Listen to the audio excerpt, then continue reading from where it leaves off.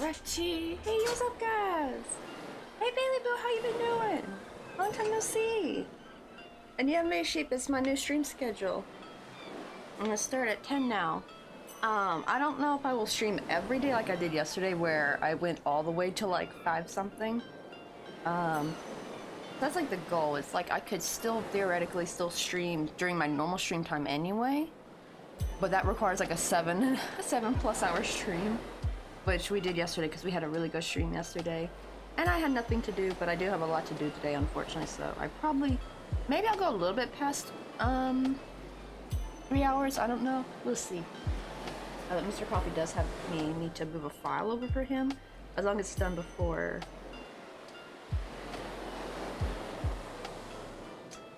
what do you call it? Before 5, I think.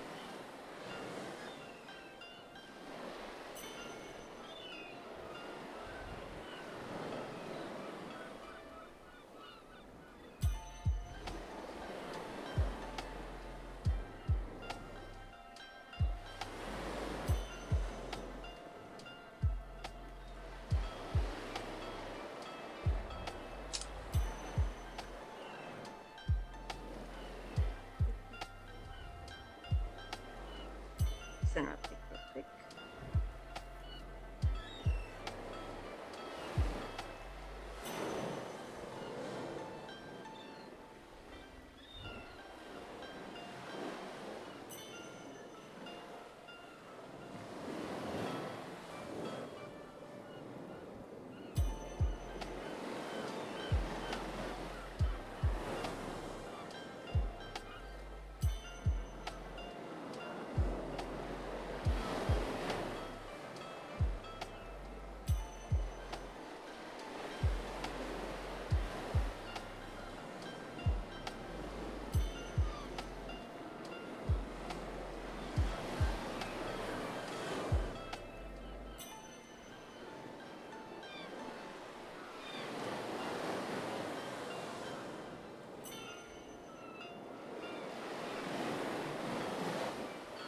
There we go. I already caught Mr. Coffee has his Jeju trip today.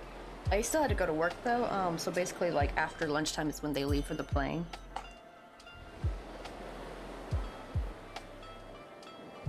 And oh, I gotta show you guys real quick. I made a little something. So I redid the table because we did it on stream yesterday, but it looked like absolute dog crap. So I made a new one. I made it look really old and rustic. And I made a little teapot. Let me show you. It's right there. I don't know if you guys can see it. It's so tiny, so I'm gonna open up the camera properly.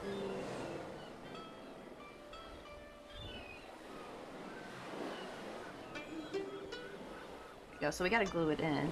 But yeah, I made a tiny little teapot and I didn't bother doing any color change. Like, that's all Sharpie right there. Just because it's so tiny, I just dabbed on with a little bit of Sharpie. I mean, I guess I could have like done a French knot with a different color, but the thing is I wanted it to match the lid. I could have done color change, I probably should have, but I was like, last night I was trying to finish it quickly, but yeah, when you see it up close. But when it's far away though, it looks fine. Like, you can't really notice it's Sharpie. Hey Robertson, how you doing? Wait, I haven't seen your name. I think is it Robert Neeson? Neeson? I just always, when I see your name, I just think Robertson for some reason. If you want, I can just call you Rob for short. But yeah, we're finally doing some earlier streams. And you know what's up, Emily Evanescence, how you doing? We're working on, oh, you're still blurred, but I have it up for a reason. We finally finished the little bunk beds in our little vintage caravan we've been doing. And oh, Mayship, since I don't think you were in here yesterday, so I can show you. I finally cleaned it up. I did a couple of rounds. Remember, we had only the one round of single crochet, and that curtain rod was really sticking out. And I kind of was able to, kind of yoinked this out with some pliers. Like, I literally ripped it out and tried to drag it down a bit so that the, it still doesn't match perfectly, but remember, it was like up much higher. I think it was like up here. And it was more slanted. Now I got it's still slanting a teensy bit, like that's all I could get to move. And now it looks a little bit better. So now when I close it, it's finally pretty flush. Like now when I close it, it looks much nicer. It looked horrible before. And we got the little bench in there, and now we are gonna install the little table I made last night.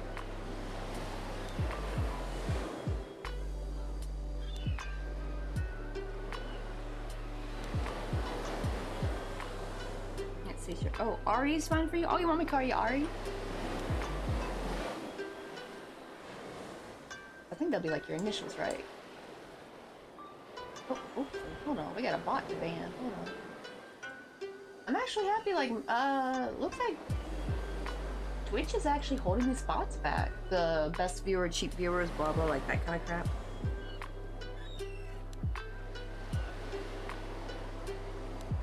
But he's now banned. And how dare they use the Pepe as their freaking profile picture? Don't discriminate, like, don't disgrace poor Pepe like that.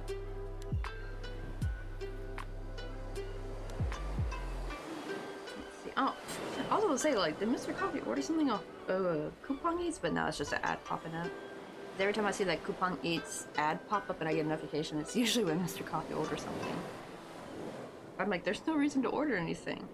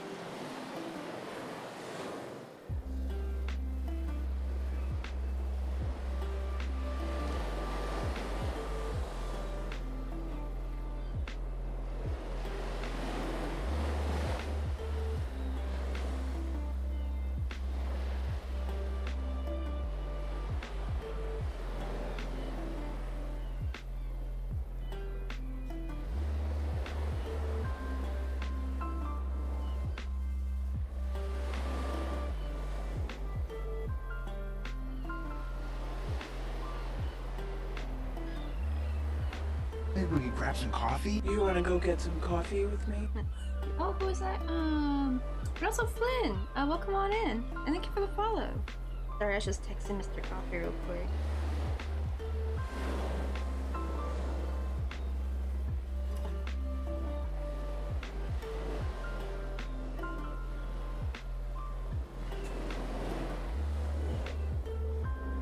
Let's see, I went on 3 dates with this one dude and we don't mesh well. We can banter, but our humor, lifestyle, and when in life does not connect well. I'm sober, he drinks, does weed. He's very active, likes to run. I'm lazy. I enjoy being at home. He's in university. I am in high school, yeah. He's a great dude though, but quite the bummer. But what can you do? And I'm not sure if I want to be friends with him either. That's true, because sometimes, I know like they usually say like opposites attract and stuff. However, you kind of have to think about like, can you put up with like living with this person, right? Because I know like most relationships are towards the goal of like being lifelong partners, whether that's with marriage or not, like because you can just be like lifelong what do they call it, common knowledge, I think, where you don't actually get married but you just kind of like live together. But what do you call it, but you gotta think of like what qualities, you know, might get old fast, you know what I mean? Like after a couple of years of living together, it might start like driving you nuts. Like, if you're a clean freak, I do not recommend marrying someone who's a slob. That would be probably a nightmare, I feel like. But if it's like, oh, we just have different tastes in music, you know, like, I feel like that's fine. That's like one of those like little opposites. So it's gotta be like good opposites. It's gotta be opposites that's not going to disrupt your life. And definitely like the drinking and weed might be, I think, especially if you're sober. Because either that one could like, he could try to drag you back into that lifestyle, or two, it can be like a bit of a house, because you know when people are on those substances and stuff, like they can be kind of chaotic. Not everyone, but I know some people can be.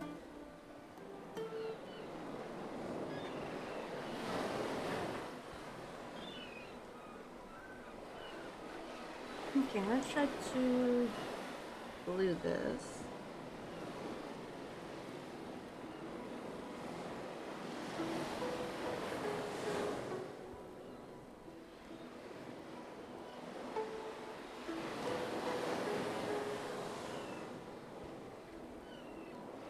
And I'm only gonna live myself as a roommate, not gonna lie. Isn't that funny when we like are self-aware? We're like, yeah, I don't think people would want to put up with me.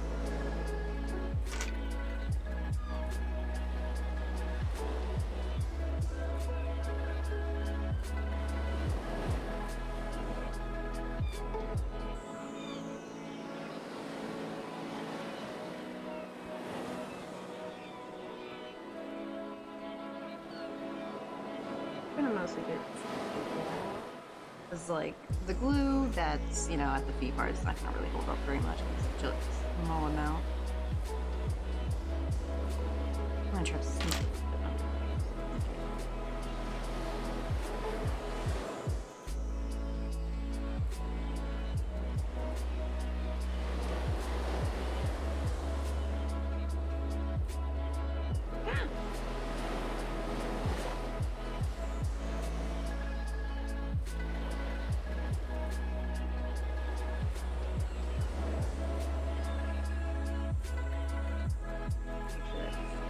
Really press into it.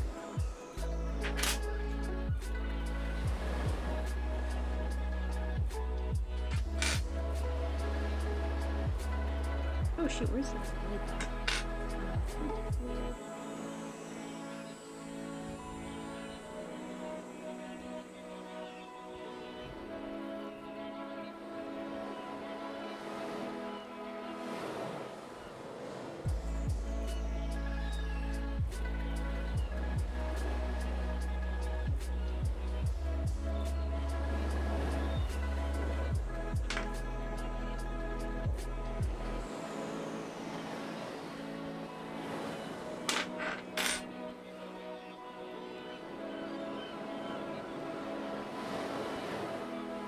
Like put that glue in behind it. You can almost see that.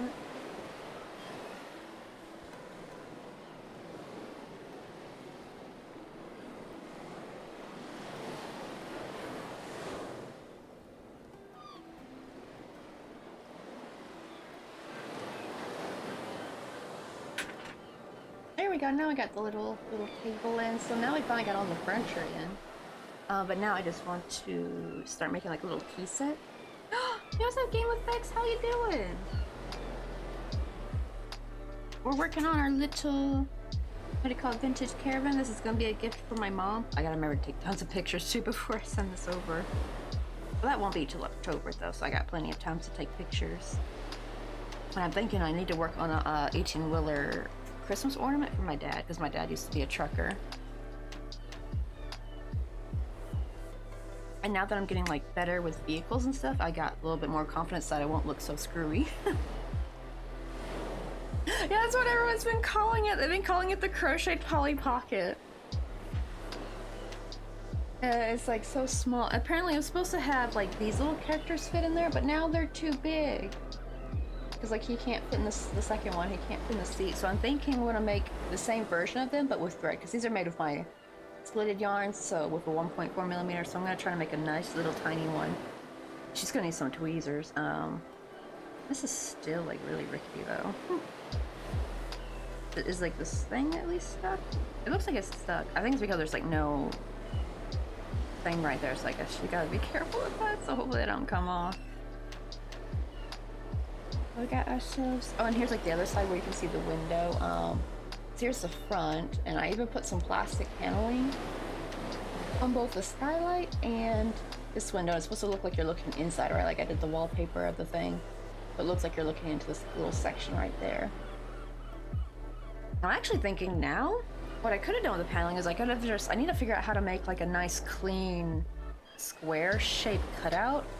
Probably having to do with like, you know, chaining and doing some like double crochet or something to like get like a nice cutout in your flat piece. I need to practice with that because then I could actually start making legit windows. Like that would be really cool. It's just like little cheap, like, I got it from Daiso. It's like little plastic sheets. I think they're for photos or something. Like, I think for scrapbooking, but they're just like plain. They're not attached to anything, so I just cut them up, and they're very thin, so it was easy to glue it on / sew it through. But it looked better when I glued it on, though, because when I sew it through, you can kind of see the bits where the like thread goes through, like the hole gets big and the plastic becomes kind of more opaque, right? As like when it's, I guess, all gathered up together. So I'm gonna stick with the glue method. So that's why the skylight looks a little bit better. I don't think you can tell, but there's like, you can kind of see, right, like those little white dots right there. Yeah, that's the holes. Like, you can really see it. I'm actually thinking maybe, like, I'm starting to wish I probably did write down how I did this. I think I wrote down how to do the panels. To be fair, this is, well, okay, so it turns out the free pattern I thought this was actually just the one where it's all sewn together, so no opening up inside. Turns out the one you can, like, open up, that one's in their book by Kate Bruning, I think is their name. And but if you look at the crochet book, Let's Go Camping, that will pop up, and that's where the actual pattern for the opened inside one, because that's what my mom saw. Because this was not my idea. We got this off Pinterest. Just I'm freehanding this because I want to make it the way I want it to, because I had a feeling that their pattern would be much bigger. Because a lot of times when I try to make things from patterns, they end up being way too big and it takes too long with the tiny thread. So what do you call it? I kind of fixed it up because it was kind of janky a little bit ago, where you could see a bit of the curtain rocks. I had only did one single crochet round, so I went and added a couple more. I think I added like 3 more. We actually used the skylight to close it off. I was gonna put a button here, but I was like, no, but I want it to be like a component of like the little van. And so I put like a skylight kind of help. And I think that looks kind of cute. Like, I put the little handle here. I know most probably would have the handle technically on the inside, but I know there's some windows that have like that kind of like weird arm shaped handle. Pop open it or something, so that's what I did with that one. I feel like it looks much cleaner now, like it's much more flush. I even made little steps. We still got to do the tires. I got to do a spare tire here, and we got to do 4 tires here. I think that's about it. Oh, and then we got to add the little banner, because this is what we drew before we even started making it, when we were like designing it how we wanted it to look. But hopefully she likes it. It's like super, super vintagey. And we got like, I still don't know how I got those support beams in there so clean. Hot drinks really get you going. What's up, buddy? How you doing?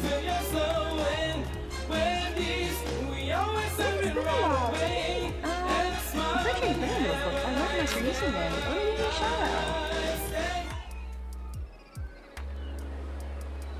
Yeah, I'm finally doing morning streams, or I'm starting early technically. If I do like a long stream, I'll still like stream till my normal stream time.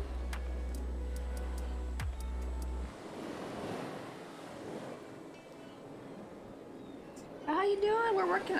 We just put in the table of our little crochet Polly Pocket Caravan. This is gonna be for my mom. It's funny because they're not gonna have Polly Pocket characters. They're gonna have these cute like little baby chick characters, but I need to make a smaller version of them because they're a little bit too big to fit in there. Let me see who all has come in. See, but welcome to Moon Moon. You know, so crazy. Emma, how you doing? We could grab some coffee. You want to go You get got some it, coffee Angel? with me? Oh, wait, Lyndon, let me turn up the focus for you guys so you guys can see it a little bit better. So I know the details are probably kind of fuzzy. I finally have autofocus turned off because, yeah, people hated being seasick in my stream. We even got like a little kitchenette, and like it's got like a little, you can barely see that soap. Now it's got a soap with some bubbles. I got a little faucet, and even did like the old-timey vintage half curtain. Got like some coffee cups. It's really cramped in there, but I think that adds to the cuteness. And now, oh, and we're making a little tea set to add on it. I just made this last night. I wasn't gonna even put anything on the table actually, but I'm like, nah, it needs a little something. So I just made this like little tiny tea set. The spout is just wire, like I did not crochet that.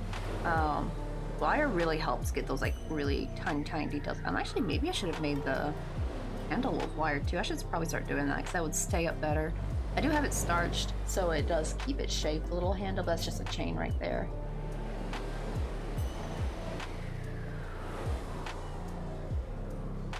You're welcome in, Jizzle. Is it Diamond? Oh, welcome on, Ian. Oh god, I'm not gonna lie. I thought I thought the Pokemon said Hongdae for a second. I'm like, what? Is that a Pokemon named Hongdae? No, it's Honedge. Okay. Oh, okay, so you came with the raid. But I guess it's crazy, right? I just got started. I think we're just barely 30 minutes in. Oh, that's true. Actually, it reminds me, I might want to refresh my little Twitch because sometimes it's still showing 10 viewers. Sometimes I had to refresh a thing. But I also have one more thing to show you guys. This was what we worked on before we started working on the Caravan. And that was our new and improved tiki bar. Actually, let me turn the thing is up too high now, so let me turn down just a bit. That right there. I think that's better. So here's the old one I made last year. These little guys can come off, like they're just sitting on some wire. Same with this one, right? I just like put some wire in there, and I even marked with like orange pen to see like where their booty hole is, to slide them on there. Let's see. Oh, definitely go get you some dinner, no worries.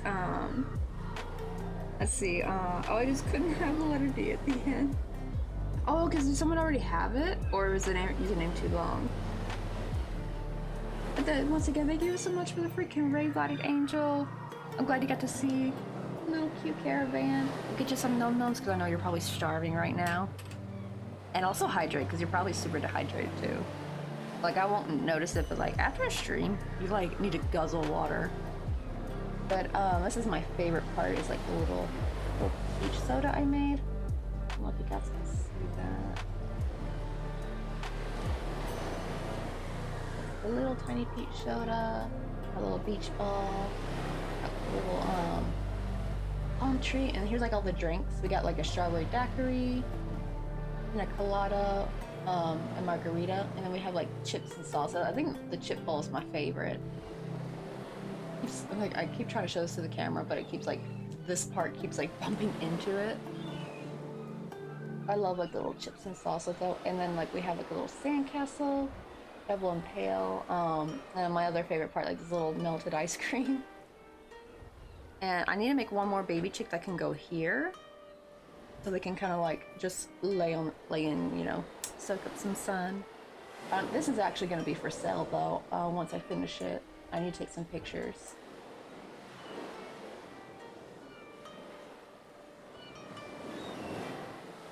All right, what was I gonna do next? Oh yeah, we need to make like, I guess today we need to make some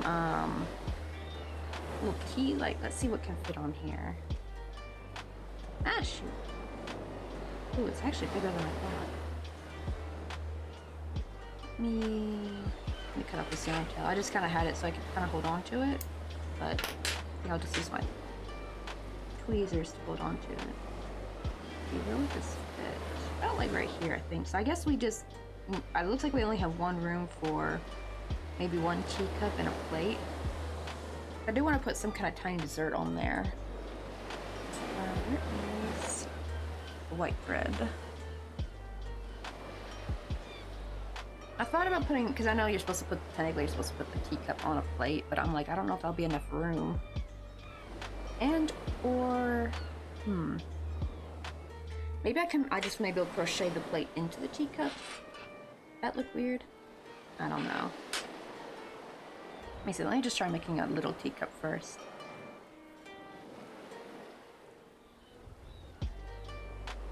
And also before I start, let me hydrate. I don't think I've drank any water this morning.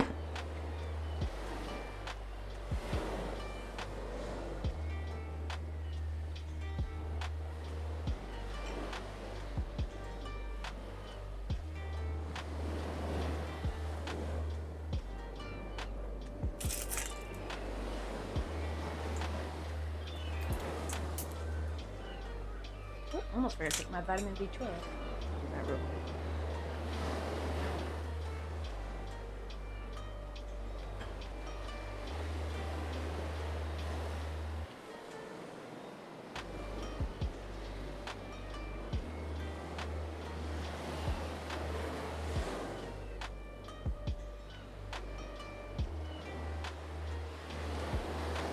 Alright, let's see. 'Cause I gotta make this small.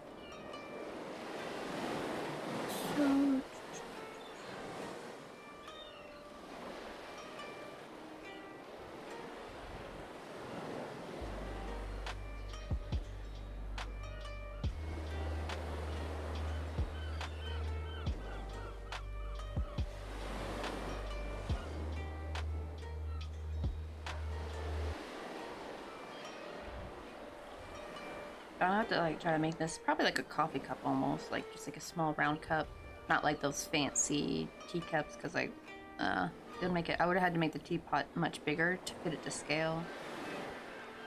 So we're gonna make this as tiny as possible.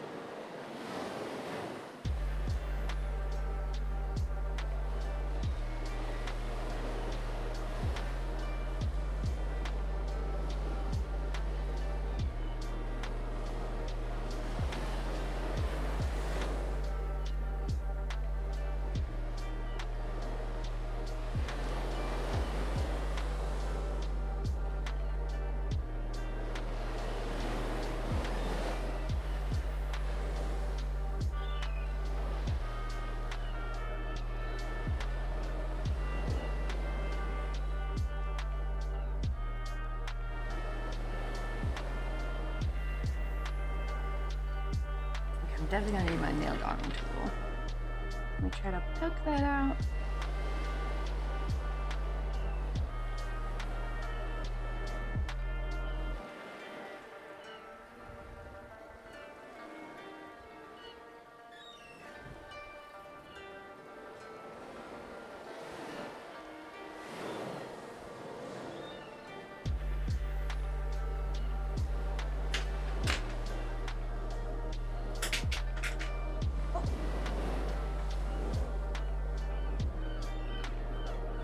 I just went flying.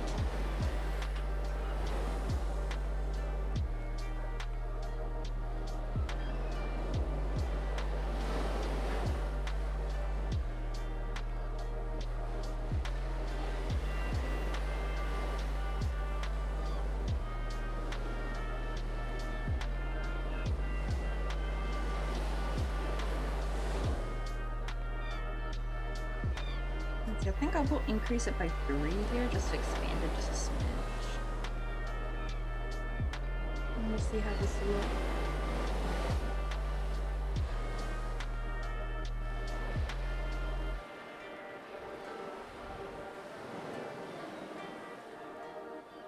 Because probably after doing this, then we'll probably start working on the tires. Try to get those done.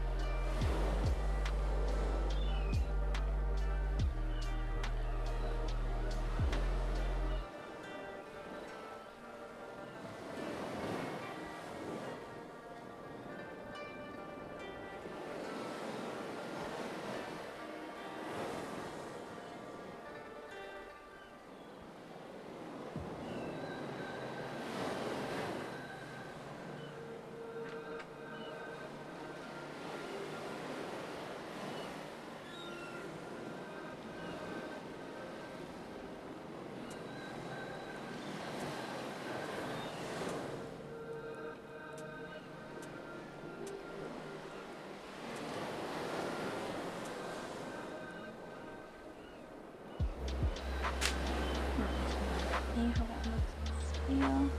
That looks pretty good, like nice and small.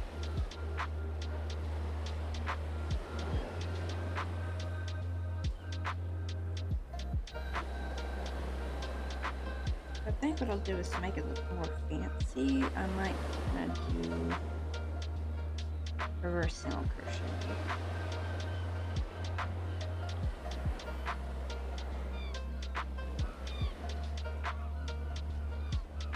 I'm going to do it in the front loop only, so that will kind of give the illusion that's expanded a little bit more without actually increasing the stitch count.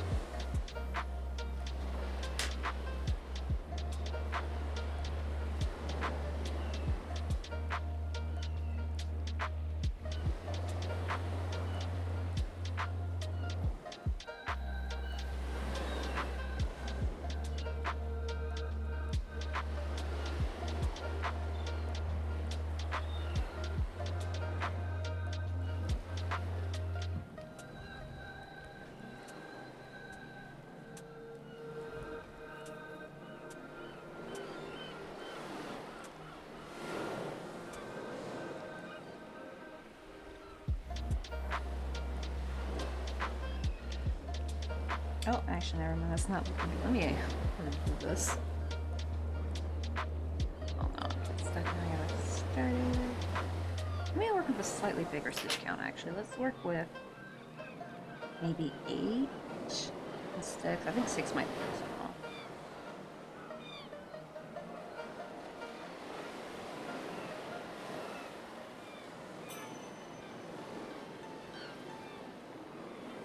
Maybe let me do 7. I'll do 7 and see if that works.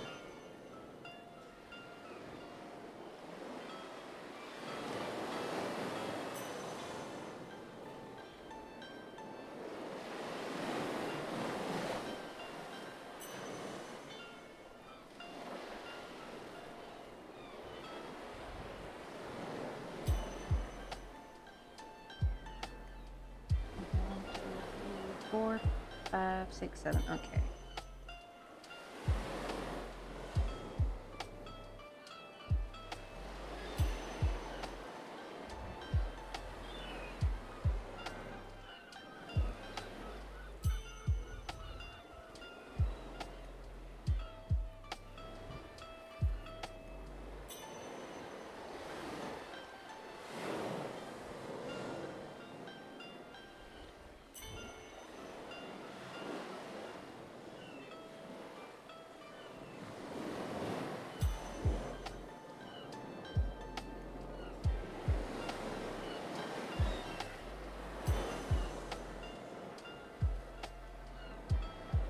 Oh, it's a ditto.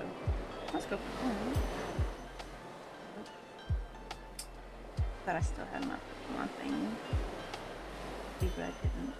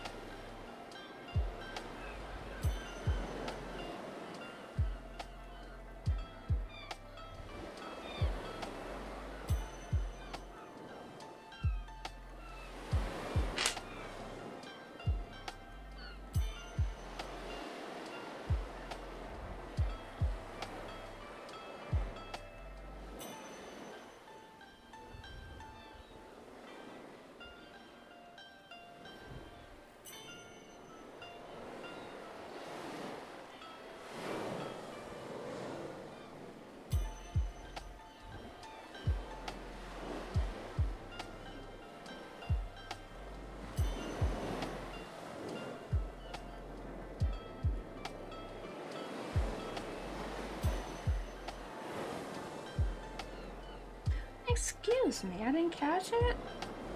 Rude. Pokemon Candy game. Rude. I threw an Ultra Ball.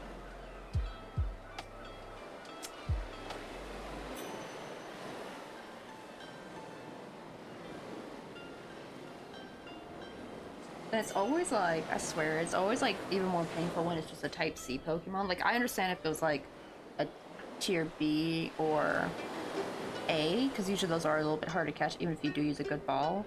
But like, it's a freaking tier C. That should have been a shoo-in, right? I should have gotten that.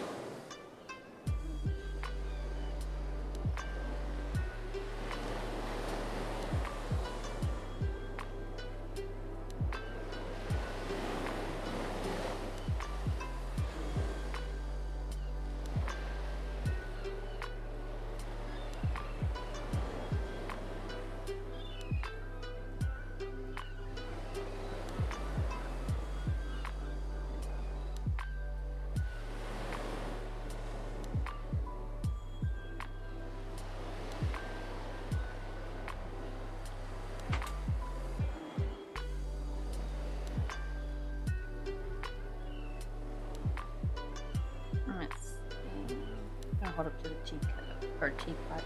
That looks still like pretty well on the scale, like it's still small.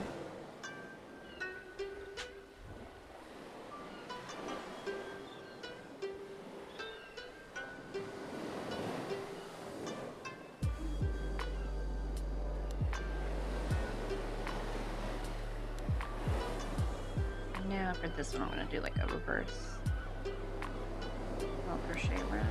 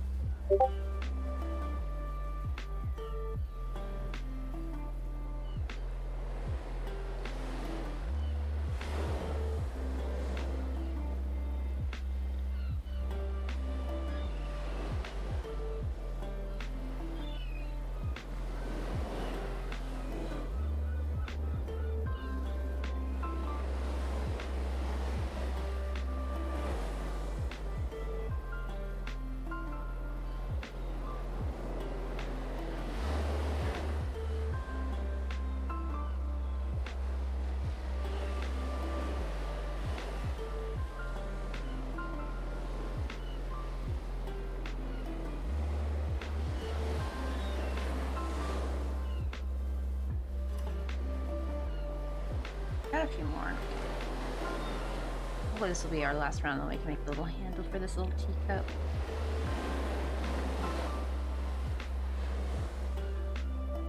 I definitely gonna starch it though. I don't think it'll keep it shape as is.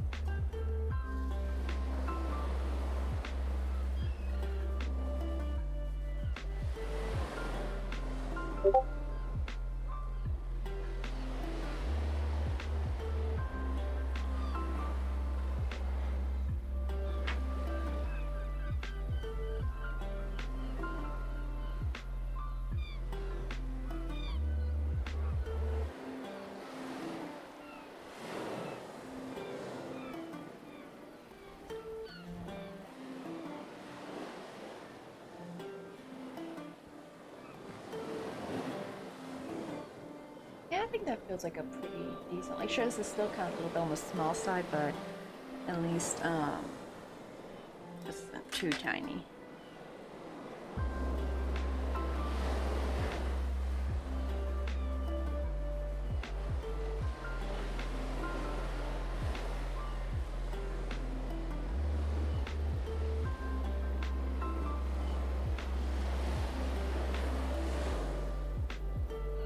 Let's make the handle.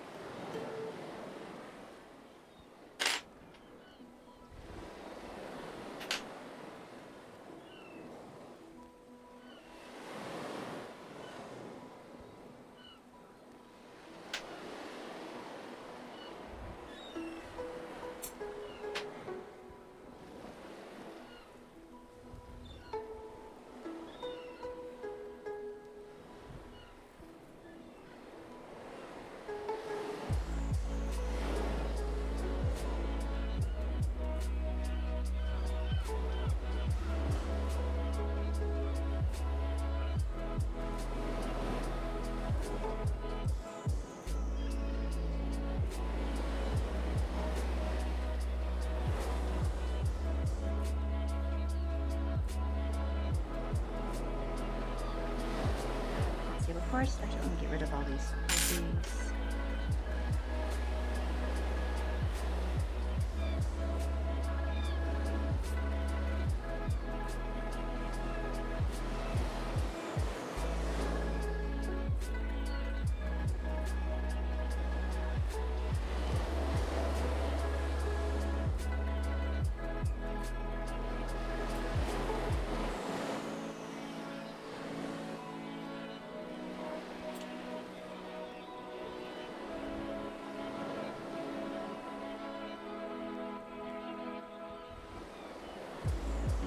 Probably start inside of the cup first. Let me get my fabric glue.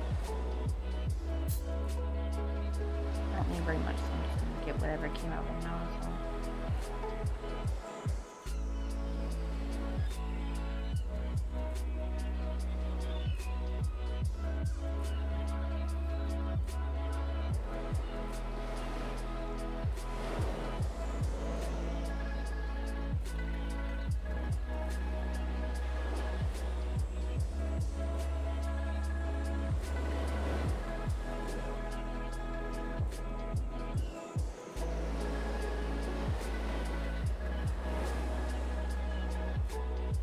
And I found too, actually, when I'm just using small amounts, if I just add a little bit of heat, it'll actually dry much faster.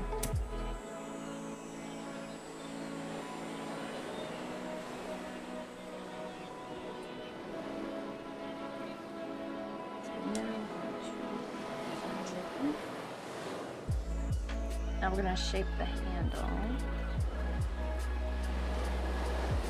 And how I like to get that nice like little curl at the end is basically I'll hold the chain straight and then I'll go into the next chain.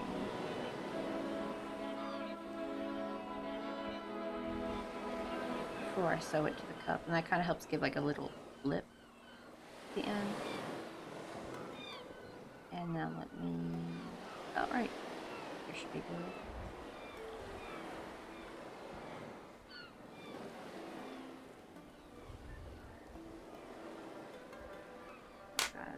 This poor thing's getting all squished.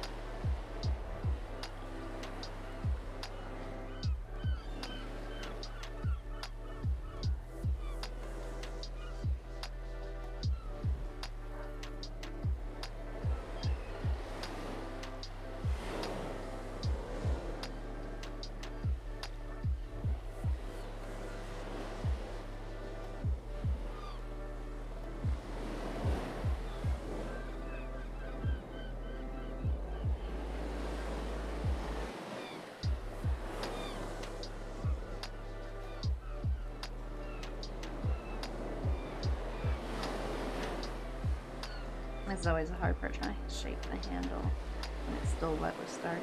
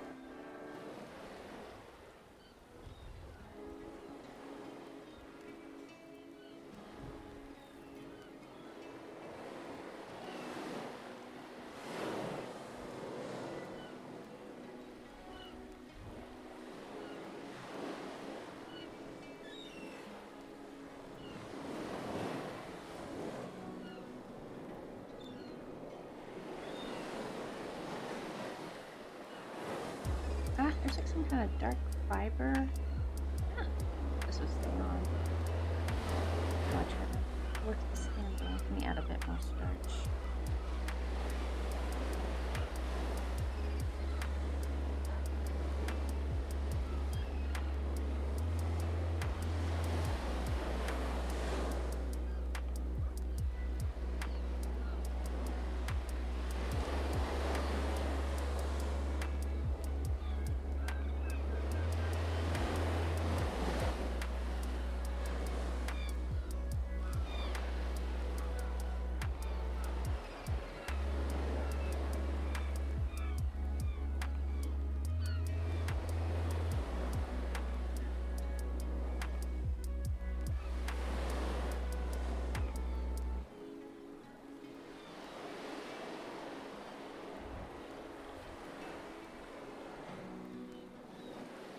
I'm gonna carefully, because after always like starching it, you know, by rubbing the crocheted fabric, it kind of the fuzzies come back out, so I gotta remelt them.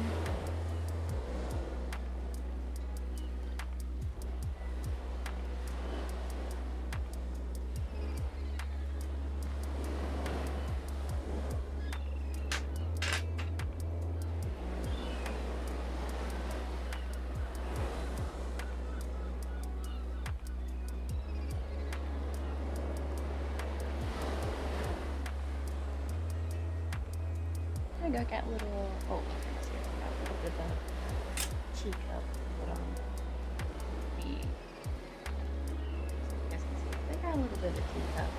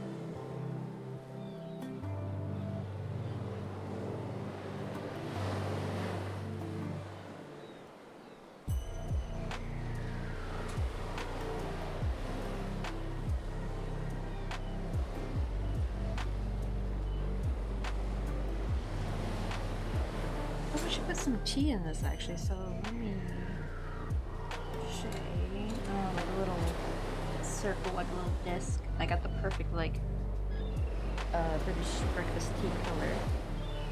Let me wash my hands. I got so much starch, like fabric glue on my hands.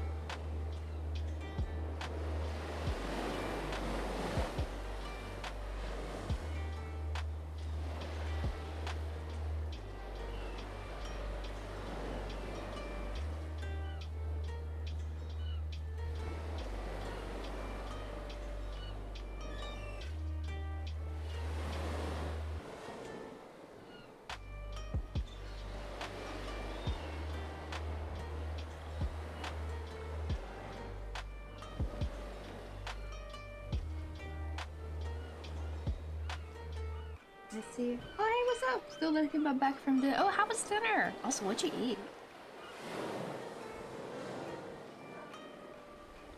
I just had a little bit of breakfast. It's a bit unconventional and had just a bit of like a smaller amount of chili because I have no bread. So I usually eat like eggs and toast, but I need to go get bread later.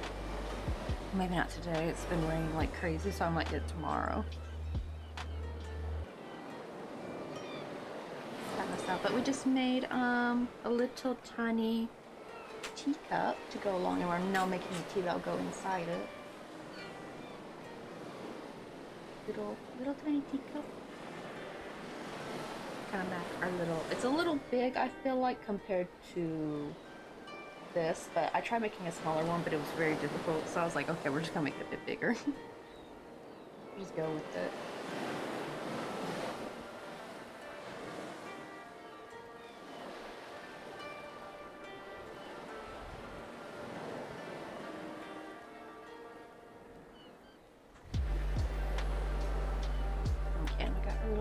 Disc of tea. Let me make sure that can fit in there because I'm just going to basically glue and just pop it on. Okay, I'm going to cut these round tails off. Oh, actually, before I do, let me get rid of the fuzzies.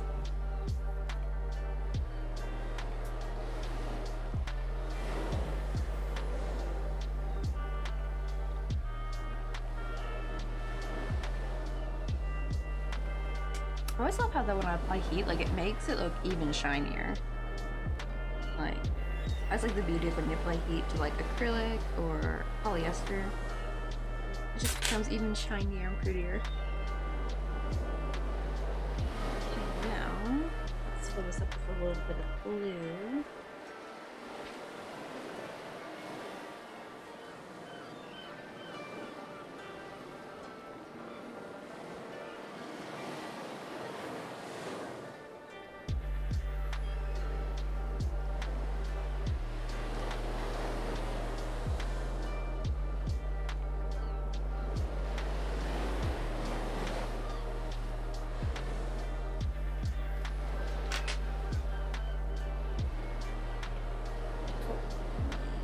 So hard because I don't want to squish the cup too much.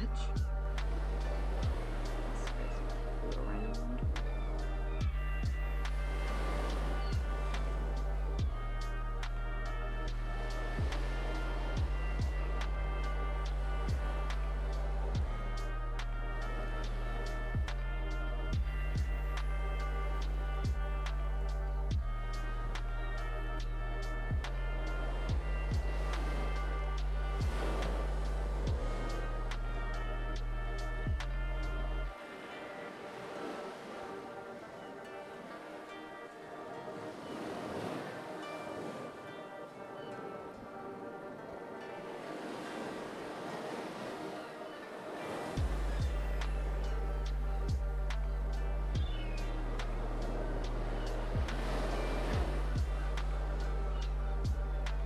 Yeah, there we go, got a little teacup. Now let me do the design on it, which is honestly just Sharpie.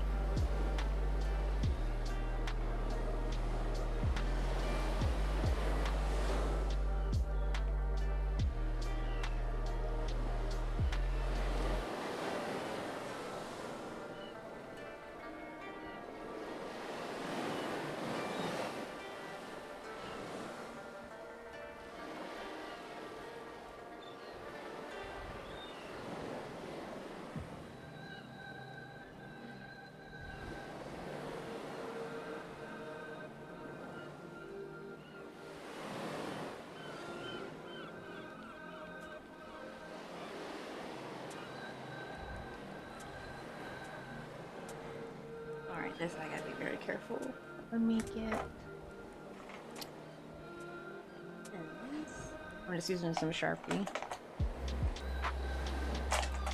It's actually the sad thing is it's actually kind of hard to embroider on to what do you call it? Onto micro crochet. Like it's really hard to get the needle to go through. Now let me see which side looks better. This side? Or, oh no, this side looks way better. Okay, well, this will be our main side.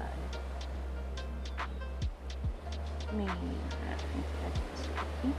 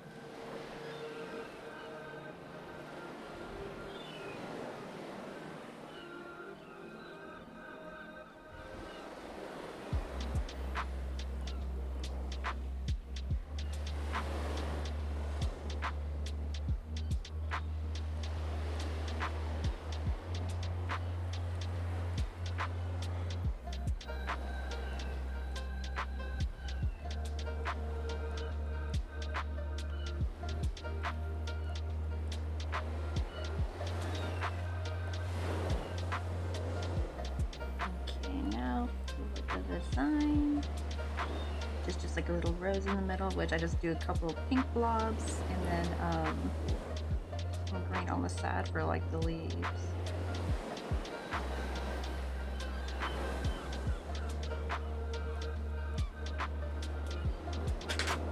I did red in the middle. I did a teensy bit of red in the middle to give it a bit more dimension.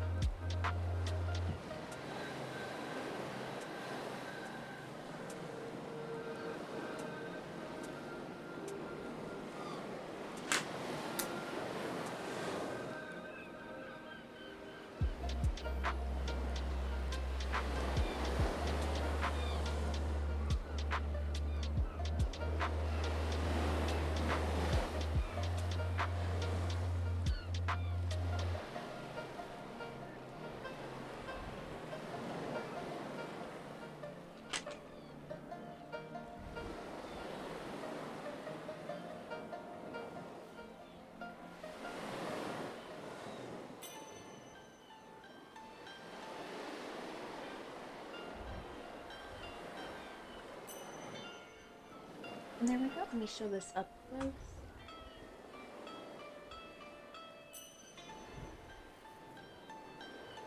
There we go. We got our little tiny teacup. I think I made the handle just a smidge too long, but oh well. I have to live with it.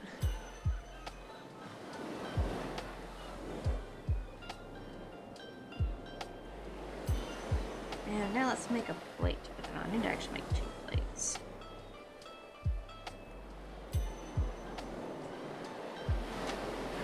First, sip of coffee.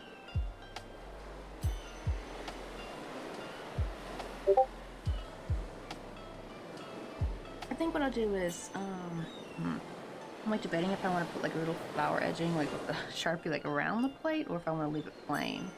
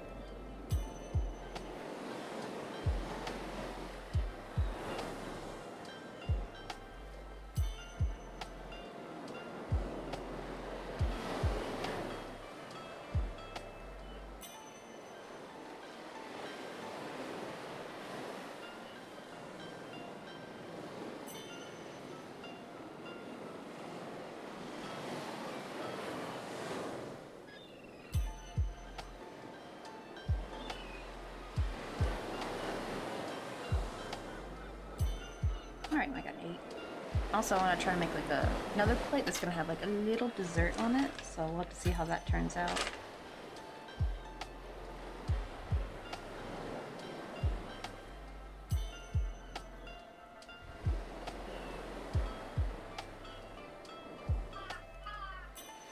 Yeah, goes by a crow. I don't know if the mic picked that up or not.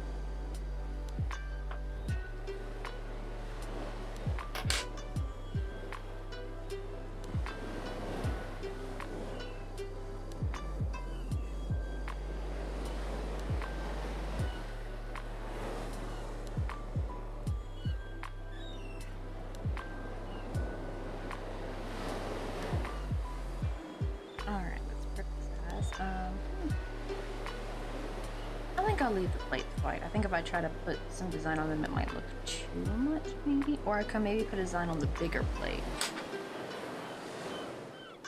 That's gonna have the dessert. I think that'll even it out. And just leave the little cup, little plate that's for the cup. I'm pretty sure they got like a specific name for them. Is it just called teacup plate? I don't know. But, yeah, I'm gonna just leave that plain white.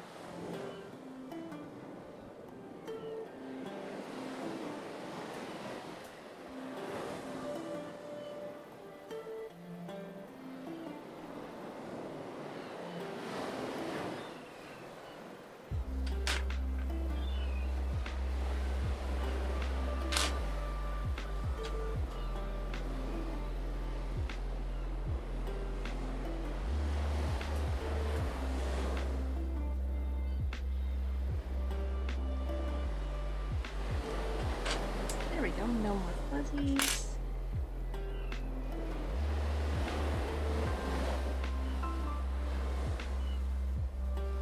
And now I can glue this. I think I'll probably just put the glue on the cupcake. Not cupcake, I mean the what do you call it? The teacup.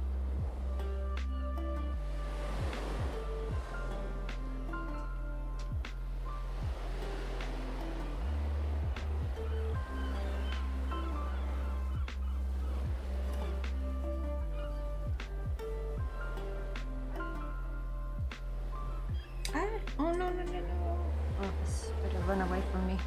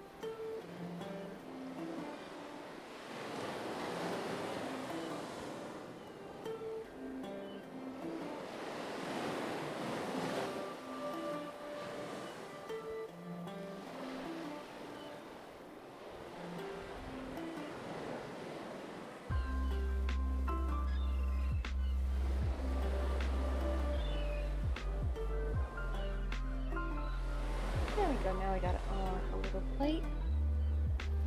Now we can make like the bigger plate that I'm gonna make a little dessert on. So I'm gonna make the plate Do first. you want to go get some coffee with me? What's up, Quicksilver? Welcome on in. And thank you for the follow. We just finished making a little teacup to match our tea kettle. Show you what we were doing. Come on. I swear the little those little bars are so tiny. But here's like our little caravan we're working on. A little vintage caravan, and for a little dining nook I wanted to put this like little teapot I made last night. A little teapot. And then here's our little matching cup. I just put the plate on it. So now we're gonna make a bigger plate that I'm gonna make like a little dessert for. I'm like debating what would be a good dessert. What would my mom like? This is gonna be a gift for my mom for Christmas. Oh, thank you, Quicksilver. I hope my mom loves it because she's been really wanting me to make this for her for a long time. She saw this on Pinterest. I'll show you the one I mean, because there's actually already a crocheted one out there with a pattern and everything. I thought this was a free pattern. It turns out the free pattern is similar. You can still make the panels and everything, but the free version she just sews it up and stuffs it. But the paid version is the one where she takes the same panels, but she makes it where you can like open it up and put stuff in there. Let me go. Where's Pinterest at? And it's in her book. It's Kate Bruning's Let's Go Camping. That's her book, and I think that's where you can get this one right here. Right, because it was like free pattern, right? But when you go, it's like it's stuffed basically, so it's not opening up. Let me see if I can find her book. Let me Google that real quick.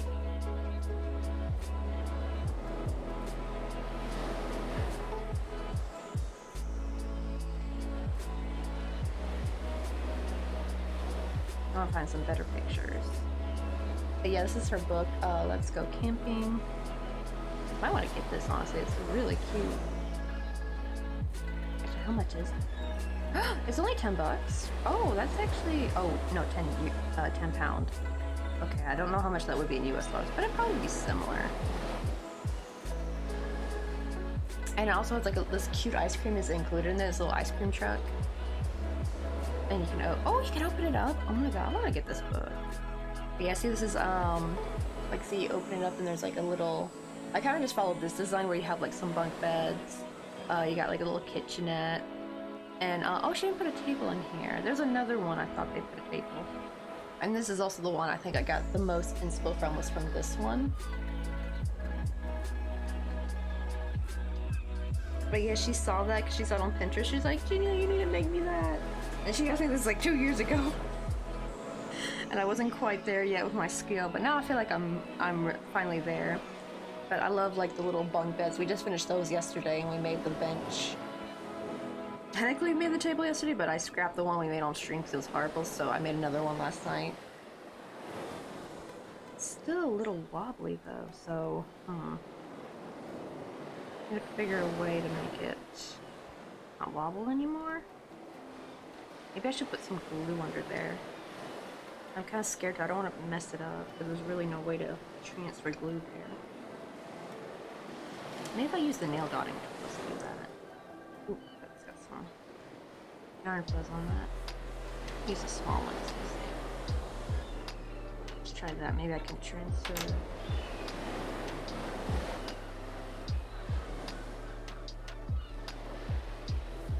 Maybe in that corner, maybe.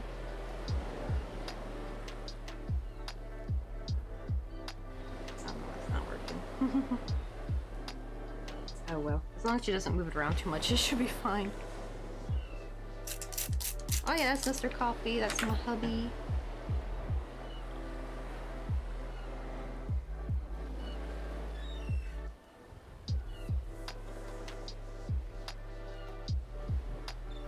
Maybe I should just put some more glue, like I guess near the front part, on the bottom.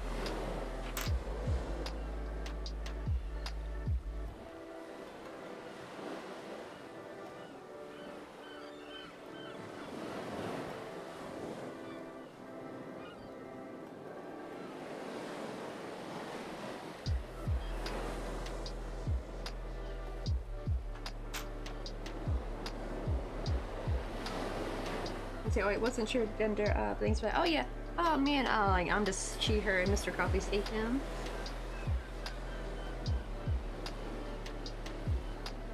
Let's see, I don't think he put his things 50. Let me see. No, it doesn't. Okay, because I have it. He probably doesn't. He doesn't really use Twitch very much, so he doesn't like. I guess you have to have like a Franker Face account. Because I know you can like set your not emotes, I mean, you can set your pronouns in there, but I think you have to have the account to do it, I think. Add a bit more glue here. More like this leg is a little wobbly.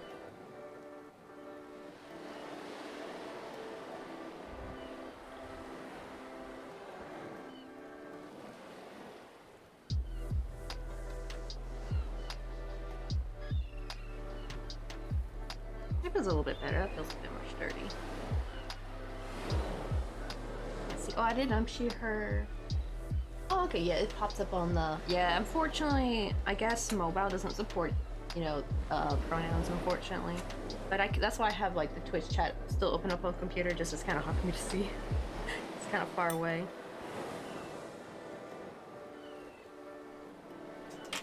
Let me see. I just heard Tongan, but I'm pretty sure. Let me see, is it a real?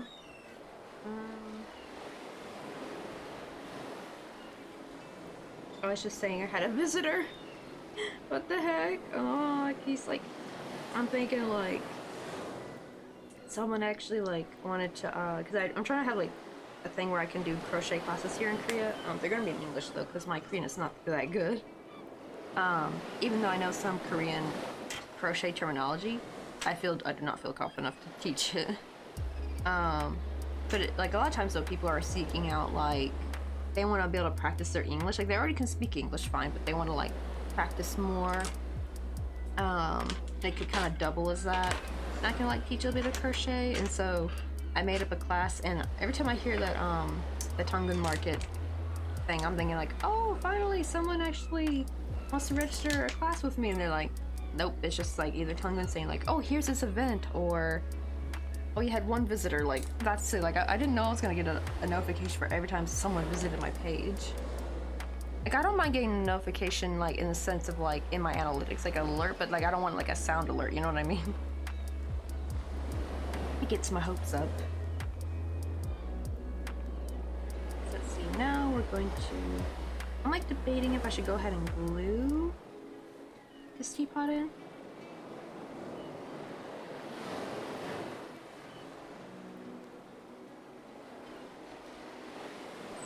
Oh, thank you. It's still a little hard, especially because I'm actually just now, honestly, starting to get the micro crochet. Like I feel like I'm not like a full-blown micro crochet artist yet, because most of my work is like this, more like miniature crochet, and they're made with yarn.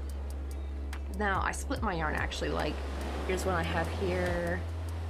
Oh, I it right out of here. There we go. So here's like a single strand, right? But this actually has, I think I may have taken a strand out of this one already. Let me see. Usually I have 5. Yeah, this one has 4.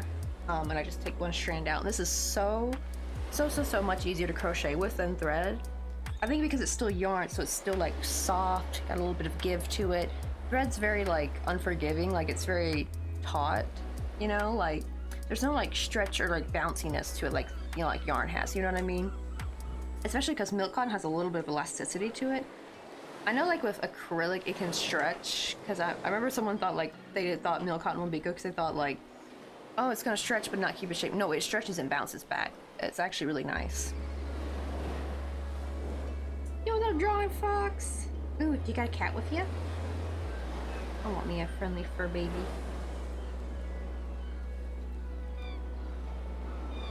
Let's see. Oh, you also crochet. Well, to kind of be fair, like, it's kind of always hard to say, like, normal crochet artist. I feel like there's so many different ways you can call yourself, but, like, you can be, like, an apparel crochet artist, like, you crochet a lot of clothing. You could be maybe, because I still kind of consider myself more exclusively, like, an amigurumi artist. Like, I do only really amigurumi. I don't really do anything else. I don't do clothing or hats. There's people who make purses, so they're, like, a purse amigurumi, or a purse crochet artist. Down. It's trying to knock itself down. And then I feel like there's also like the big crochet artists, like who crochet the big plush yarn. They're like the mega crochet, or especially like mega amigurumi. I actually want to do that one day. I want to get like a bunch of like white thick Chanel yarn, get a big old hook, and make a huge molong. If you know, do I have any molongs on screen? I don't think so. No, it looks like I have only Pushing. Okay, because sometimes I have Molong or another character called Doguri on screen. Oh, I don't even have one on the desk. I'll show you who she is. You probably heard of her now, actually. I think she's gotten popular thanks to Netflix. It's this little bunny character. She's known as the Potato Bunny. Funny enough, this actual one right here is made for my very first live stream, not on Twitch, on YouTube, when I did my very first stream back when I would stream on with my phone. But I really want to make like a huge version of her like one day, like a ginormous, plus like can cover the entire bed kind of big. But that's like, that probably won't be till later. That'll be expensive as heck. Oh, I'm doing a plush baby blanket out of Bernat blanket yarn. Bernat blanket yarn always looks so soft. I'm really glad they came up with that kind of yarn. Like I feel like we're actually in the golden era of crochet, I think. It's like, right, like I know how people are like, oh, crochet is like an old lady thing. But if you think about it, like, we're able to make so many cool things with it now. And I think that's due to, like, the new yarns and stuff. Because, like, when I look back at yarn that they had available back then, like, if I ever get any yarn from, like, someone's grandma who doesn't crochet or knit anymore, it's kind of scratchy, it doesn't feel that nice, and the colors were kind of dull. Now, granted, maybe some of that coloring did kind of dull after, like, some time. But I feel like crochet back then was very limited. Now we have like so many bright colors, and now with amigurumi being popular, people do doll making more, and it's really opened up a whole new door, or a whole new world basically of crochet. Now we got, you know, plush yarn, because they didn't have plush yarn back then, I don't think. They may have had some textured yarns, but I don't think they had like Chanel yarn or anything like that. But I definitely feel we're like in the golden era of crochet. And a weird thing, like one of the few good things that actually came out of the freaking pandemic was actually crochet becoming popular among younger people. It's actually really cool seeing a bunch of teenagers actually get into crochet and it'd be like a cool thing. Like, yo, I saw like one girl was in Club Crochet, this girl, she's a cheerleader. Like, it's so cool seeing like a cheerleader crochet. Like back then cheerleaders would have been like, this is so lame, but like no. They're actually like, oh my gosh, this is so cool. So it's kind of nice seeing like crochet kind of bring all the different cliques together, the different ages. It's just a beautiful thing. Let's see, I'm gonna make what do you call it, a little plate, and then we want to make a dessert, but I'm like debating what kind of dessert my mom would like. What would look cute in there? Trying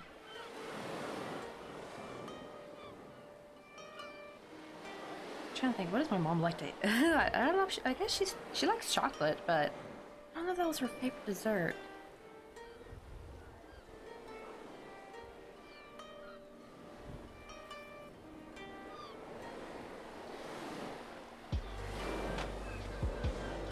also, what colors are you making the baby blanket in?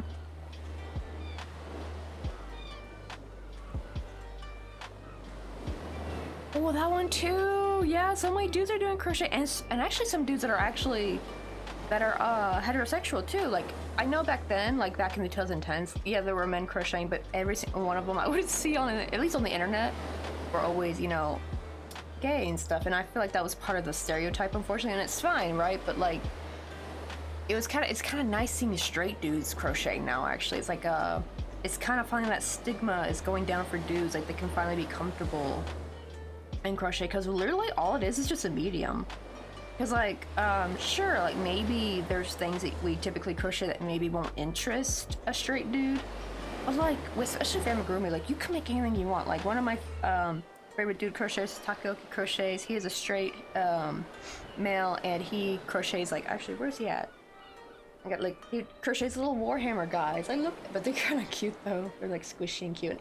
He made this for me, and I made him his little takoyaki logo. It's like a little blue octopus with like the little Japan flag banner headband thing.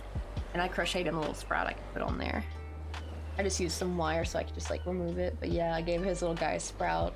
But he makes the cool Warhammer guys. I think he even made a Valorant character.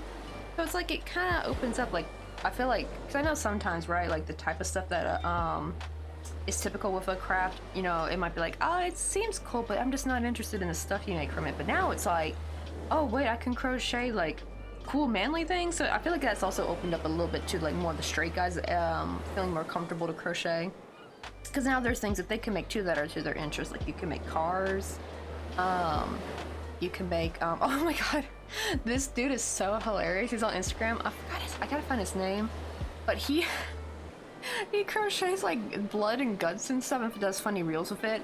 Like, he'll crochet like a little bomb, and then like the timer runs out, and we like poof, all like a bunch of red yarn and like little crocheted eyeballs. Why, it's like, it's so cute, but they're like so simple looking, so it's not like gory. It's more silly. Like, it's kind of giving Looney Tunes a little bit, like that kind of hilarity. Like, oh. But like, it's kind of nice. Like, him and his bud have so much fun. They look like they have so much fun making these reels. Just two dudes having fun making crochet things. I don't know if it's friend crochets or if he just helps with the video making. I believe it's the main dude with the beard. I think he's the main crocheter. And then actually Club Crochet. It's so sad though, because I've come across people who thought Louis was gay, and it's like, no, Louis is straight. I think he's married now. I need to check if him and Jules got married yet. I know they were engaged, but I think they got married. And it's funny because he's literally married to the enemy. He's married to a knitter. It's always like a joke I like to have. Is like, they came from like opposite kingdoms or something, like, right? Like enemy kingdoms. It's like a what enemies to lovers story. Like, oh, some people in their chat make up some funny lore about them because of that. Let's see, wait, I got 1, 2, 3, 4, 5. Okay, 5. Oh, that too, right? Yeah, throwing an F-ball. I love that. Like, there's so many silly things you can crochet now. And like, for me, like, I crocheted some video game characters. Like, a lot of young boys loved this when they saw I had made this. It's Blitzcrank from League of Legends. Like, they love stuff like this, and they're like, wait, you can make that with yarn? I'm like, yeah. So crochet's not just for like, you know, blank. I think, right, if you make, well, even in blankets though, like if they learn to do corner to corner, then they can make really cool like pixel art blankets, you know, like with an image on it. But I know I can see like some parts of like old-timey crochet being kind of boring to straight dudes. But I think now with amigurumi and you know, like with the new types of yarns, like now there's like, hey, I can make anything now. It's become like an actual medium. It's not just like, oh, I just make hats and scarves and that's it. No, it's like, it's so many more things you can make with it.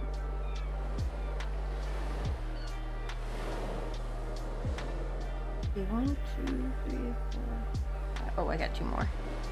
And do a big old plate. Hopefully there'll be room on the table though. That's why I was wondering if I should like go ahead and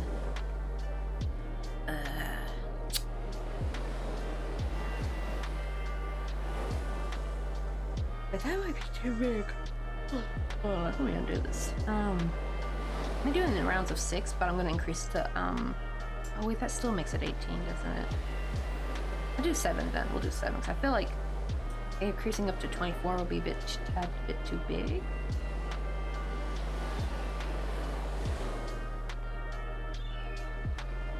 Because I have no idea how tiny I can make the dessert. We'll just have to see.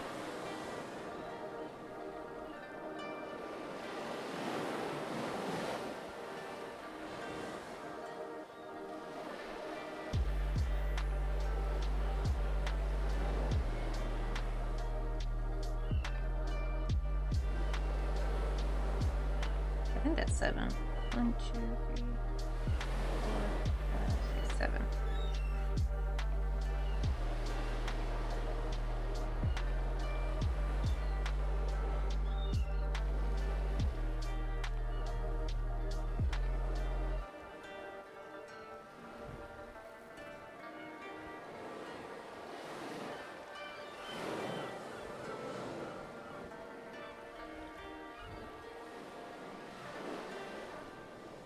Oh, we have a summer event Pokemon. We'll go for that. I think I forgot to go for the other ones that came through.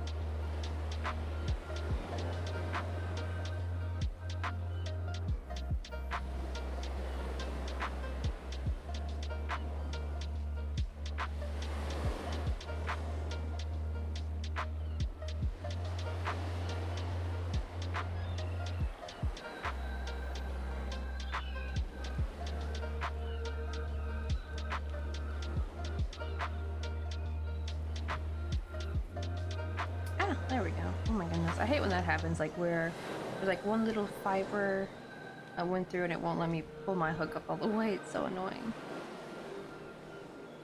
I'm trying to think. What would look cute here? I might make chocolate cake or something, but I was kind of worried the chocolate cake would kind of look too much because it's like this is the brown table, so it will kind of like thinking with it. So maybe.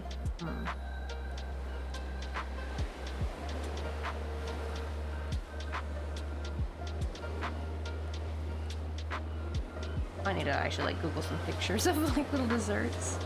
Better if I like Google them as like clip art or pixel art.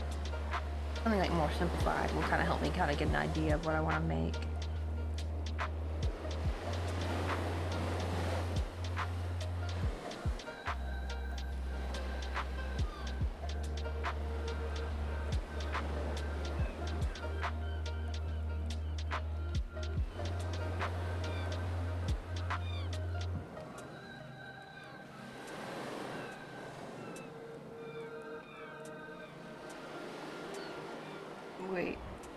Wait, how is it not fair? I caught the Pokeball. I mean, the Pokemon. You didn't throw a Pokeball. You gotta throw a Pokeball if you want to catch the Pokemon, boo-boo. Oh god, I remember when Mr. Coffee first would try to catch Pokemon, like I think it was like last year. And he would always throw the Pokeball after the Pokemon escaped. It's like, you gotta do it during the 90 seconds of Pokemon's here. You can't do it afterwards.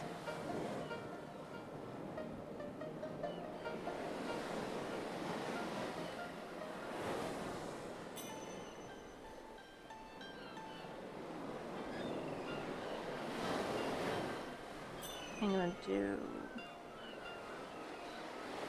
one more increased row and this should be good.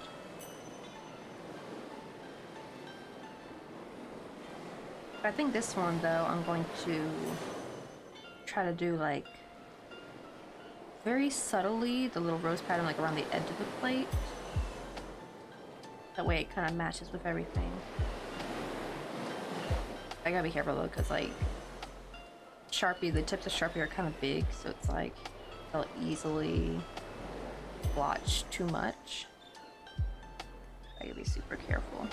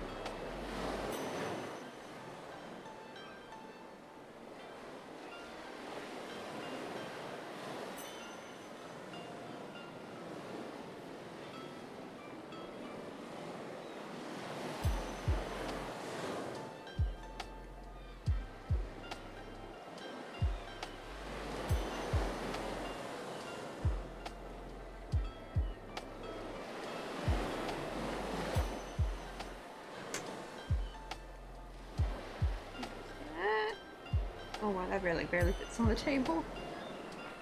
Granted, it'll shrink a teensy bit once I apply some heat to it to get rid of the fuzzies. It shrinks it a bit in size, so maybe it won't look so big. Hey, Tweet Birdie, how you doing? Long time no see. How you been doing? Oh, we've been working on this little caravan, and I gotta show you real quick what we got done so far. Right now, we're trying to make a little plate that I'm gonna put a little dessert on. A little dining nook.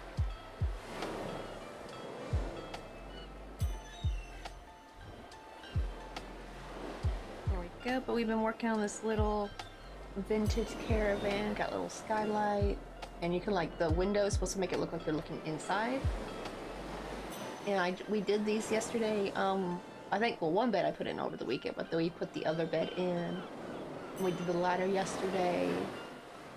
And now we just put the little table in, and we're working on, last night I made a little teapot, and today we just did a little teacup. We just finished this one, and it's got a little tea in it, and we're now making a plate that we can put a little, what do you call it, a little, like, cake or something on it. I'm like debating what kind of dessert I want to put.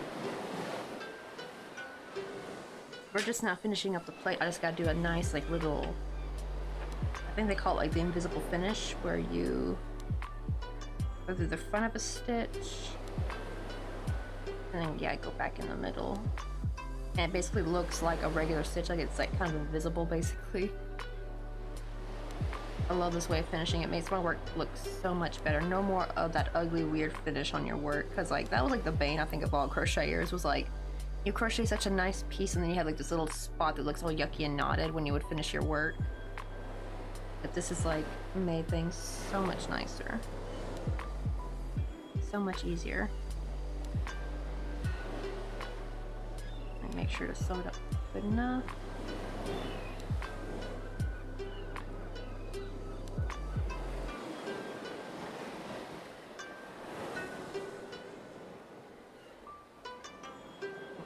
These off.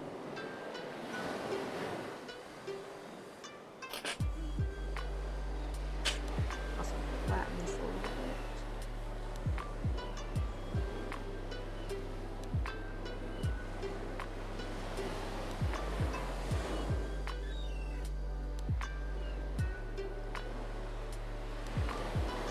Oh, thank you, Tweety. Like, I hope my mom likes it. This is gonna be for her, what do you call it?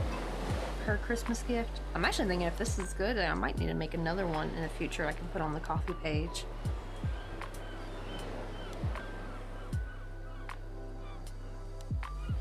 This is like the very, very first one I'm doing, so there's like a little bit of scuffs here and there, you know, it's not perfect, so it's kind of good if I, you know, try it first time before I make something to sell.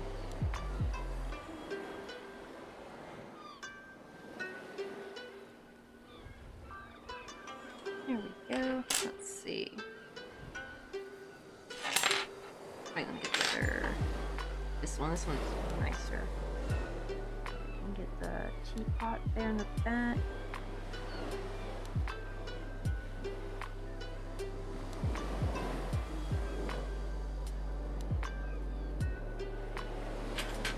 I'll probably glue that there.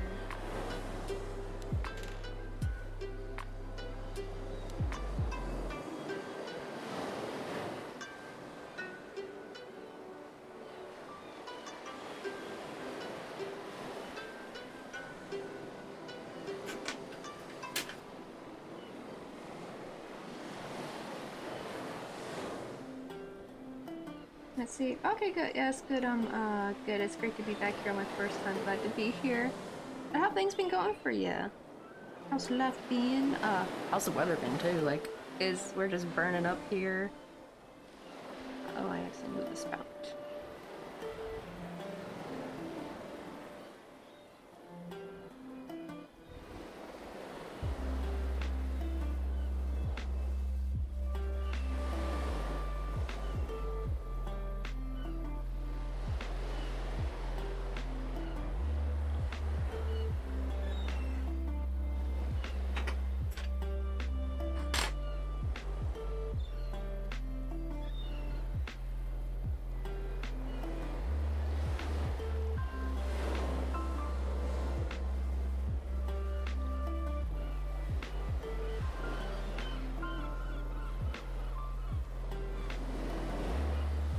Alright, there we go. We got the teapot in there. Now we gotta try to get this in here. Little teacup.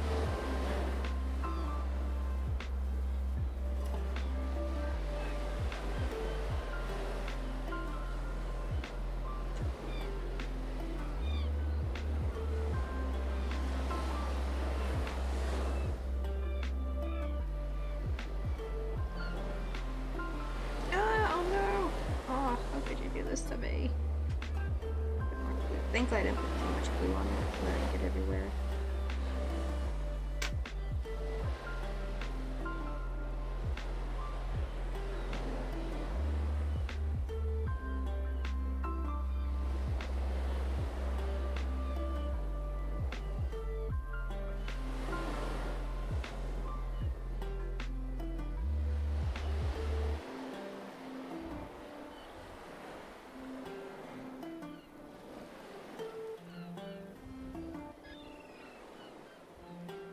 There we go, now we got the teacup in there. Just hopefully there's enough room for this plate. Oosh, barely. Maybe can I this back a bit?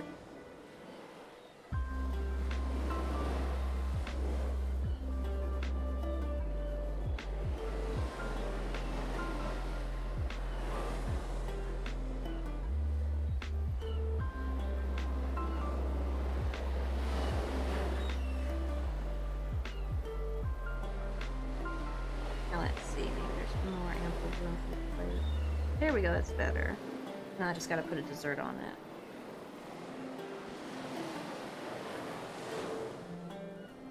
Oh yeah, I have like a little, it's actually funny, I actually combined two different sounds. So I got like the music playing, that's from Lo-Fi Geek. From Lo-Fi Geek, and then I went and looked for like a nice ocean breeze sound that thankfully had some birds in it. They just pair together so well, like this playlist. I've tried playing different playlists, but everyone said like this playlist just matched the ocean sound way better. I don't know why. It just does. I couldn't I think everything else I had was too, maybe sounded too wintry like, I think. So I'm gonna probably just use this playlist every day for summer, like for all my summers. It just matches perfectly. So I'll be ready for next month, but it's gonna be Carnival themed. I think I have my old Carnival playlist. The only thing I'm a little worried about is I don't know if I can. I don't know if I got dinged for the songs or not, because before I was restreaming, so I might not be able to restream the September ones. Maybe, I don't know. I have to see how about the music.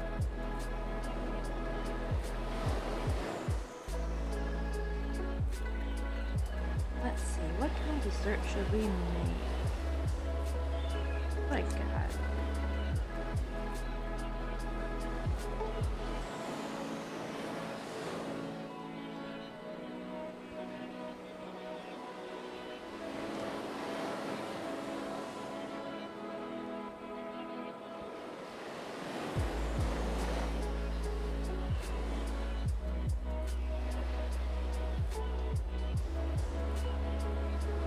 Maybe like a simple cheesecake would be nice. I think that'd be kind of cute.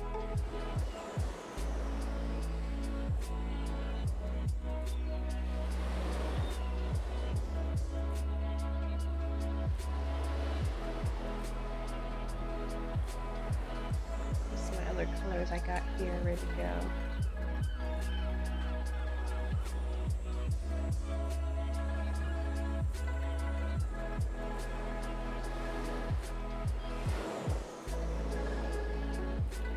I'm gonna need this. This will definitely get crust color. Oh gosh, it's a mess. I really need to clean this thing out.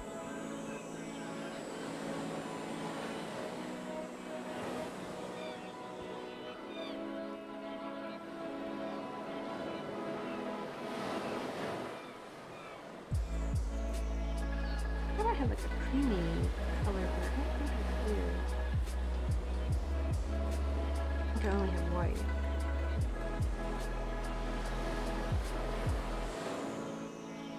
Let me look Google some like cute desserts to eat with tea though.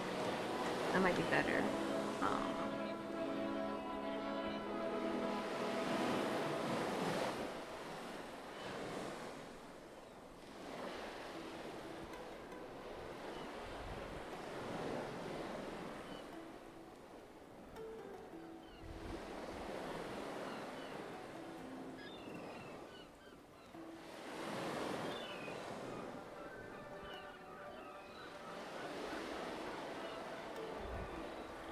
Will you grab some coffee? You want to go get some coffee with me? Yo, you're the mini mental monkey. Did we just hit 3,000? Oh my god, I think we did. I think you're my 3,000th follower. That is crazy. Yeah, I'm so excited because my 3-year stream anniversary is next month, and I'm so happy we hit 3,000 before the 3rd year. It's kind of funny. Like every year, I kind of barely hit the next 1,000 follower goal before that same year university. So like our first year, I had just hit 1,000. Last year, I had just hit 2,000, and now this year I hit 3,000. So we're working on this cute like little whatchamacallit, vintage caravan. We're trying to make a little piece of like dessert to go on a plate. Like we got a little teapot in there. I just put those in there. But we got some bunk beds. We got like a cute like little kitchen. There's supposed to be a window. The little curtain. Got some coffee mugs. I realized the teacup's much bigger than the coffee mug. I should have gone with the coffee mug size actually. But oh, I wanted to have room to make it fancy though. And here's like the other side. You can see like you're looking out the window, and here's the front. And the little skylight is how you close it all up. You, like hook it around the little handle. And everything looks nice. This can be. I still gotta add the wheels. We're gonna do that last. That's like the boring part.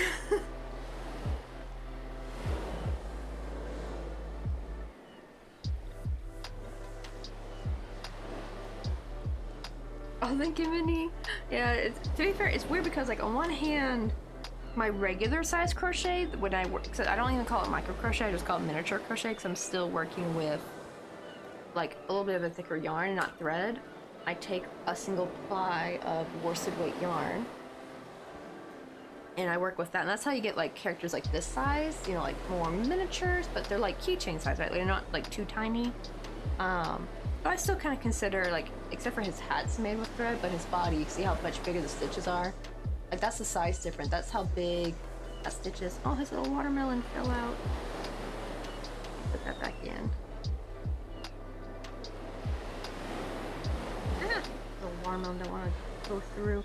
It's because this was like a random wall mount I crocheted a couple of years ago. And usually when I make like a prop, I have to glue the wire inside, so that way the folded part comes on the outside. But this one, I just kind of added it and it's cut, so it doesn't want to go through sometimes. But yeah, it's this little cute, like his holster's made with thread, and his hat I can take off. See, this is how I normally want the wire to look. See how it's like nice and folded, so it goes through smooth. If it's cut, it's gonna snag onto the fiber, unfortunately. I got him sitting there, but yeah, most stuff like you see they're much bigger, right? So this is like more miniature crochet. But just this year though, I finally started getting much better with thread. It definitely helps having a tool book. And the funny thing is, the miniature crochet actually saved my wrist from carpal tunnel, because anytime I try doing bigger things, I tend to crochet faster, and because of that, I would get carpal tunnel. But with the miniature crochet, I crochet a bit slower, but I get a lot of things done because they don't take that long to make. So it actually saved my wrist. But however, though, the tiny crochet, like the micro crochet, I gotta be careful, because like if I make my stitches too tight, I can feel it hurts my wrist trying to get it to go back through. So I'm trying to like fix my tension with that a little bit. Let's see. Okay, you work probably with bulky medium yarn, so anything smaller is basically micro. Right, because like actually there's a dude named Club Crochet, and he makes pretty miniature stuff, and he works with regular worsted weight yarn. I think I'll use this pale yellow. I think what I'm gonna do, it's just like a simple like round shaped thing of cheesecake, but it has some raspberries on top, and I thought, oh, that would be cute. I can just do a French knot with those. We're gonna do that. That'll be nice and easy, but I don't have the correct red, so let me get like a proper red.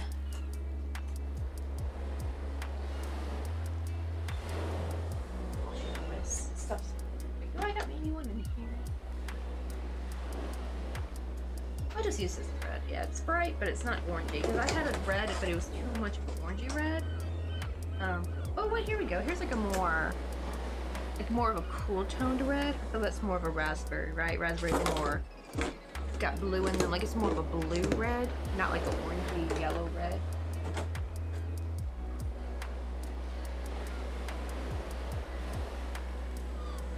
But actually though, my dream one day is to get some bulky Chanel yarn and make what do you call it? I really want to make a giant Molang. I don't know if you know who Molang is.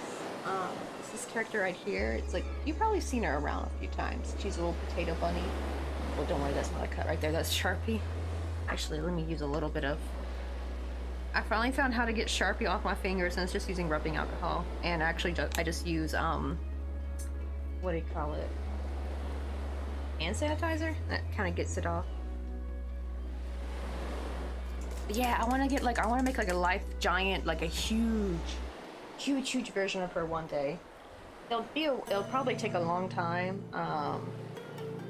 Why is that Sharpie not coming off? Maybe I gotta use regular rubbing alcohol? Or maybe because it's pink.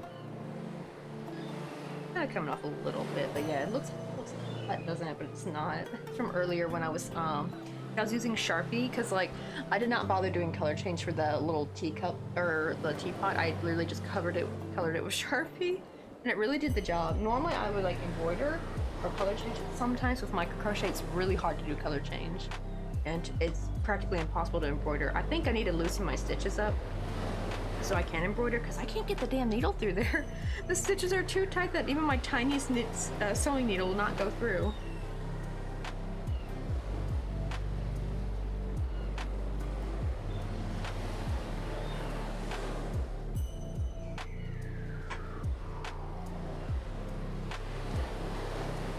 Yeah, that's the dream. Make a giant version of her one day, but that probably won't be until me and Mr. Coffee get like a home. Yeah, and they just split this.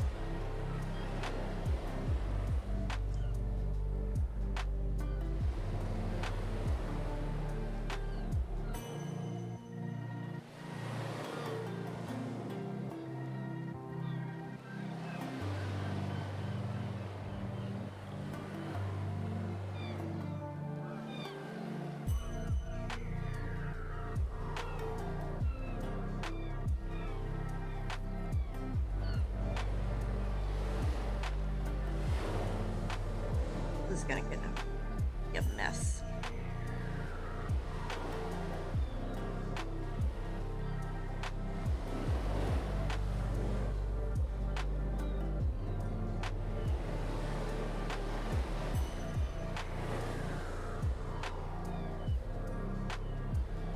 I gotta turn this fan on. I got like a cute like little, what do you call it, brown bear fan. It's meant to be like one of those things where you take with you when you walk, but the little lanyard popped off. There was like a little lanyard in that hole, but it broke on me one day, and this actually fell on the concrete, but thankfully it barely got scratched, and it still works. And it came with this cute like little removable stand. It's got a little bear in there. But Mr. Coffee got this for me. And I really like this because I can actually stand it up, and it's nice and quiet, so I can actually get some air on me because it's so hot. I cannot wait for fall.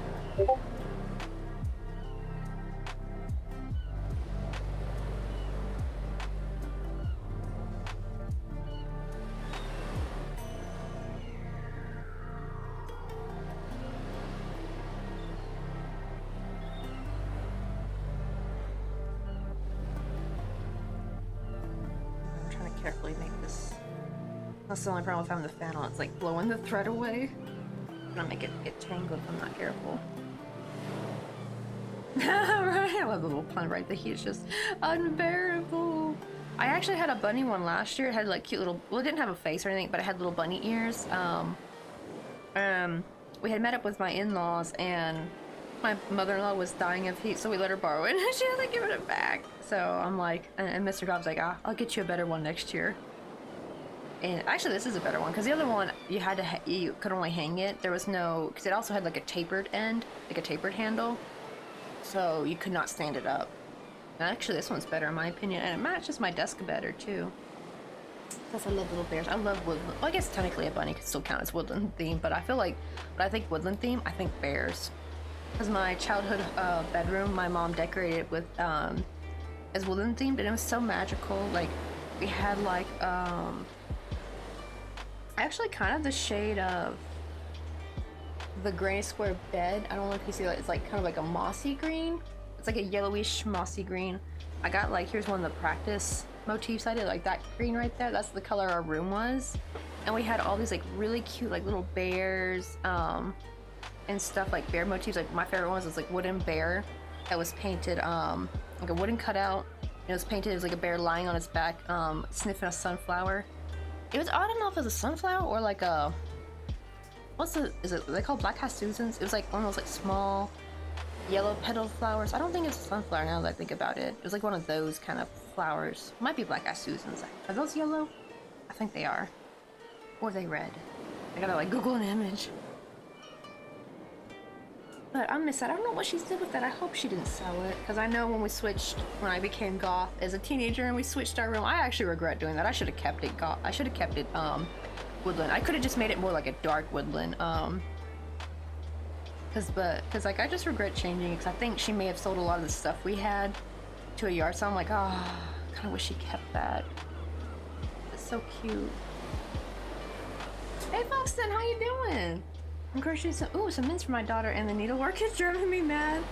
Oh well, it's a labor of love. Right? Oh my god, I would imagine, because I'm guessing like it's very thin, right? Like it's time to work with thinner yarn. I'm guessing you have to do lots of color changes. Like if I ever get into knitting, I think the only thing I would ever knit would be socks. Because that's like the one thing you kind of can't really crochet. Like yes, you can crochet socks, but I heard everyone hates it. And I think they don't feel as comfortable either. Like they're just too chunky. And I feel like color work looks way better with knitting. It just looks cleaner. Like you get like a cleaner image when you do with knitting.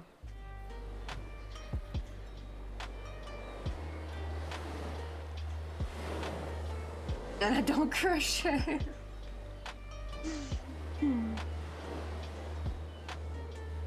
See, oh, I'm also currently crocheting, starting on Halloween stuff early. Ooh, making an eyeball gray square tote bag. I also don't have a daughter.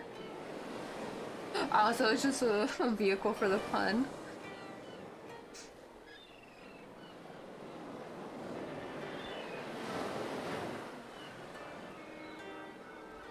Oh, speaking of eyeballs, Where are they at? Let me show you real quick.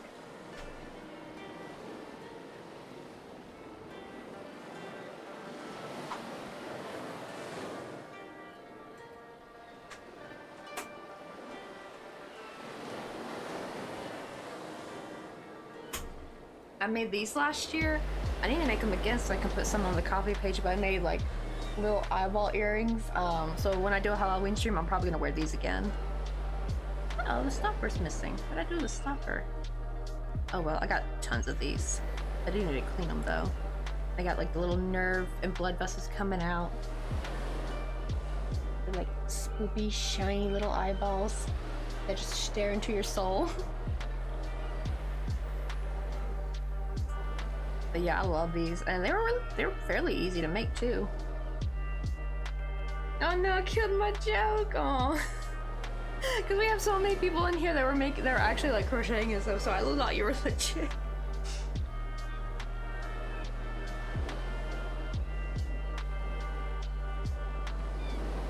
Right, it does, because I've been trying to learn to knit because of color work, hoping to be good enough that I can make me and my partner matching sweaters one day. But Fox and I gotta show you the progress we got done. We're actually almost done. We're just now making. We made the plate, and we're gonna make a little dessert that's gonna go there. But we got like a little. Let's see. It's kind of blurry. There we go. We got like a little teapot in there. Some tea. There's some tea in it. Got little soap and sponge, but no dishes in it. No, we have a clean sink today. No dishes for anyone to do. Got little coffee mugs. And we got like little bunk beds. I think the bunk beds are like my favorite part because I've never made beds before. And this just looks so cute. Actually, this looks a lot like me and my sister's bunk beds because they were like this kind of wooden color. They were actually army bunk beds from my granddad. And we actually had to shave off the bottom one. Like we used to have them separate because you could have them either separate beds. We had that for a while, but then we decided to get more space into the room. We made them into bunk beds. It was a lot of fun. I kind of miss them being bunk beds. That's another thing too. When we went golf, we got rid of the bunk beds, and I kind of wish we kept them. There we go. But we're about to make a little cheesecake. I think that'll fit perfectly, and I can make a tiny cheesecake because it's just gonna be round. And I just gotta do a little bit of color change. Where's my micro crochet hook?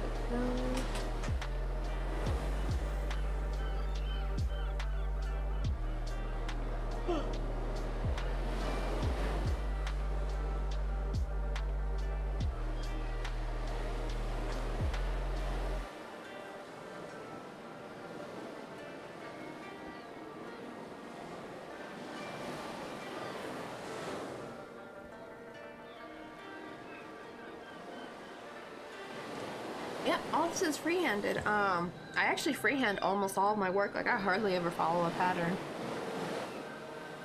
trying to think of what's the one thing I did follow a pattern for. I think that was Charizard. I did follow a pattern for Charizard. I don't have him right now. He was a gift. I have a picture of him somewhere. I wish I took more pictures though. But I had made it so close to the time where I had to send him off, so I didn't have any time to take more pictures of him. But I've been crocheting since I was like 11 or 12. Technically 11, but I think 12 is when I finally got like better at it. But I know 11 is like when I kind of started it. That's when I got the kit that my great aunt got me, and then my grandma on my mom's side is the one who actually showed me how to crochet because I was struggling with the little booklet that came with my kit that I had gotten from the previous either birthday or Christmas, I think. It's like, oh man, why the heck does that like remind me of a Polly Pocket? That's what everyone's been saying. It's the Crochet Polly Pocket. Probably like perfect size too, or maybe Polly Pocket might be a bit bigger, I think. But yeah, it's little Polly Pocket sized. Oh wow, that table is still wobbly. Oh well, I'll just have to be like that. But yeah, it's just a little crochet Polly Pocket world, but instead of Polly Pockets, they're gonna have these little baby chicks. But the problem is, my regular ones are way too big now for it. So I'm thinking to make a baby chick with a thread and see, and just follow my little pattern I write. But I will say though, Mini is that actually once you do like especially for am like a roomie, because I still can't like, I could never like freehand clothing, like I'm not at that point yet, because I hardly crochet clothing. But when it comes to amigurumi though, I think I've done, like when I started doing amigurumi like back in 2014, I would just do so much of it that by 2016, 17, I think is when I first started freehanding my own stuff. And then, you know, you just kind of experiment with like, okay, doing this many single crochet rounds, and then we'll do like an increase here, decrease there, and see what happens, kind of. That's what it looks like when it's all packed up. The only problem is it's a little skewed on this side, because I actually fixed it a little bit so it's not so, the gap's not so big. It used to be like way up here. But when I was gluing it to the inside panel, I actually tugged it too hard in one direction. At least it's even over here, thankfully. Yeah, the little skylight is, what do you call it? Hey, will you grab some coffee? You want to go get some Where we coffee? hook it onto. I could have put like a boring little button, but I was like, nah, I want it to be like a cute component. What's already, Salmon? Welcome on in. Thank you for the follow.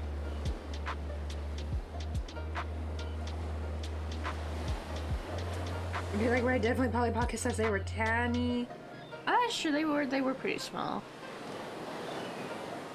She's so little. Oh my god, we were actually just talking about why Polly Pocket clothing looked delicious, because someone said they used to chew on the clothing. I'm like, oh my god, I used to do that. I can see why that would happen, because like Polly Pocket clothing is so rubbery and so brightly colored, it looks like candy.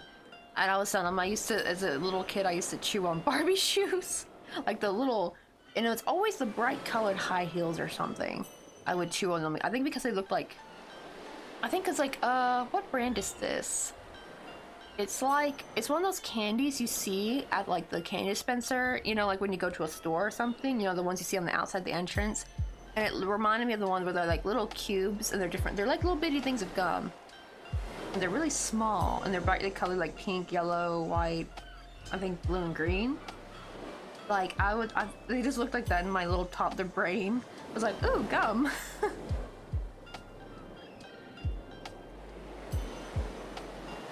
Let's see, but you're welcome. How are you, my new wonderful friend? My wonderful new friend. Doing very good. We're getting close to finally finishing this. We still gotta do the tires. But I'm really happy with how this has been turning out, because this is gonna be for my mom for Christmas. I especially love the little bunk beds. They're just so cute. I especially love the little tea set in there. And we're about to make a little. We got like a little plate here. We've got some space left. I'm gonna put a little.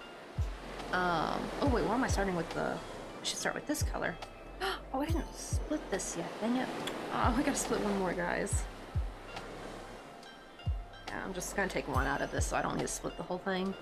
We're gonna make like a little cheesecake with some raspberries on top, which those will just be little French nuts. I'm actually thinking I also might take a pink Sharpie and like kind of make it look like the, you know, like how it looks like a sauce almost with the like raspberries on some like cheesecakes. I might do that to give that illusion. That's funny enough. You see, like, you know, like like the little tea set in there. That was all crocheted white. I didn't bother doing any color change or embroidery because it's kind of hard to embroider on my micro crochet work. Like the needle just will not go through. And I have a very thin, I think I have like the thinnest, tiniest needle I can get. So I don't know if they even sell any needles that are tinier than this. I think my only way to do it is like maybe if I crochet a bit looser. But yeah, that's all Sharpie. I just use Sharpie to color the edging and to like dot on the middle and kind of make it look like a rose, and then dot a little bit of green for some leaves. It seems to actually kind of work though for small items. Like the Sharpie kind of, like the Sharpie looks yucky if I'm using it for bigger crochet, so I definitely need to do color change and to embroider. But like the smaller stuff, it kind of works. I can kind of get away with it.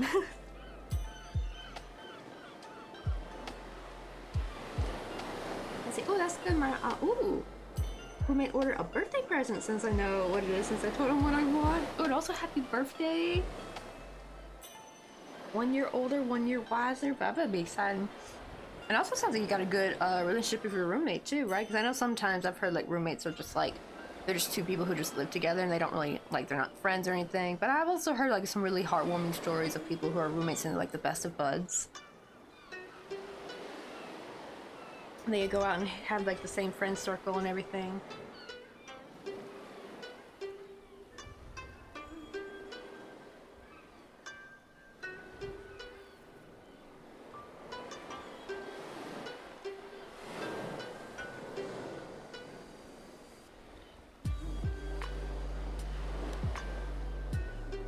Let's see, cents a plate. It went up to 14. I probably should do. I'll work in that. Actually, wait, no, I'll do 6. No, 8 in the magic circle, but I'm not going to increase.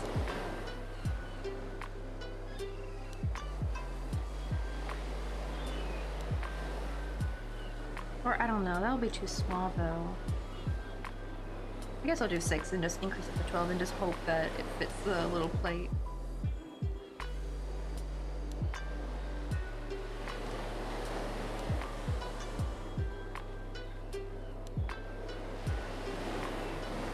Hey Bookworm, how you doing?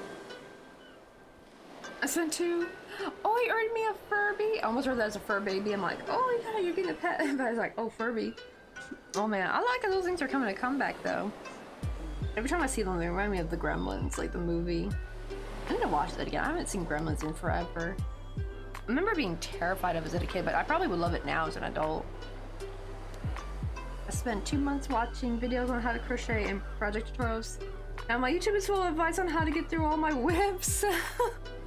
I know, right? Like you just start watching a couple of videos and then your algorithm just changes. It's like, it does seem like the algorithm does kind of be a little bit gun-ho sometimes, but I feel like that's, it's weird, it's like a good thing sometimes, but it's also a caveat, because if you click on one video, you start getting a lot of weird stuff. Like, you just click on one weird video you're interested in, now it's like taking you down a rabbit hole, and you're like, wait, I didn't want to go on this side of the internet. And then, like, at the same time though, like, it kind of helps keep your For You page from becoming the mainstream, you know what I mean? Like, every time I go into a YouTube channel that it's like every Google I make, like every Gmail I make gets its own like little YouTube channel, and I go, if I like log in on that one, it's like so weird. I'm like, I don't know where anything is. It's like my For You page is just so alien to me. It's just full of stuff I'm not interested in. Kind of like with TikTok, like the TikTok default main is trying to push like thirst traps and like brain rot and stuff, but I fixed it on there. Sometimes though, if I haven't been on there in a while, it does try to slowly bring the mainstream crap back. It doesn't seem to do that with YouTube, thankfully. YouTube, it seems to kind of stick with what you're normally like. But TikTok, it slowly tries to go back to that shit, and I'm just like, no, I want cute crochet and funny cat videos, thank you. We want to keep it that way. That's what I'm interested in. That's all I want to see. I don't want to see no brain rot. That's for Gen Alpha. Oh, it's like stuff that I'm like, yeah. I can say they probably think it's funny, but for me it's like, I don't get it. It's honestly probably how our parents feel with millennial humor, right? Like, they're probably going crazy. They're thinking, what in the hell are these millennials laughing about? And now we're having the same experience with Gen Alpha. They're like, right now the algorithm knows I have an unfinished bag and it's all full of unfinished projects.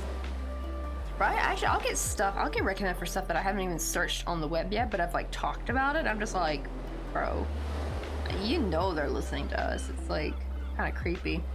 The first time it happened was actually quite a few years ago. Like before I even, I think it was just after I moved in with Mr. Coffee. So this was probably like 2016, 2017 time. It was like during a visit. And my sister at the time were getting ready to go to college. And my sister was thinking like, oh, she was thinking, I think she was already in college, but she was doing music, but she wanted to change her major. She changed it to veterinary, by the way, but at the time she was wondering what she wanted to do.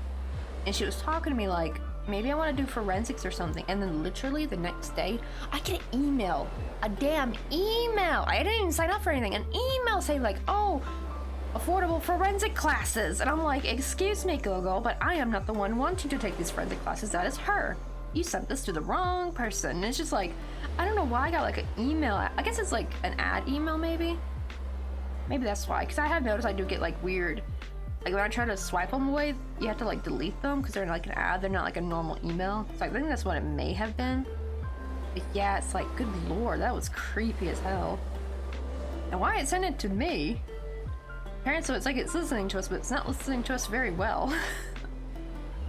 Be like, whoever is listening in on us, context clues, my dude. If you're gonna listen in on us, at least listen properly, dang it. Let's maybe look at a project. That's gonna finish my list because I'm leaving it is. Sarcastic Kitty!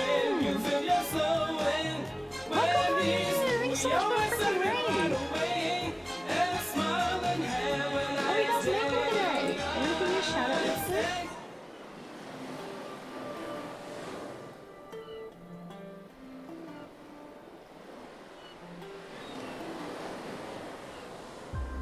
Oh, welcome in, everybody. Welcome in, Raiders. Rotting. I love that username. It's the Yarny Raid. We've come for the yarn. But, well, I guess I technically don't have any yarn at the moment. I have thread if you want some thread. I got embroidery floss. We're trying to make a little cheesecake to finish off our little dining nook. I gotta show you Sarcastic King. We got so much done. It's almost done because after this, I just have to work on the tires and the little cute banner. Why is it not grabbing the thing? There we go. I guess can see it better. But we made like I made like a little teapot. Got a little tiny teacup in there. And yesterday we finished the bunk beds. And last week we did the little kitchenette. Like we installed the little kitchenette. My little coffee cups, cute like little sink and everything, and then here's like the other end, like you see like the entrance door window. We got some potted plants, and here's like the little front. I love this awning. This awning looks so cute, and there's like little flower box. But yeah, and it's supposed to look like you're looking inside, like at that little spot. And we got like a little skylight. That's how we were able to close it. Let's see. Oh, it's really coming along since last time I lurked. Oh, what stage was it at? Do you remember maybe? I wonder like how far we had gotten from the last time. It's so small, right? Yeah, I do micro crochet now. I would call myself like a miniature crochet artist. Because most of my stuff is made with like splitted yarn, so it's still like it's one ply. Of worsted weight yarn. My characters would be like this big. Well, usually not this big, but like more like her size, right? Like I do like typically keychain size.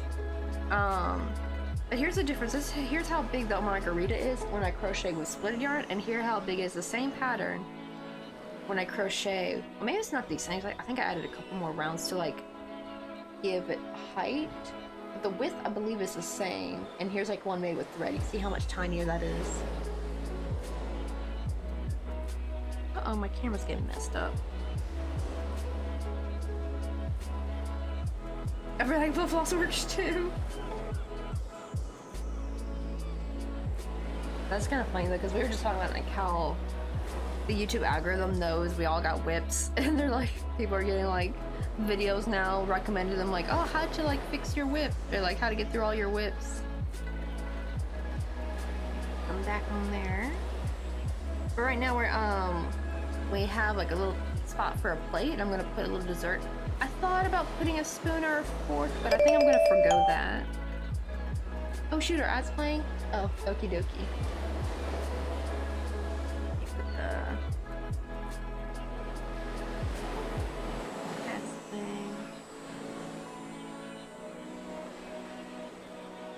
There we go.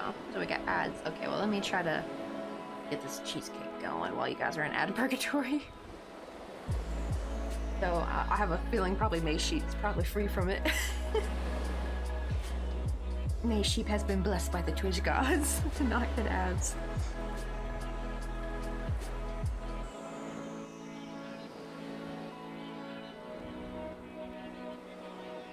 Oh, maybe, yeah. It's probably just starting the interior. Let's see. Oh, we're already working the back loops. Okay, I thought we haven't gotten there yet. Just gotta do this for a few rounds. I think I'll probably do like a reverse single crochet for the crust. I don't know. I'm like debating if I want to make it nice and smooth, which will just be easy single crochet. But if I do it, yeah, maybe like reverse single crochet might be too thick. We'll see.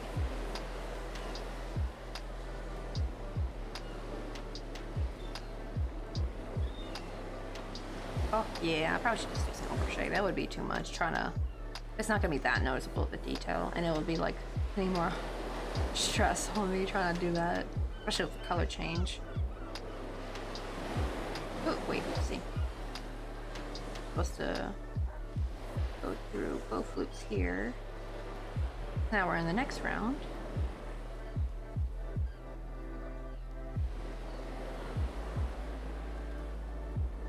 Also, let me grab that yarn tail and use this as my stitch marker.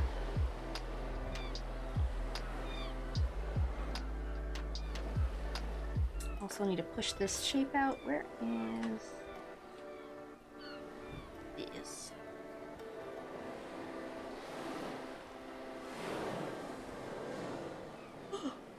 Oh, I keep yelling. Oh my goodness. Hot drinks really get you going. Oh my goodness, double When rainbow! you feel your soul when It's okay, how you we doing? always send it right away. Is this the thing where like oh, did I say your name wrong? Cytheria? Oh my god, Cytheria. Like xylophone theory. Oh my god, Cytheria. I've been saying your name wrong this whole damn time. I think because everyone's been calling you like how I've been calling you, it's actually. Wait, I haven't been saying it right? Oh, I've been saying like Cytheria, like instead of like xylophone, so Cytheria. I was saying Cytheria, so it's like a slight, subtle change, but yeah. And I remember it's like a xylophone. I like that you put that in your raid message. So I figured you probably were having a lot of trouble, like when you come into raid and people say your name wrong. I'm very fortunate that most people know how to pronounce crochet. There have been some people that we've rated that are not typically, like they're not artists, they were like, I think gamers, and I have been called coffee and crochet before. At least 3 times, and it's always a bit of a hoot. When that happens, I get a bit of a chuckle out of that. There we go. Let's see. Oh, thank God the ads finally ended. Yeah, everyone else was stuck in ad purgatory. But let me see who's all in here. Natalie Infinite, welcome on in. Just blah blah blah. Hope I said it right. Exia Quanta BT, welcome on in.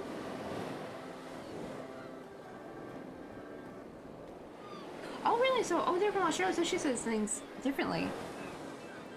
Wait, would that be people call it a xylophone? I do know, like in Australia, they would call things different. Like I remember, I forgot how you guys call bell peppers. There's like a really weird word for it. It starts with a C. Xylophone. Yeah, capsicum. I think you guys say capsicum. Yeah, right. Because I was like, it should like. I usually say xylophone. I was like, wait, do they say xylophone? I have no idea. Wait, was it you who sung the praise of milk cotton? Yes, unless you have a milk allergy. If you have a, like anyway, PSA, if you have a milk allergy, don't even think about using milk cotton. And by milk allergy, I do not mean lactose intolerant. I mean a legit milk allergy where you go anaphylactic just by touching milk. Like if you touch milk, you die. Because I think with lactose, you're kind of like allergic to like the milk sugar, right? You're allergic to the lactose, like you can't digest it. But milk allergy, I believe they're allergic to the casein, the protein in the milk, and that's actually what they use to make milk on. I think that's the milk. They call it milk fiber. And I'm like, there's fiber in milk? I was scratching my head. I don't know why they call it fiber, but I'm guessing it's like the what do you call it? Protein of it. They mix that with the cotton or something. It's wonderful yarn. I love it. Just it sucks if you have the allergy. I have it right here. And it splits so beautifully, like, because I used to use acrylic, but the problem is the acrylic would be, a single ply would be kind of like roving, like it was unstable. It was a mess, but you can still crochet with it. Like once you crochet with it, it looks fine. Like she's made with Karen Simply Soft, right? Like this is great Heather. I think all this is Karen Simply Soft, except her glasses, that's just embroidery floss. I made those last year, but when I made her back in 2018, yeah, she's all made. And except the flower, I added that the year before, that's milk cotton, but everything else is all Karen Simply Soft. So you can still crochet with it, just it was kind of a nightmare to split sometimes because it's just so fuzzy, it gets tangled if you try splitting too much. But this stuff's beautiful, and it's got like it's nice and strong. It's not gonna snap on you. Oh no, your son has a milk allergy, but he can't die from it. Okay, that's good. He just rashes up within seconds if he touches him or if he ingests it. But yeah, it is considered a severe allergy though. Just fun fact for you guys. Severe doesn't mean life-threatening. Yeah, so I would imagine, because they said some kids who were wearing clothing made from milk cotton, they were breaking out in hives and or having like slight breathing problems. So it wasn't like as severe as if they touched milk itself. But apparently I guess you would think actually the yarn would be so heavily processed that it wouldn't even the allergen wouldn't come through, but apparently it still does. So yeah, that would mean your son could never, hopefully he grows out of it though. I had heard sometimes kids will grow out of the milk allergy. I'm really hoping they do. Because yeah, that sucks. You can't make any clothing. I have no idea how it would be for a keychain for somebody, but I do make jewelry and earrings with it, so I feel like that might irritate someone's ears if they have a milk allergy. I like how rotting things like, what is milk cotton? Yeah, it's just milk made, not milk, it's just cotton made out of, doubled up with milk. This one, actually it's so funny because now, I think because of the allergy, my Korean brand I used to use called Milky Cotton, now it's actually cotton and acrylic. However, though, it feels exactly the same. So I'm really happy. So I'm thinking like I just need to buy more of this brand because then this is perfectly allergy free, but it still behaves the same. So it looks like they found their sweet spot. Like it's very specific. 60.8% cotton, 39.2% acrylic. So it sounds like they found their sweet ratio. It used to be just straight up 80% cotton, 20% milk fiber. So it was like a small percent of milk in there, but it was enough to, you know, have an allergic reaction to some people. Well, I'm making a beanie out of it, and it really is soft. That's why I feel so bad for people with the allergy. Yeah, I can't digest it, but hashtag worth it, good for ice cream, and I will suffer for ice cream. See, right, because I remember so many people would get confused when I would talk about, like, you can't use milk cotton if you have a, milk allergy, and they thought lactose intolerant. I was like, no, from what I heard, if you're lactose intolerant, you can still eat milk, you're gonna suffer later. You're just gonna suffer for it, but you're not gonna die from it. Yeah, fingers crossed he'll grow out of it. But oh no, but he has other allergies as well, so he's less likely to grow out of it. Allergies suck though, they really do. And when I mean rashes, yeah, I mean the whole body. Ooh. That, like, yeah, I can only imagine how itchy and uncomfortable that is. Oh, I've heard of milk cotton, but haven't been able to find any of it. Been wanting to try it. Sick of acrylic. I've had to get mine off of AliExpress. That's my favorite. It's so funny because it's the cheaper brand. Because like, this is expensive. This is like $4. Actually, it might be 4 something now. This is like $4 for 50 grams, right? It was expensive, but this is the Korean brand. This was the first milk cotton I ever tried. And then I found the cow one. I don't think I have a label of that one. If you look up milk cotton on AliExpress, you'll see this one with a cow on it. I think it also goes by TTPRYN or something like that. Because I don't know how to pronounce the Chinese brand name, but actually I kind of like that one better because it's a little bit softer. The Korean brand is a little bit more coarse feeling, but it still works great though. This is actually from the Chinese brand. It's so soft and it's cheap. It's like $1.40 for 50 grams, which I feel like is fairly fair. Sometimes it might be $2. It depends on who you buy from. But I love it. It's I can get a lot for it. I'm thinking to buy more of it before we ever move to the States because that's the yarn I want to bring back. I actually need to use up all my American yarn, so I don't need to bring that back because I could just go to a Michael's in America. But it might be, I guess you could still buy from AliExpress, but it just takes so long to come to the States. Like people have to wait like a month or so. Here in Korea, it'll come like within 2 weeks usually. See, ooh, got a raid and run. I got a lot of work to do, but I'll leave you a lovely lurk. And thank you again so much for the huge raid. And hope you have a wonderful rest of your evening. And say hi to your son for me. Give him head pats. See, wait, the problem with milk cotton I found is the entire brand is written in Chinese, I think. Yeah, that's why I'm happy there's a Korean brand, but now they're not milk cotton anymore though. But it still feels the same. That's what I'm happy, is that they did something, because I actually still have the old milk cotton where it shows like 80% cotton, 20% milk fiber, and I compared it to the new cotton acrylic version, and it works exactly the same, it feels exactly the same, and I'm so happy, I love it. Like, I'm really glad they did that. Just, I guess they kept the name, it doesn't make sense now, right? Now their brand name doesn't make sense. But I really want to hopefully make enough money to bring a bunch back with me if I can order it. Before, because we're not gonna probably move to like another year or so.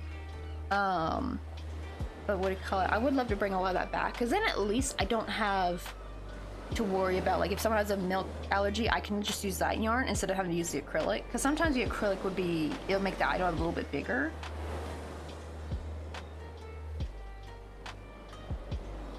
Wait, what I don't know what means. That's Mr. Coffee in there. Yeah, I can work with acrylic, but I usually can't wear most brands of it, so I just mostly make stuff for my wife. Make sure I didn't miss any chat real quick. I'm gonna go through. Yeah, I think we're good.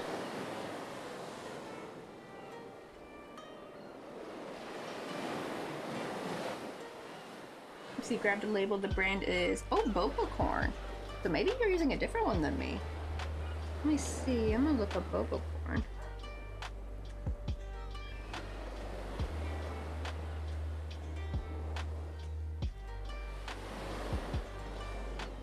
Oh shoot, this one also has a cow on it. So people might get these. I do wonder if they're like, are they the same? I'm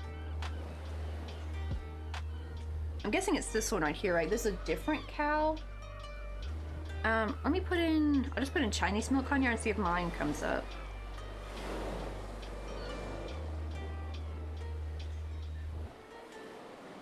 This is the one I use. I don't know if they just rebranded the image maybe. Yeah, but mine usually has this and usually will say stretch on it. It's got like milk pouring on the side of the image. But yeah, but in English I think it's like TPPRYN, I think. I still have no idea. Oh, this is too bright. Hold on, let me lower brightness. There you go, you can kind of see that a little bit better. This is my favorite one though, I love it.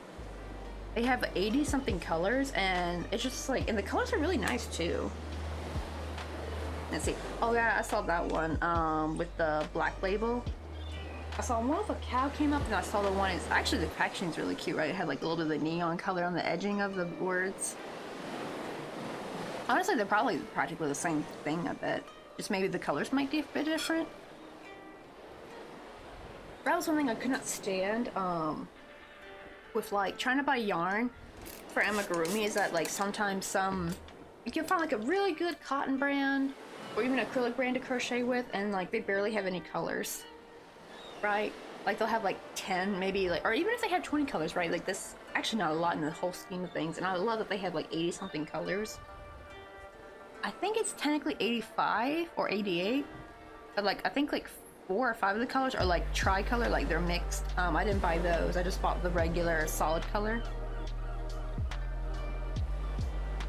Let's see, I need to make this little cheesecake. Or we just got the top part done, so I just gotta do maybe 2 more rounds. Yeah, this round and the next round I think it's yellow, and then we'll switch to brown for the crust part. Oh wait, actually, instead of maybe doing around a single crochet with the brown, maybe I should just do slip stitches. That probably would look better. Because then I feel like single crochet might be a bit too thick. It'll look like a very thick crust. But I want it to be a bit more subtle.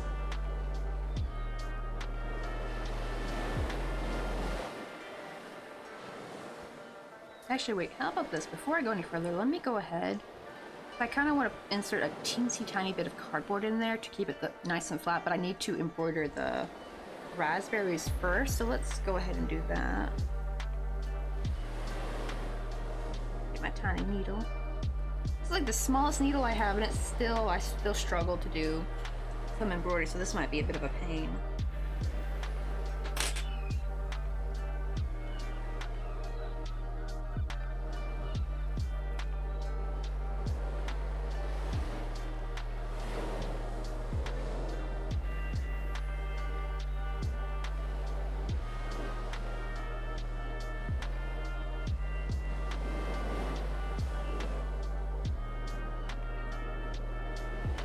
I'm gonna do them in big, like about 5, like maybe 5 and 4. Make it a little bit random.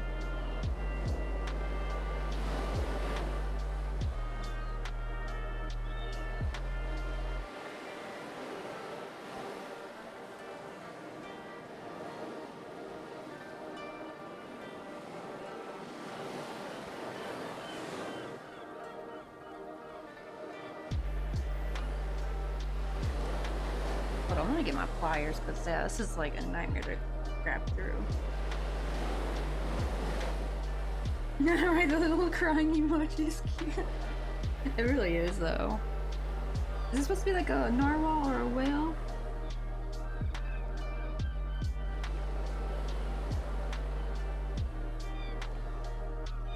Oh wait, I think it's like a Pokemon, right?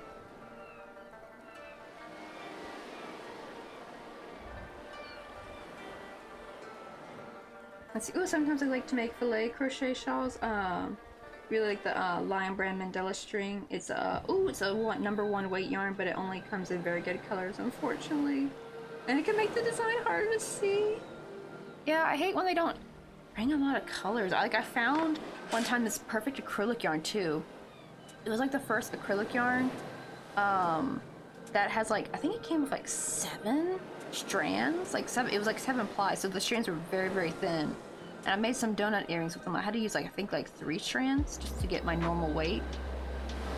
And what do you call it though? It only came in like, I think like 7 colors, and 3 of them were brown, and it's just like, bro, I know it's so perfect if I could only find, and the one I did get was a multicolored mix, which was fine because it kind of like had a nice bread look, so that's why I got it. But it would have been nice if they could have had a whole range of different colors, because that would have been perfect, because then I wouldn't have even need embroidery floss. I could just like use like 3 strands to equal my normal amount I work with, and then like 1 strand will be like, I guess it's a little bit thicker than embroidery floss. I need to find it. It's somewhere in a box. I need to start using it again. It was actually great for donuts and stuff and bread.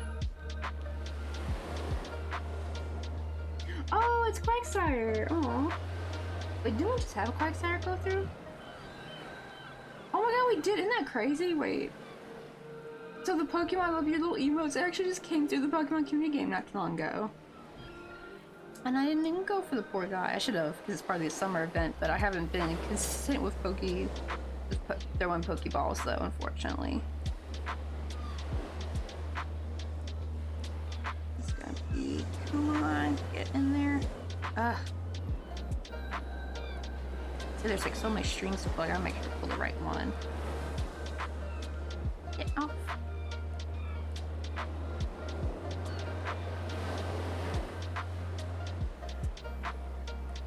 Go. Ugh. And then too, I gotta be careful. This might tangle up on me. Of course, when that happens. Oh my god, again. Ooh, these are looking like nice little raspberries, though.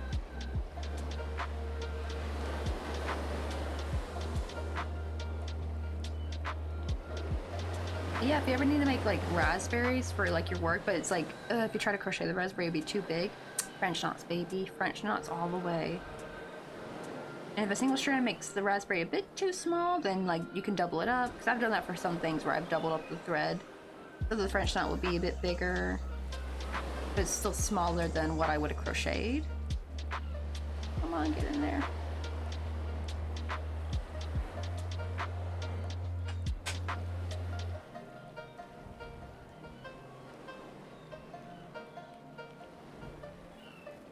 Oh, right, yeah, sometimes for a blanket I like to use variegated yarn and you get lots of different colors but like less ends to weave in. That's true too, especially if it's like, it does like the color change for you on its own.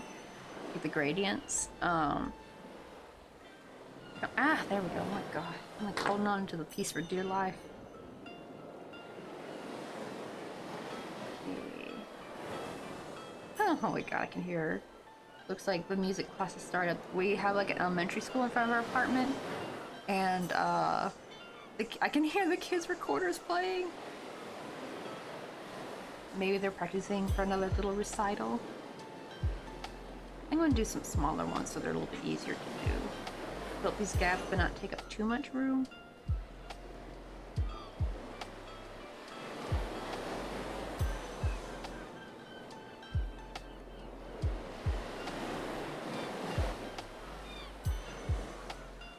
And there's one more gap here.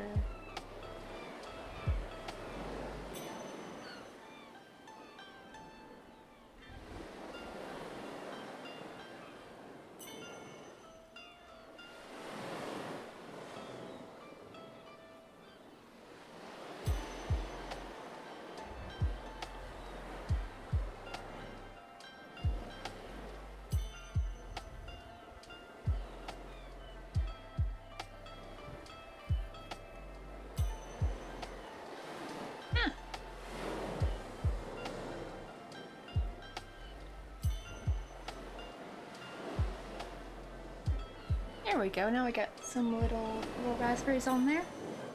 The best part is since I'm still, the crochet, like the cheesecake part is still very shallow, I could just tie this off. Just gotta... That's the problem, is these yarn tails really attached to each other. Like the little fibers intertwine. I'm like, trying to get them separated is a nightmare.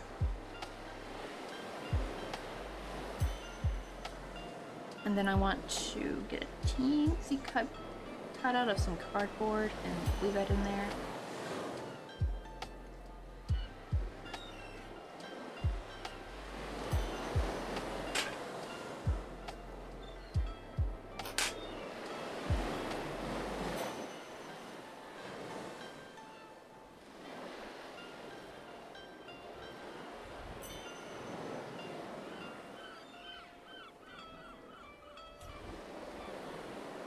Oh shit.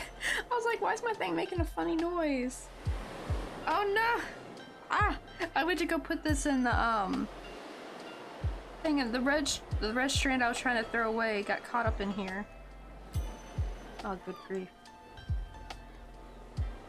Okay, thankfully that wasn't too stuck in there. There we go. Nice and quiet. Well, actually, let me turn it off for a second. Let me put these in my little container. Oh yes, this is what I use to store my yarn scraps in. It's this cute little astronaut kitty. And it helps keep all the dust out. It's so cute. I got it at Daiso for like $2 each on one. It's like $2 in Korean dollars. I'm really hoping that doesn't break when I move. I'm gonna probably have to like super pack that well, because I would be heartbroken if that broke or cracked or anything. 'Cause it's so cute. So the first blanket I ever crocheted was oh wait, I almost was the other channel. Occasionally I'll take over leftover partial skeins and make blankets. I just reach into a bag and grab yarn, and as long as it's not too close to the last color, it's the next one I use.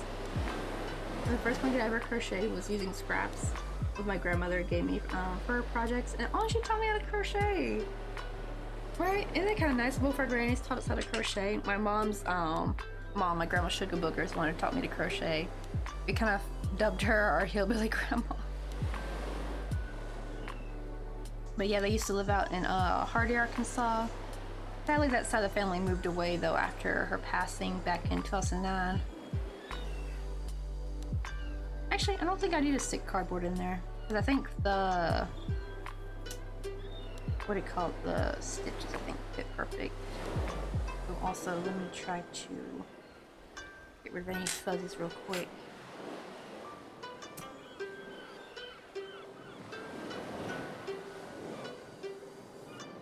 There we go.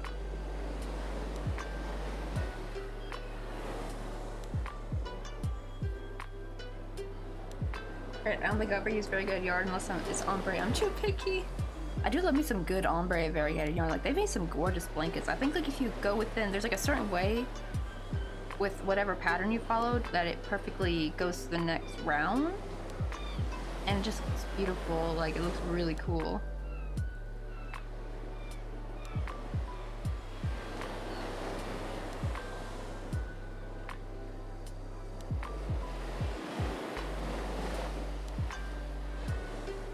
Oops, I accidentally undid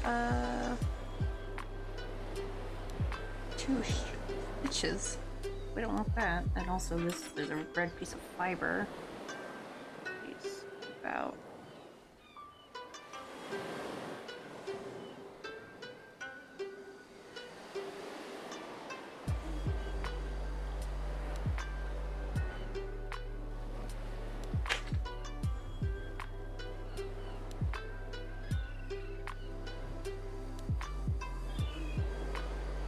Oh wait, no, I keep forgetting I just go through both loops now.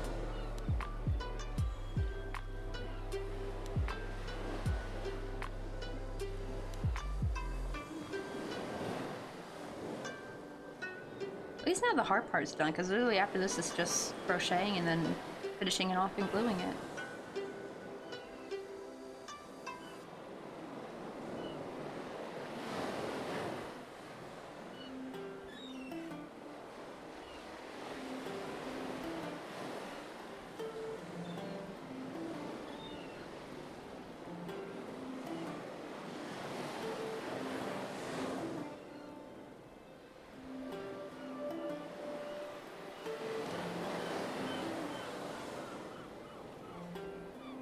Let's see. Oh no, I'm colorblind. I see colors, just not all shades, so I frequently pick something that looks good to me, and I make something. I'm just lucky that my wife isn't picky about colors and wears everything I make for her. Oh, that's sweet though. Cause yeah, I heard like a lot of times, right? You have to like go by, if it's like the color you can't see, you have to like go by the shade of it, like not shade, but like like the level of grayness, I think, that it appears to you.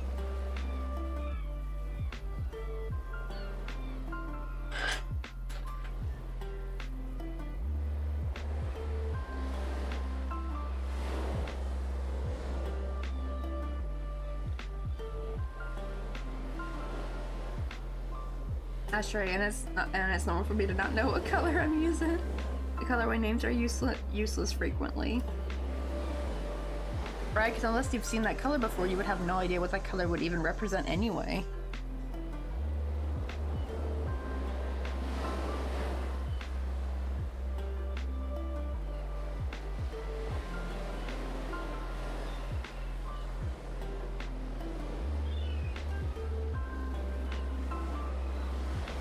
Okay, it's kind of curling up on itself, so I need to push it out a bit. Oh, actually, after this round, it should be perfect to do the crust. We'll do the crust next after this. When someone's dog is barking outside. It's so funny. I never really hear dogs barking that much around here, but lately there's been did people just like get a bunch of dogs all of a sudden? Because now I hear barking constantly. But it's not like the same dog either. It's like different dogs.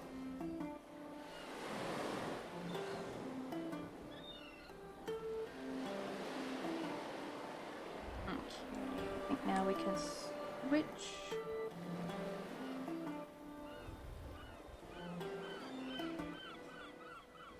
I know, right? Yeah, those names that describe an object or a mood. So helpful.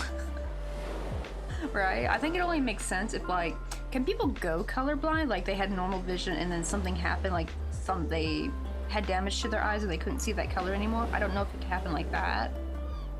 Then I can see that helping, like, if that's the case, because then at least you'll have by memory of what something would kind of somewhat look like. But if you were born like that, then you would have no concept of what it would look like. Also, it feels so weird, like when I see images of like, this is what the world looks like to colorblind people, and it just looks so dystopian to me. You have some color and then others are like all shade, and it's like, oh my god, you guys are like living in a video game where the gray stuff is stuff that you haven't unlocked yet. Like, it just seems so strange. Like, I can't wrap my head around it, like, oh my god, for people, that's how they view the world. But I guess if you're born with it, it's like you're normal. But for me, though, it's like, oh, it looks so... I don't know why, it looks like something straight out of Courage the Cowardly Dog kind of, like, vibe. But the world feels, like, so weird and different. Kind of almost alien a little bit whenever I look at images of, like, this is what this would look like to this colorblind person.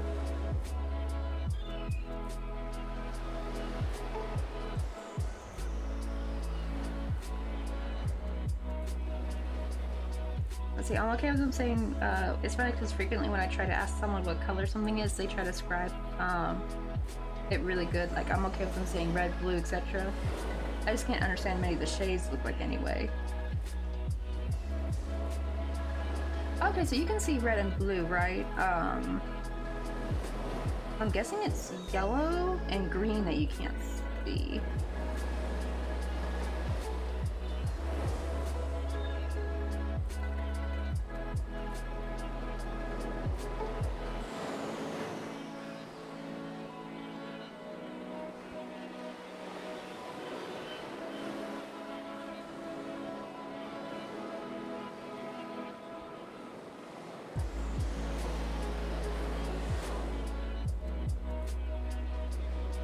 Trying to carefully color change.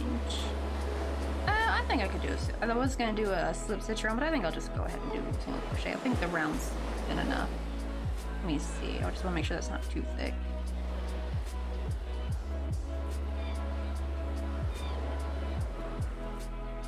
Oh, maybe it is. Hold on. Let me see how slip stitching will look.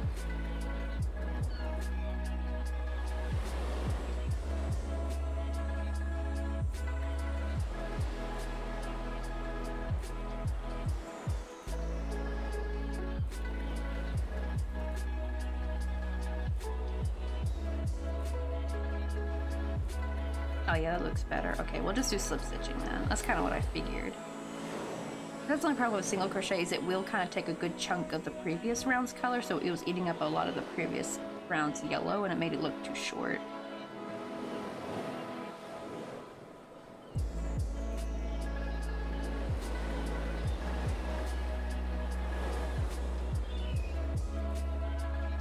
Let's see. Ooh, really? So depending on the shade, green, brown, yellow, orange can be difficult to tell apart.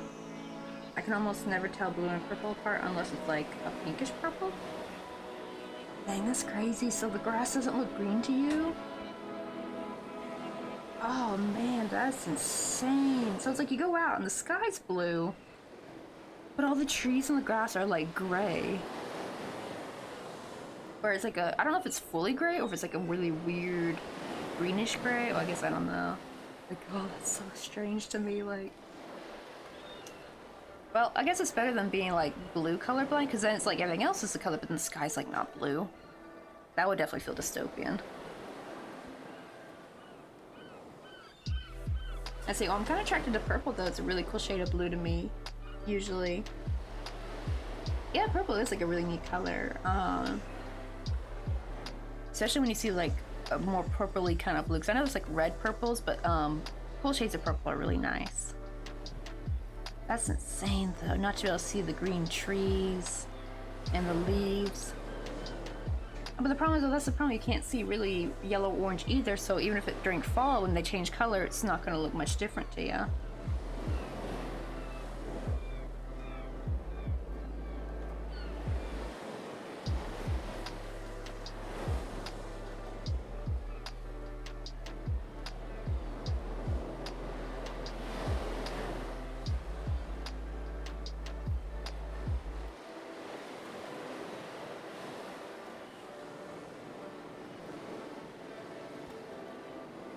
I'm trying to like slip stitch these front loops, but it's a wee bit difficult.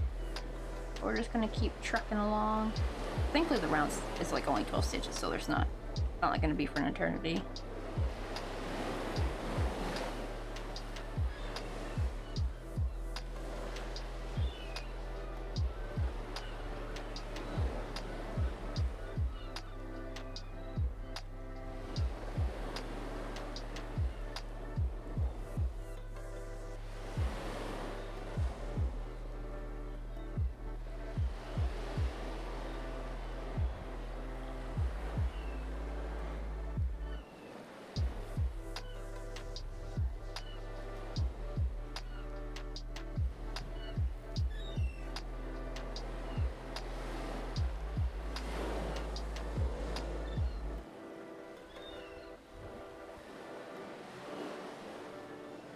Oh no! When I was in kindergarten, they kept asking me to draw a picture of our house and yard, and they told me to draw a tree in the yard.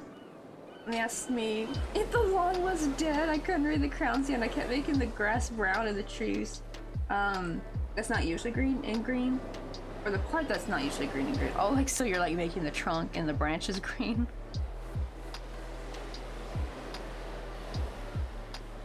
Man, that kind of funny though. I just hope, like, was it more like, were they like just nice and concerned and like, you know, told your parents and you got your eyes checked, or were they kind of like mean about it? Because I know, like, 'cause I have no idea how old you were, and I know back in the school days, like, teachers like used to be unbearably mean about stuff back then. Like, remember, like, if you're left-handed, they would like smack your hand. I'm like, that's such a different. Isn't it crazy? Like, that's like considered totally not okay now. Isn't that weird how that was like the norm back then? Like, the world has definitely gotten much better in that case, because like that is insane that that used to be normal to do to kids. Let's see. Oh, okay, they're just confused until the first grade teacher brought in a colorblind test cards. Thank goodness. I'm glad they did that, right? Like, they just wanted to see the problem instead of just like blaming you for being dumb or saying you're like being unruly or whatever. And they'll do it for the most mundane crap too. They'll be like, your child is being unruly, they don't want to color in the correct colors, they don't want to listen to instructions or some bull crap. And it'd be like, bro, get this kid's eyes checked, you know.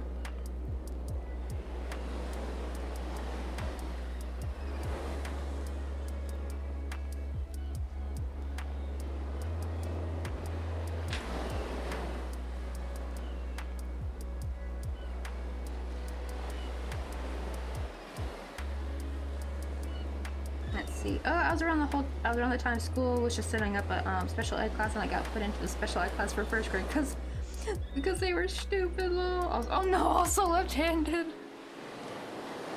I know, right? Like, man, just think if you had gone to school in a different decade, your experience would have been very, very different and not very pleasant.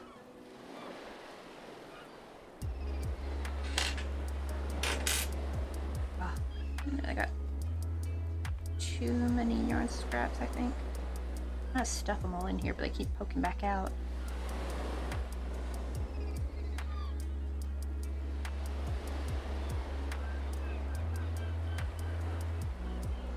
Here, oh, let me cut these out. This is way too much.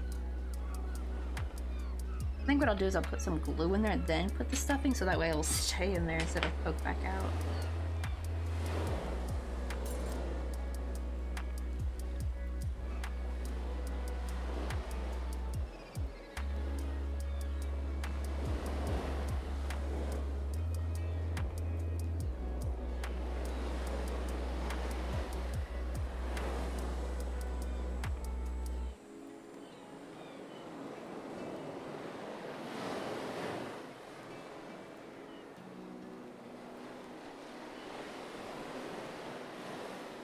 I also learned to crochet right-handed because my grandmother wasn't very patient. So I learned Tunisian crochet and knitting a few years ago. I just learned them right-handed also.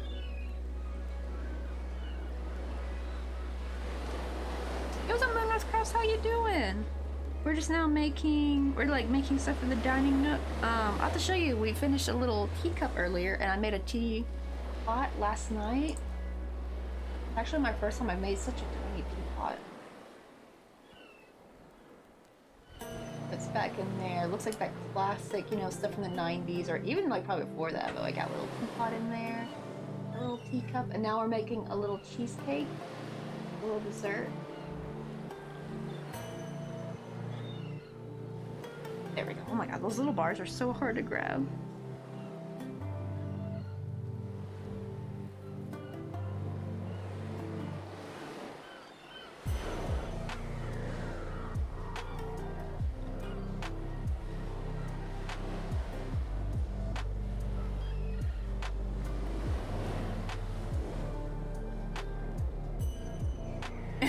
It's like the stream bot, hello. I know. I wish the restream chat could be a bit cleaner. I hate the way they do it where they like restream bot, YouTube, name, and it's like, why can't they just put the person's name and like a logo? That would be so much cleaner. Instead of all like the words and garble and stuff.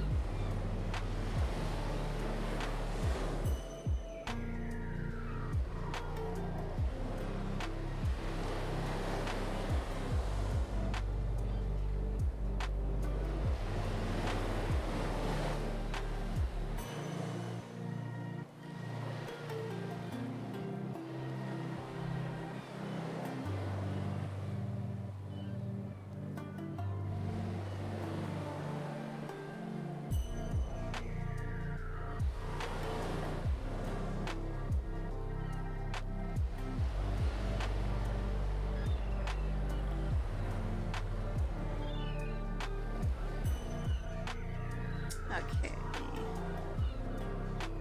But I need to get this kind of sorted out.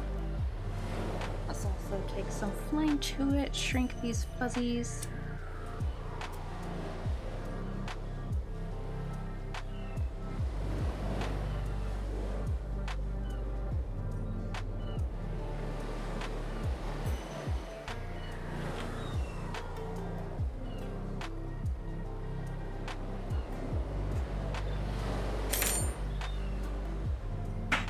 Shoot, I keep dropping everything, I swear.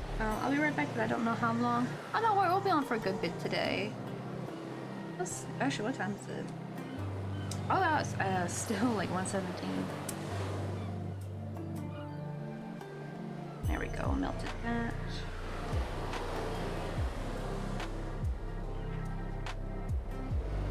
Now I'm gonna put some glue in there. We'll stuff it a little bit and get it all balled up so that way when I stick the stuffing in there, it'll be quick and easy.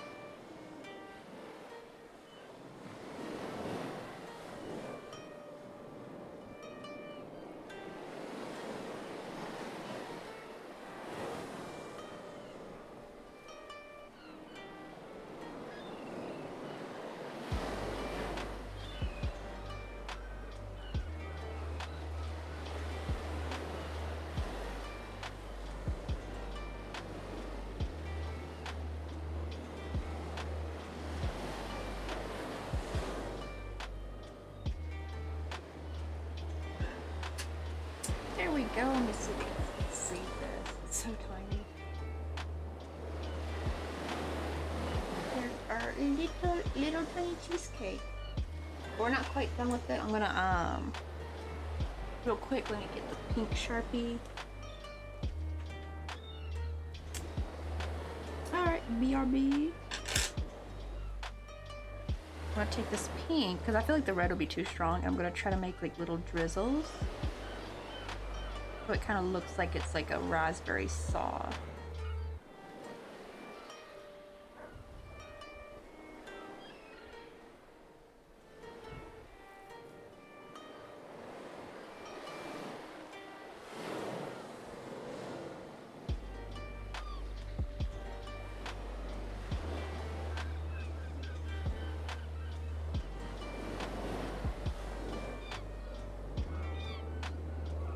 There you go, now you can kind of see. See, now it like really adds to it, doesn't it? Let me turn it back down to normal focus. There we go.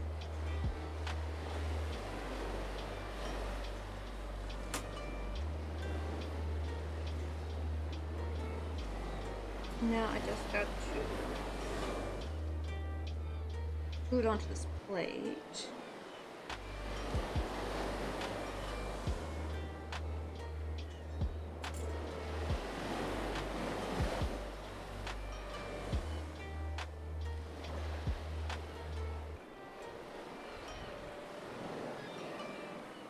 Glue it to the center.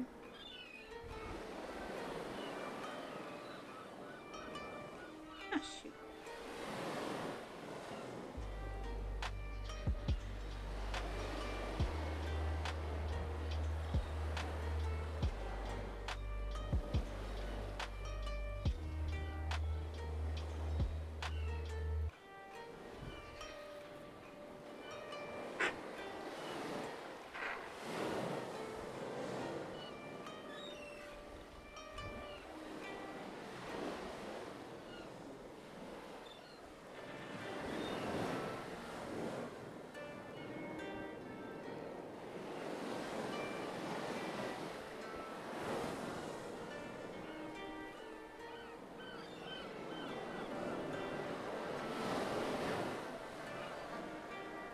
Yeah, there we go. We got a little cheesecake with some raspberries on it.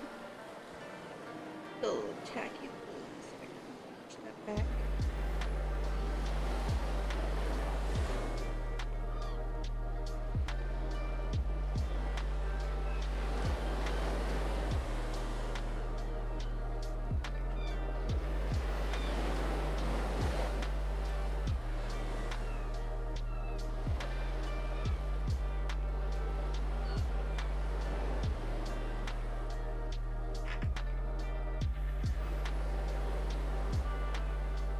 Alright, now to glue it.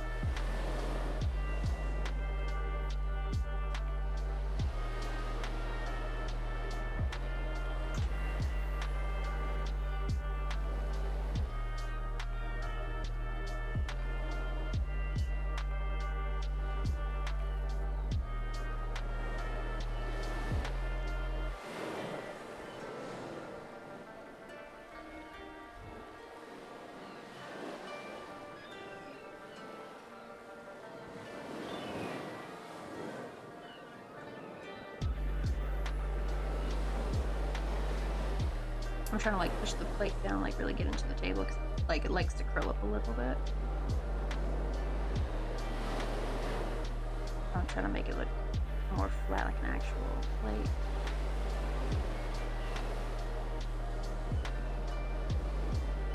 There we go. Now we got our little dessert in there. Oh, it's a full table. You can hardly see the top of the table, which is kind of good because I thought it looked a little grimy from too much. I think I put too much of the Sharpie in there.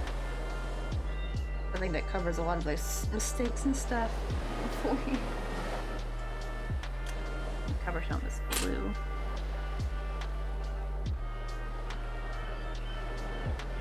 Hey, will you grab some coffee? You wanna go get some coffee with me? Also, the number one, Aizawa, I did. Welcome on in. Oh, let me turn the focus up so you guys can see. You can see a little bit closer of what we just finished. We just finished putting that little cheesecake in there. It's like a classic New York cheesecake with some raspberry topping on it. There we go. We just put that in there, and we did like a little tea set earlier. I did the teapot last night though myself, but we made the teacup. Oh, I forgot I was going to do a little design on the plate. Oh well, I don't think there's really much room to do it anyway. I probably would have messed it up. We got little bunk beds in here. Oh, we got like a cute little kitchenette. Here's like the little doorway so you can kind of see outside, but through this way it looks like you're looking inside. And we actually have plastic paneling on this one and on the little skylight, so it gives like that kind of window glare. That cute little awning. Now it goes to the wheels now, which was the kind of the boring part I've been putting off for a while. So let me go ahead and close this up. That will be easier to place the wheels.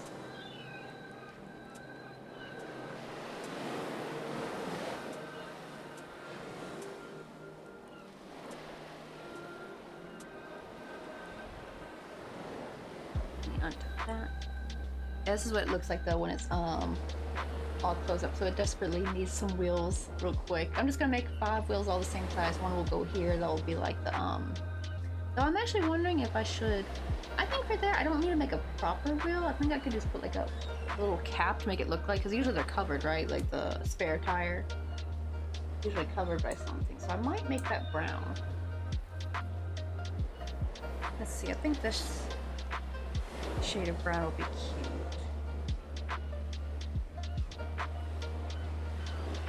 Colton, how you doing? We've been working on this cute like little caravan, and oh, I need to open up again so I can show you. We just finished the interior. We've been working on that all week. Like a little tiny miniature world inside. It is quite cramped.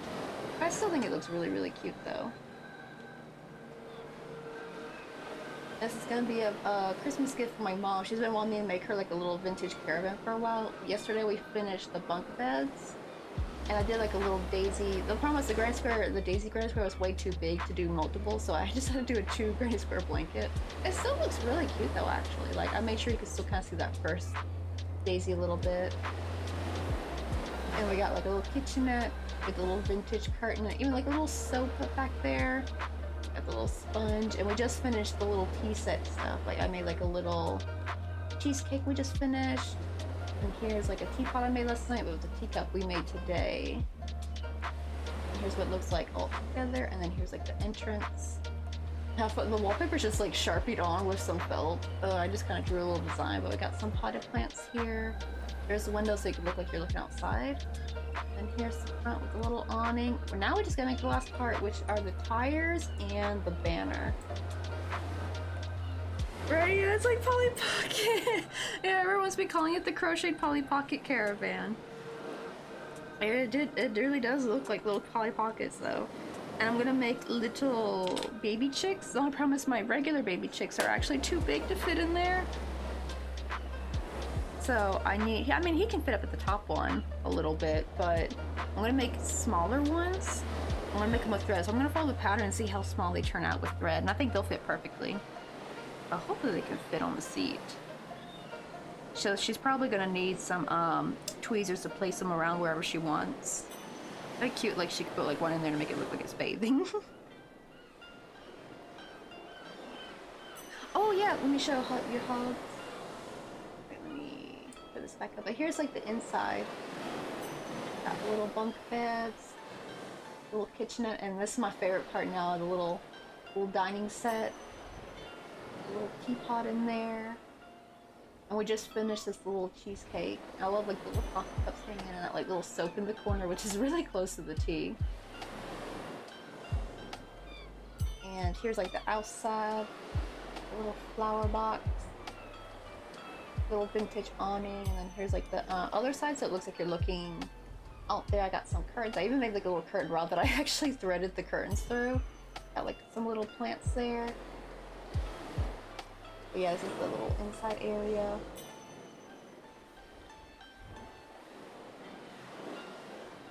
Oh, you're back. Oh yeah, we finished Little Cheesecake Moonrise. Or Moonrose, not Moonrose. But we finished it. Look how cute it is. And I took some Sharpie. Also, by the way, Colton, the teapot and the teacup are pure white. I did not do any color change. That's all Sharpie. I just kind of did a little bit of Sharpie just to like, because I did not feel like color changing. His eyes got really big. I know, I really need to make some of these to put on the copy page. Just this was my very first one and I kind of freehanded it, so I did not make it into a pattern. I definitely should though. I was kind of worried because there is a pattern of this actually out there. Not this exact one, but like similar is what my mom saw. It's by a lady named Kate Bruning, and it's in her book called, let me see, Let's Go Camping. And this is what she saw on Pinterest, and she's like, Ginny, I need to make me this. It's this one right here. This is where I got the inspo from. Wait, let me turn down brightness real quick.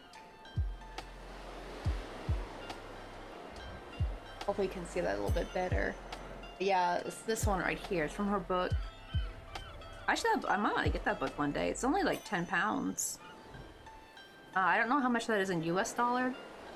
The thing is, so there's a free version, and basically what it is, the free version is this one, which this particular one can open up. However, the one that's free is the shape and everything, but you sew it together and stuff it. You don't, it doesn't open up. Yeah, this one right here. See how this one's like stuffed? That's the free version, basically.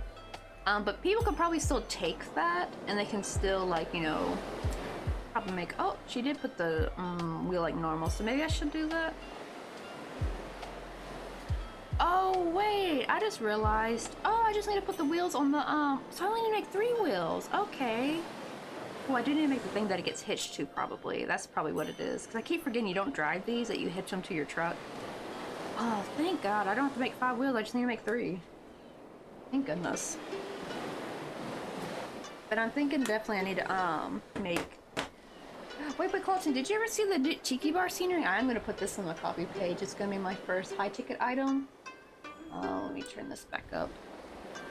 We made a new, scenery, and this is what I'm going to put on the coffee page. I just need to make one more baby chick, and I need to make their little props. But we have a little tiki bar, and this has got 3 drinks on it, because I made it a little bit bigger than my original old one. And the old one plus has a lot of scuffed with the assembly, like it's got glue everywhere. But here we made it cleaner. Got like chips and salsa. My favorite little spot is like this little beach area. It's got like the sandals, little peach soda, little umbrella and sunglasses. And then we got like the little, what do they call it? Sandcastle. Got a little pail and shovel. Got a little ice cream. And this is going to be an interactive scenery because these guys can slide out. And I made, these are not stuck in there. You can still take this out, I think. So you can still take the wire out. I'm thinking to make multiples of this like wire in case people like lose the original ones, because these, I can see these easily getting lost. But you just stick that in there. And I even marked the butthole for the amigurumi. And I actually opened it up really wide for these particular ones. Usually I keep it practically invisible on my regular crochet, but then I realized if this is going to be for somebody else, I need to make it like right where they should put it, right, so it's easy for them. And also this time I put coffee and crochet on the bottom. I really need to find a way to mark my things with my name on it. It's like a little brand thing, right? You get like a brand stamp or something. But I'm super happy. It's really big too. It like fits the palm of my hand. How big is this actually?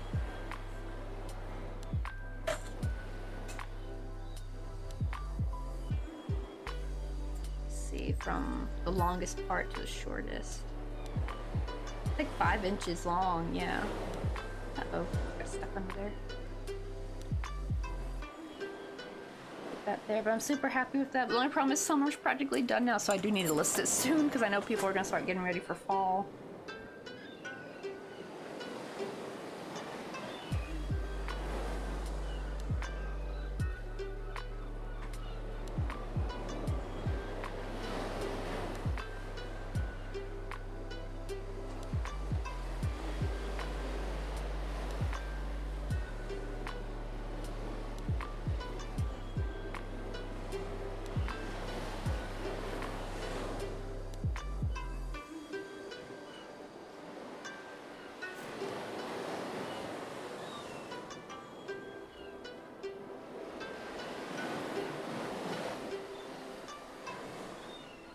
see, I'm gonna clean up this thing real quick.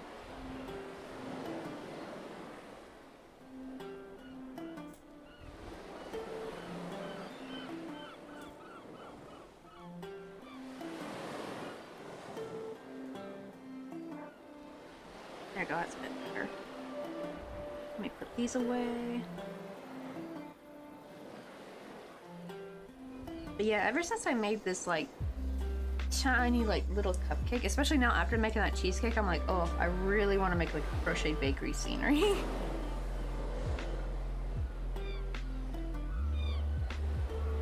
Oh, I probably could if I want to, like if I just need to, like maybe I just Christmasify it so that way it still fits in with like Christmas and stuff when that comes around. If I ever get to one.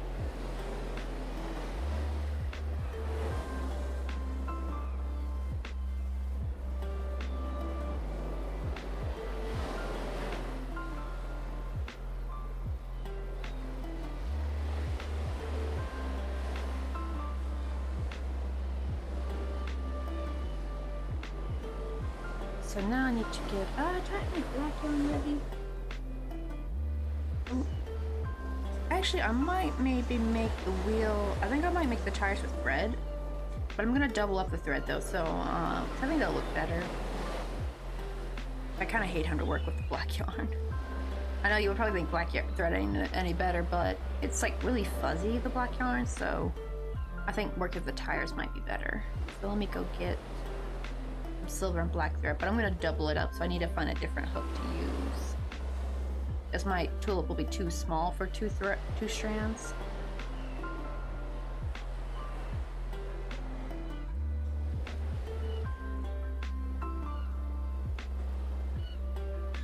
I think I have some silver in here.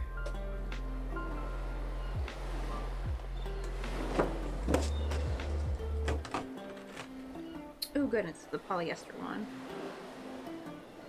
I gotta make sure I choose the correct black, because one is polyester and one is not. This looks like the polyester one.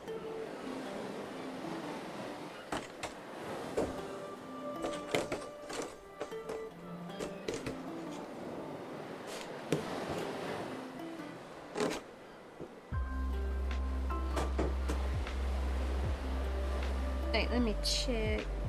I don't know why Instagram doesn't send me a notification when someone messages me. I don't think I have it turned on. Oh, is that like Shopkins? Oh yeah, I think those are Shopkins. I think, right? The eyes remind me of Shopkins a bit. Let me see.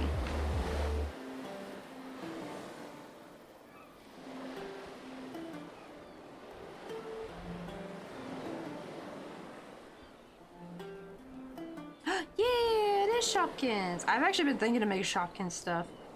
It's so cute. The only thing is I don't know if I probably could get in trouble if I try selling it with the name though. But I can still always make it for fun. Yeah, it's a little Shopkins gal. I love Shopkins. They're so cute. I hate that they kind of came after I was older, because like I would have loved these as a kid. Oh, I would have gone crazy. So when did they come out? Shopkins release date. Oh damn, they came out. I thought they came out like maybe 2010 or something. No, they came, oh my god, these came out after I graduated high school, dang. Yeah, like, oh, if only these came out in the early 2000s or 90s. These little guys are so cute. Like, I would have gone cuckoo for Cocoa Puffs for these when I was a kid. And they're so little. Look at the little ice creams. At least I feel like this still captured a little bit of like the 2000s and even a little bit of the 90s magic, I feel like, with toys. It's kind of sad nowadays, like a lot of, what do you call it? A lot of like parents want their kids to have like boring beige, like more grown-up looking stuff, and I'm just like, bro, kids love colors, kids need lots of colorful things. But let's see, before we start the tires, would you go for a quick break? I need to make me some lunch because it's already 1:30 and I haven't even eaten breakfast yet. I'm gonna refresh my coffee. So I'm gonna go for a quick lunch break. I put my thing in.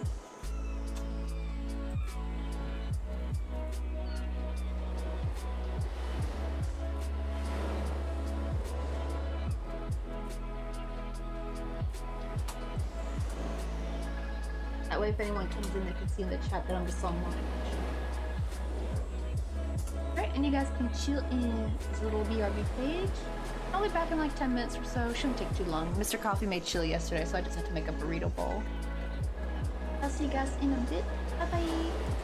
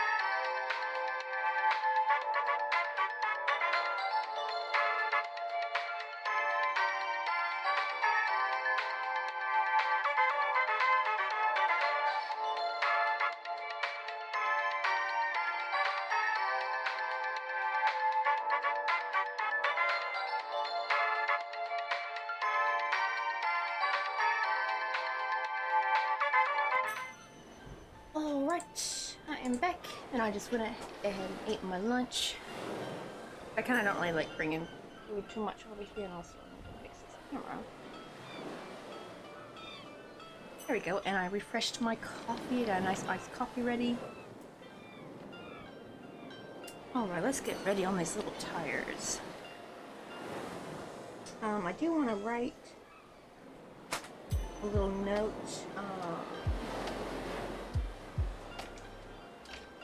At like how big I'm gonna make this. I gotta make this 3 times.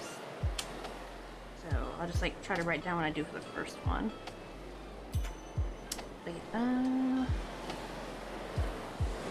have another strand of these. Hold on. Let's see, so that way I can double them up.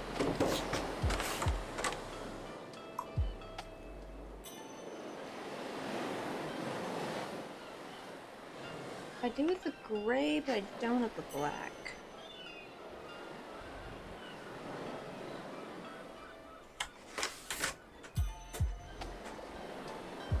So let me go ahead and split one of these real quick.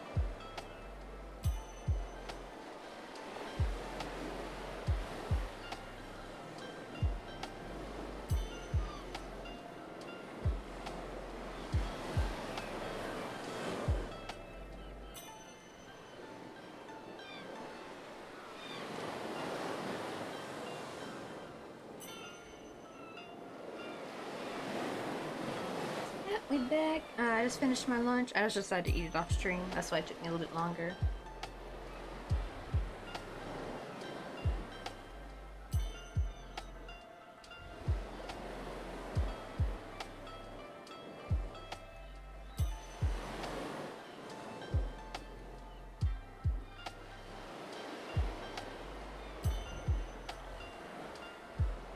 We're just now splitting this other strand of black yarn. Not yarn, I mean black thread. I'm gonna double up the thread so I don't have to like crochet with the tiny strand.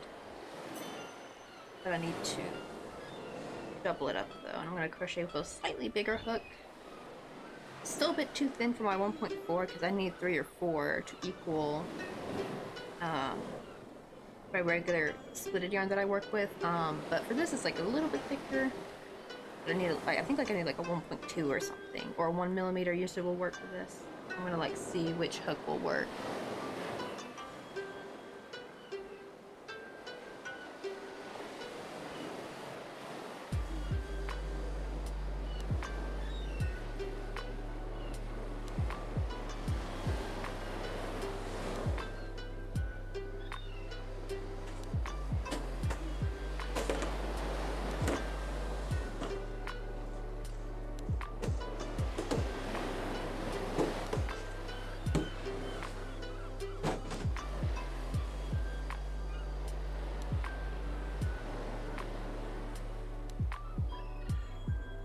Hey Lady T, how you doing? We'll have to show you in a second. Let me go ahead and wrap this up because we finished the interior and now we're just gonna work on the tires. Uh-oh, this is gonna really get tangled, isn't it? Huh, I gotta be careful.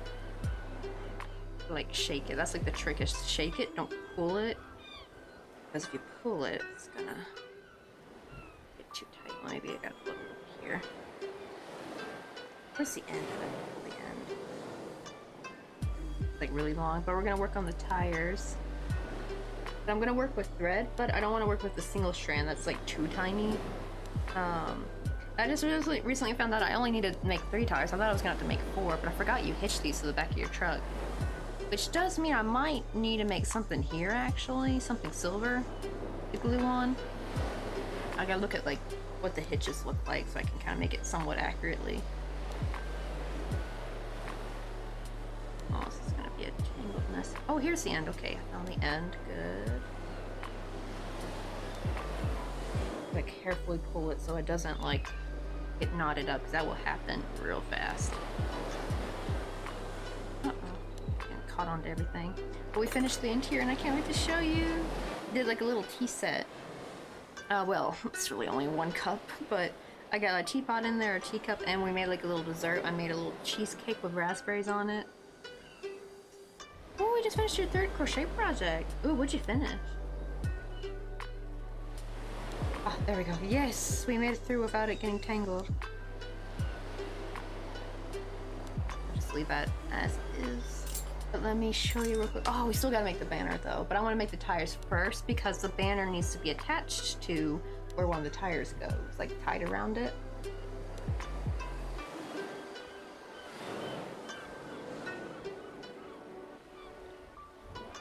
There we go. But here's the interior. I got the table in there. And look at, we got a little teapot. And the funny thing is the teapot and teacup, they're all, I made it with all white thread. That pink and green, you see, that's that's Sharpie. But it really works though when you're trying to make like small stuff, right? Like you don't really want something to be too big. And there's our little raspberry cheesecake. But what I did though is I took that same pink Sharpie that I used for like the teapot and stuff. After I did the raspberries, I kind of coated it on there, make it look like it was dripping a little bit to kind of make it look like that sauce, you know, like the raspberry sauce that drips on the cheesecake. And it just looks so cute. I'm so happy with how it turned out.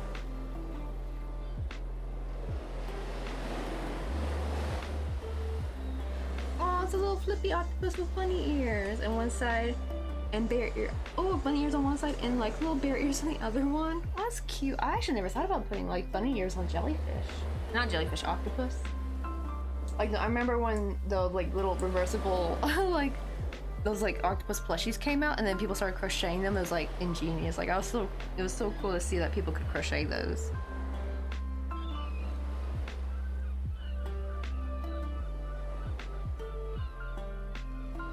I need to eventually make me something like that, like a reversible thing. Like maybe instead of octopus I might do like maybe a bear head or something, or I think that'd be kind of cute. Like have a happy bear and then an angry bear. Or if someone's like really good, they can do like make it look like Care Bears, and like one could be Cheer Bear and one could be Grumpy Bear. That would be really a cute idea. Cause just the other day I saw someone crochet some really good Care Bears again, Reddit, and they were like perfect. There's like a pattern I think on Etsy for them, but they were good. I don't really like the standing version so much because I think the pattern, whoever made the pattern, they made those legs a little bit too skinny. The sitting version was just front chef's kiss perfect. I think just for the standing was pretty much good, just except for like they just need to make the legs just a wee bit thicker. I think it was just giving it like more, because like the sitting ones look very close to the original, but I think the smaller, thinner legs kind of made it look very different. So it's kind of like you know, you're not used to a character looking quite like that, so it's giving it that for me. Like something's off. They were really good though. They were like super detailed. The face shape was perfect. Real cute. I think I used to have a Care Bear, but I forgot which one I had. There's a pink one though, so I'm not sure which one it was because there's a couple pink ones, aren't there?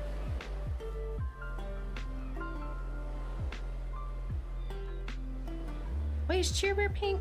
I think she might be pink. I thought she was yellow though. That could be Sunshine Bear I'm thinking of. Let me see, I'm curious. Cheer Bear. It may have been Cheer Bear that I had. Oh, it was Cheer Bear, yes, the one with the rainbow. So I had a little Cheer Bear. Let me see stuff.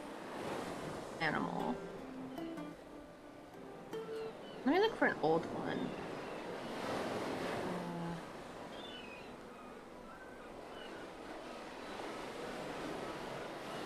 There we go. Yeah, this is the one I had. I had to look at 2000, so see. Oh yeah, so it came with the little DVD or VHS technically. I forgot about that. I think that's actually how we got the Care Bears movie, was because someone got me a Care Bear and it came with the VHS.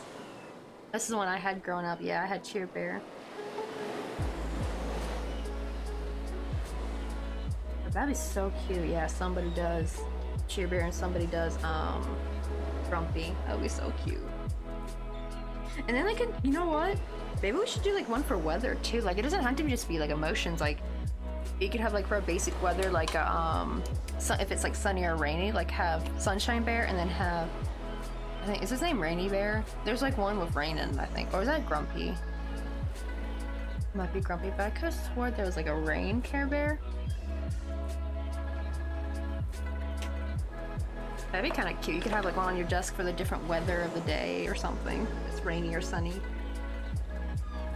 So Grumpy Bear's the one that had rain on there. Yeah. I guess I don't have just a plain rain bear that's not upset.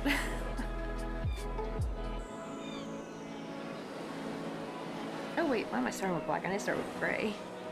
Or silver. Let's start with this.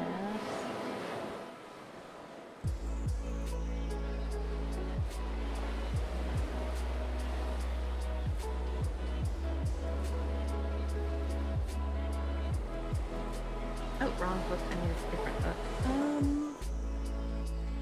Let me try my new ones, because this one's a little bit bigger. So I think this green one might fit perfect. This one. Mom, I made it to the big screen. I'll tell you, that's what I love actually, like, because I have an Xbox and you can have like the Twitch app on there, and you can easily like put people on the TV now. And if your like computer's connected to your TV, like that's what my parents do. Like it's connected, they would put YouTube on or Netflix on. Or if you had a Wii. Unfortunately, our Wii just stopped connecting to the internet. It was really weird. Like it did it for a bit and then it stopped, so we couldn't. The sad thing is, the whole point of the damn Wii was so that we could play with our cousins, and we couldn't do that because like they just wouldn't connect to the internet. Oh yeah, definitely. Gotta remember, use this green one. It's funny because this green one says 0.5 millimeter. This is not a 0.5 millimeter. This is way bigger than my 0.6. Way bigger. But it is perfect for 2 strands, it looks like. So let's see. Just gonna do 6 and probably increase up to 12. I don't need to make these too big, but I don't want to make them too small either. Alright, baby hugs and baby tugs. I think there were, oh yeah, their names. That was also with the Care Bear babies. Also, my favorite movie. It's so funny because I actually thought this was the first Care Bear movie. Because I think it's because of the order I watched it as a kid. I actually technically saw the second Care Bear movie first, before the first one. So as a kid, I always thought the second one was the first one, the first one was the second one.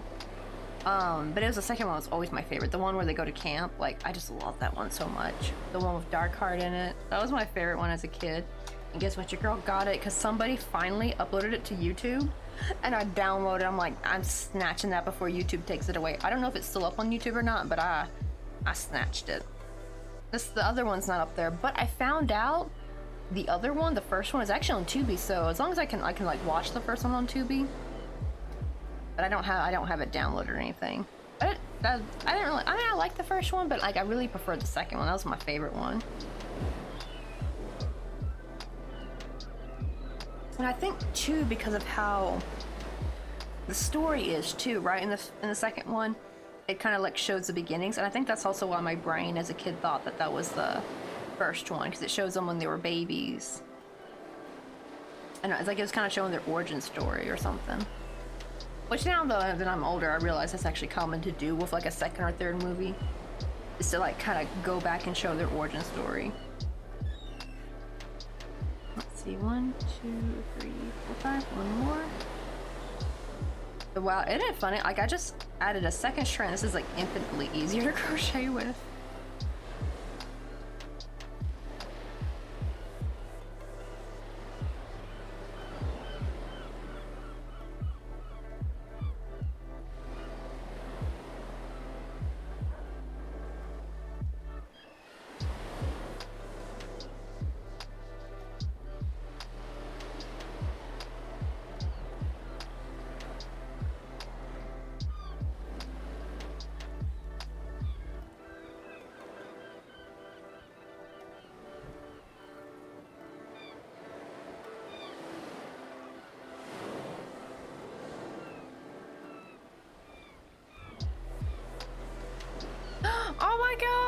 Muppets babies! We had one of those on VHS too. I remember it was the one, we didn't have all of them, I think we only had like one or two. The one I remember was the one where they talked about trains, I think. Which now thinking about it, I was actually shocked by how like educational a lot of like these kids movies were. But I love that. I love Baby Muppets so much as like a little kid. I wonder if my mom still has it. Probably not. And if she did, it probably doesn't work anymore because like VHS has kind of stopped working after a while, unfortunately.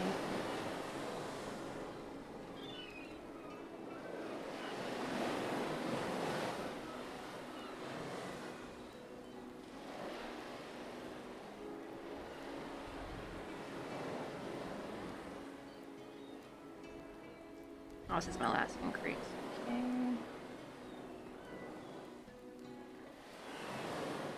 Also, let me go ahead and tie up yarn tail. Not yarn, but like the magic ring.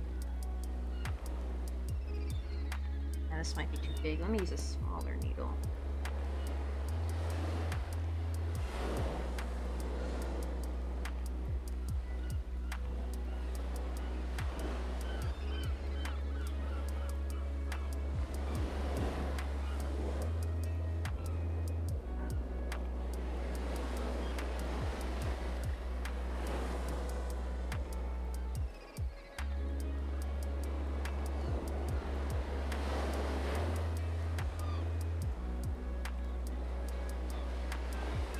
See, wait, do you remember the Buckshot show with Benny the Bear? Oh, wait, let me Google that.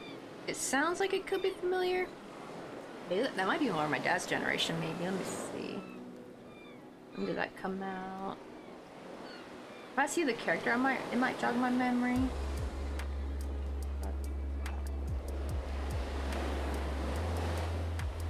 Hot drinks really get you going. Warm you up when you feel you're slowing. Wendy's, we always serve and run away. And a smile and have a nice day.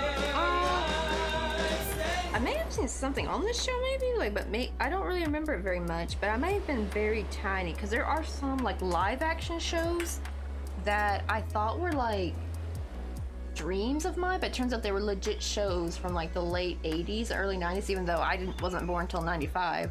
But maybe my grandmother had something on a VHS she showed me, because it looks a wee bit familiar, but it looks like something I may have seen like super young that I have like barely bits and pieces of memory of. But Benny, thank you so much for the freaking raid. And Rustic Pixels, how you doing? Oh my god, guys, I gotta show you. I've been making this for my mom as a Christmas gift. It's a little tiny crocheted caravan, and we just finished the interior. We finished the little tea set. I'm gonna give you a shout out real quick though, or I mess with the focus, because I gotta turn the focus all the way up so you guys can see it a bit better, or else it's just too blurry.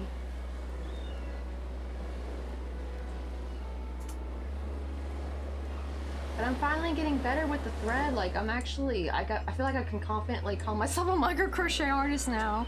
I felt like, you know, it was a bit of a cop-out if I tried to say it with like items like this, right? Because I'm using yarn still. But now I'm actually crocheting with the 0.6mm and actual thread. Not everything, like obviously you can see like the bigger items, like the stitches are bigger. This is made with my regular splitted yarn. But the tiny things I had to crochet with thread with my tool of 0.6mm and a single ply of embroidery floss. And we just finished our little cheesecake right there. I made that at night, the little teacup. And funny enough too, the teapot, we made the teacup on stream though. Both of the teacup and teapot are completely white. I didn't do any color change. That's all Sharpie right there. I just kind of dabbled in it to make it kind of look like that classic pattern you see on lots of vintage like teacups.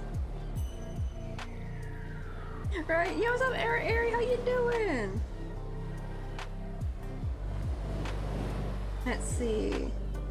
Oh, when did he pass away? I mean, to be fair, he did look like a full-grown adult in that scene. It almost looked like that was like from the 70s, almost a TV show. Maybe 80s. And then we got like little bunk beds. I was gonna try to make like a tiny little granny square blanket, but the granny squares were actually a bit too big. So I can only fit two together. They still look really cute though. It's a little daisy granny square. And here's like the entrance and the inside. You can see like the potted plants. We got some ivy up there. And then here's like the outside. And it's supposed to look like you're looking on inside in the, what do you call it, like inside the spot. And I even put some plastic paneling so you can kind of see some glare, right? I got some cheap plastic stuff from like Daiso. It's meant for like, I think, scrapbooking, I think it's for photos, but it's very thin and easy to cut. And I just kind of glued it on there. And this is what it looks like. I used a little skylight as like, instead of a button, I put the skylight here so that way it have something that I can like hook the loop around to kind of keep it closed if my mom wants to close it. But I've been just kind of freehanding it. However, there is like a pattern by Kate Bruning, her version. It's in her book called Let's Go Camping, and I'm just trying to like kind of freehand my own. But hers is really, really cute. You can find the book. But yeah, like I hope my mom likes it. I'm hoping like this can be done soon. I do want to make like a scenery for the outside like she can play around with. But I'm super happy with how the little tea set turned out. Like, I can't believe that's just Sharpie. Like, I just carefully dotted with Sharpie. And I especially love that, like, little curtain back there. I even, like, you can see there's little soap with bubbles. Even put, like, the hot and cold for the water faucet. And I love the bunk beds. Like, these look so much like my bunk beds I grew up with, me and my sister, because we shared a room. But I love how this turned out. And now we're just finally making the tires. I've been putting that last, because usually making the tires is boring. I gotta make 3, because I gotta put a spare tire here, tire there, and one in the back. And then we're gonna make a little banner with thread, and loop it to that. Oh, thank you, Bendy. I hope my mom likes it. She probably will, though. She likes anything I make.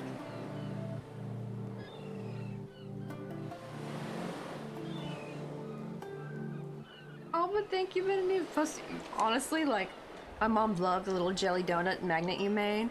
She was shocked by how realistic it looked. She's like, damn, I want to eat this. It really does, though. A little and also a little gummy bear. Oh god, I think I kept the gummy bear. I think this one I kept. I gave her the cute little jelly donut.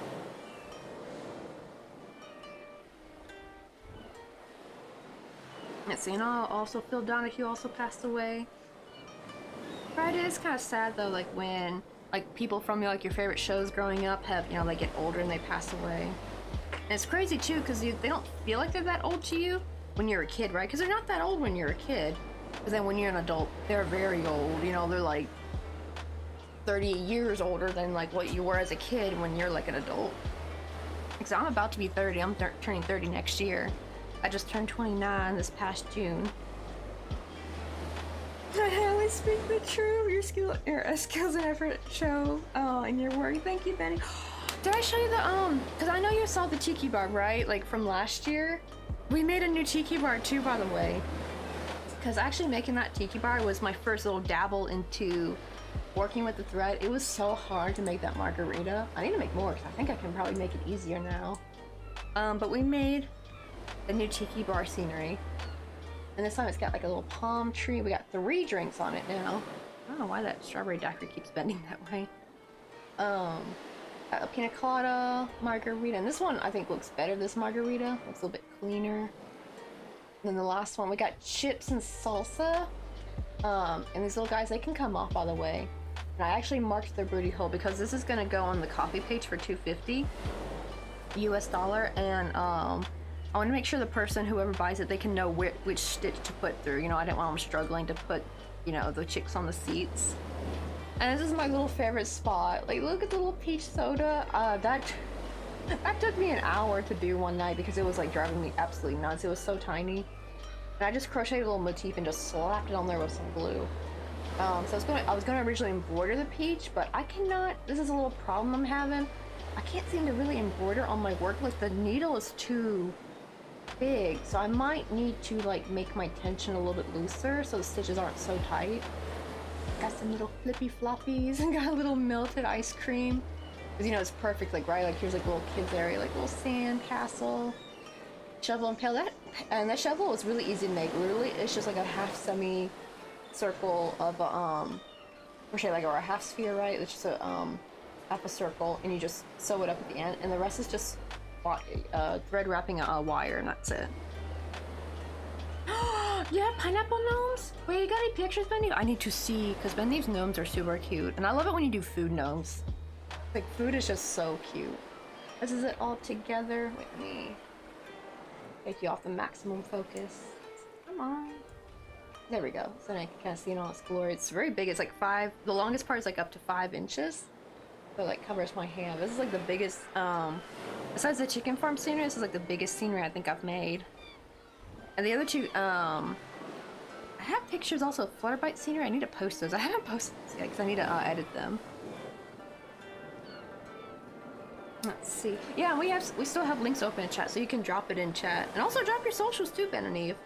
I gotta remember to tell people that actually. I need to make that like a little, I need to make a command that I can put in there so that way when people raid in, I can like let them know like, hey, show me your socials.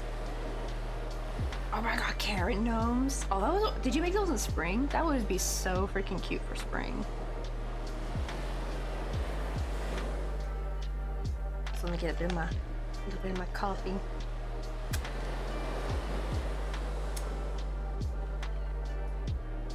And I'm gonna try to also work on an 18-wheeler truck. I don't know if I'm gonna work on that on stream. I think that I might be too slow if I try to do that on stream though. Because next thing I want to work on is the charm bracelets. I'm trying to make my own charm bracelets, like where you can like choose the different charms and everything. Where's my little thing I wrote down? Yeah, this is like my plan for like fall, like just basic fall. I also might want to include some Halloween stuff in here too. But for now, I'm just gonna do basic fall just to get that covered. Because, you know, Halloween's only for a short, like, bit, right? Like, not many people might buy Halloween stuff. If I wanted to have, like, a basic fall that maybe be more likely people would buy. And it got, like, a pumpkin, oak leaf, acorn, takeout coffee cup, apple, sunflower, maple leaf, mushroom, leaf, and pine cone. This leaf is probably going to be, like, any other color. I probably should, like, list the different colors someone can choose. And here's, like, one I got ready. Well, there's no charms on it, but I put the charm, like, the jump rings in the spot. And I think their maximum, I think it's like 8 inches. No, I think it is 8 inches, yeah. So 6 inches and with a 2-inch extender. Well, it's not like a proper extender, it's just jump rings. Because I don't have a thick enough chain. So I know usually the extender or like the chain's a little bit thicker than the main. At least from what I've seen of pictures of charm bracelets. So you know that's the extender, I guess.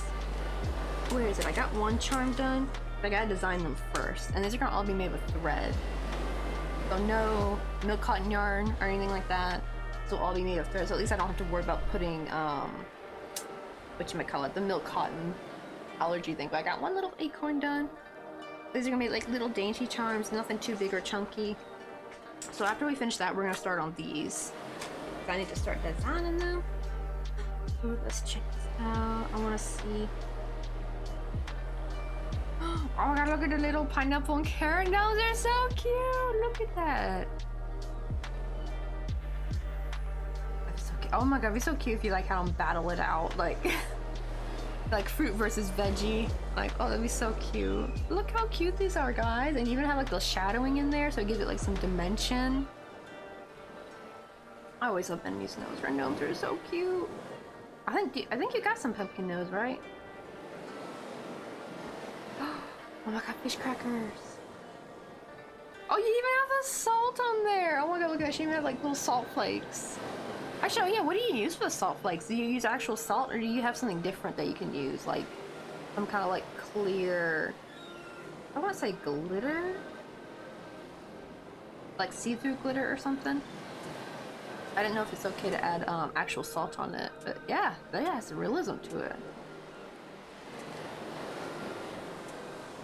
Oh, sand! Okay, that makes way more sense actually, not nothing cheaper too. Like, you could just go to the beach and grab some sand. I don't know where. Wait, do you have the beach anywhere near you? I know you're in the Pacific Northwest, but I didn't know if you're anywhere near the beach.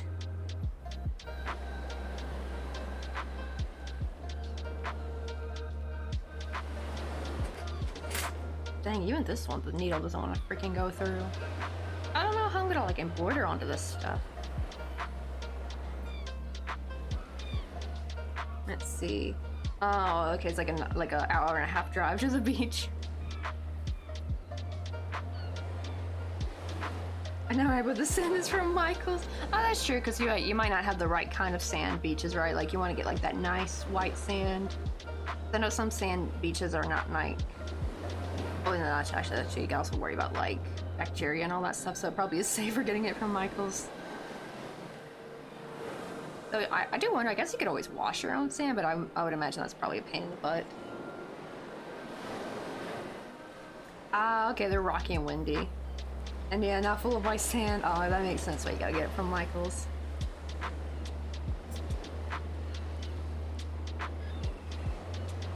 Hopefully it's not too expensive, because my goodness. Last year when I finally got to visit my family, what do you call it? I went to Michael's and oh my god, the prices were crazy. Like, I think because of the inflation that's been going on, it's like, oh dear, like, even yarn's like, I think like $2 more than I remember it being. And it's like, oh man. Like, times have really changed. Like, everything's going up. Oh, I never thought about eggshells. How do you, I guess you could, like, you probably could wash the eggshells first, right? Get rid of any, like, possibility of salmonella. Of course, no one's gonna eat the clay charms, but, you know, like, maybe touching it, and then if they touch food, they could possibly transfer. But yeah, I think if you clean them, though, they should be fine. That's actually kind of smart. Ah, come on.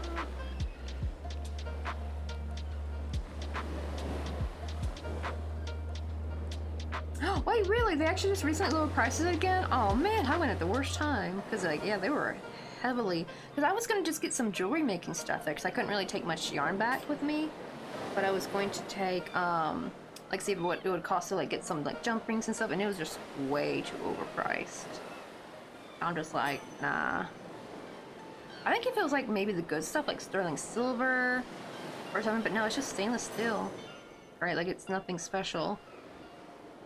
I was like, nah, this is like robbing us blind if I were to pay for these prices.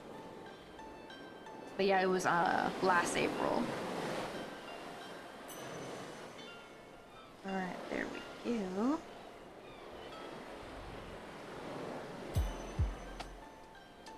Isn't that funny? So like Michael's prices are going back down, but food prices don't seem to be budging.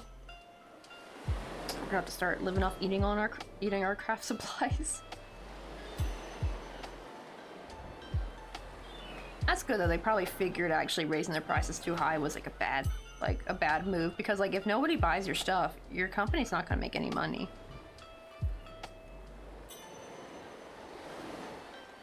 I'm just gonna do...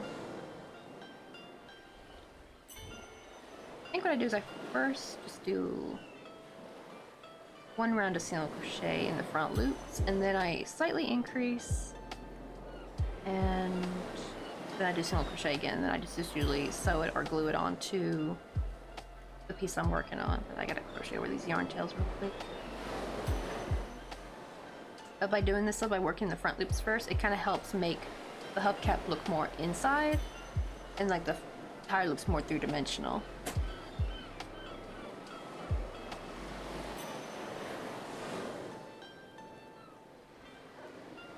Yeah, it was wild stuff for a while, though. Yeah, right? Ah, glad they're going back down. It's right, like, I don't want to see Karen Simply Soft be like $6 a skein. Like, that's too damn heartbreaking. I think they used to be like $2.99, like a little bit before I left to go move in with Mr. Coffee. Granted, to be fair, that was 2015. I think it was the last time I bought Karen Simply Soft yarn. I still have a ton left. I'm actually thinking I need to find something I can make with all my acrylic yarn, so that when I move back to the States, I'm only taking my yarn I purchased here in Korea, like stuff I get from AliExpress or the Milky Cotton, because I don't think I can buy Milky Cotton in the US. I think I can only buy it here. I don't know. I actually just found out I can buy Milky Cotton off Gmarket. And usually Gmarket's one of those like sites, it's supposed to be like a bridge between the US and Korea, so like US people from the US can buy Korean products off Gmarket, and then vice versa, like Korean people can buy US products up there. I actually end up buying mostly Korean products because it's just cheaper, and the shipping is like usually free if I order a certain amount of something. But But that might be my little link though, maybe I can still get, but the problem is the shipping might be expensive, so it might be better if I try to use up as much of my acrylic, like all of it. Because I still have yarn from freaking 2013, y'all. I need to really use it. Ever since I started splitting, it takes forever to go through one skein. So I'm thinking to double it up and do like either chunkier keychains. I can't do on full on regular size amigurumi because the yarn's all chopped up. But I'm thinking like things like hair clips, where I double up the yarn. I don't use a single strand, like maybe using 2 strands might help use it up faster. And it sucks too because for the longest time I was barely using it because I'm like scared to run out of it. Because I won't, you know, I can't buy it here. But now that we know we'll move back within a year or two, like we're thinking late 2026, early 2027. For me, I'm hoping early 2027. I would love to see the cherry blossoms like one more time. Well, I mean, I'll still technically see it 2 more times, even if we move late 2026, but if we could like leave right after the cherry blossoms in 2027, that would be perfect.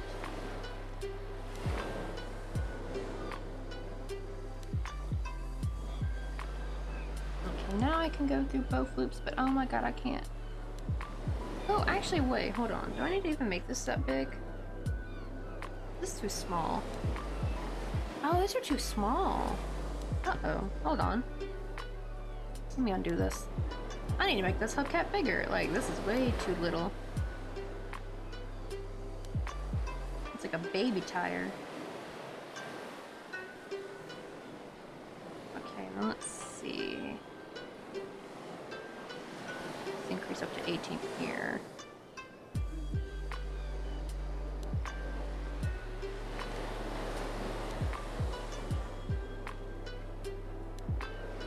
Wait, do I have 12? Let me double check.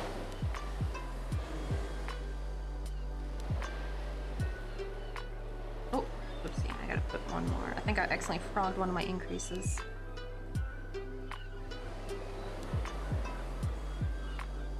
Oh yeah, Temu.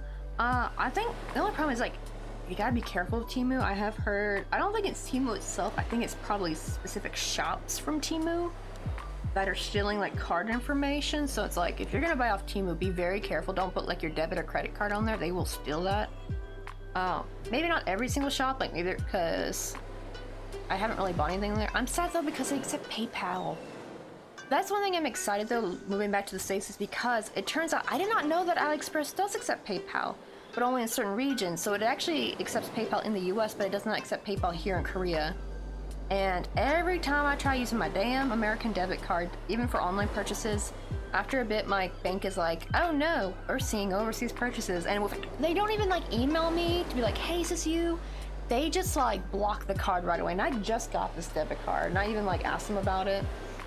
And they said it was blocked for too long that I just have to get a new card. Now I'm like, ugh, because they're gonna mail it to my parents' house basically if they mail me a new card.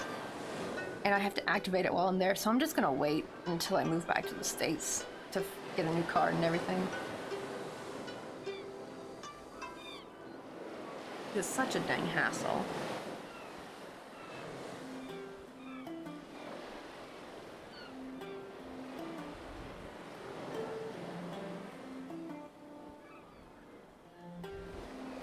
That's her new one. I'm too lazy to use a stitch marker, so I'm going to use my yarn tail. I just thread it through the previous round.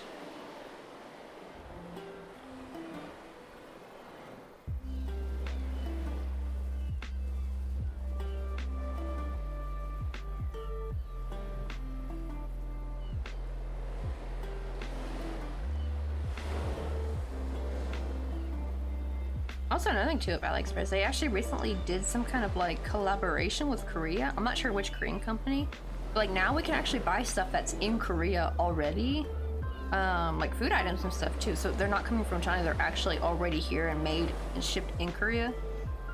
So that's kind of cool. They did that. So like now we can actually get some Korean products. I don't know if people from outside Korea can get the Korean products, or if that's only for people in Korea. Yo, what's up, it's Fanny? How you doing? Also, enjoy your lurk. We finally finished the interior of our little caravan. We did like a little tea set and stuff in there. And now we're just making the tires. Like the last thing I need to make, and I've been putting it off for too long. Ah, shoot. Come on. Also, I need to keep track of time because there's a file I need to send Mr. Coffee before 5 o'clock. Let me see. Okay, it's like 2:30. So I'm thinking, oh, well, let me show you like probably a more detailed view of it. If I turn the focus up, that way you can see it better. We just finished making a little cheesecake. We did like the teacup. Last night I made the teapot, and the funny thing is both those, like the teapot and the teacup, are only crocheted with white thread. I used Sharpie to do the coloring because I could not be bothered to do some color change, because sometimes color change will frick things up, unfortunately. But it looks really nice, especially from far away. It kind of looks like those classic like tea sets you'd get in like the 90s or something, or 80s. We got like little bunk beds, and they're like those daisy grain square. We got like a little kitchenette. And here's like the entrance, like so you can see out the window. But this side, you can look like it looks like you're looking into the thing. Like you can see like this little bit of the wallpaper, and I love this little awning. I'm really happy with how the awning turned out. But yeah, now we just gotta make the tires. That's what we're doing right now.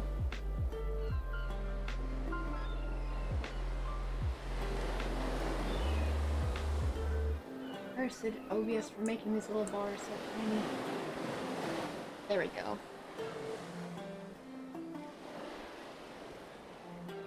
Oh, and I almost forgot we have a little skylight. That's what keeps it. Instead of like sewing a button on top, that's what I've seen a lot of them have. Like you just sew a little button that you can put the loop around. I put the loop around the little skylight to hold it in place. Gets it all together. It's nice and enclosed now. I had a problem where I'd only did like one round of single crochet, so you could kind of still see things and it didn't close flush. And now it looks so much better. It looks a lot more proper now. I'm just kind of freehanding it, so it's a little scuffed in some areas, but I feel like it's still really cute. It definitely looks handmade when I look at it. There's like little butt bits where you can see like glue and stuff. But I'm hoping like in the future if I can like make a pattern for this. I don't know if I'll make a pattern for it, just because someone's already kind of made something similar to this, and they actually have like is in their like crochet book called Let's Go Camping by Kate Bruning. Like she's already made something like this. I feel like it would feel bad if I made like a pattern for it, but I'm thinking maybe I could like make a pattern for myself and I can like sell them. They do take a long time to make though, because we've been working I think like almost all of like the rest of July and first half of August we've been working on this.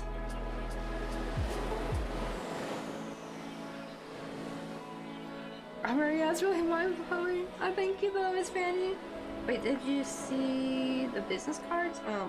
I saw little Shopkins things you showed me earlier. I don't get like a ding or anything for Instagram. I don't know why though. I was pretty sure I turned on where. Oh yeah, so you were talking about, oh I can't open them up anymore. You should see though I gave it a little heart. I gave it a little heart so you know I saw it. But the little, you were showing the things of little Shopkins. I remember those came out I think after I graduated high school. They're really cute. They have like so many little things. I've been thinking about making crochet Shopkins. Just I won't be able to sell them though because it's trademark. But they would make nice little gifts though.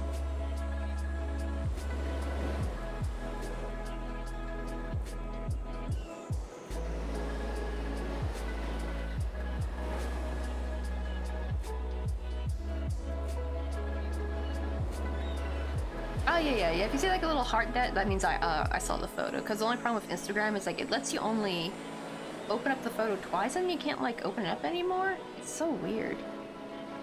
I don't know why they do that. It's like it's not Snapchat. I don't know. Snapchat's more like a, oh you can only view it so many times before it disappears. But I don't know why Instagram does that.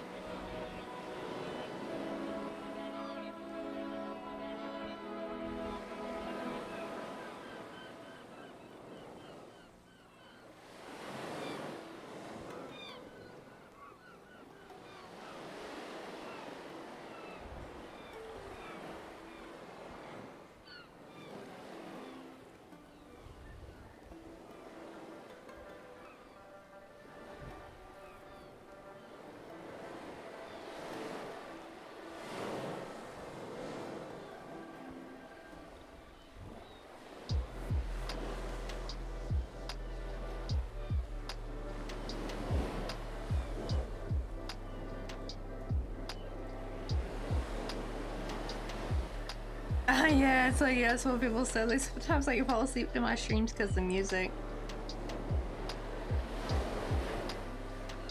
Got that chill, kind of oceany vibe to it.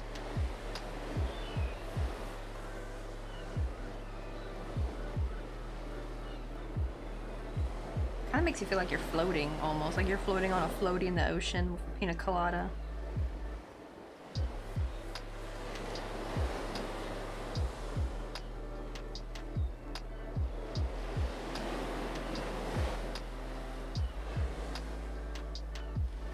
Okay, now I can switch to black here because that should be big enough. I think what I'll do is I'll just go ahead and increase with this one. So let me switch colors.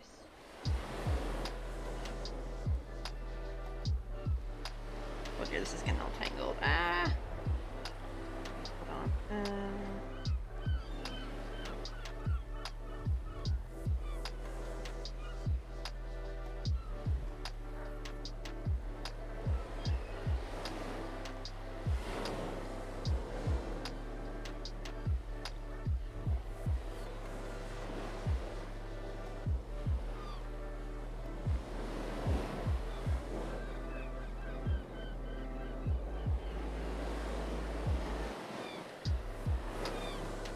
Oh, did that make a... Okay, it didn't. Thank God. I thought it made a knot for a second. I'm gonna get those two untangled.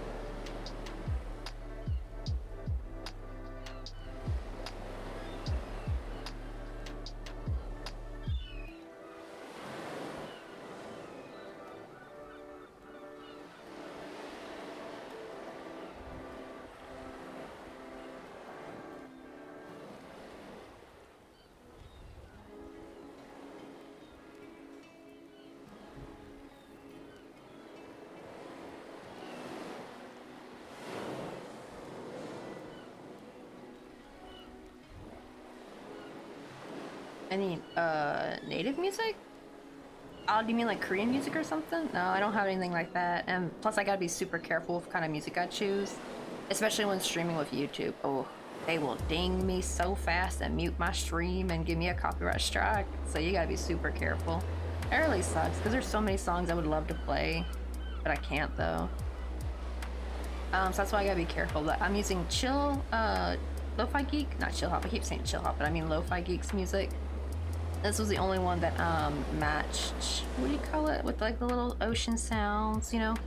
I try not to play anything too loud and obnoxious because it doesn't really quite fit the stream. Plus a lot of people fall asleep during my stream, so I try to make sure it's not too loud and annoying.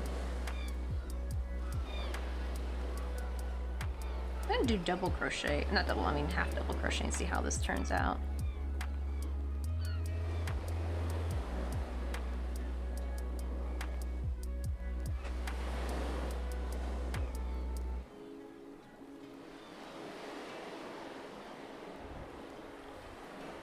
I need to cut this gray because it's gonna drive me batty. This is gonna get tangled if I'm not careful.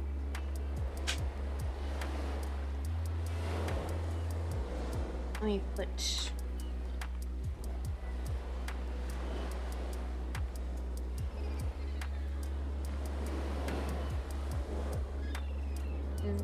I'm gonna increase up to 8, start 6.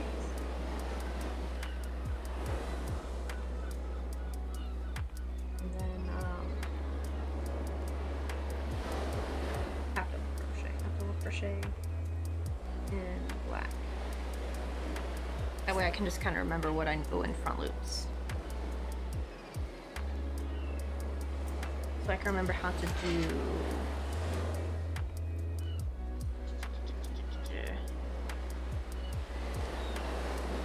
how to do the other tires because I gotta make them the same.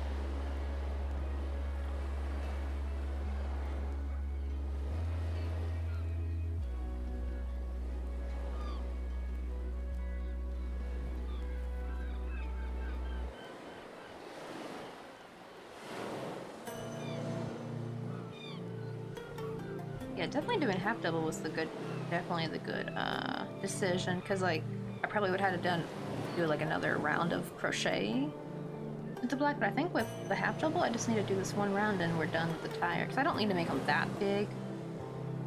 There's no need to make them like super duper like three-dimensional, not like what I did with the Christmas truck where I made them like big and thick tires because they were for a pickup truck. These are just for like a little trailer. I just need to make simple little tires, just to kind of complete the look.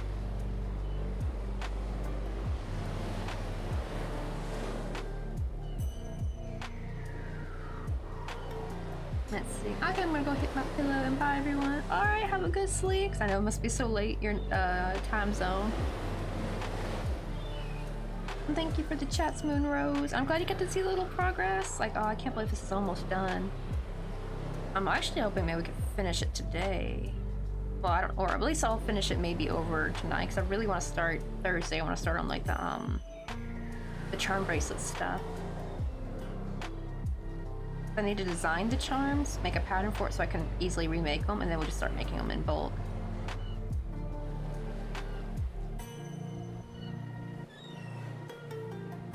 Let's see. Ooh, I'm also gonna go catch the city of Calgary to see a friend. Ooh, that's exciting. So yeah, you might want to, yeah, definitely hit the hay so you can get like a good start tomorrow.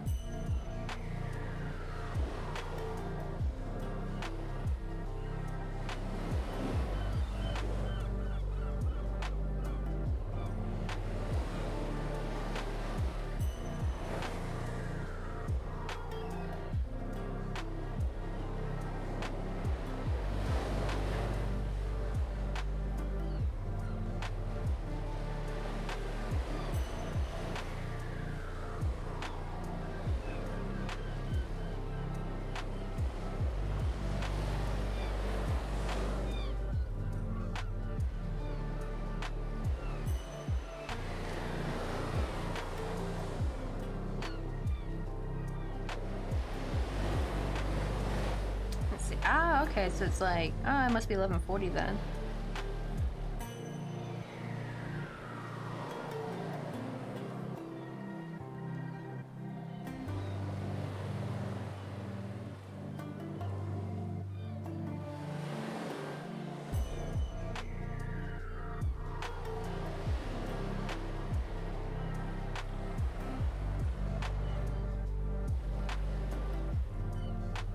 Ah, there we go. Okay, where are my scissors at?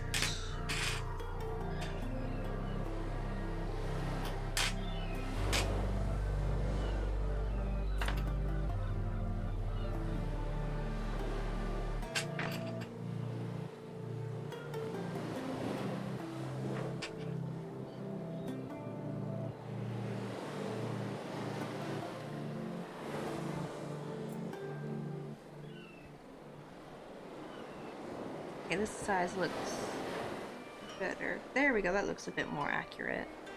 How it's supposed to look. Because they're not like huge wheels, but you do need something small.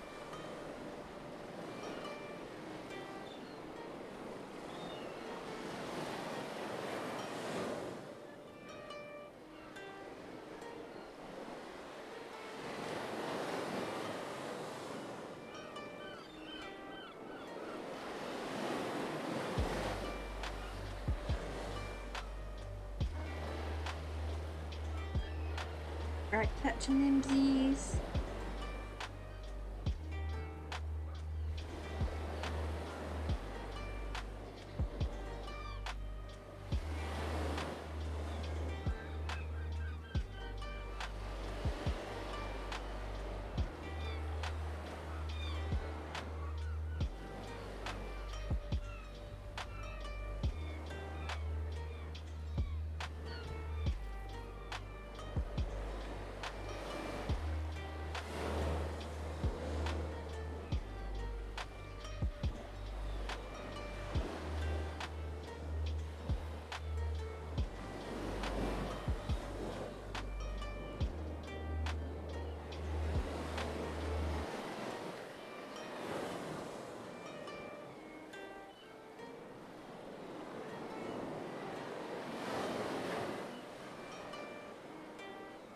Right, out and gone. Have a good night.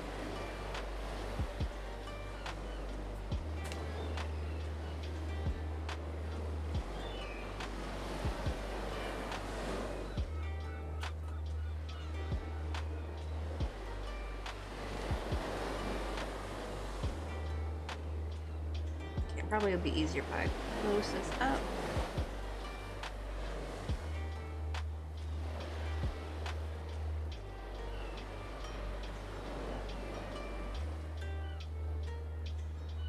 Make sure that flap is not accidentally tucked in.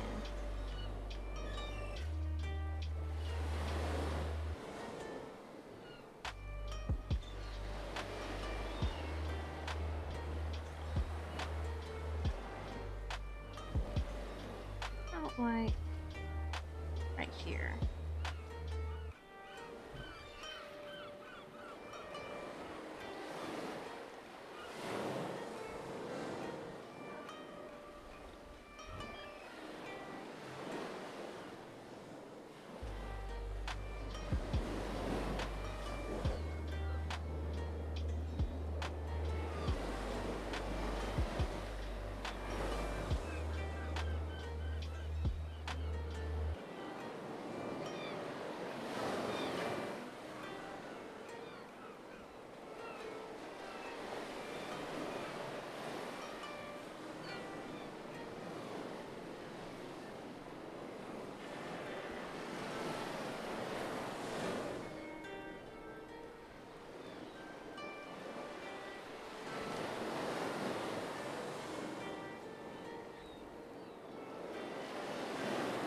I'm just gonna have it so that I can tie these together and I'll just glue it in place.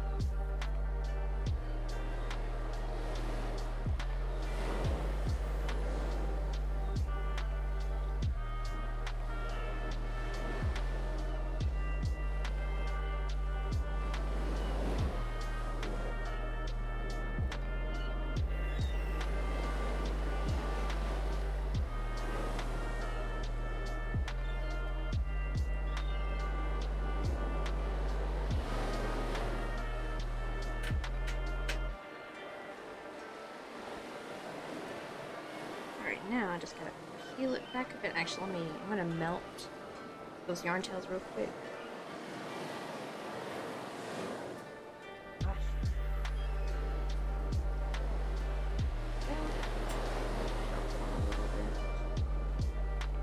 Now I just gotta do is take some glue.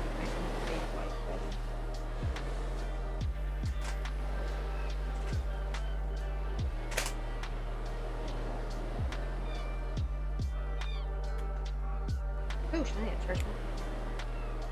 Yeah, that's so I don't forget.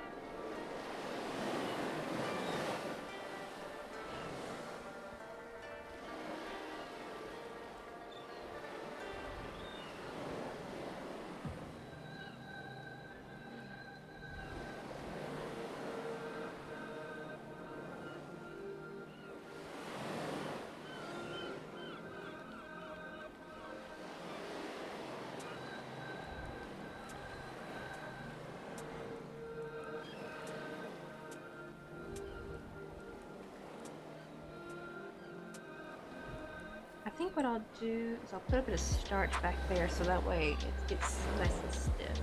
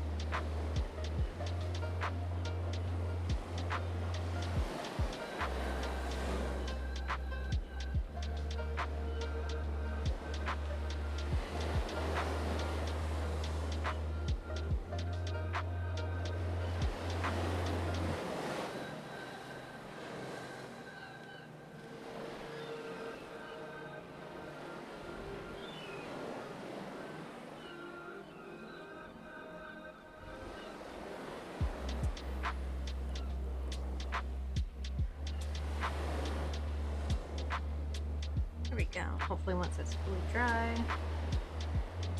Yeah, now it actually looks pretty complete, right? Like you don't have to really worry about seeing the other ends, but I will do those. Also, I gotta remember this 1, 2. I remember the wheel stops at the top of the third line right there. To the other side. Gotta make sure it's over here. I want to try to make them equal as possible. I gotta put a spare tire here. I think I'm gonna make the other 2 tires before attaching them, because I really technically should have done that first. I should have just made all 3 tires, but I really wanted to see what it looked like before I made the other ones. And that looks perfect. The size looks perfect, doesn't look too big. Little trailer. It really looks, that tire really pulled it together actually.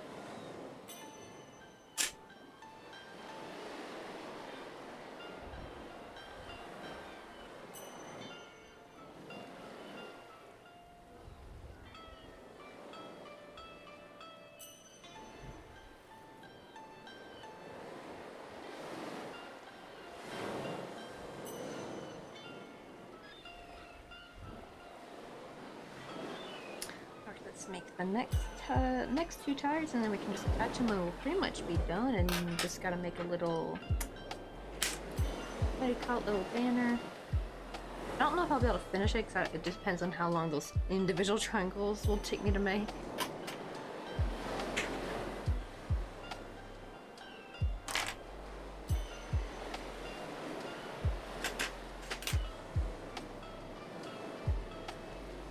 I don't need this anymore because I kind of remember what I did, but that was just like a reminder just in case if I forgot.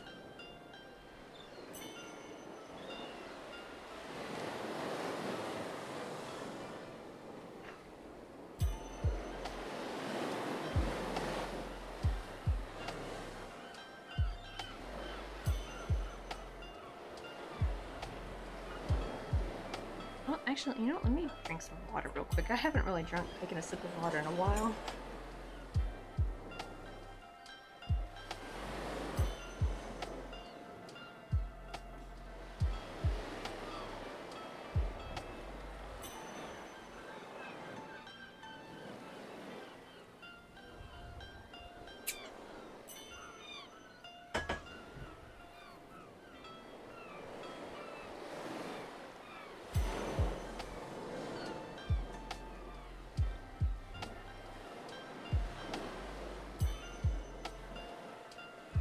Actually, how about this? Because I need to send John that. Actually, it shouldn't take me too long. So let me see if I can do that real quick on the computer.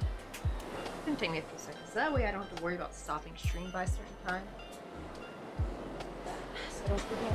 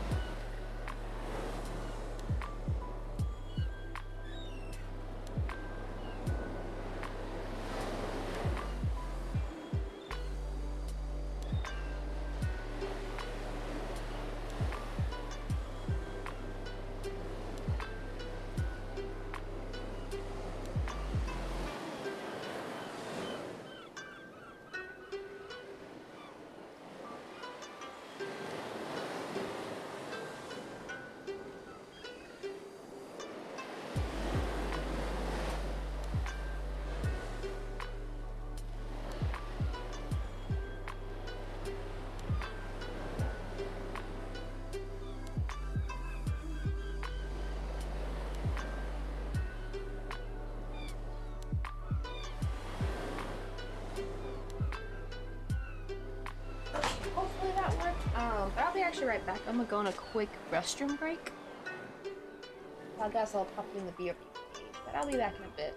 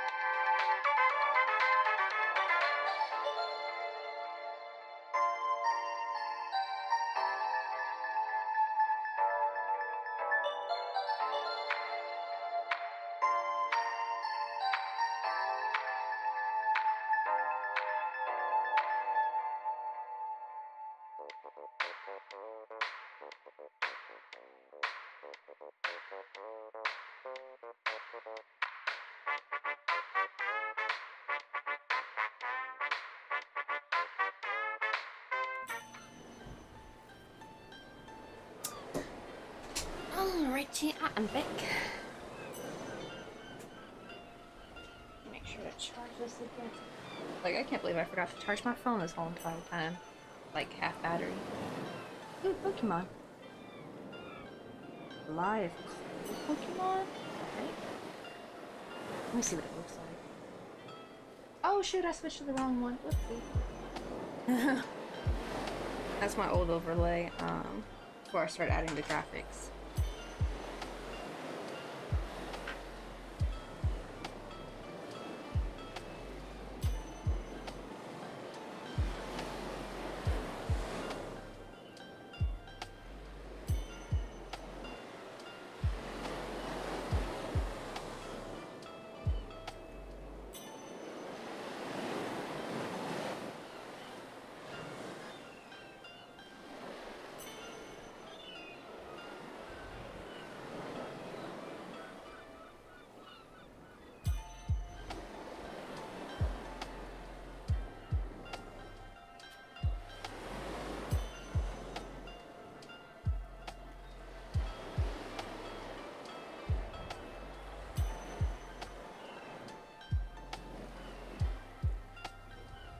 Let's see. Oh, you're in the airport. Oh yeah, check your, I don't know if it's loaded yet, but I tried loading your game just a minute ago into the drive. I know you said though it takes a couple minutes, so I checked. It doesn't have like the little cloud symbol by it yet. But yeah. Yeah, we still streaming. Cause we're just getting so close to finishing this. I just need to do the wheels and the banner. I really want to start doing the little charms, like the charm bracelets, on Thursday.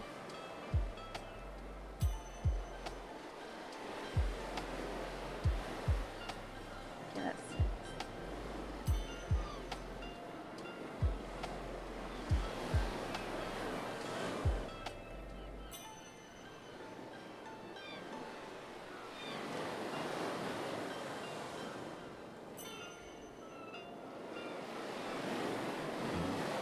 Oh, excuse me.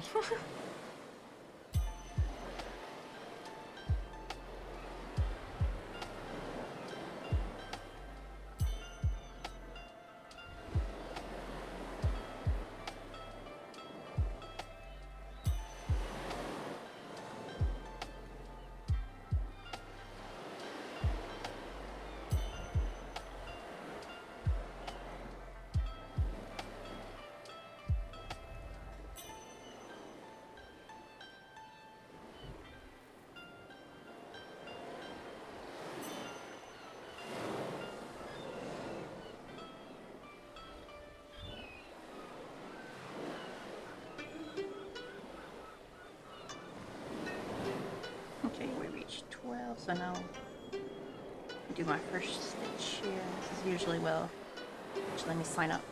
So walk that real quick.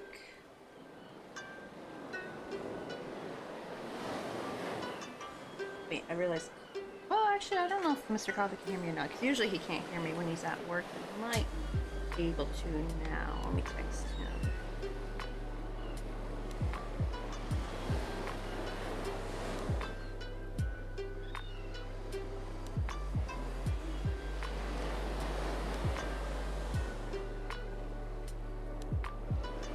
But usually they'll take, I basically moved it over to a Google Drive, and sometimes it takes a while for it to show up for him. Yeah, it sounds like he just got in the airport. Must have been a long bus ride. Yeah, since we're in Busan, we had to take like a 5-hour bus. Unless he took the train, maybe. Oh, wait, I forgot I was gonna sew this up.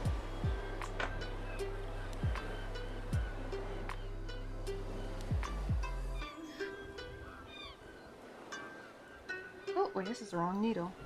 That one's too big. Where's my small one? Or semi-small. Like, this is like small, but not the smallest, because the smallest would be too much for 2 strands. I can only use it for 1 strand. This is 2, so I can use like a slightly bigger needle. This is the one that was like way too big for most of my tiny crochet. I just did not want to go to the stitch, but it seems to work pretty good for here. When I use 2 strands and a slightly bigger hook.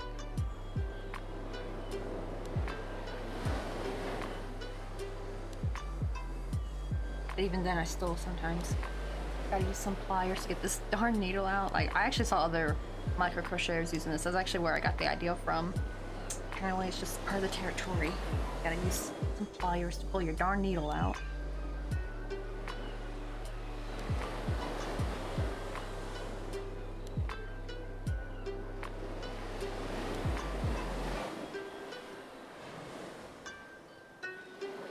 Let me bring this over.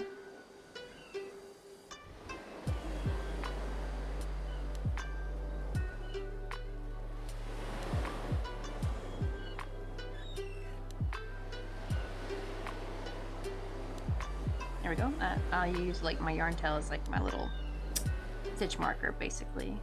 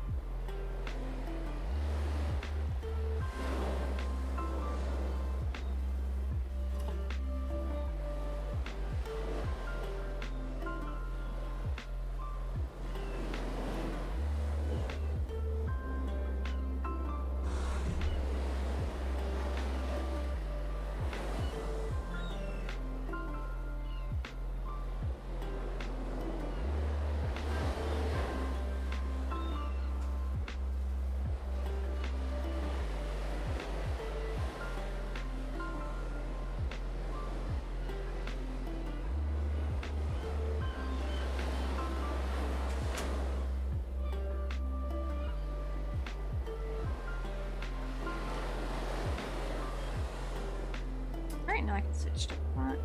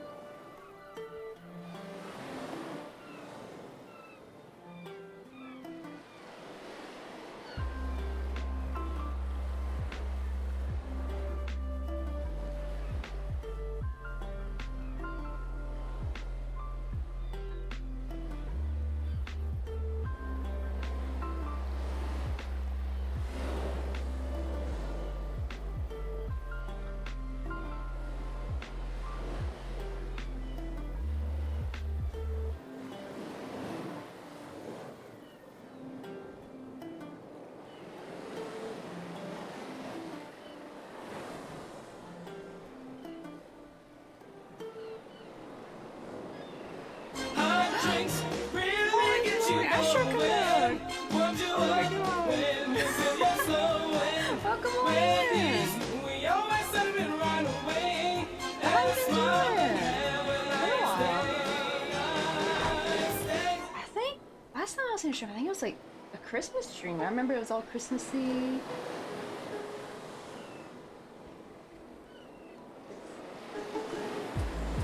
Look at you. So shout out, but what are you guys doing today? Let me see. Actually, it'll actually show me science and technology. I love how Twitch did that now, like where we can actually see what people have been doing. Be like, right, good evening. I guess, I mean, to be fair, it's actually getting kind of close to my evening. It's 3:13 p.m., but I'm assuming how late it is for you. Let me see. Oh my god, so many peeps came in. A G Monkey, welcome on in. Oh, I love that name, Starfield Journal. The OG Mountain Dragon. Adrian Wife, hope I said that right. Dobsonium, Emerald Marine. Oh, that's also a really pretty name too. Karen Day is my name. Well, welcome everybody. We've been working on this like little crocheted little camping van here, like a vintage one. Let me turn the focus up so you guys can see it up there. It's probably a bit blurry to you guys. We just actually added our first wheel. We're now just finishing it up, making the other 3 wheels, and then we just need to make a little banner.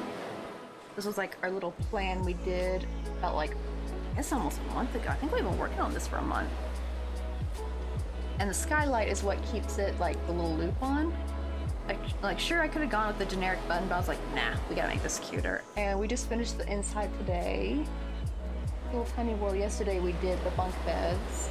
Last week we did the sink, and it's even got a little soap in there, little faucet. You can even see the little dots, like the blue and cold, or like hot and cold. Got like a little vintage curtain. It's like very grandma-esque, which is funny because this is for my mom, and she's not even a grandma yet. At least I don't think any of my sisters have kids yet that I don't know about. But I'm the oldest, so I'm gonna probably be the first to have kids anyway. And we just finished a little cheesecake today. We made the cheesecake and the teacup earlier in stream. I made the teapot last night on my own time. Here's like the little entrance. So it's like you can be looking outside, and then here's like you're looking inside at this like little face in the wallpaper. There's a little skylight. I even put like some plastic paneling, like I glued it there so you can see like the shine. This one too. I didn't do it for this one. I felt like I would make it too thick. I was worried it might like bump into this little stuff. Let's see. Oh, you guys are doing live astrography, astrography. Hey, will you grab some coffee? You want to go get some coffee with me? Astrophotography. That's probably how you say it. Look at. Oh, there's our supermoon tonight. Ooh. Because I saw like, I know it's not called a harvest moon because I think a harvest moon is like a big yellow moon, but it was yellow, but it was like that perfect, like a perfect little crescent. Just the other day. I have a picture of it, but it's really shitty because you know phones, they can't really take very good pictures. And another thing I could show you that we got worked on. Also, Old Firehead, welcome on in.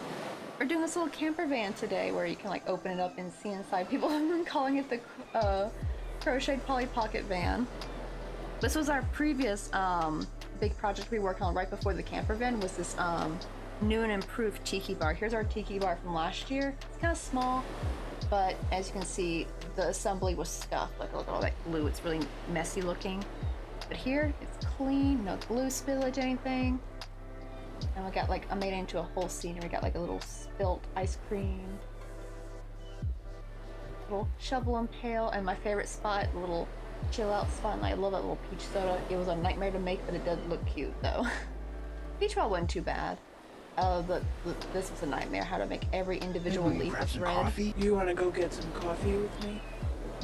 Also, Starfield Jared, thank you so much for the follow, and Karen Day is my name, thank you so much for the follow.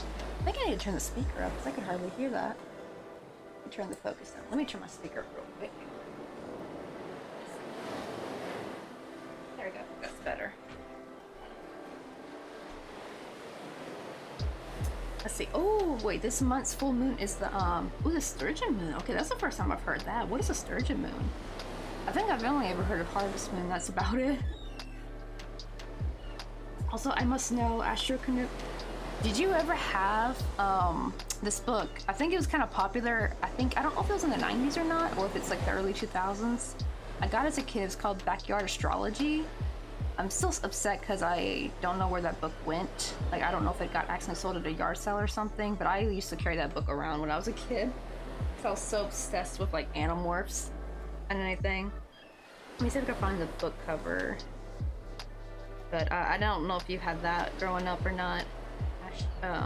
Backyard Astrology.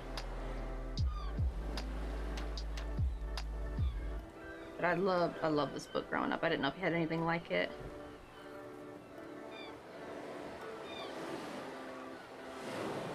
Like book, because I don't know why it just showed me pictures of a yard. Where is it? Ah, shoot, there's like different books. I'm trying to find the exact one. Oh wow, there's like more than one. None of them are ringing a bell for me. Oh, it might be this one. Oh no, here it is. Yeah, here we go. This first one right here.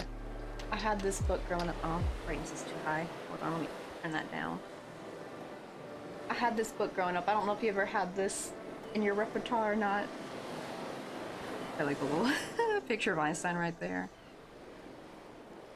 Oh, it looks like they actually had another one by the same, same dude, David H. Levy. I never saw this one, Skywatching. I didn't have that one. Here's another one, Advanced Skywatching, but it's got like the same cover. But yeah, Backyard Astronomy, the Guide to Backyard Astronomy. That's the one I had growing up. I used to carry it with me everywhere I went. Let's see. Oh, we were talking about the moon's names on AstroStream. The different moons are just names for what's happening that month. So like Harvest Moon just happens around, harvest time. Right, I think that's how people back then, right? They used to be like, well, time to harvest our crops, kind of thing going on.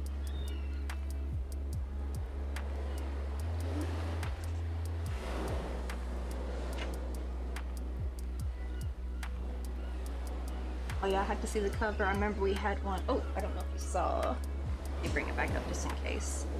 Actually, let me grab a picture real quick. That'd be better, and I'll just link it in chat. I want to find one with just this one. There we go. Yeah, this one right here.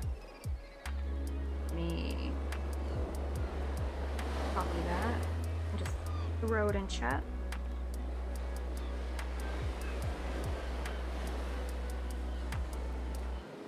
But my oh god. I hate when links are that long. It's so obnoxious.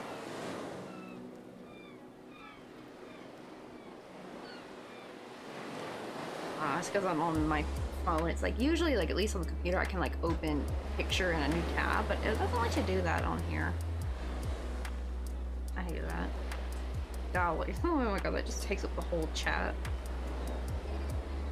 But yeah, it's this book right here by Robert Burnham, Alan Dyer? I think, yeah, Alan Dyer, Robert Garfinkel. I don't know why, I always love the last name Garfinkel. You never really hear many people with that last name, do you? Martin George, Jeff Knipe? Might be Knipe, I'm not sure. And David H. Levy. And the other one's also by David H. Levy. Let me see the one you said about. One called Our Universe with a big spaceship on the front.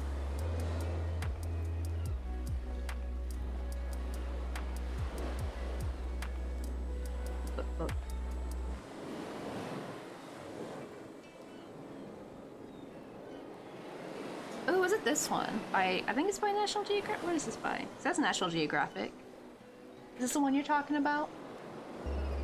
That's a big old spaceship too. I don't even think we have anything like that. I hope one day space travel becomes, you know, like actual, like we can do it. I feel like though we're probably not going to be alive to see it. I feel like there's so many more things like humans need to, like, you know, build and invent and study. Oh wow, 1986. Let me see when mine came out. Let's see, did it have a date?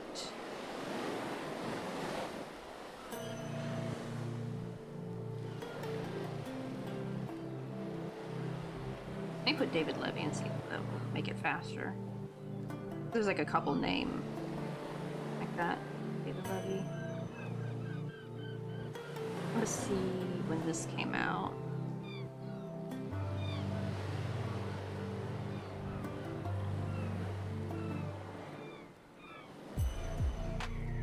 Nah, it can't be 2007 because I got this way before 2007. I got this when I was a kid.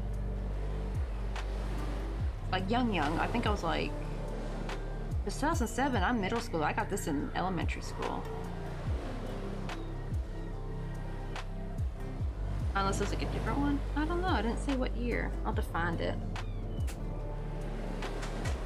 Wish I had the actual book because then I can actually see when it came out. Oh, I didn't have those. David H. Levy, the namesake of Shoemaker, Levy 9 comet that hit Jupiter. That's the one. Oh, okay. Wait, so any color variation are just, oh, really, environmental factors like dust in the sky or angle or if there's an ellipse. So the moon is always white. It's always a white full moon. Oh, so whenever it's yellow, I wonder what. I guess it's just got a lot of dust in the air that time. Maybe it's angle, because I can feel like, right? Because like, there's always a yellow moon. I feel like at least once a year. And I think our supermoon's red. I remember seeing a red moon one time, like it was huge. It's really neat when you get to see a supermoon. See, oh, unless there's like a lunar eclipse, which always happens on full moons. Ah, that might be why.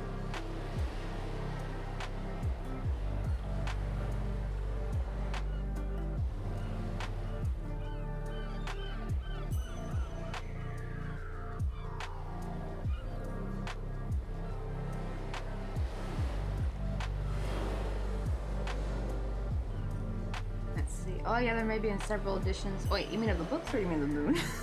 I don't know which. Oh yeah, you mean like, I think you're talking about the books. That's what I'm thinking. I think that may have been like an updated one that came out.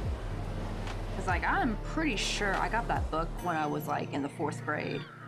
Which, being a 95 baby, I was like, every year that I was in elementary school, like in school, that would be the same year. Like, I'm in the 4th grade in 2004, 5th grade 2005, etc. But yeah, that had, I think I either got that in 2003 or 2004. So I wanted to see like when it first came out. And I'm kind of sad I don't have it though. I don't know if it could still be somewhere in my parents' house for all I know. I'll just see if I one day find it, because my dad's got a crap ton of books, so it could just be lost in that somewhere. But it could have easily been sold at a yard sale. Oh gosh, speaking of yard sales, I remember, this was before I moved to Korea. We did one last yard sale before I moved, and I had some crochet stuff with me because I was crocheting on the table in the back, you know, while waiting for people to come through.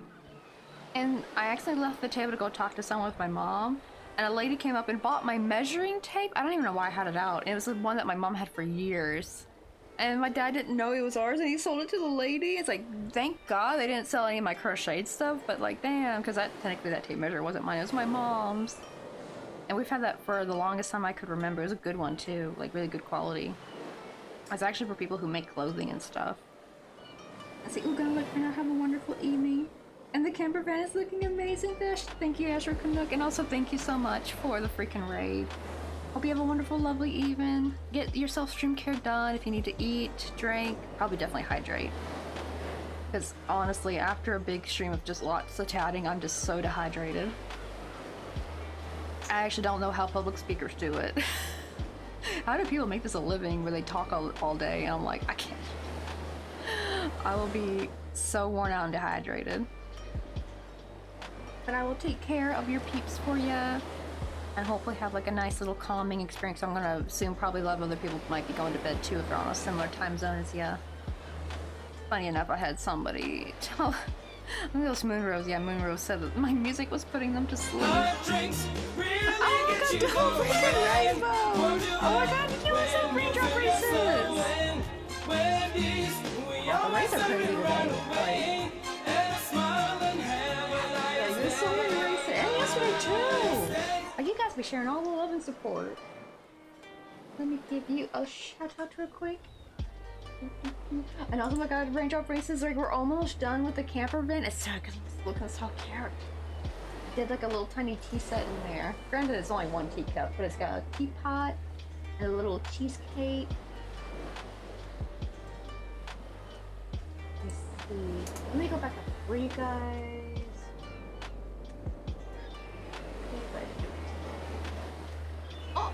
Oh, it didn't say anything. Huh. Hold on. Yeah, there's not. I don't know if that means you had nothing selected. But yeah, yours is blank too. That happened yesterday, so I don't know if like sometimes it doesn't show it. Because usually it'll show makers and crafters or what game they were playing. It doesn't show it on mobile, unfortunately. But oh, welcome in, Vectron. And Cozy Andrew, how you doing? Amazing? I'm hoping that's how you say your name. It's the froggy red. I love these little froggy emotes. Norak, I hope I'm saying your name right. And Tony Mari, Raindrop, Servo TV, Mukumani. Oh, you guys did Legos today. Oh, you built Lego flowers. Oh, I've been seeing the like botanical Lego sets. They're really pretty. Let me show you real quick. Because now we're just adding the tires, and after the tires, I just need to make the little cute triangle banner, you know, make it look cutesy. There we go. Also, I fixed, over the weekend, I finally added a couple rounds. It looks so much better when I close it, y'all. Like, it was looking horrible before because it wasn't like closing flush, and you could still see stuff there. Look at it. Oh, it looks much better now. And I kind of ripped up. It's still not quite even because it was really it was like up here. I ripped it up and like re-glued it, and I got it to move down. This is as far as I could get it, unfortunately. But it's much better than it was before. And look at the inside. Installed the little kitchenette. And we have, I think you were in here. I think you were in here when we were doing the kitchen one, I think maybe.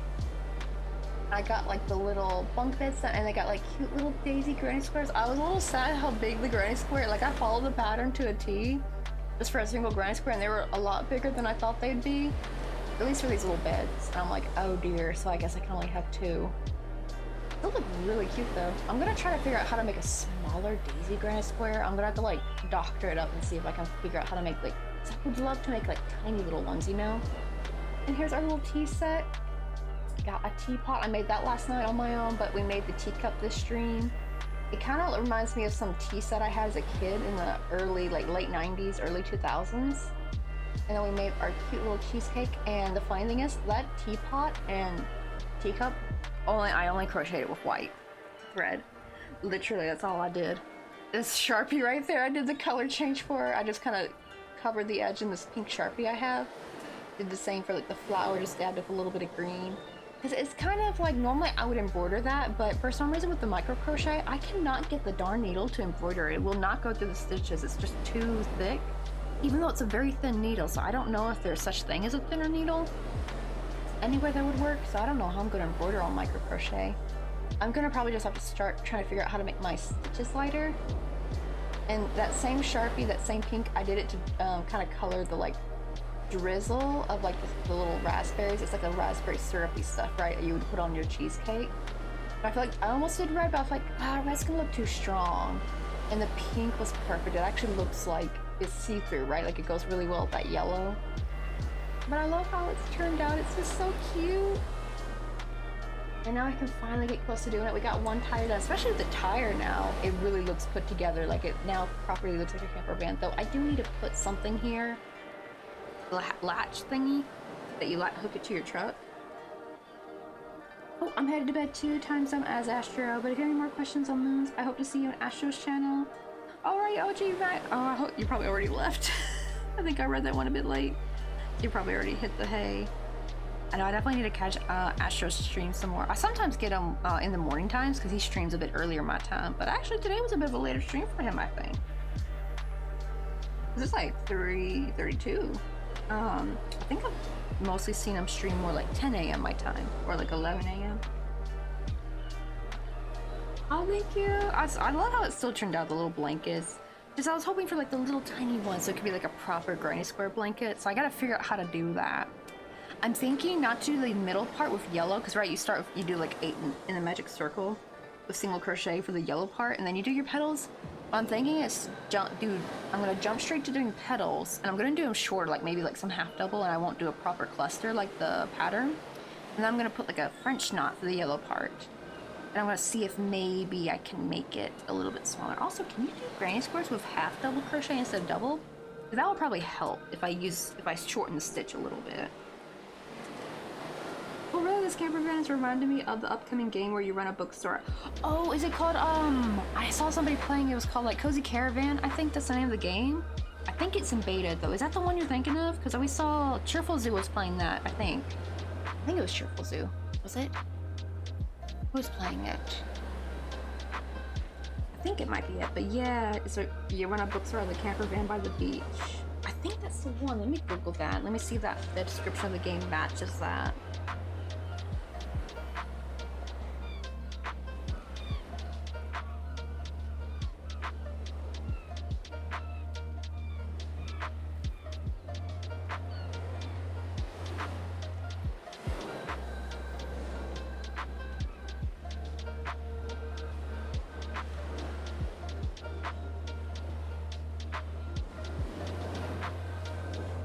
Let's see, maybe I forget the name.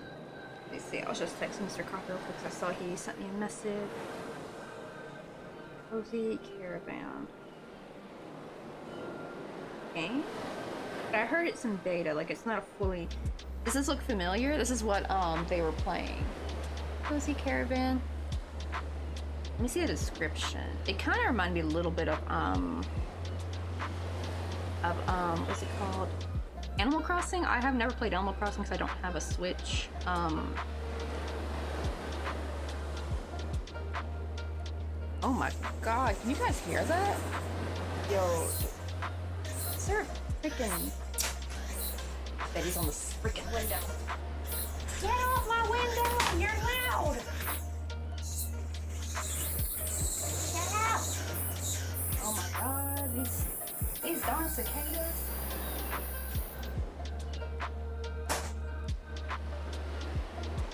Oh my god, they're so loud already from far away, but god, when these cicadas get on your windows, they're so loud. Did you guys hear him through the mic? He was loud. He was a loud little bugger. Also, isn't it like their mating call, I think? Around this time when they get really loud, because like I don't need that cicada to be like calling for his mates. Not on my window. Go find some other window to do it on, buddy. Let's see. Oh, yeah, tiny bookshop. Oh, honestly, I would love to crochet a tiny bookshop. That would be kind of a cute idea. I'm already thinking of like a tiny crochet bakery because of like little cupcake, and especially after doing the teak set, I'm like, I gotta do that one day. Maybe for Christmas, like we'll have like a Christmas, like either coffee shop or a bakery or something. Oh, gotta get ready for bed, but I hope you have a good rest of your stream, Bessie. Thank you, Raindrop Braces. Thank you so much for it. I'll take care of your peeps. And definitely do your after stream self-care. Don't forget to hydrate, because you know, always after stream, that throat be parched. Because I don't know what it is, but with talking, especially super chatty streams, it's like we lose our water so quickly. Like I get like a sore throat almost after really long streams. I might have one today if I'm not careful. I'm just loving how this is turning out. Like that wheel really brought it together finally. Like it really gives like little trailer kind of look.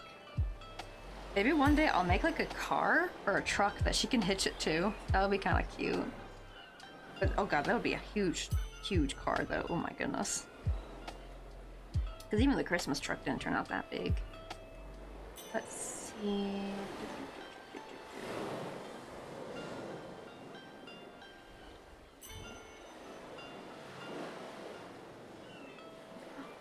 wait, so the game is called Tiny Bookshop. Oh wait, so that means there's 2 games with caravans in it, basically. That's kind of neat.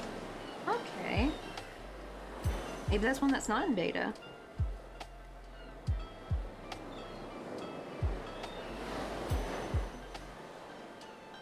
Oh, that is so cute.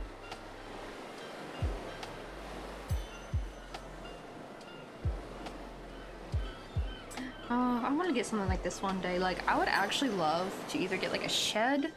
Actually, probably a caravan would be better because then you can like still use it for camping. But if me and Mr. Coffee ever get like a house or anything, or at least something like land or a property, I don't know what we'll be able to afford. I would love to put like a cute little caravan out there that could be like my little crochet studio. Oh my god, little cat. He's like sitting in the seat.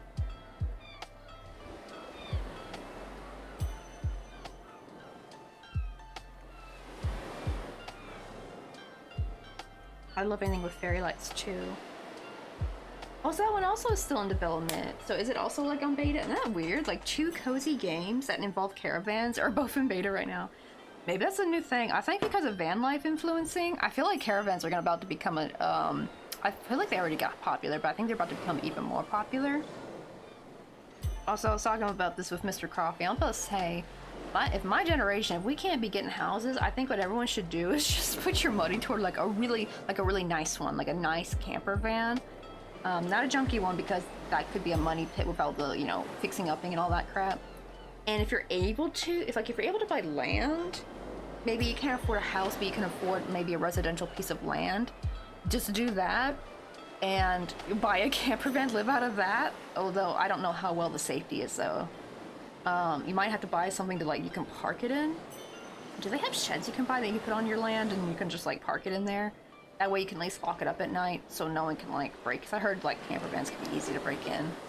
You do gotta think about safety, but it would be so much cheaper than like shuffling all that money for a damn apartment. Granted though, you do gotta think of facilities though. And showering, so you probably gotta get one of them fancy camper vans that like lets you be able to use the restroom and shower. Yeah, it's like, I think the problem is though, like, I know, right, because I know the van life influencer is kind of like controversial. I think it becomes controversial when it's more, when it involves kids and families, because I saw like one lady, they have like, I think like 4 kids. And they're all just so squished in the van. I'm like, I think the van life is best for maybe minimum 1 kid if you get like a big enough van, like that same, because they had a nice van, like it was like practically like a mini home. But if you had 1 kid, that'd be so much better than instead of 4 kids all squished in there, right? And some of these kids are like young, like they're gonna get bigger and they're gonna need more space because like the younger kids' spots were a lot tinier. And I'm just like, oh, this is not gonna be sustainable for them because they're gonna get bigger. But if you have like 1 kid and they can have like their whole space to themselves, and like maybe you can do that. But even then, it's kind of dicey when it comes to kids, right? Because kids they need a stable home. But for, you know, couples, for people who live by themselves, I think van life is perfect. Like if you can make it work and you got a good job and it's like you can have access to showering, you know, and it's like I feel like you would save way more money. Just you do got to be aware, you know, be careful with mechanical problems. That's what I thought about the land thing, is that like you can buy the land and then hopefully maybe if your career gets better, or from all the saving from not, you know, wasting it on rent, you could eventually like build on that land. Like you could build like a small home or something, granted, like, or you could slowly do it over time from what you can afford. I think that's like our only way we're gonna be able to have houses. Granted, there are going to be a section of our generation of millennials and Gen X who are going to inherit homes from their parents. But that's not going to be until like we're in our 40s and 50s. And even then, like, I really wouldn't wish for someone's, oh wait, this is supposed to be half double crochet, not double crochet. I mean, not single crochet. Yeah, that's the sad thing, is right, because it like, well, I know for some kids if they have like horrible parents, that, you know, they might not mind it, but like for me, I'd be like, I would rather have my parents. And it's just like, you know, like, oh, you don't want to wish death on anything. But it seems like that's going to be the only way in my generation they're going to get homes. Because, like, it's just, unless something happens, I don't think people are going to be able to afford it. Even people who make good money can't afford it. Like, those prices they're asking for is insane. Oh, here in Canada, we have a company called Bunky, and it sells prefab houses. Oh, that's another change. Is that, like, is prefab, is that similar to, like, a manufactured home, I think? I've actually seen some manufactured homes that these newer ones look kind of nice. Now, granted, it's not gonna be perfect, right? Because I think you're gonna still run in with problems, like I think with plumbing and stuff. That's when I heard someone said you kind of have trouble with his plumbing, which that would kind of suck because plumbing's a really important big thing. Some of these manufactured homes, like, oh, if they were like for a fraction of the price, or like certain trailers, like a triple wide, I think is what they call them. Like, oh, I looked them up and, oh, some of them are real nice, and they got like built-in storage. They look like a modern home inside. They're really nice, and they're so much cheaper than for some of these crummy, molding, broken down homes that some of these like real estate people want. Like, ugh, I don't want to pay no freaking $500K for your moldy home. So welcome in your hour. We're having a bit of a rant about like how expensive stuff is, because I'm making a little caravan, and I'm kind of thinking like people are gonna, like my age, are gonna have to just live out of caravans. But I mean, they have some nice ones though. I feel like it'd be way cheaper than rent. I'm honestly thinking I'd be down for that. Like me and Mr. Coffee, and then we got like a dog or something. But I definitely would want to get a spacious one though. I wouldn't want to get the ones where you're like really cramped inside. But yeah, we're doing some tiny stuff. Here's what the outside looks like. And I'll show you the inside real quick. The inside's finally done. I don't think I have anything else to put in there. Come here. There we go. We just finished the little tea set area. We did the teacup today and that little cheesecake. Oh, and we put the table in today too. It's like a little booth seat. And yesterday we did these like little bunk beds. Last week we did the little kitchenette area. It's got like a little window. And what do you call it? Like I did that last night. And the funny thing is both the teapot and the teacup are white. Like I didn't do any color change with thread. That's all Sharpie that I added with color. It actually looks pretty nice though. From far away you would not have thought. Like it does look like I did color change. But the problem is I can't really seem to embroider on my work because like the needle, even my tiniest needle, won't go through the stitches for some reason, even though it's a very thin needle. So I don't know what's up with that. So I'm gonna have to figure out a way to like make my stitches looser, so that way I can embroider on there. But until then I have to use Sharpie. And everyone's calling it Polly Pockets. Honestly, this is a Polly Pocket Caravan, Crochet Caravan. That's gonna be like its official name. Because so many people said it looks like Polly Pocket, and I don't, it really does look like it too. Oh, I miss Polly Pockets. They were so much fun. Like, something about like the clothing I think was my favorite, like because it's like rubbery and jelly. Like the texture was so much fun to feel. And now we're just putting the tires on. I got one tire on, but now we gotta put the other one on, and then the spare one right here.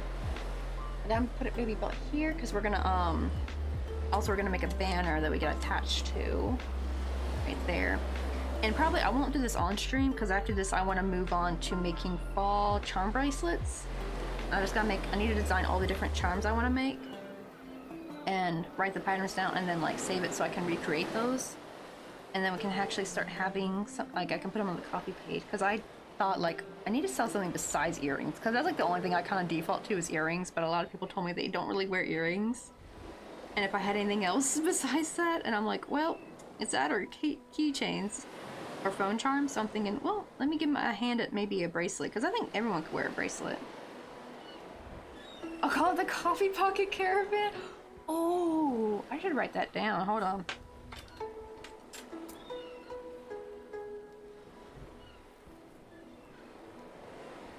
Could I actually make that a series? Like, because you can add pocket, because I don't think pocket's like trademarked, right? Just Polly Pocket's trademarked, but not Coffee Pocket. It's actually, I remember Catnip, I don't know if you know Catnip Studios. She's one of my favorite illustrators on YouTube. I love her studio vlogs. And her little characters of Catnip are just so adorable, like her character like Gingy or Bumblebutt, her little Bumblebee character. What do you call it? She had like this planet range, and she has like, she so far got like a planet Saturn, she got Moon, and she got a little star named Sprinkle. I think the moon's name is Luna. And she sometimes she illustrates her little Bumblebee as like a little astronaut. He's so cute. He's got like the little astronaut head on it, helmet on.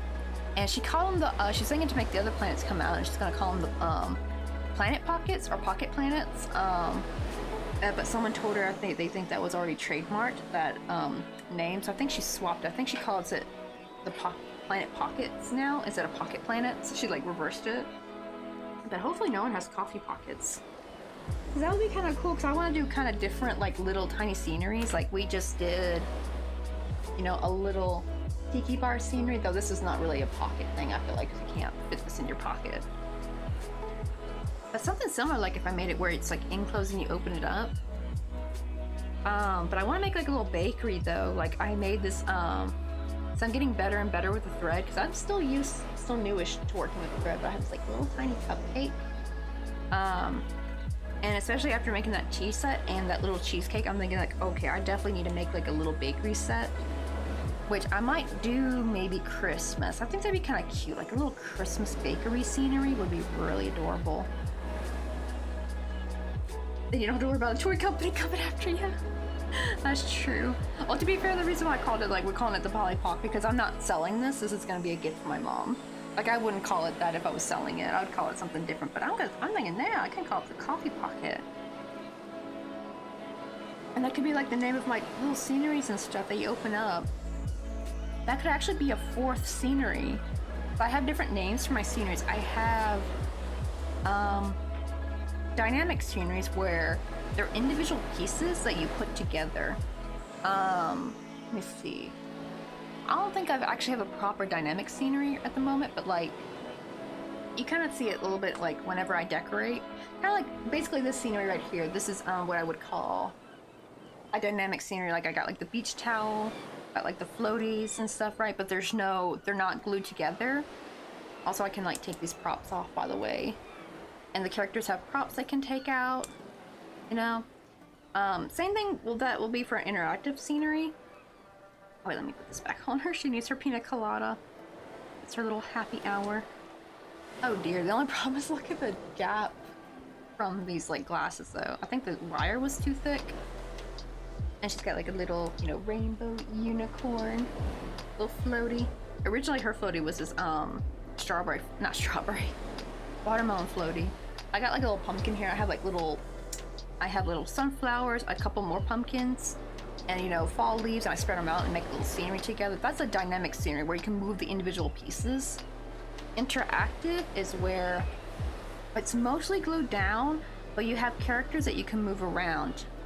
Like you can see I can put them on the stool. I even like I highlighted their booty hole with an orange Sharpie, so people know which stitch to go through to put them on the thing. Because I'm gonna actually sell this on the coffee page once I make one more baby chick. I'm gonna make one more that's gonna like lay right here. So this one will not be able to go on. I'm not gonna like open up the stitch because then you would see it when they're laying down. So I'm gonna leave the next one plain that I can put down there, and then make them little props that they can like switch out, like different hats and glasses, different food items and drinks it can hold. And then the last one is, where's she at? A static scenery, where everything is glued down and you can't move anything. This is Petunia. She's actually my very first scenery that I made. This is actually kind of what jumpstart me doing scenery. So I was like, oh my gosh, this is so cute. I should do this more often. I was gonna make everything like this, but then I thought, wait, what if you could like move the pieces around? That'd be kind of fun. So I had only 3 modes of sceneries, but actually making a 4th mode where it's like a scenery that you open up. Oh my god, I can call them coffee pockets. But not gonna lie, I love the idea of making a little coffee pocket dollhouse out of thicker yarn. I use worsted 4 and 6 yarn, but I'll never do anything this tiny. My brain just won't. My hands even more just won't. Actually, the surprising thing. Okay, so after I learned amigurumi for a bit, me and my mom discovered micro crochet up through Pinterest, and I actually really wanted to try it, and I failed miserably. It's because I tried jumping from 4, right, worsted weight number 4, to embroidery floss, right? That was a huge jump, and it did not go well, so I kind of gave up. Turns out the trick was you gotta work your way down slowly. Or some people can probably work their way down a bit faster. I worked down my way, I think like every month or so, or every couple of months. So what happened was around 2015, they started selling a new yarn called Sport Weight at my local yarn store. Like they brought out this new line of another yarn. It had like a new line they came out with, and it was just a little bit thinner than worsted weight. I think it's like a size 3 or 2 maybe. But it's not fingering weight, right? Because most of our fingering weight yarn was like, they didn't really have a solid color base for some reason. And a lot of it was like variegated or multicolored yarn or textured yarn. So I worked with that. I worked with sport weight, and I was able to make like kind of almost like characters his size actually, just so the stitches would have been chunkier. As you can see how fine his stitches are. But I would make characters about this size. They were like little ornaments. I had like a cute little dragon with a little hot cocoa. I got a picture of them on my Facebook somewhere. I actually sold them at my very first craft fair back in October of 2015. Made those, and it was super easy and simple. Like it was hardly anything, you know, working down with that weight. And then I discovered how to split my own yarn, and I noticed that most of my acrylic was 4-ply, right? Like it usually it is. My milk cotton is 5 though. That's why I'm able to crochet a little bit tinier with the milk cotton, because 1 ply of the acrylic was a little bit thicker. But I would like, okay, let me take out 1 strand, and I work with 3. I figured 3 was actually the same exact as sport weight. 2 is probably like fingering weight, and then I would work with 1. Not quite embroidery floss. It's a little bit thick. It's way too thick for embroidery floss, because embroidery floss is like way thinner. Like 1 single strand, or like 1 ply of worsted weight is like 3 to 4 strands of embroidery floss, basically. But I would say it's still like lace weight yarn, I think, because I've had some lace weight yarns that are like the same width of like a single ply of worsted weight.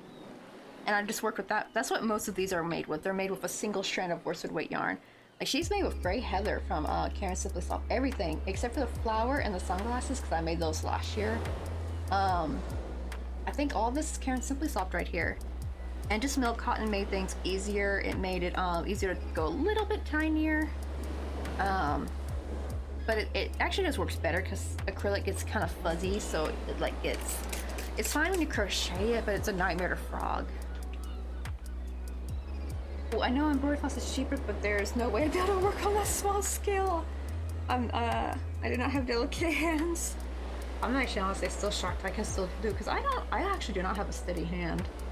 I don't know how I'm able, because like especially when I'm trying to like paint something, my hands like moving around like this, like trying to be steady. But I think what it was is I think it was the slowly working my way down, because even now for the longest time, I think like from 2015 just up until last year, I was only doing the splitted yarn. I was not doing thread, because every time I tried to do thread, I could do the flowers with thread. That was fine. I can do like a flower. That's actually the easiest to start with thread, is do a flower or a granny square, because it's really hard to do amigurumi with thread. It still is actually hard for me a little bit. I'm actually, for this tire, I'm actually doubling it up a bit, because I didn't want to have to do so many rounds, but I didn't want to use my split yarn because it would be too big. And plus I feel like these look better for a tire. They're like more sharper and less fuzzy, so I doubled this up and I'm using a bit of a bigger hook, which is hilarious because this says it's a 0.5, but it's bigger than my 0.6.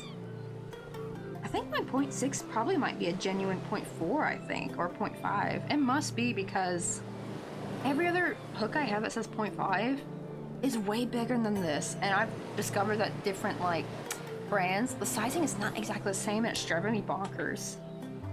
Because this brand right here, this is just cheap AliExpress hooks.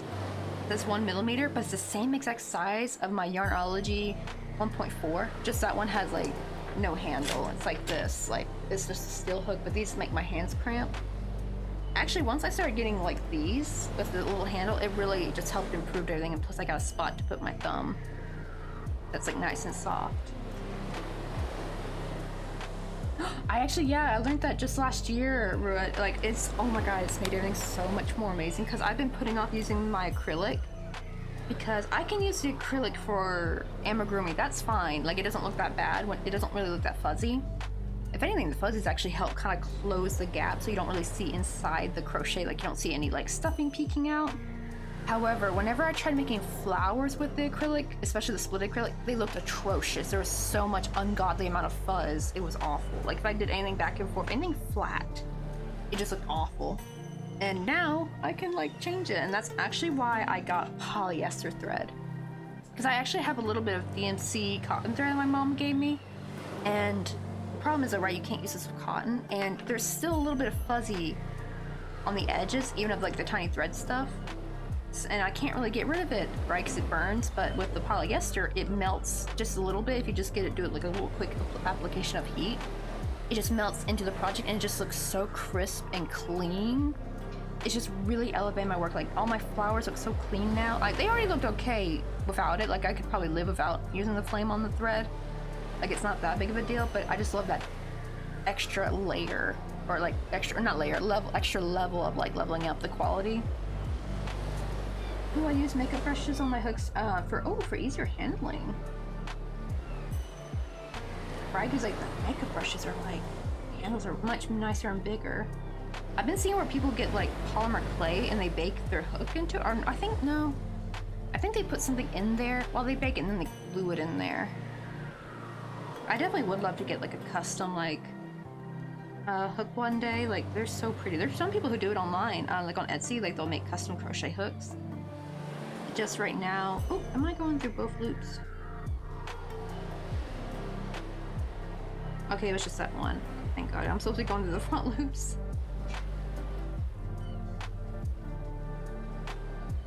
That's true. Yeah, you definitely gotta be careful about it, because because I have some thread that I forgot that it's cotton, because like some of my embroidery floss is from Daiso, which is weird because the Japanese brand, because even though it's Korean Daiso, because I live in Busan, South Korea, Korean Daiso is a bit different from Japan Daiso. It's weird because like the not weird in a bad way. Most of the products are Korean. However, they still have some traditional like OG Japan Daiso products, and those will be in Japanese. Like that's how you know if it's the original Korean Daiso products, because they'll be in Korean. They still keep the original packaging for any of the Japanese products, and that's like the same stuff you would find at like a regular Japan Daiso, either in Japan or in America. And the cotton ones, those are in Japanese, and it turns out the Korean brand, because they brought out a new brand of like a new selection of embroidery floss, but it was Korean brand. I noticed it looked a bit different, it looked shinier than the other one, because the Japanese one looks more matte, which I actually kind of like that for certain things. Like I do kind of like a matte finish. But I was like, oh, this one's shinier. And then I read on the back, it's like, it says in Korean, like, oh, polyester. Like, oh, I didn't realize this was polyester. So I actually went and ordered a bunch of polyester embroidery floss, because I didn't know that was a thing. I'm so happy, because like I'd rather have the polyester than the cotton. I'm kind of still going through them. Like, this is all I got done. Well, I have some breads in a little box somewhere, but that's about it. Like, I haven't gotten through much of this. It takes me so long to get through it. I'm actually thinking maybe eventually, if I don't have any, the problem is I have so many things I need to crochet right now, so I don't really do a chill like organization stream. I haven't done that in a while, where we just kind of go through and like wrap the floss. So I've been mostly just, you know, doing a lot of crochet stuff, because I have too much to crochet, because, you know, Christmas is coming before you know it. I know it's August, but it was January 2 seconds ago. Well, this year has gone by. This year has just gone by so fast. Also, let me get some... Oh, I'm going to get more water soon.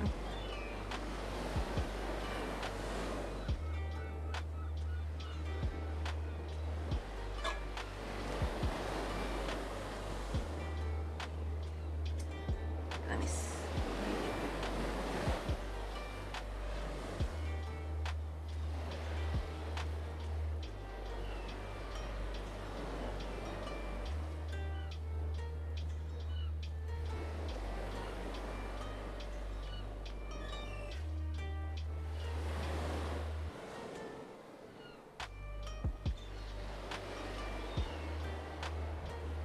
I'm trying to think of after this we're gonna do probably Thursday, because I don't stream tomorrow. I don't stream on Wednesdays. Which would you call it? So after this project, I'm going to work on some charms, because now I'm finally getting better with the floss. I can have a little bit more confidence to make some charms, because a lot of times some objects were really hard to make tiny with my thread. Like especially like a coffee take-out cup was really difficult, but I can easily do it with thread though. And that's one of the charms I want to make, is like a little pumpkin spice latte. So I'm thinking to make all the charms with thread, so that way they're consistent across the board. They're small enough not to be too in the way. That's probably what we're going to be working on starting hopefully Thursday. I'm thinking to make a platform for my mom to put this on, but she can like move the caravan around, like it's not going to be like stuck on there. But I'm gonna probably do that off stream. I just mostly want to do the Caravan on stream. We've been on this like same project for a long, almost like a month, I think. I have to like go back and see on YouTube like when the first, because since I restream, it helps. It's like a great way to keep permanent VODs. I need to go and see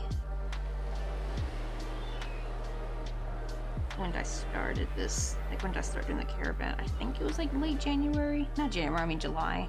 I bet.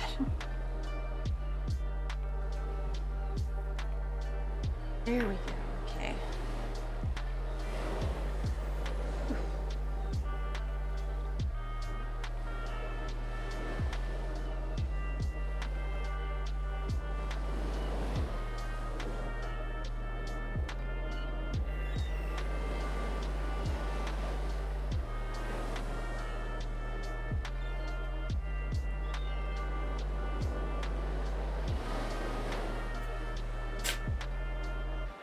Got those little yarn scraps. Ooh. Sandaconda. A Sandaconda, no. I'm sorry, that was my first thought when I saw that Pokemon. I think because that song came out, I think, when I was in high school. I think. Actually, when did that song come out? May have been post-high school. May have been when I already graduated.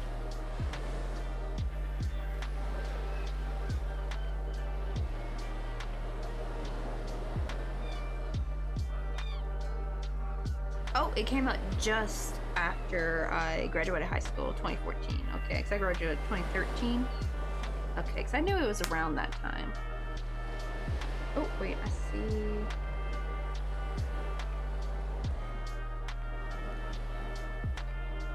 Wait, Mr. Coffee, want to know if we need liquid laundry detergent.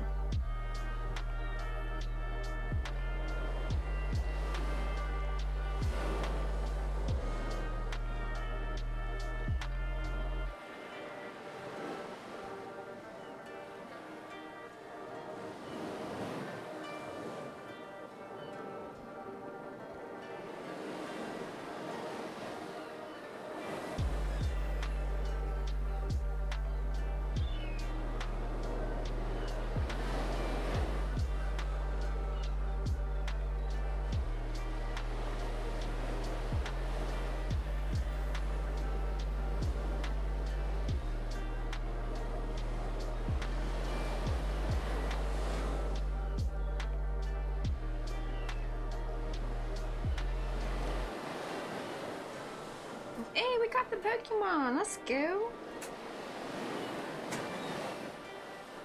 I'm gonna just turn the AC on soon. I'm dying. It wasn't so bad this morning. It was raining like crazy. It was nice. It was like 27 Celsius. Like, I know that's still warm, but like it's been like 30 Celsius lately. Which I guess is an improvement because the week before it was like 35 every day and it was just too much. And like, congrats!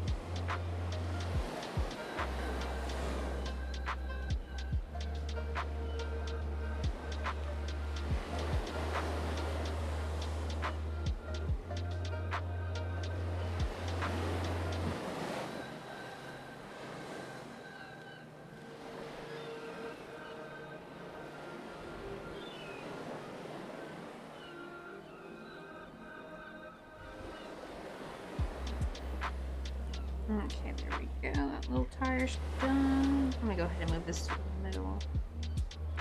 I'm not gonna put it on the card just yet. I'm gonna wait till I make the other tire. That way, we can finally move on to the banner. And I gotta pick. That's why you need pliers to pull your darn freaking. I saw a lot of other micro crocheters doing this because I used to struggle really hard trying to pull out the darn needle. I was like, how do people do this? And then I just happened to see one day on Instagram, another micro crocheter I follow, and they were using pliers to pull it out. I'm like, oh, I guess you have to use that to get your darn needle out. Right, I just keep thinking of coffee pocket things and it's beautiful. Right, there's like so many things we could do. Like, especially like it's probably good for like little like inside areas. Probably won't work for outside areas so much.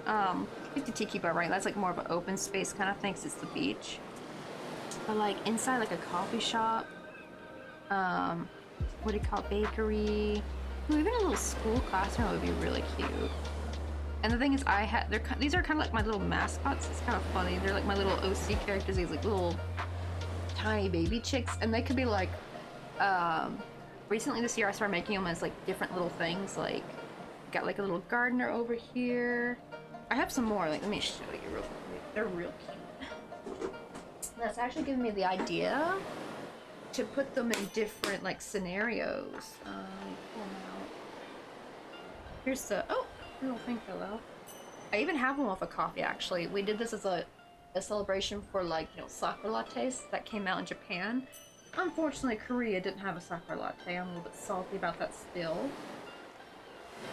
I got like a little painter boy. It's a little barista. And we have a chef. What did I do with the chef? Oh, he's over here. Let me get him real quick.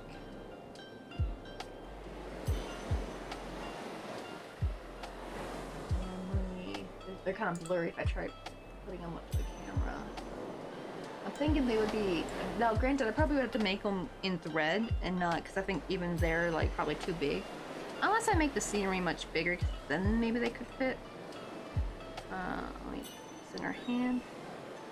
Here's like my first gardening one. She has, like, a little tulip. However, I made it as a prop that you can take out. So you can, like, switch out the flowers. That's the gardener. Like, see, like, she'd be so cute in a coffee shop. She'd be, like, a little coffee patron. And if I make one with an apron, it could be like the little barista. Here's our little painter boy. He's so cute. Like his little French beret is just so cute. The only problem is it is kind of hard to. It'll be really hard to recreate the chef guy, at least with a mustache, because that mustache took me too dang long to do. So I gotta figure out how to make a tinier mustache somehow.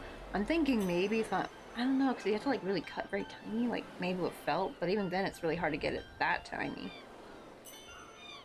But he's our little chef boy. I made this actually Thanksgiving 2022, I believe. Yeah, it's the same year I got COVID. But I just kind of thought it'd be cute to stick him on top, because I made him earlier this year. I think like back in March or February. I think is when I made these guys. But yeah, he's supposed to be like the angry chef from Little Mermaid or something.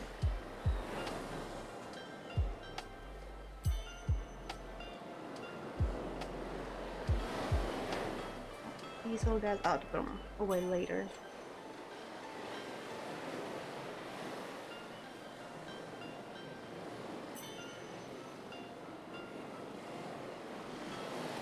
Let's see, let me... Oh, one of the problems I have with the little fan on, let me turn that off for a second. Because every time I try to use the lighter, that fan will blow that flame right onto my thumb, so I gotta be super careful.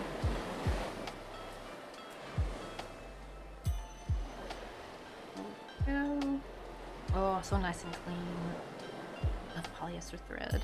And it's cheaper too, it's funny, right? Like, I know a lot of people will be like, the cotton's like better quality, but even with the cotton thread, I still get fuzzies on the end when I crochet with it. I think probably the cotton is probably better for embroidery itself, because that's what it's meant for. It's meant for embroidery, right? So you don't really have to deal with fuzzies on the edge, but when you crochet with it, sometimes the edges are a little fuzzy. And it's nice just to be able to melt that away with polyester. You can't really do that with the cotton. I tried, it just singes it.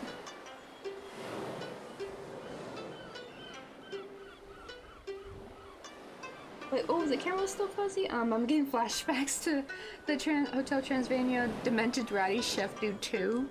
Wait, let me see. Maybe I didn't hold it up close enough.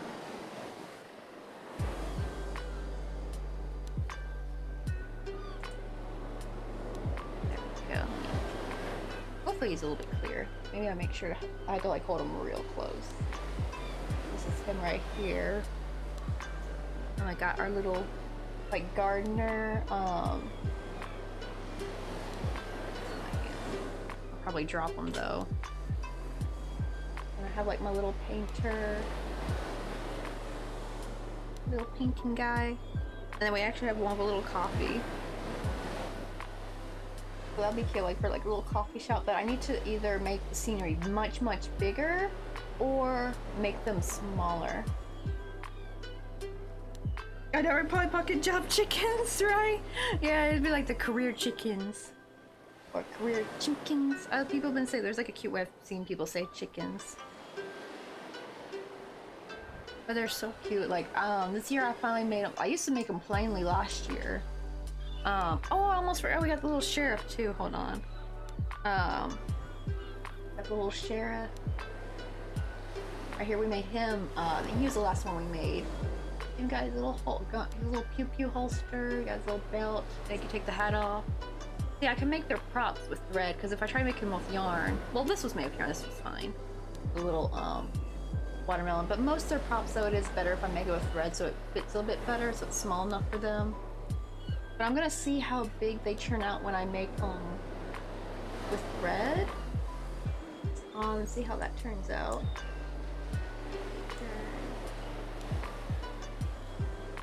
There we go. But yeah, we just got him chilling right here. Right, they're most beautiful. They are. They're so cute. And he's like our derpy one right here. I messed up his face. He was like the second one I ever made. We made him on stream. It was like the first one I made off stream looked perfect, and the one I make on stream is like derpy looking. So I had made him like a little bean sprout hat to grow as an antenna to hopefully catch like at least a little bit of frequency of this single brain cell, you know? There you go. Oh, those are kind of stuck together. See if I can separate them. There we go. I just gotta make one more tire. One more tire. And I can finally start working on the banner, because I want to pick out some cute colors. I'm probably gonna do like more pastels, or like maybe some cute muted colors I think will look cute for this little camper van. Nothing like too super bright.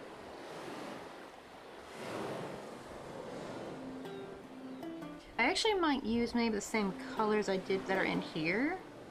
Like the same blues and purples and pinks and green. I think that would look cute. Maybe this yellow.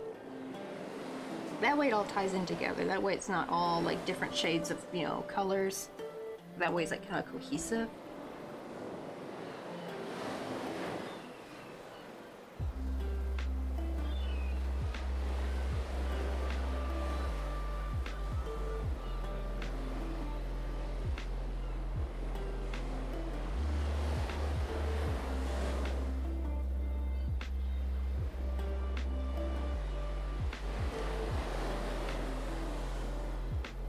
This one's kind of lagging behind. There we go. But it does definitely seem like doubling up seems to be a great way to make something, things that are like, I'm actually thinking maybe if, like maybe I can double the strands and make one of these, like, I don't know, they fit in there? Maybe for this one specifically, I need to make them with a single strand. But I think for other ones, if I make sure to make the scenery a little bit bigger itself before making sure there's plenty of room with the interior, I can make them like their normal size. Like I don't have to make them with thread, because it would be just faster if I can make them with thread. But yeah, oh my god, like with the sheriff one, oh my god, like a little saloon would be cute. Which is funny because I was debating if I wanted to do, I don't even think I did any pirate stuff really. Like I didn't crochet anything piratey, unfortunately. I was gonna do pirate themed, but I kind of ended up mostly crocheting this camper van and like this tiki bar, so I didn't really do any pirate themed crochet. But I wanted next year to be like western themed for summer, so maybe we can do that next time. I haven't made a boat before, so I don't think I have confidence to make a pirate ship just yet. Oh wait, is it supposed to be 6? Yeah, it's supposed to be 6. Whoopsie. That'd be kind of cute though, like a little saloon, like a little bar, and have the sheriff guy walk in.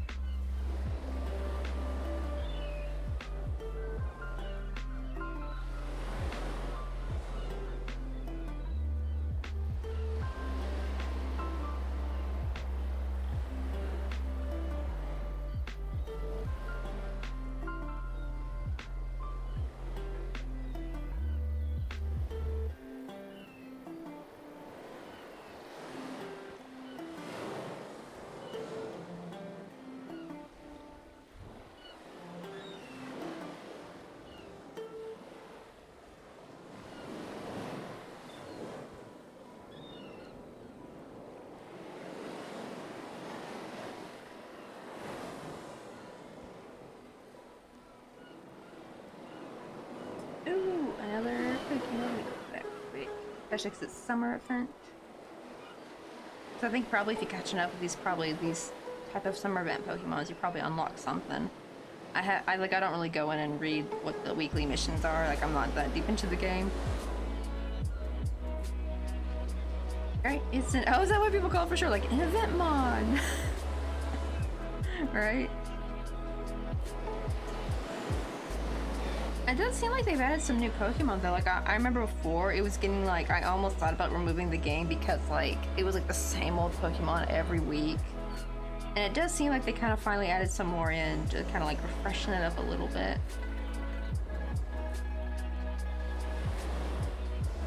Okay, I got 12. Okay, good. Oh, I hear a dog barking outside.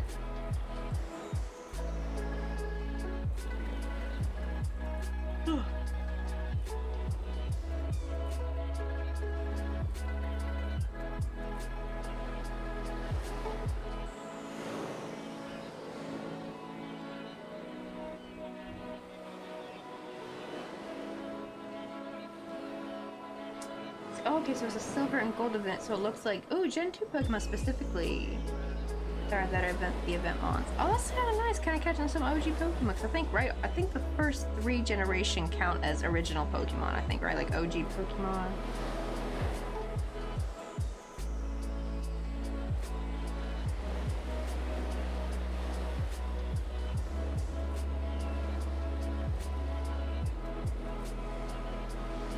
Oh, in the event quest I have our Wonder Trace for Fire and Psychic type.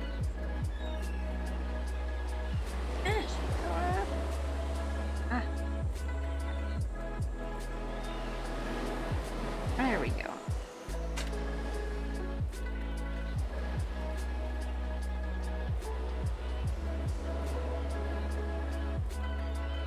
Go through maybe one more.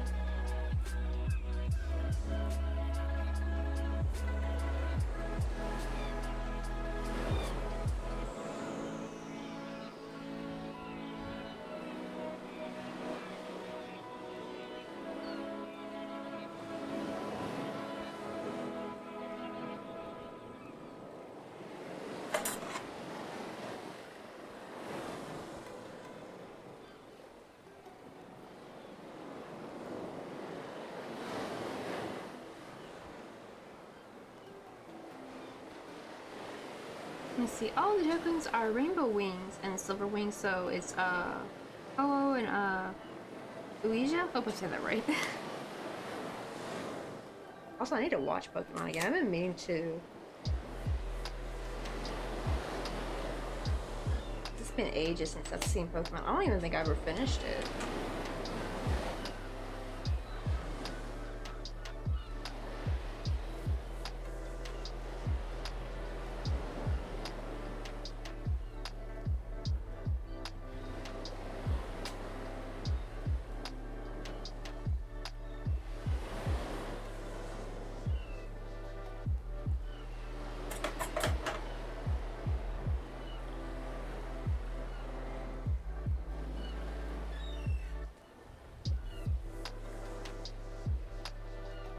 think we just gotta do one more.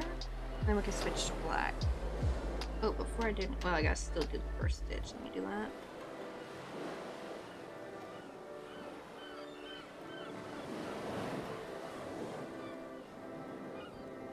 And we'll go under that and bring my.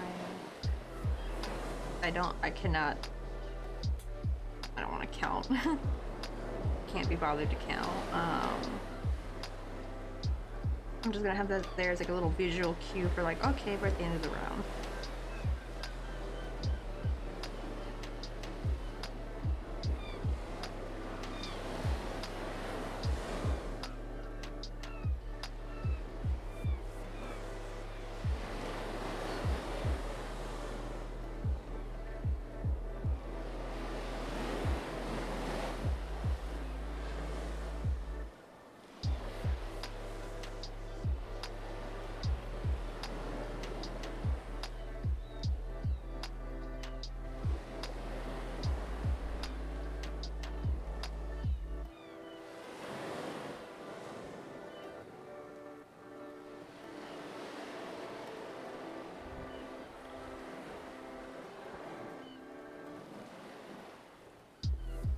What's up, NPC? How you doing? Oh, I need to show you real quick. We finally finished the interior. Like, even now the outside looks pretty proper now that we got that one wheel on there. We made the second wheel, but I'm not gonna put it on until we finish the third one though. And we finished the inside. I got the table in there, and I did a little bit of like a tea party setup in there. I got a teapot in there, a teacup, and a cheesecake in there. Little tiny cheesecake. It's like, oh, I really need to make a tiny bakery now. I just gotta figure out how to make a slice of it. Why is this not? There we go. Oh my god. There, the inside is finally done. And the best part is, you know, you see how like they got the pink on that? I didn't do any color change. That's all Sharpie. I didn't embroider, and even for like the sauce part dripping, that's all Sharpie. I just did some French knots with thread. Camera's here. And to make it look like the sauce is dripping, instead of using red, I used pink. That looked like it's actually blending in with the yellow. Like it's like a very pale yellow of the cheesecake. It's finally done on the inside. I'm so happy with how it turned out. And thankfully there's enough gap to make it look like a legit seat, because before the seat we made last time was like right on the seat, like it was too low. I'm so glad it's almost done. I mean, technically I still have a lot to crochet for it. I want to make a scenery for my mom, but I'm not gonna do that. I'm gonna do that like off stream, like make little things to put on the outside, like kind of like things like potted plants. I want to make like a grassy scenery that she can kind of move the caravan around, but I want to put some bushes on there, like maybe some hydrangea bushes. So that'll be like glued on there, so you can't take those off. But like the potted plants, maybe I'm debating if I want them to be stationary or not. I'll just see how small they are. Like if they knock over easily, then I'll probably just glue them in place. But I want to have like a little campfire she can move around, little camper seats. I'm gonna see if I can make. I could probably easily make one of those like camping foldable chairs, because like with the wire now, I could probably do that. Like it won't be foldable, obviously.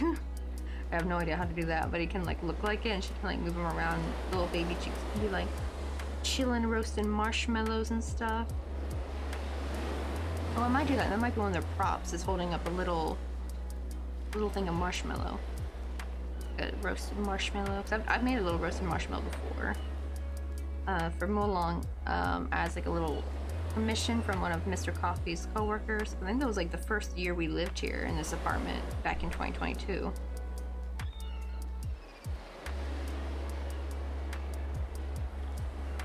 I know, right? Yes, it was super smart, because like I can't seem to embroider on, like the stitches are just too tight, even for my thinnest, tiniest sewing needle, which is really thin.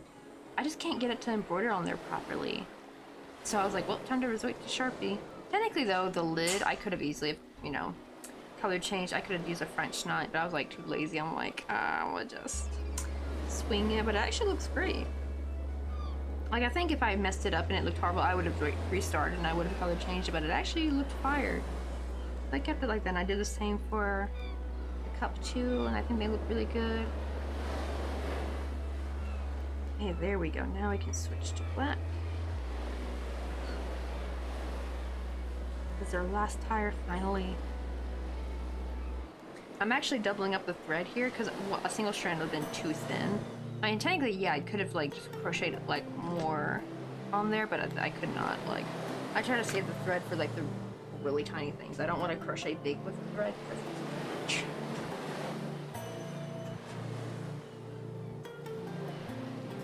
Oh yeah, like coffee pocket ponies, right? Like a little ranch or a raceway. Oh my god, that'd be so cute. Like little baby chicks as little speed racers, little NASCAR boys. That would be kind of cute. I'm not gonna lie, that'd be kind of fire. Like, oh my god, imagine if I made them a little helmet. Well, I've also made wigs for. I don't know why I did the clown nose. Oh, I think it broke. Here's the clown nose, but I think the metal piece broke off. Oh, this is not the. Never mind. This is not the clown nose. This is an apple. My bad. I put that away. I don't know what I did with the clown nose though. I have like I made like little clown hats. Where's she at? I'm gonna take out her sprout antenna. And I'm actually thinking, when I made the little painter guy, I'm like, oh my god, I should have, the problem is I glued the beret on, I kind of wish I made it into a prop. I had a clown nose that would fit perfectly over their mouth. I got pictures of them on my Instagram in a little cute reel. I don't know if you've heard of the, no, don't turn me into a hat, like that cute funny meme sound. I used that for the baby chick where she turned into a clown. That's probably up there somewhere, because I don't really make very many. Right, the NASCAR boys.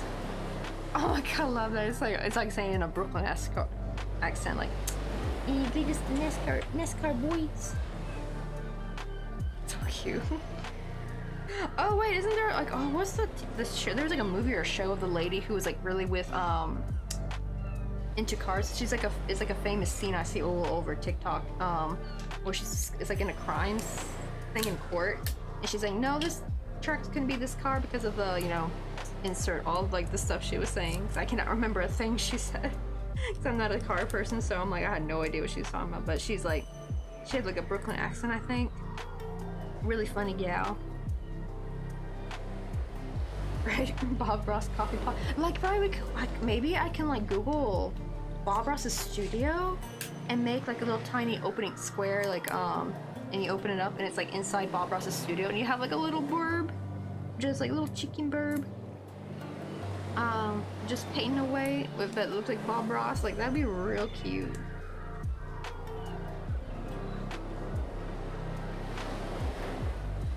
Be like, right now I want a brown fro wig for your artist chicken. I mean, it would just be the same thing I did for the I literally just crocheted a circle like a cap that would fit on the top of their head, and then what do you call it? I just did a bunch of French knots. That's what I did for it. I think I did like they were big French knots. I think I either did 4 or 5, because if you do it too small, then the French knots are more round and tiny, right? Like they're round and firm. If you do, like, if you wrap your yarn or thread around the needle more times, they become looser. That's actually what I do for my hibiscus flowers. I wrap it around 7 times, and it kind of looks like the little, I forgot what it's called. I googled it the other day and I forgot what it's called. Like that part of the flower that sticks out like that. But yeah, Bob Ross coffee pocket chickens. I feel like that'd be so cute. Like, I have so many ideas. I have too many things I want to crochet.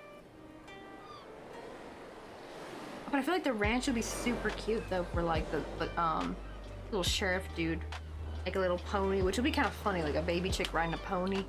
The only thing is I've never really made a horse before, and I know horses are kind of hard. I'll like make it like a very simplistic looking horse.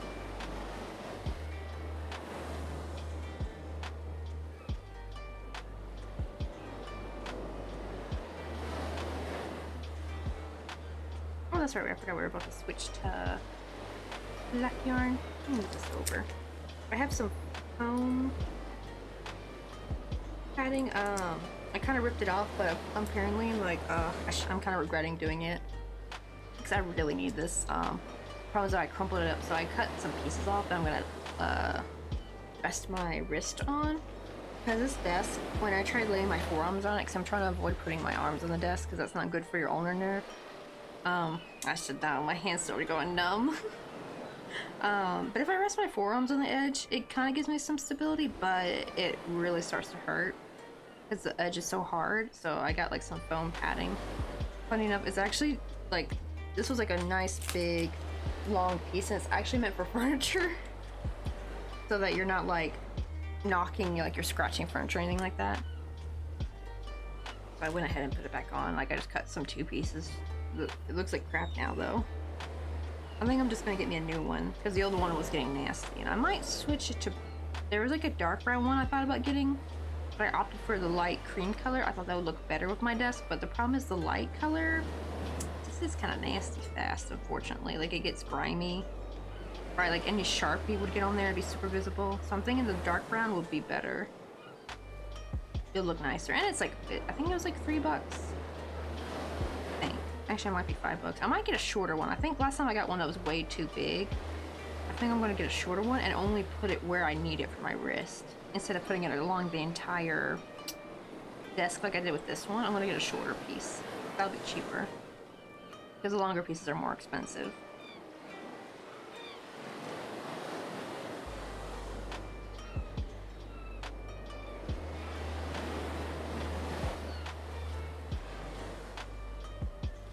Uh-oh, I don't think I went through all the strands of that one.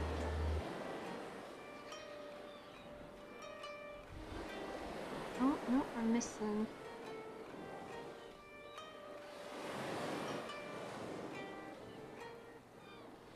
There we go.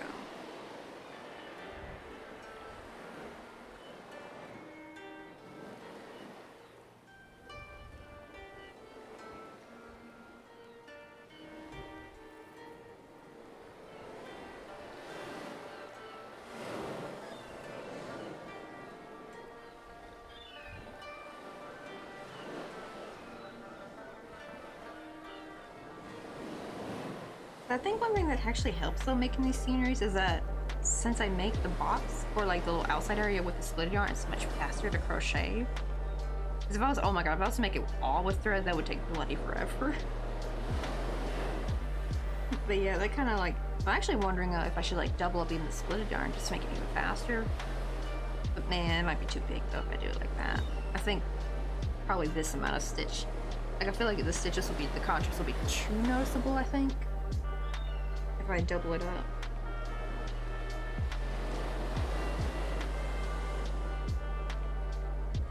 And or maybe I should start using the acrylic yarn more instead of the milk cotton. I feel like if I keep using my milk cotton, it probably will eat up all my milk cotton yarn. If I do too many big sceneries with these, or little box containers of like what's gonna be inside. Maybe I should do that. I do need a reason to use up my milk cotton. Problem is though, I chopped it all up so it would fit in little Ziploc baggies, and I could like what do they call it, suck out all the air, so I can like pack it away. I can like when I moved here, so I could fit into the suitcase. So I can't make anything big with it, or else I probably would just gone ahead and done that. I still have to use it in small amounts. I'm thinking, yeah, I think that'd be like, maybe I should like grab out more of my acrylic. And also I'm gonna use them for like making crochet buttons. That was the thing we were working on right before we did summer stuff. The only problem is I kind of put a pin in that. I realized I need to get some things done like this, you know, for Christmas presents and things to put on the coffee page. Well, I was gonna put the buttons on the coffee page, but I don't know how high in demand they're gonna really be. That's why I wanted to work on more like gift-like items people can buy. I want to work on that first before I go back to the buttons. Come on. There we go. We're almost there, and then I can finally sew and glue these on. Oh, I do need to make a little hitch thing. I need to Google images of that, but I'll do that last. I want to see how it looks. I feel like if I try making it now from what little memory I have of it, it's probably going to look something out of it's gonna probably look AI generated. I realize actually that's probably what like a lot of stuff I realize like if you looked at something but you don't know exactly what it looks like without a reference picture, I feel like a lot of drawings like that kind of just end up being like something you would see out of AI.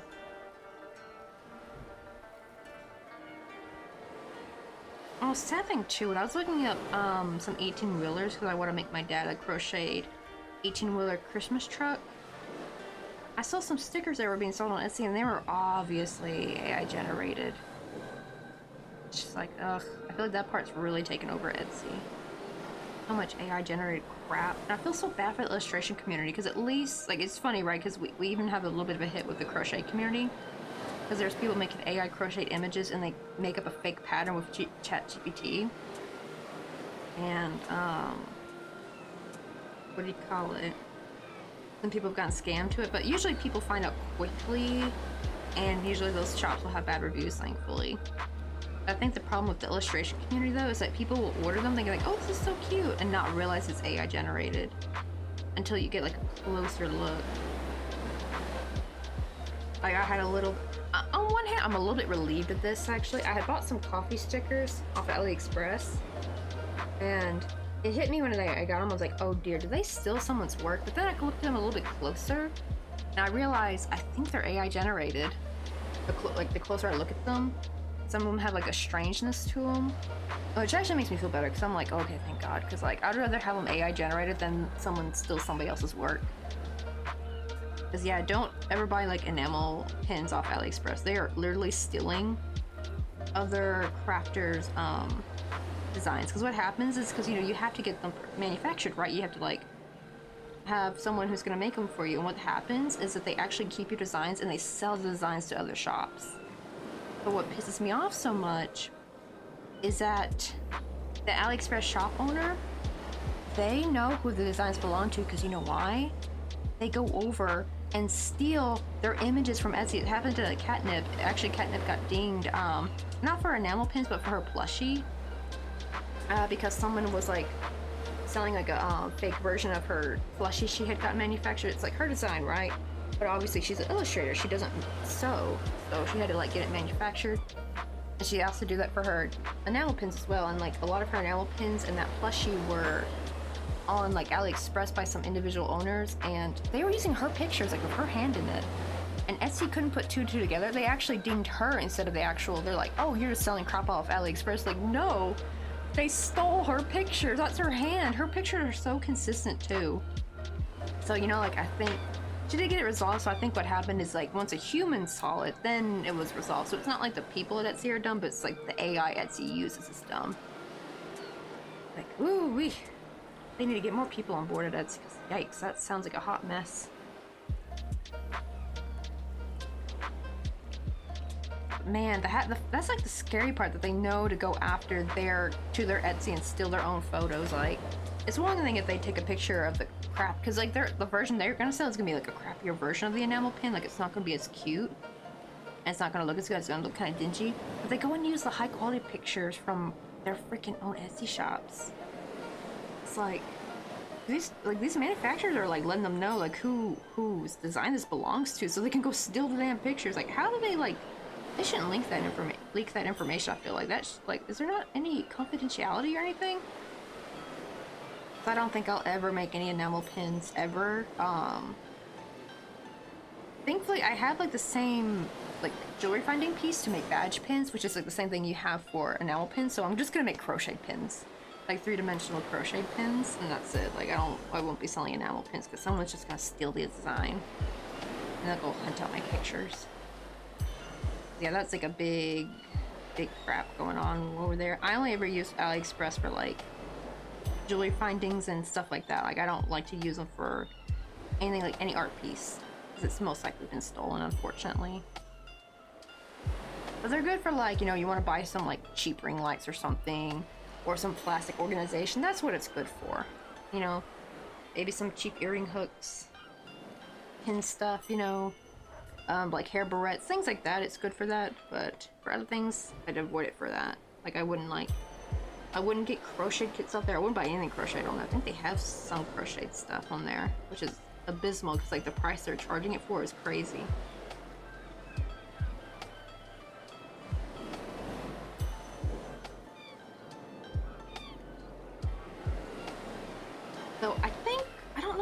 actually selling the actual crocheted item, or if it's, because I've seen some where I thought it was a crocheted item, but when I looked closer, I realized they actually meant it's a kit.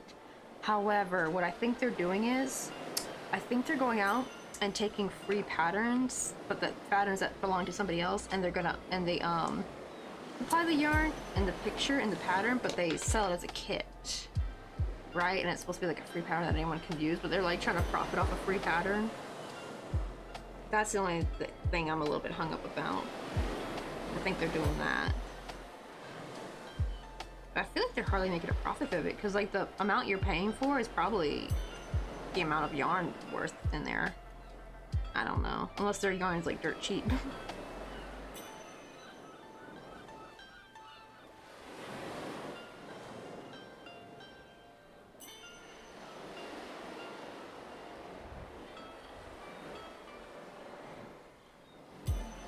Get rid of some of these fuzzies, but I got to get this glue off. There we go. Let's melt these fuzzies. Another thing too, it makes it shinier, which is really nice. Yeah, when you use this with acrylic and polyester thread, it makes it even shinier than it, because it's already shiny on its own, but it makes it even shinier, like it glistens almost.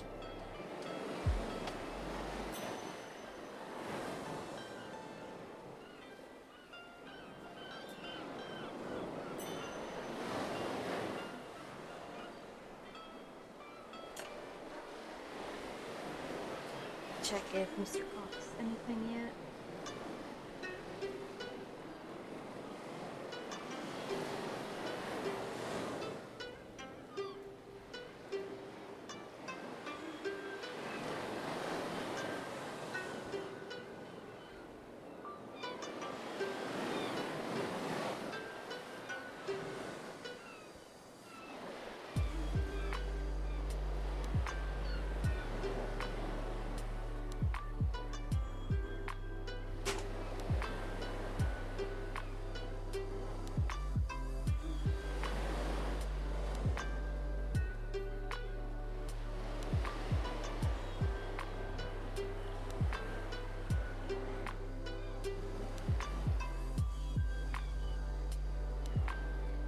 Alright, before I sew this on, I'm gonna clean this up. Oh, this is too short, so I'm gonna just put this in yarn scraps.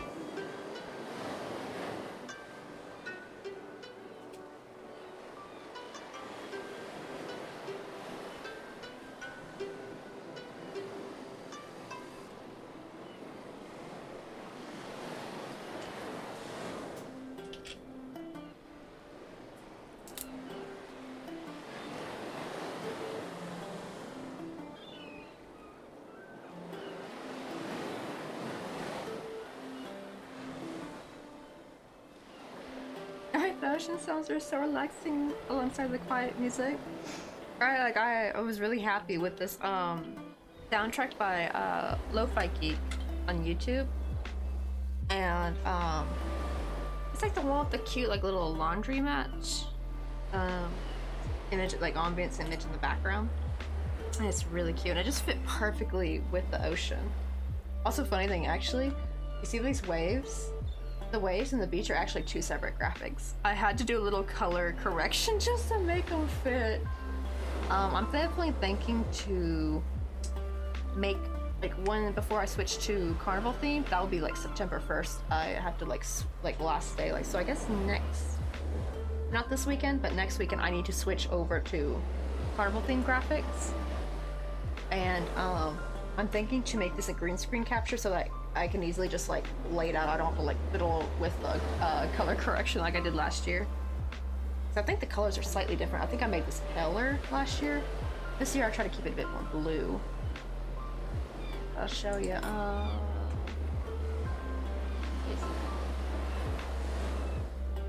Overlay.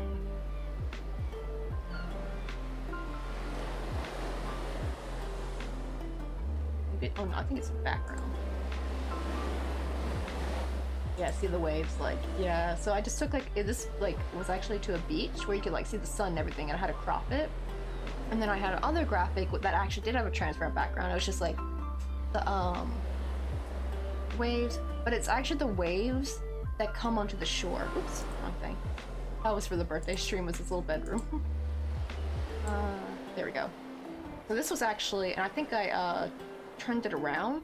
I transformed it like because it was actually the waves were coming this way, because it's actually waves coming onto the sandy beach. But I cropped it, turned it around, and then put it on top to kind of like a match with that one. Thankfully though, I don't have to do, I don't think I have to find anything new for the September one, because oh my god, September's graphics last year was so cute. I had everything perfectly set out, and I have it all, I keep them in like little folders. But I wanted to change things up a little bit this year, make it a little bit more pirate themed. But I promise, it was actually kind of hard to find pirate graphics, unfortunately. I do want to eventually make like a Western theme for next summer, but I'll just see if I can find enough Western graphics that have like transparent backgrounds. Also, so I will be right back. I'm gonna go use the restroom real quick.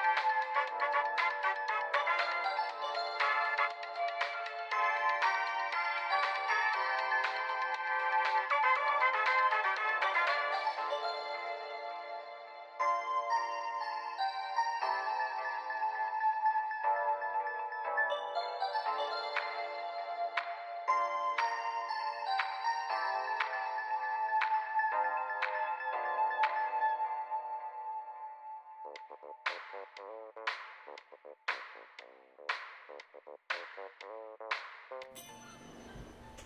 right, I'm back. So, oh, I'm gonna get more water soon.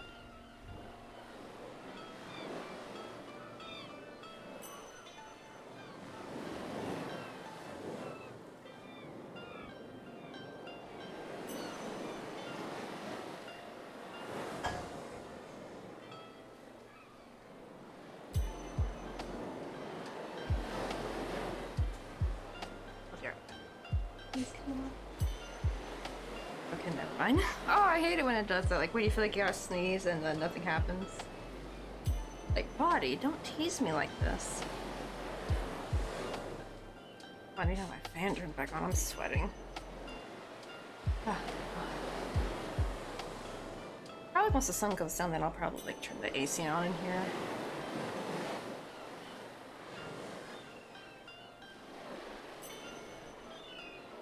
Clean this up, and then we can finally sew the rest of these little tires on, and then we can work on the little banner.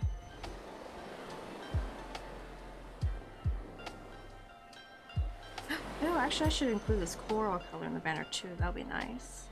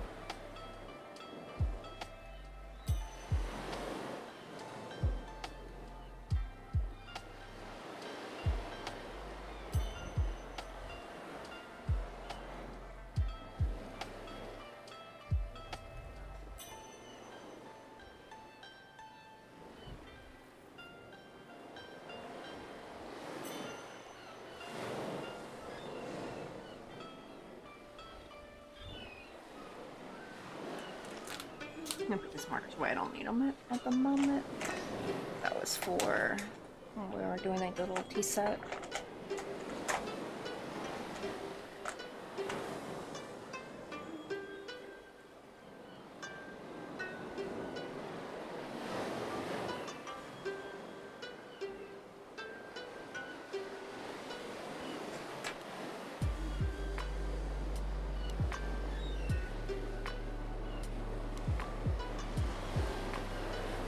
Clean up this desk a little bit. Everything got so shifted around.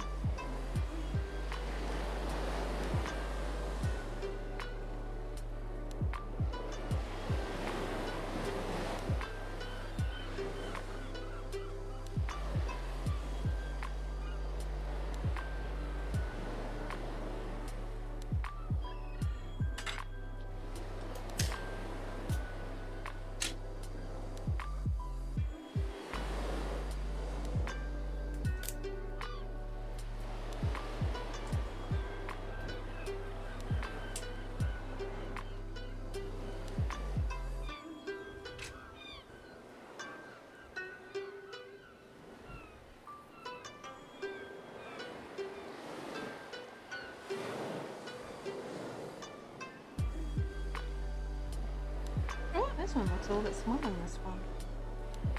Then this will have to be the spare tire. That it will be less obvious.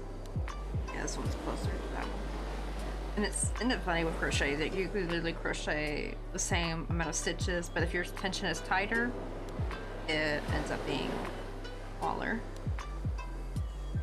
That one looks pretty on par, so we'll do this one.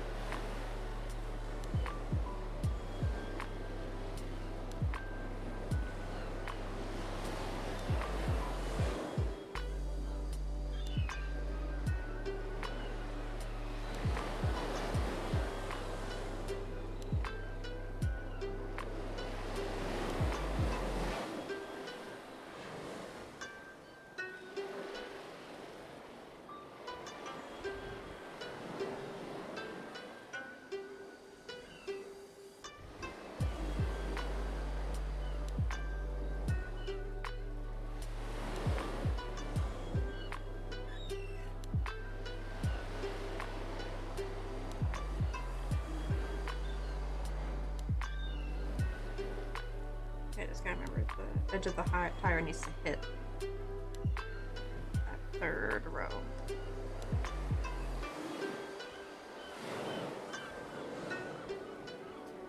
Looks good. Okay.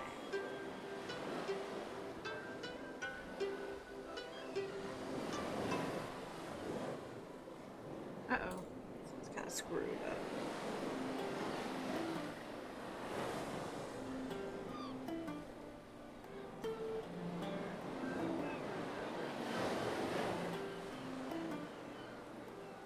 I guess I'll just cut it at that knot. There's like a knot right there.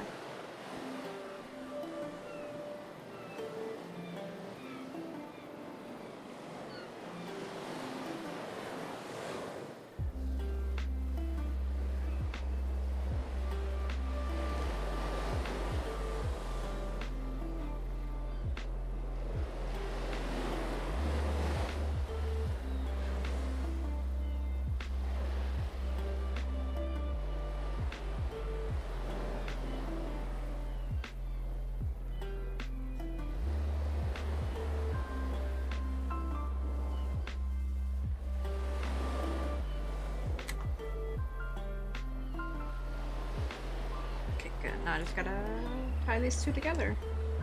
And then just glue it in place. That's basically what I do.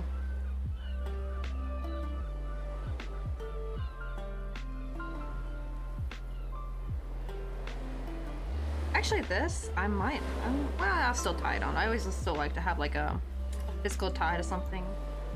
Also, I can probably just glue it on, but I'll tie it just so it's a little bit more secure.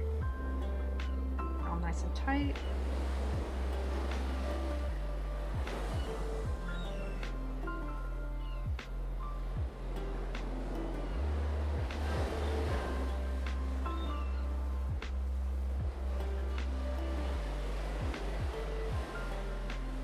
Oh, these are still a little bit long.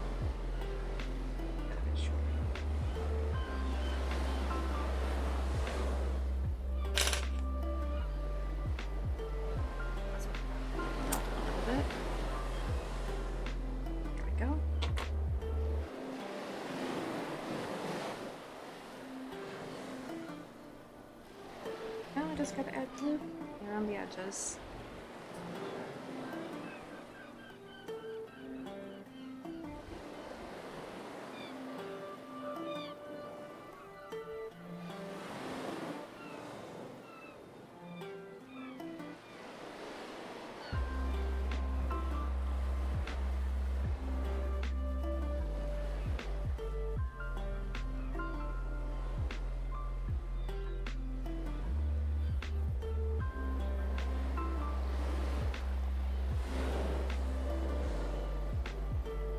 Let's see. Oh, out of curiosity, you said horses are a hard enemy, right? Did you ever do a dog? I've done a standing dog, but not in like a traditional sense of a dog. I made a little husky for the top subber of my stream, Subway Streamathon. I got a picture right here. I haven't heard back from him. I saw that it got delivered, but I haven't heard back from Lost Haven. To kind of be fair though, he is very busy, and sometimes he responds very late. So I'm really hoping he got it. It was sent through EMS, and it actually had a misdelivery because it needs to be signed off. And the second attempt, it got signed off. So I'm hoping he did get it. This is a little husky. This is actually first dog I think I've actually made. And I crocheted a little rubber bone front thing. Oh, I didn't take a picture of his little booty hole. Like if you lift the tail, was a little butthole that I embroidered with pink thread. But yeah, he's got a fat little tummy. And then he's got like a little flip. And if I make it like this is fine. But I've never made like a standing dog. You know what I mean, with all 4 legs. I've kind of done it the more like chibi style.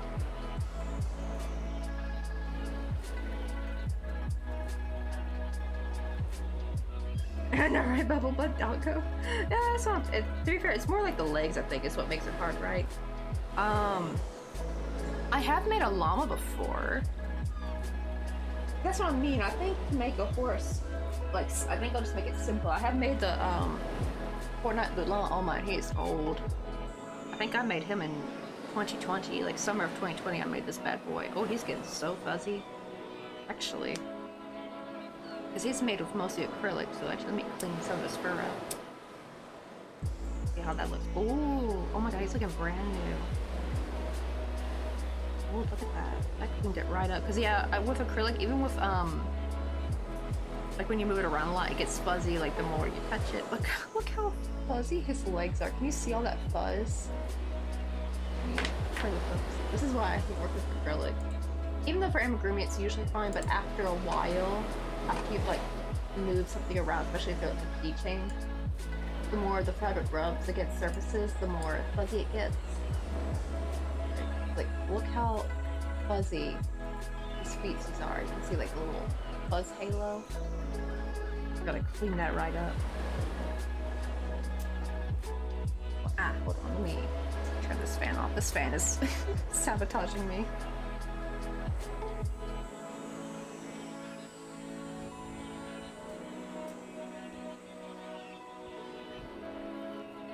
See like difference.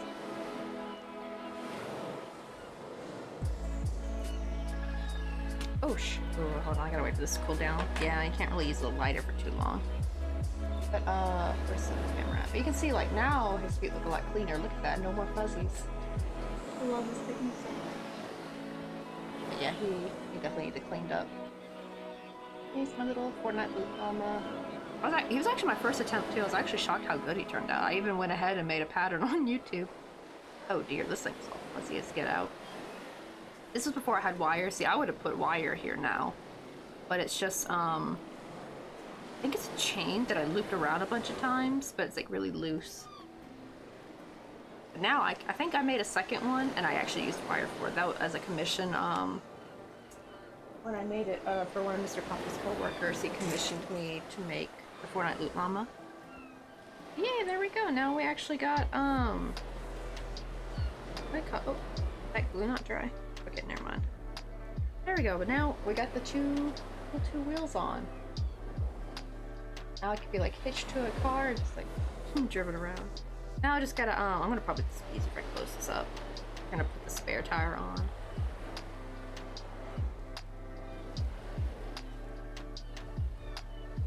We're just gonna put it right smack in the middle here.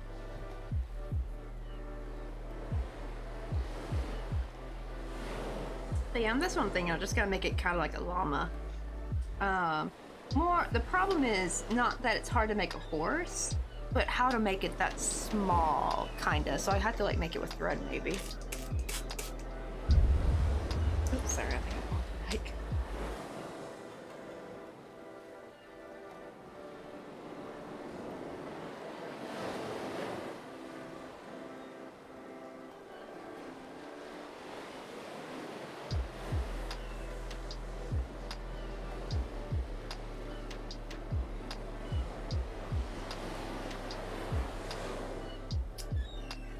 Oh man, I thought I had, I thought someone commented on one of my YouTube videos, but no, it's just YouTube Studio, like, here's your weekly report. I hate that so much. It's like a new thing, I think, because they used to never send, like, anytime I got a notification was only if somebody commented on my,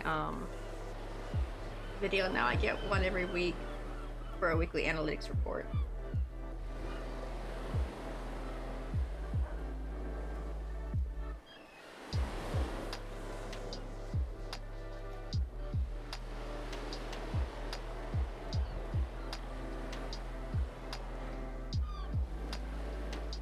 where should it be?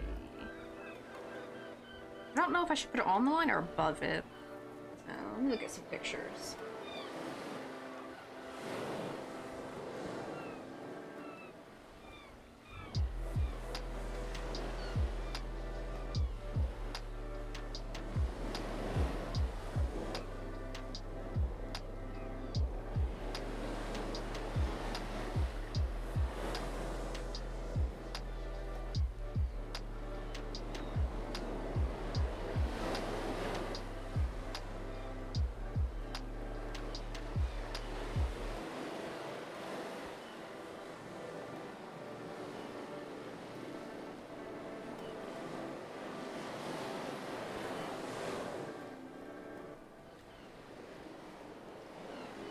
Here's one.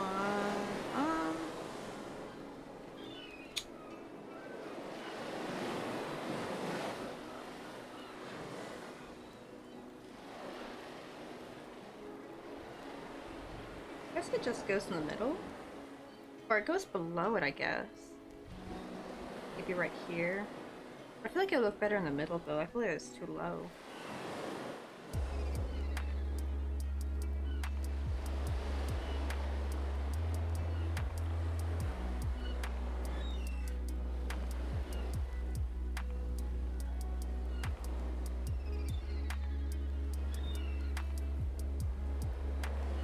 Not sure what I do with my people.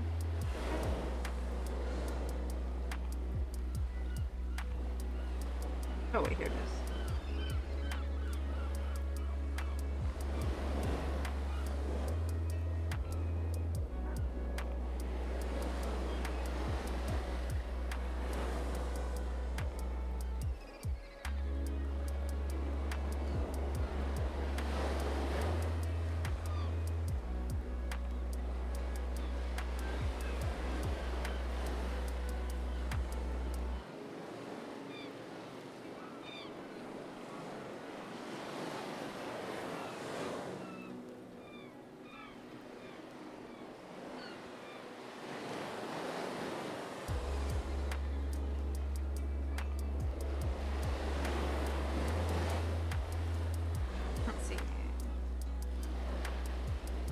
I guess I'd have it like somewhere in the middle. Pull that out and put it a bit lower.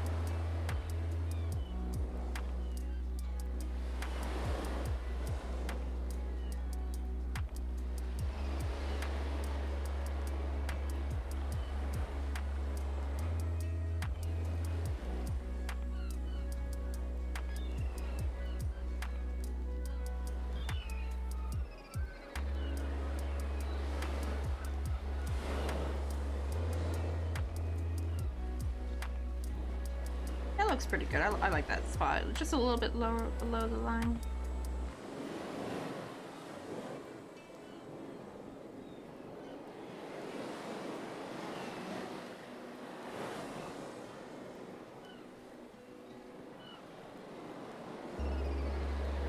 Oh my god, it's sunny as heck. It was so rainy this morning. Like, it was pouring rain outside all day long, and now it's like it never happened.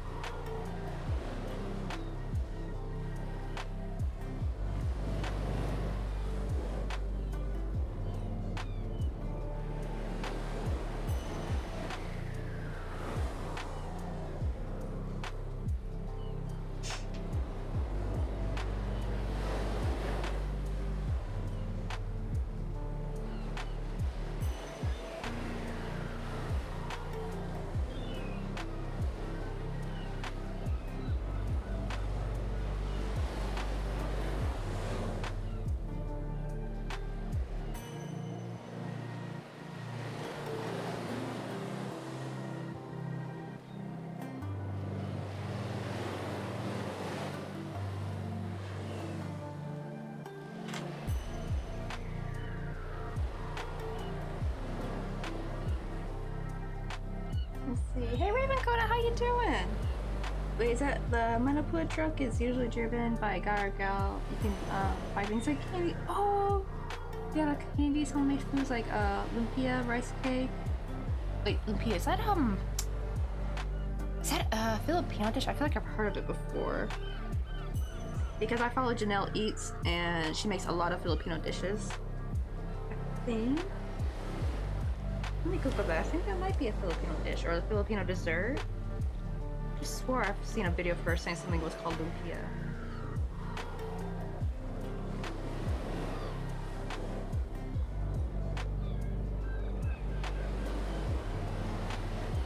Oh, it is! Oh, yeah.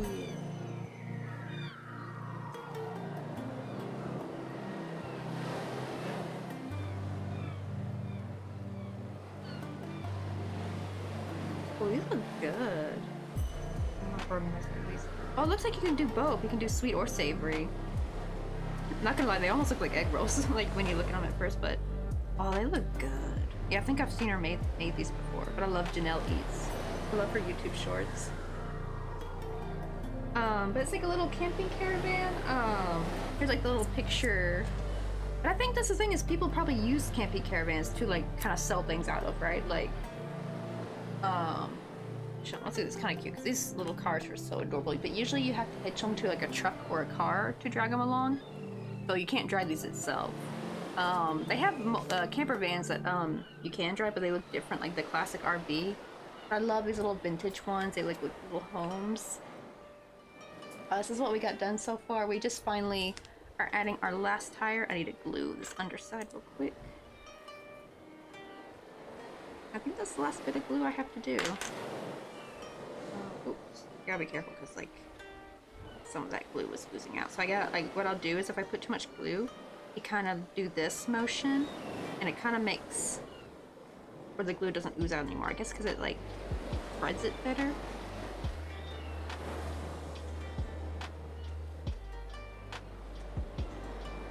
Oh, okay. So back in the 50s and 60s, actually, it's probably like the like. I don't know, maybe it's from the 70s? I don't know. Like, in America, I'm trying to think of when these were popular. I think, like, about 50s, 60s, 70s, I think is when these were popular in the US. So that probably makes about sense. Probably, like, a similar truck item over in the Philippines was made. Because this was a really popular style, I think, around the world. So the Manpua man, I hope I'm saying that right, would carry heavy buckets, with Manapua, steam butts. Ooh, sounds good. I'm guessing they were like a favorite of like kids, you know, like, you know, you get out from school. Were they like usually affordable? Nintendo! Long time no see, how you been doing? Oh yeah, as you can see, I changed my stream time. I've been streaming way too late lately, and I think it was better if I changed it to, what do you call it? To like morning, so now I start at 10 a.m.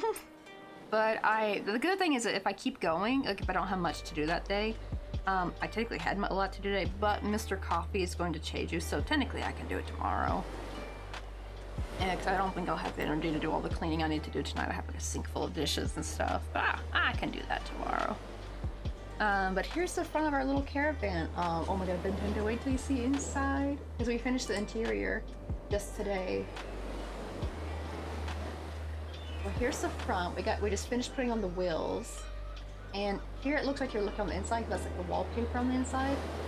Still love this like little awning. It's just so cute. And then here's the inside. We did the bunk beds yesterday. Last week we did the little kitchenette, and today, well, yesterday we did the bench and the table. And I just put it in today. And we did the little cheesecake and the teacup. And I have like a little teapot in there I did last night on my own. Oh, by the way, I did not color change. That's all Sharpie that I did for the color. It's really hard to embroider on my tiny crochet. Even the little soap has like little bubbles on it. And we got like little kitchen curtain. You can even see like little faucet knobs. Can you see the blue one? There's like a blue dot on that one for like cold. They got cold and hot. Got little cabinets, and here's like the entrance. But it looks like when you look at this way, the window, you're looking at the outside, like on the hill or something, and on a beautiful blue sunny sky.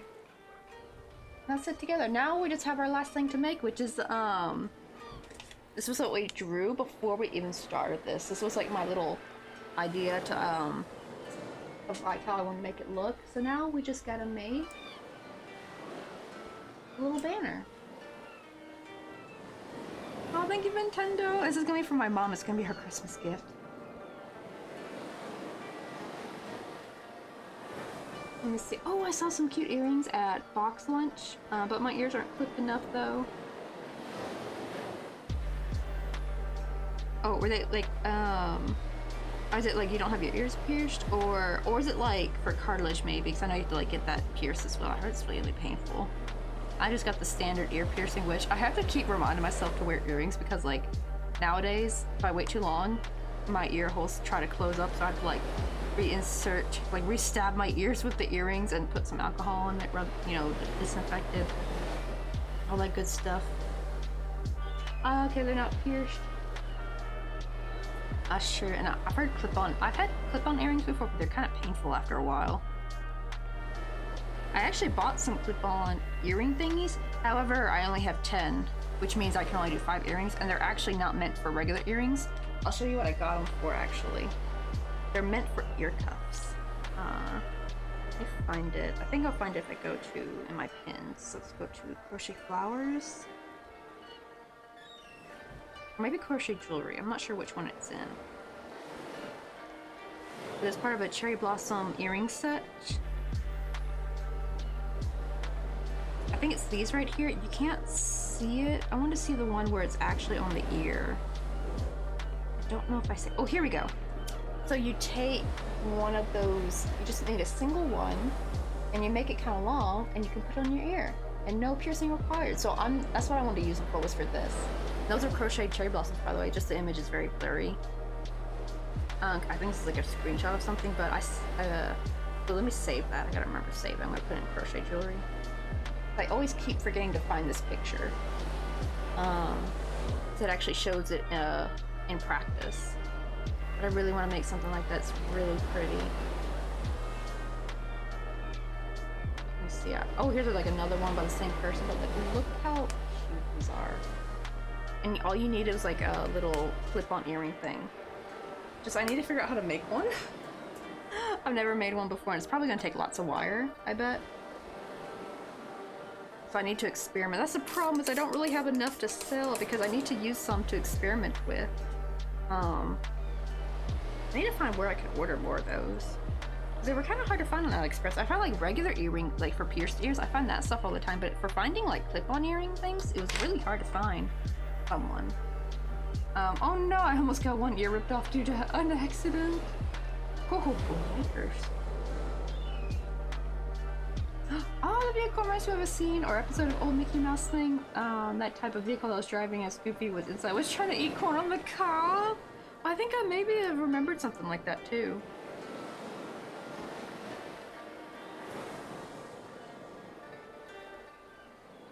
Let's see. On Nintendo, I don't know if you got to see, but the Tiki bar is also finished.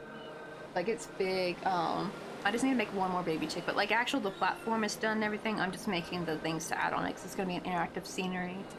I'm gonna put on the coffee page for $2.50.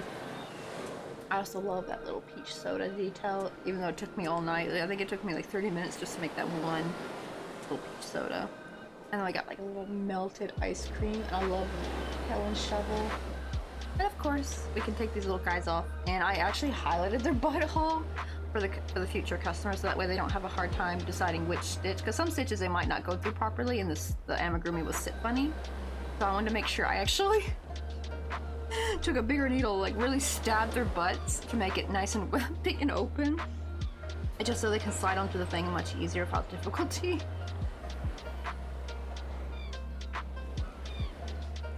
Let's see. Oh, must be heading out, but have a good. Oh, you're welcome for saying it. Yeah, I feel like that'd be like a cute thing people can do if you don't have pierced ears. I feel like regular clip-on earrings are kind of boring, but like, oh my god, when I saw that, I was like, that's a genius way to make earrings for people who don't have pierced ears. Yeah, I think you were in here when we were starting it, but we didn't finish it. Oh, and also it has like little, it did like chips and salsa. I don't know if you were in here when we did the chips and salsa. But yeah, I had to make each chip individually, though the bottom is just filled with yarn. I just had to make some enough to cover the top. But I love how that turned out. It's so cute. I almost want to keep it for myself, but the girl needs to make monies. Okay, let me get some thread to make the banner with. So I'm thinking I want to use all the same colors I used for this coral color.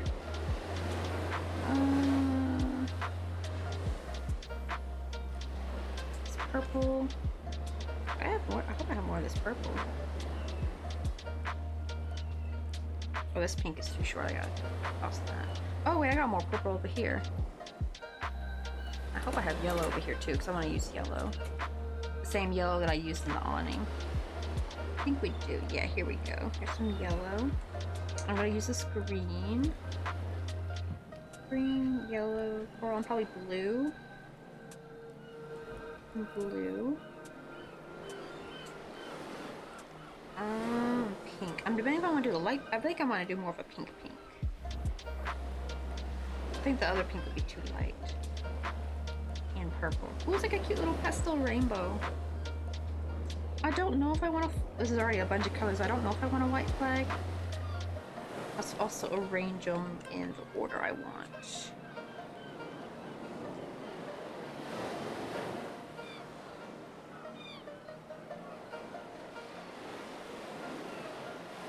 That's.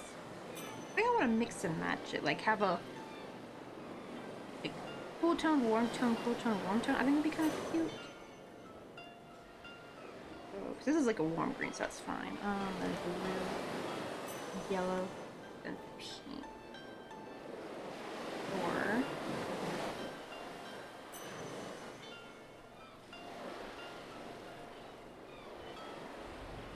this is kind of a cute combo. Yeah, I kind of like this. I kind of like the coral next to the blue. Okay, I need to. Got some pencils right here that are like similar colors, so I'm gonna like dot them on the bottom of the page so I can remember the order. Oh, I don't have a blue pencil, do I?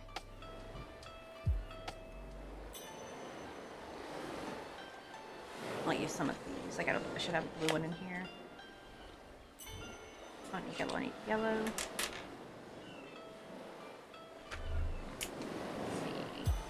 Oh, which one will be coral? I guess this orangey one will be coral. Coral. Oh, I got blue. I know, right? I think I've actually seen a crochet mystery machine. I think it's out there. I'm pretty sure I saw something on Pinterest and I was like, oh my god, I need to make one day. What's next? Purple. And yellow. This is way so I can remember. I will forget.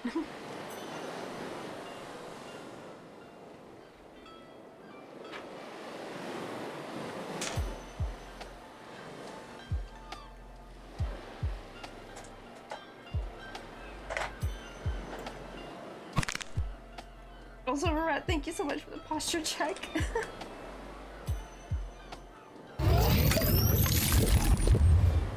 And thank you for the hydrate. Let me put this up there. There we go. So I'm gonna definitely need to get some more water soon, but at least I think this is like a 32 ounce tumbler.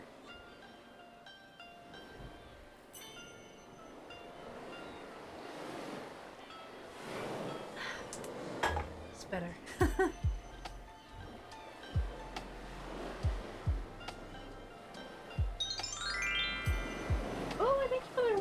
Crochet desk. So you get to pick. Oh, let me put Junior back here because she's technically part of the selection. But you get to pick what you would like on the crochet desk. We got a bunch of different things. We got Molong. We got a balloon dog. Oh, we got Rosie the bear. We got Sammy the penguin. Fortnite Loot Llama. We also have Sammy, but this is like the original one, the Christmas version. Tunia. We got a crocheted ox wearing a humboldt, traditional humboldt. That was for back during year the for New Year, for year of the ox. We had like a little gingerbread house. Oh, you want the balloon dog? Yeah. I need to make some more because since next, I had a blue one. That was really cute, but I gave it away as a gift because I was running out of stuff, and I had a relative I forgot to crochet for, and it was my nicer one. So I popped. I think it's actually the same color as this. Yeah, it was the same color as this blue. It's like nice sky blue. And I popped a little what do you call it on it, like a key ring on it, and made it. It actually looked like a really cute keychain. I just need to make it again. I have the pattern somewhere. Oh shoot, hold on, that reminds me. I have sour balls, but I bought some more. I only have one left, but let me go get them real quick because there's 2 flavors you can pick.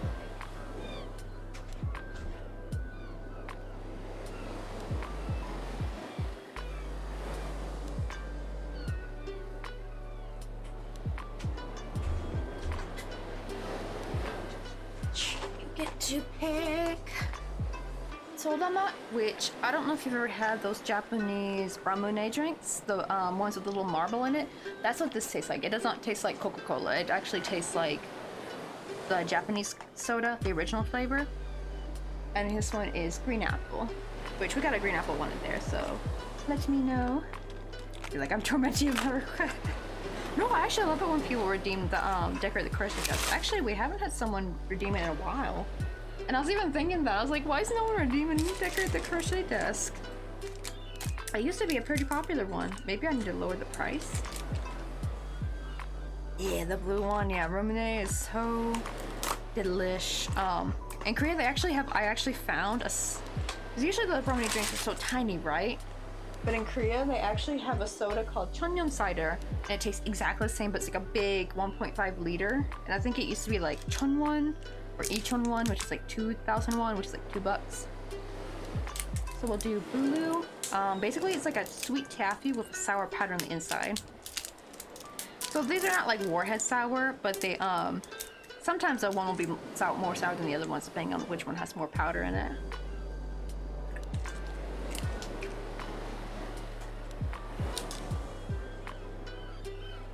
I know, right? Like you have to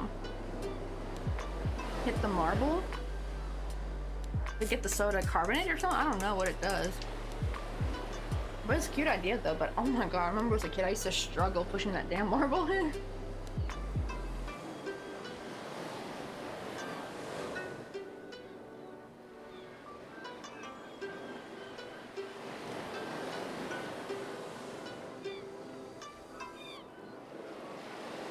Just got back from shopping at midnight? I didn't even know you could go shopping at midnight. That's scary. Are there places open at midnight? I wasn't expecting to see anyone I knew, but yes, he got lucky to see me wear my Super Mario Toad PJ pants and Naruto shirt. Oh wait, isn't like Walmart 24/7 or 24 hours? I think some, maybe not all, but some Walmarts are.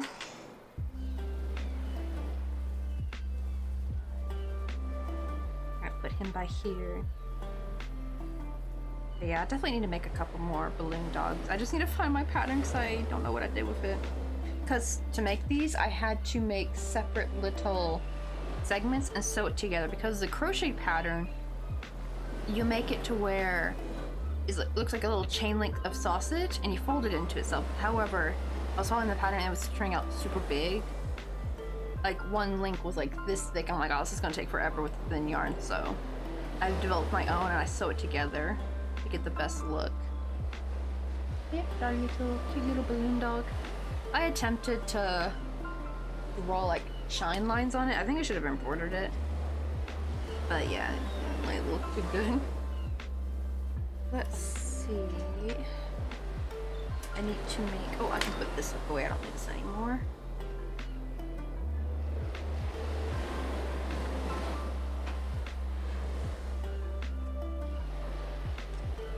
Ooh, another summer event that came on. Let's go for it. It sucks. I heard a lot of people are dropping Pokemon Community Game. Which sucks because it sounds like they're actually trying to put more stuff on it. Because I think that's why people were dropping it, because it was kind of like the same old, same old. And even people talk about on r/Twitch like, yeah, I used to have Pokemon Community Game, but so many streamers dropped it, so I dropped it too. But I'm like, but I want to keep it. Yeah, right, like from far away it looks fine. It actually kind of looks nice, but yeah, up close it looks kind of muddled. So I'm thinking probably what I should have done, instead of embroidering, because I think I tried embroidering it before and it looked too weird. I think I should get like a pink that's close to it, and embroider with that. I think that would look better, because a lot of times, right, with shines, you don't always make the shine with white. You want to make it like with a lighter color of that same color. Mike Mose, how you doing? Welcome on in. Hey, hold on, we need to give you a shout out. Mike Mose is another fellow crafty streamer. He also makes miniatures. Also, Mike Mose, you can share any like social media you got. Like, we have links over in chat, thankfully, because so far we haven't had too much trouble. Funnily enough, actually, Twitch is actually been making sure to kind of hold those pesky little bots, like, you know, the cheap viewers or blah blah blah, like those kind of bots. It's actually been holding their messages for review now, thankfully. But here's like the little infamous, we actually just finished it. Well, not completely finished, I mean, like, we just gotta make the little banner. That's like the last little thing we gotta make. I'm gonna try to focus up so you guys can see it better. Oh shoot, did ads play? Oh, I don't know if you have ads or not.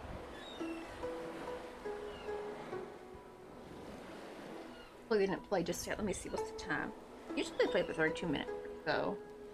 Here's like the outside, and we use the skylight to kind of hold it to the loop. We just added the last tire. I need to flatten these out a little bit. And then, you can open it up. Here's the entrance, so it's like you have like a two-way window, right? You're looking inside to the wallpaper. And then here you're looking on the outside. Got some potted plants, and then we just finished the interior today. We did like a little teacup and this cute little cheesecake that's dripping with like a raspberry sauce. And we just did this little, I did a little teapot last night. And the funny thing is, that's all Sharpie that colored it. These are both the teacup and the teapot were crocheted with white yarn, or white thread I should say, not yarn. It's technically embroidery floss. Right, like red cheesecake is my ring. Yeah, cheesecake is so good, especially New York cheesecake. I love cheesecake. And we finished little beds yesterday. I was gonna make like a tiny, like, little granny square blanket, but the problem is the granny squares were actually a bit too big. Thankfully it worked for it kind of still ended up working out. Just 2 granny squares was enough to make the blankets. And we got like the little bench and everything. What is this? What it actually looks like inside Pokeballs? Oh, that'd be actually kind of cute, because Rua was talking about how we should call them coffee pockets, because Baby Rome is calling this, like, they said it's like the Crochet Polly Pocket Caravan. And what do you call it? I'm like, ooh, that's a genius idea, because I've been thinking to make different like little sceneries. Here's another one I have right here.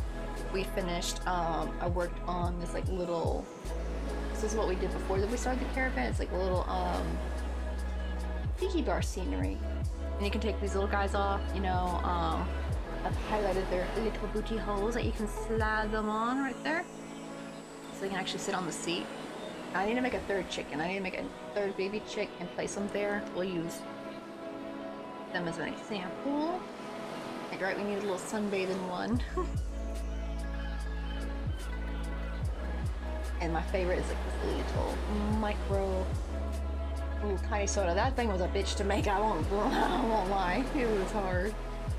Got little melted ice cream. I love this paddle and shovel though. Like, I love the color combo. Like, it feels very childlike, you know. Especially like, it makes me miss going to the beach. Even though I didn't even go to the beach until I was like a teenager, but I remember having so much fun building a sandcastle. Like, I felt like a 5-year-old again. Been years since I've been to the beach, which is funny because I live in Busan. I guess I don't know, I could technically say not last year, but the year before technically I went to the beach. But we walked on the sidewalk that was kind of far from the beach, so I don't know if that really counts. But I haven't been on the sand though. This is so baffling to my mini partner, Painter Brain. True, I know I know it seems weird, but like, I don't know why it just becomes like second nature to me after a while. And also, where my thread go? Oh, dang, they're down here. How did they get because we're gonna make the little banner. I was trying to figure out what colors and what how I want to organize the colors. I thought like warm, cool would look kind of cute.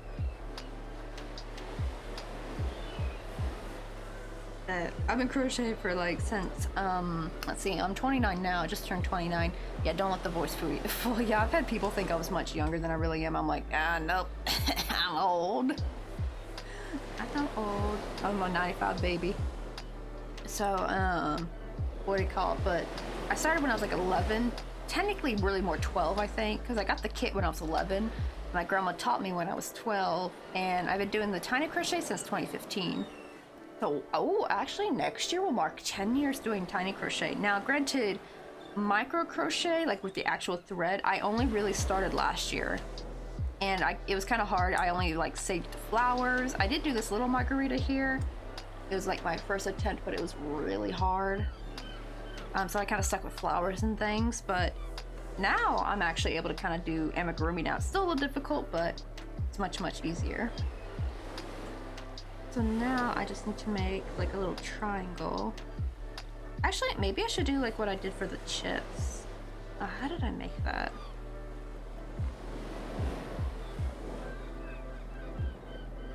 Oh dang, 20 years. Been a mini painter on and off for 20 years, but I've had to rehab my hands 3 times for my nerve damage. Oh dear, because I've done I probably already have some nerve damage in my ulnar nerve. Now, I've had carpal tunnel before, but that was before tiny crochet. Actually, well, I wouldn't say micro crochet because I think micro crochet might bring it back if I'm not careful. But miniature crochet, like these little guys where I crochet with a single ply of worsted weight yarn, like I actually split it. Like here is, these are the little yarns want to match. So here's like the yarn, right? Like it's just regular worsted weight yarn. And I take a single ply off and I use it like a 1.4 millimeter. That is so much easier to work with versus thread. Because thread can be kind of unforgiving. Like it doesn't like stretch like yarn does, right? It doesn't have any bounce to it. Yeah, right, 29 is nothing compared to 100. I actually met a Japanese lady, IRL, who was that age. Really? The thing is, did she even look 100? Because I'd be shocked because like the Korean ajumas here, you would think they're in their 60s, right? Like, they look like they're 60s, like maybe mid to late 60s, and then you find out they're actually in their 80s and 90s, and I'm like, whoa. Like, they got the closest thing to Fountain of Youth, I think. And it's crazy how, like, 40-year-olds and 50-year-olds kind of don't really look like 40-year-olds and 50-year-olds, except they look like 30-year-olds to me. Even some 30-year-olds be, like, looking in their 20s. Like, sure, they won't look like a teenager, but they will look kind of like... Actually, you know what? Maybe I should do this back and forth. That might be better. I want it to be like a sharp triangle.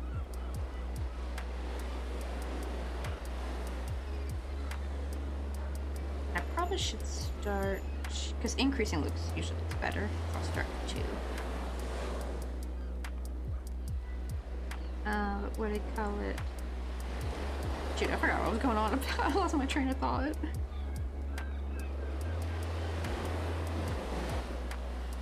Oh, but there's like a Korean actress though, like she played like, I don't know if anyone's seen the fencing drama. Like she literally could pass for as like a teenager and she's like in her 30s.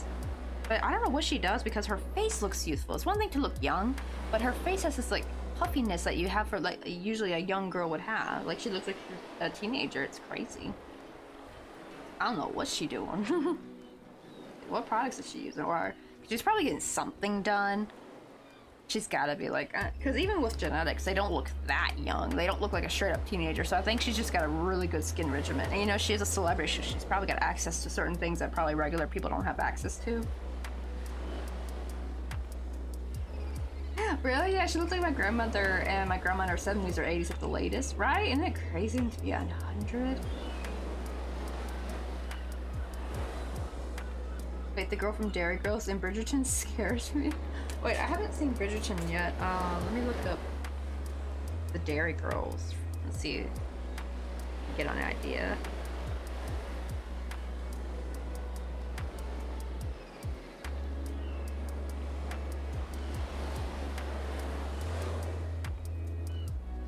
Oh, like, I think it's at her, right? The Nicole girl? Yeah, I thought she was so young. Like, I thought she was like super early 20s, and she's like, this girl 37. But it's like her face looks youthful though. Like she just has such a young cherub face. She's so cute too. Like she's got the prettiest red hair. But she actually looks really young. I think she looks a bit older in this picture. I think because the makeup style ages her a bit. But the style they put her in Bridgerton just really makes her look so youthful. Oh my gosh, she played a 15-year-old! Oh shoot, what's the, that YouTuber's, was it, a 30-year-old teenager? Like she had like a little theme song she would play when she would talk about like people who play like teenage roles, but they're like in their, like a full-grown adult, like 30-year-old teenager. I heard she's pretty nice though. Ooh, and she's funny in interviews too. That's always good when someone has like a sense of humor. Like, that girl's a vampire, honestly. I'm gonna increase by 3 for this one.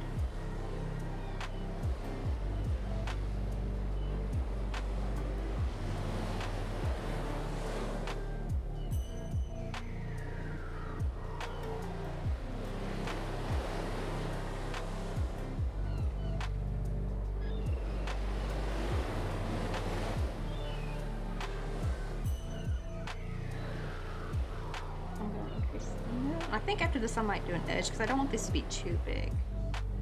I realized this would have been so much easier if I had like fabric I could use, because then I could just like make little cutout fabrics of triangles. That'd be so much easier. The problem is though, if I was to do this in the round, it would look like a soft triangle. Like it would look too round. It wouldn't look nice and sharp like a little flag.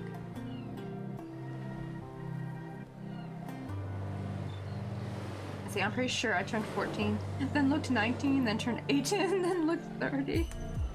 Right? Like, I actually like have a similar problem because like when I was 16, people mistaken me as a teacher. And the funny thing is, right, like when people don't see me, they just assume I'm young because of my voice alone, but actually the voice and the face don't match. Really get you going. Best friends! Welcome on in! When you feel your soul Oh, yeah, show me real quick. we always serve it right away. And a smile and have a nice day.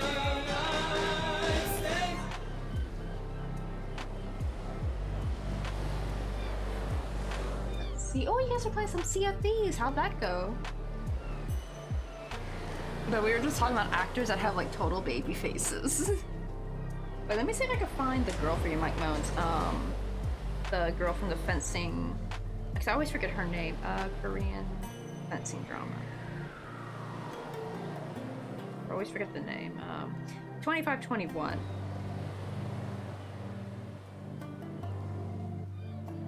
Like, look at her. Does she look like she's in her mid-30s?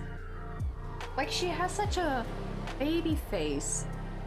I don't know if she does filler or not, if she's like strategically putting filler maybe in the middle of her face to kind of give that baby face look. But she looks really young. And actually, it's not even like, it's kind of how because she sounds young too. Like, she actually talks like a teenager a little bit. She has just such a soft, supple, like young, youthful face. It's not just like, oh, she looks like in her young 20s. Like, no, she looks like a little teenager, but she's like, I think 30 something. Where? I want to see cast. Real quick. I think her name is Kim Tae. Yeah. Yeah. Oh, okay. I thought she was mid-30s. She's 31. But still, though, like, dang.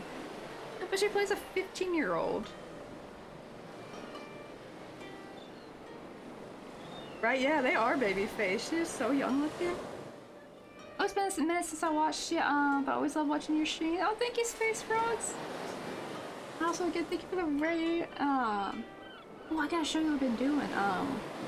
Wait, we went well. Oh, some good shit with some players and swore like a cigarette punch. Also, it's like Sea of Thieves. Is it like an online game? I didn't know if you could play it online because that looks like it'd be a lot of fun. They're like, right, same age as me. I look 3 times her age. Right, like she looks older than me because like I'm one of those people who perpetually look 30. Like even when I was 16, I looked like it was 30. till I open my mouth. It's so cringy when I play like Fortnite with strangers and they hear my voice and they just assume I'm like some like high school or middle schooler, and I'm like, honey buns, I'm older. I'm like twice your age. It gets real uncomfortable when teenage boys also try to like flirt with you. Like they do it to be funny. Like one of my pals, Dylan, he, what do you call it? He'll sometimes have his friends, and especially if they're Australian, they're really cheeky. They're like a bunch of little cheeky so-and-sos. And they'll try to do like a playful friend, and I'm like, honey buns, I'm gonna stop you right there. I'm like at the time I think I was like 27. Like I'm 27. I'm probably a decade older than you. Because they're usually like 16, 17-year-olds. I'm just like, oh, it was so uncomfortable. It's like, no, hun, no, don't. So uncomfortable. Yeah, right. I play Fortnite with my daughter. Jesus, when we lobby with her friend. Oh God, how are our friends like? Because I feel like it'd be hit or miss. That's why I like play with Dylan. Because actually, Dylan's like the more down to earth, look, nice one. And I actually had this kid I played named Ashley with. He was this kid from he's actually a teenager now, but he was I think 11 or 12 when I played with him back in 2018, and he had the sweetest voice. It's so sad now because I talked with him I think like a year or so ago, and he's all grown up. He doesn't sound the same. He had puberty, so it kind of crushed me a little bit that I would never hear like the old voice that I heard before. A little bit like they just grow up too fast. But here's like inside those space frogs. We finished the little tea set, and we got a little slice of cheesecake, and we did the bunk beds yesterday. And we did the little kitchen area in there, and it's even got like a little soap with suds on it. A classic big yellow sponge if you're looking like any like old-timey kitchen. We've got like a faucet. It's hard to see the faucet because it's a bunk bed. And we just finished putting the little tires on it. I even have like a little step thingy just for accuracy, and I even put like little support poles on this like little awning. Oh, and also here is other side of the entrance, so you can kind of look at see on the inside, like this little spot right here, and then this way you're looking outside.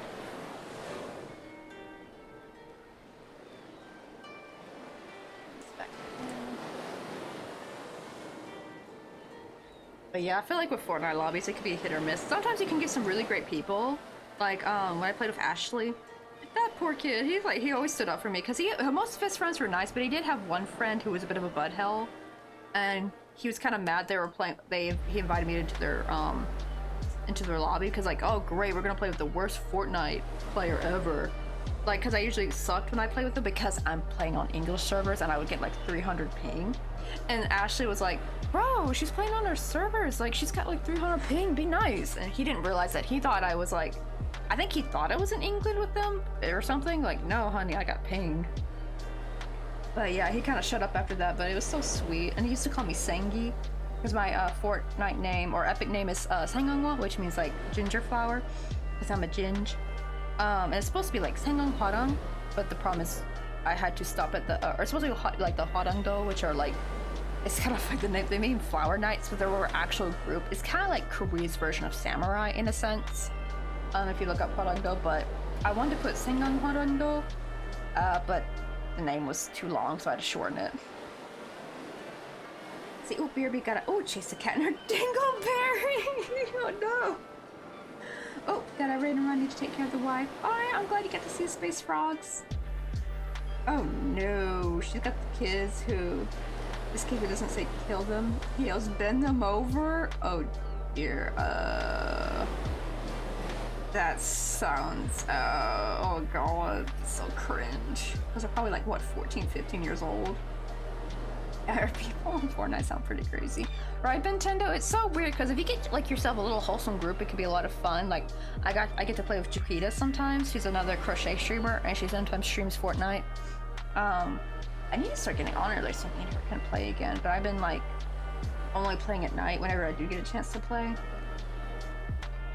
Right, oh my god, I've never played Call of Duty before, but I can only imagine how the 2000s Call of Duty lobbies were like. God, like that. So I think you can hear enemies too, right? With Fortnite, you just hear your teammates. But I think, right, with Call of Duty, you can actually hear what the enemy people say. Oh god, can you imagine the fights people have? God. That would just be absolutely insane. Oh my god. Mike's cat going after the dingleberry.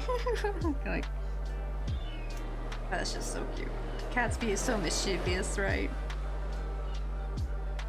Okay, I think this will be small enough, so now let me give it a little... Wait, I don't know, should I even bother trying to... Maybe I shouldn't give it a... Because actually if I give it a, I realize if I give it an edge, it'll actually soften the edges, so it'll look too round. So actually, I'll just make sure to sew it up nice. I'm just going to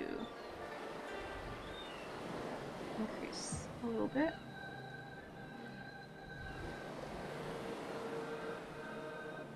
I'm trying to see what should be like my maximum place I would stop. Uh-oh, that didn't go through all the way. Yeah, undo. There we go. Yeah, that caught onto something.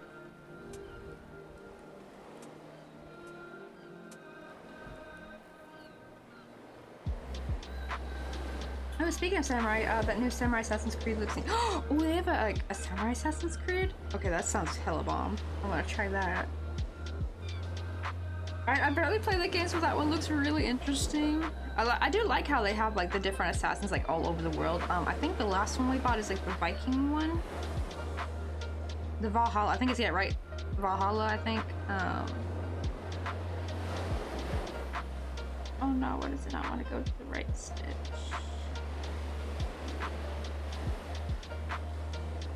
Does not want to go in there. What the heck?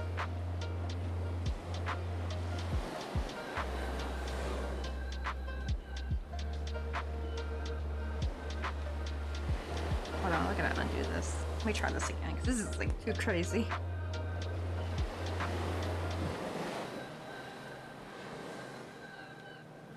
Actually, on second thought, maybe I should decrease. Maybe that'll be better, because usually increase looks better. However, that first increase does look like doo-doo though. Because when you have like one stitch in a chain, it doesn't look as good. Let me try this. Let me do 1, 2, 3, 4. Let's do 5. Because then we'll technically have 4. And I'm not going to even bother going to the back loops. I'm just going to go through, because I'm not going to do a single crochet edge. But I don't have to worry about crocheting to the other side. Let's see if decreasing will be better.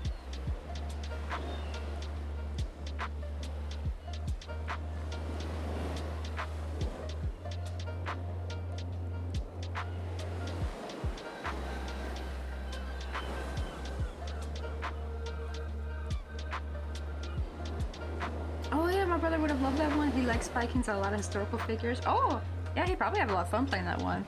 Mr. Coffee, he was playing it, but he took too long of a break from it, so he actually restarted a new game. I'm gonna do decrease right here.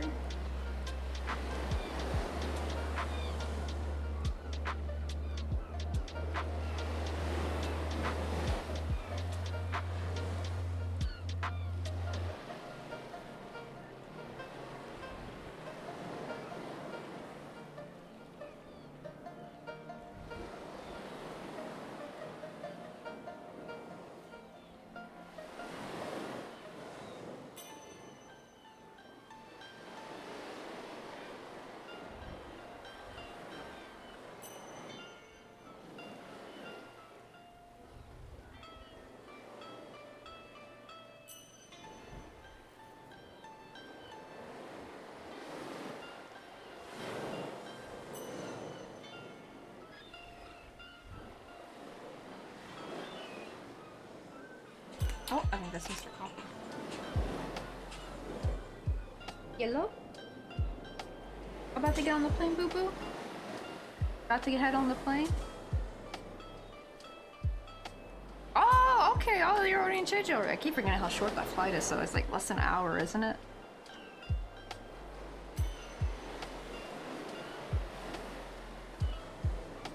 Oh, yeah, because it's like we're about to be 6.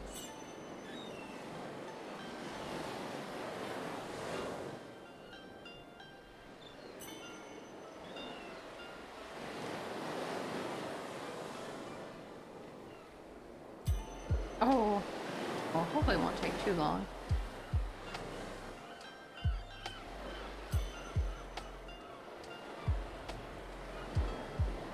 Yeah.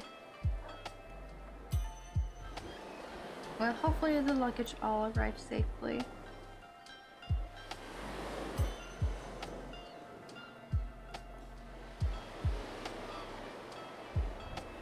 Ah, okay. Oh, why is she coming all the way from Seoul?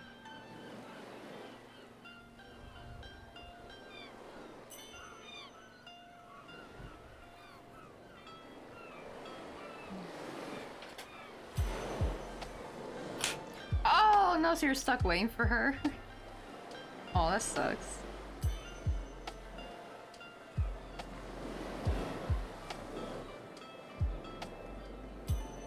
Okie dokie, boo boo.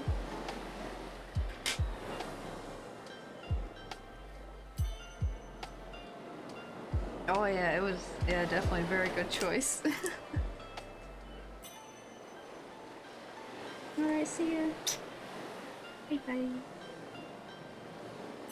Yeah, that was Mr. Coffee, y'all. He's in, Jeju right now. That's gonna be a decrease. I'm gonna write down how to do the flag so I don't forget. If I just skip that middle stitch, then last one we do.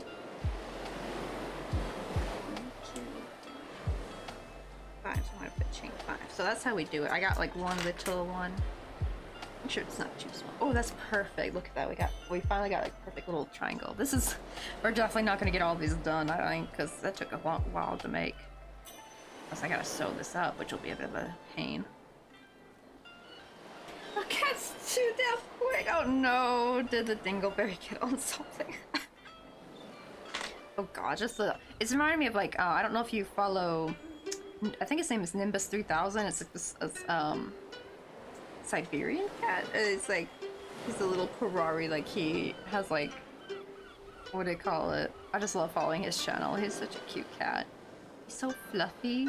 And when he meows, it's like a little squeak, but when he's on, when he has the zoomies, he sounds like a cat. I mean, he sounds like a, what do you call it? He sounds like a Ferrari car. It's like a sports car.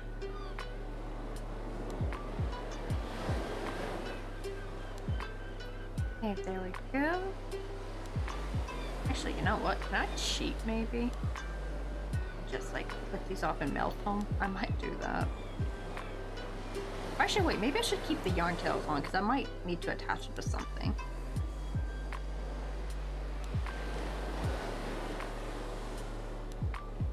But anyways, drop a lurk, but have fun. Alright, have a nice lurk. Oh, I like cat of yours though. That's just too funny. So I'm glad you got to see the little camper caravan. It's pretty much done at this point. We're just now adding the little extra thing. That was not fun to clean up. Oh, he has turbo zoomies. Yeah, I understand sometimes you just forget stuff when you don't play a game for a long time. Oh my god, speaking of that, Nintendo. I'm playing Planet Zoo again every Friday instead of Stardew, and I forgot how to build, and my first Stardew stream back was just me complaining about how to freaking work with grid items, thinking like, I can't do, why is this not working? I have to watch all the tutorials again. Let's see, so we got that one. I believe blue is next, right? So let's do a blue one. I'm gonna like, actually, I think I don't have to make a repeat of each color. I think I can literally just do one of each.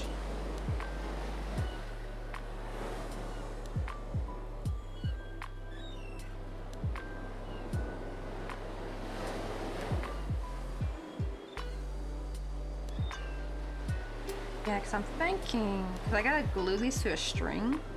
I'm actually thinking what I'll do is I'll overlap and glue the string to the back and use like the glue to kind of hold on to it and then clip them. So I think I'm gonna keep the yarn tails. I'm not gonna bother trying to sew that up. That would just be too much trouble.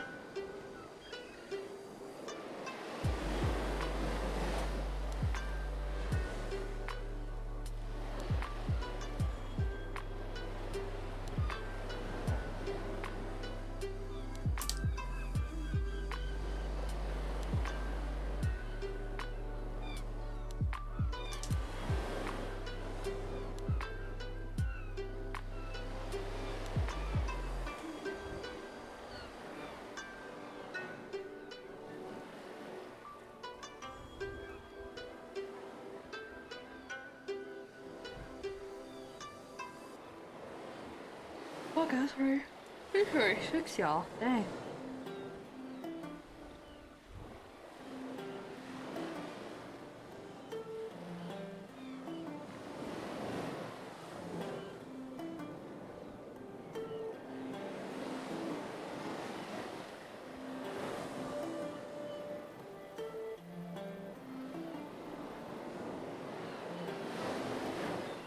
Oh, I remember watching a VTuber play Metroid Dread. And she didn't play for a long, the game for a long time in the middle. She forgot how the controls work. It felt so bad for her because, you know, I never felt that game. It has so much controls. I remember, like, oh, combining buttons and such. Right, I'm a little bit scared to get back into... I need to finish Horizon Zero Dawn, actually. We started that on stream, like, 3 years ago, and I haven't finished it. I kind of just went full-time crochet, mostly. Because I'm gonna admit, my gaming streams did poorly. Especially Fortnite. I was hoping like my Fortnite streams would get, you know, good views because then it's a good excuse I can play Fortnite. But yeah, they did not do so well. I'm kind of happy that the crochet does better though. Like I'm actually kind of like, was not expecting that. I was like, wow. People, they want to see the yarn. They're like, screw Fortnite. Oh my god, what's like the funny meme with Drake, like the yes and no meme, where he's like, nah, I don't want that. Yeah, to this. It's like people are like, gaming streams, nah, and they're like crochet streams. Heck yeah. I should probably make like a meme like that. I could probably just easily grab the thing, like a blank one I can write text on myself. I'm gonna do that.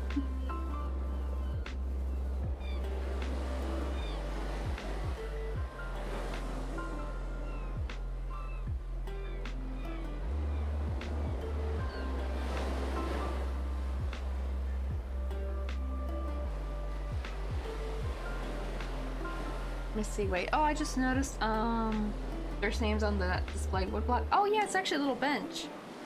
This is actually from our, my very first my very first, subathon. I should have actually, I didn't realize you're supposed to do, like, I guess you're not supposed to, but like, that's usually the time to do it, is like a streamiversary, but my first 2 streamiversaries, I never did a subathon before. So for my birthday stream, I did a subathon, because that's another event people do subathons for.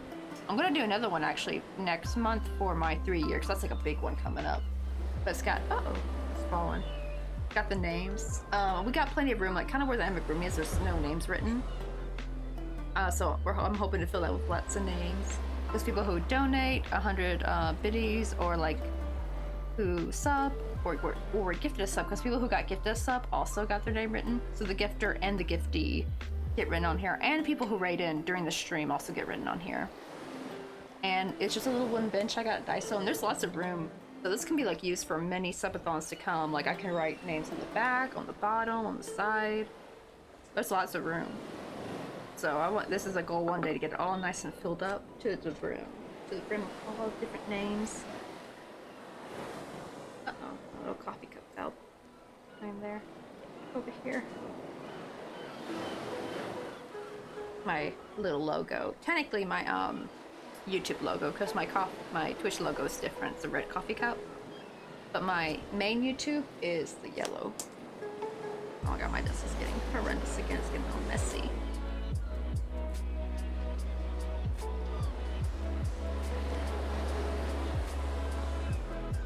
Let's see. Oh, I want to do one when my birthday rolls around. I've never done one either. Besides, randomly 7 months ahead of time. Hope she remembers this decision. Yeah, you put it in Google, like Google Calendar, and put like maybe, I would say at least a month. Like give you like a month reminder, because there's like lots you gotta prepare for. Like you gotta make up like what kind of challenges you want to do. That was my big one too. It sucked because I kind of rushed the birthday one. It was kind of very last minute. And I didn't know what to do for challenges, because there's a lot of challenge things that I just don't have available to me. Like I know Bean Boozled is one of them, but they don't have those here in Korea.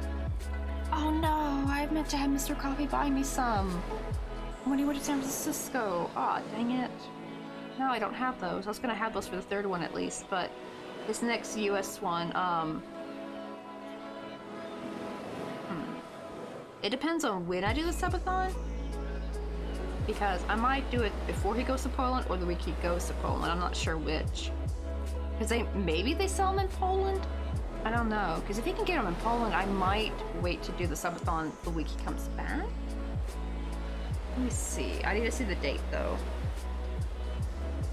Is it like on Twitch that has like a certain timeline you're supposed to do your subathon?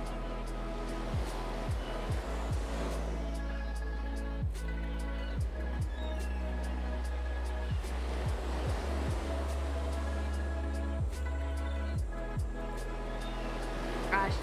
Wait, oh wait, actually, yeah. I could do the 27th or 28th, like that, and it's gonna be a 12-hour stream minimum, and then people can add time. So maybe, plus also plus Stephanie's coming right after the Poland trip, so I actually might have to do my subathon after. I'm gonna finally get to meet Stephanie. She's coming to visit her in-laws with her husband for Chuseok, and they live in Busan. So I'm super excited. But Stephanie's also from my hometown. Isn't it funny? We got a few people in here. I know Evie on TV. I think, yeah, her and Evie on TV are actually from my hometown. It's crazy meeting two people. Like, right? What a small world it is. Like, here I am streaming from South Korea, and I meet two people in my stream that are from my hometown.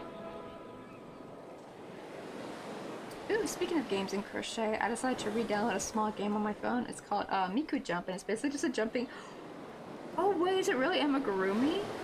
Hold on, we got to see pictures of this. Cause I remember the little Mario knitting stuff. That was really cute. Let me see. Miku Jump.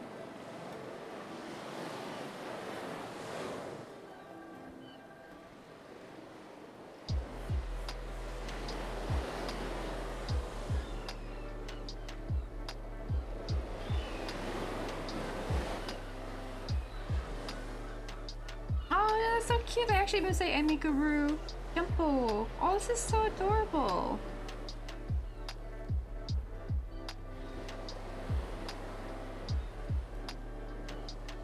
Oh, that reminds me. I gotta show you something. Hold on. Did I ever take a screenshot of it? I don't know if I did.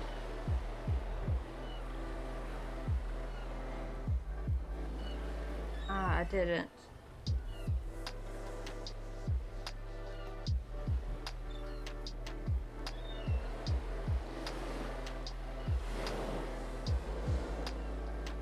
So I was looking at bag charms, and some of them popped up and they looked crochet, but they were actually plastic. They're actually making plastic charms that look like they're crochet, like they gave it like a texture.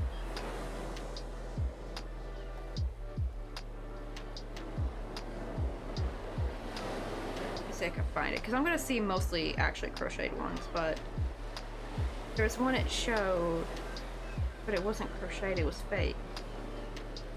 I wish I took a screenshot, because it's just plastic.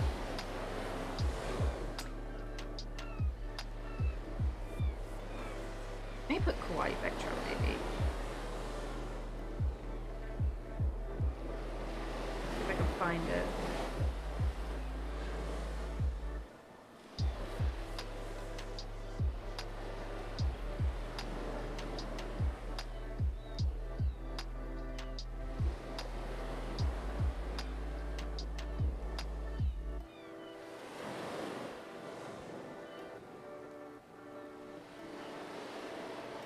The sad thing though, it was like something they were selling off Temu and AliExpress, and I'm just like, oh, what's this fake crochet?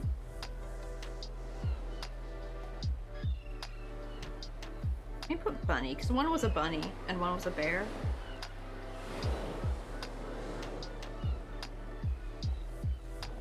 Oh, I can't find it now. I forgot what I searched up, because I found it by clicking on different pictures of bag charms and it led me to it, so it wasn't like a direct search.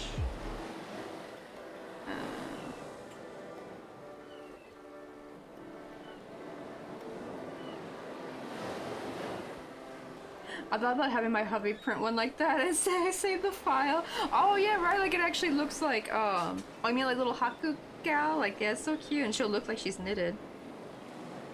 I didn't think it's kind of cute though. It did look cute. Like, at least you could say it's waterproof. Actually, so it looked from far away, it looks crocheted, but then when you look closer, it's obviously plastic.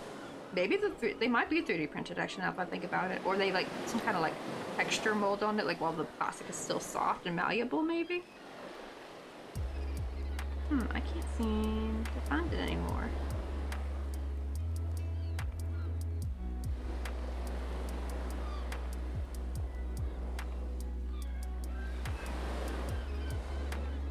I'm seeing some legit crocheted ones in here, which is nice.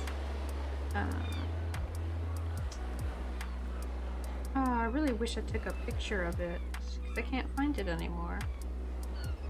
Oh well, I give up. Google doesn't want me to find it.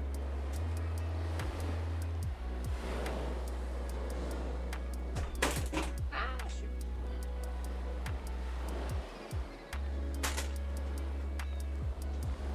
Phone. Tried to escape. But thankfully it's charging, so the cord caught it.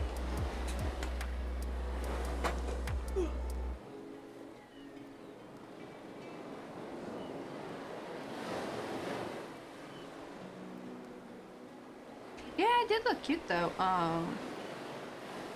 And I just hope more. I'm hoping as long as they don't try to pass it off as real crochet, then I'm fine. But if they're like, oh, crochet, you know, this, and it's like plastic, like then it's like, oh, you're getting into dicey territory, buddy. But it's like a way to make something that was a funny thing though, because I realized I was like, because the reason why we crochet plushies is because that's just our only medium we know how to make. Because most times, if you want a plushie, you want it to be nice and smooth, right? But like not all of us are good at sewing, so like amigurumi is like our little way we can make plushies. But it actually is kind of neat that people actually want the crochet aesthetic now. Like that was a purposeful decision, so it's like a good thing in a way, because it means people are now seeking out the crochet texture on purpose. And it's not just like, oh, this was just our medium to be able to crochet like a small plushie without time to sew, without needing fabric. I know making plushies with fabric is a completely different ball game. So it is kind of nice to know people are out there genuinely looking for crochet texture.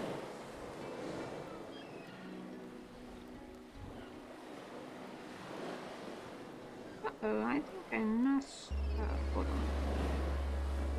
Let me redo this one. I didn't get very far in this one anyway. I think I was missing a stitch, so maybe I'll only change 4, not 5.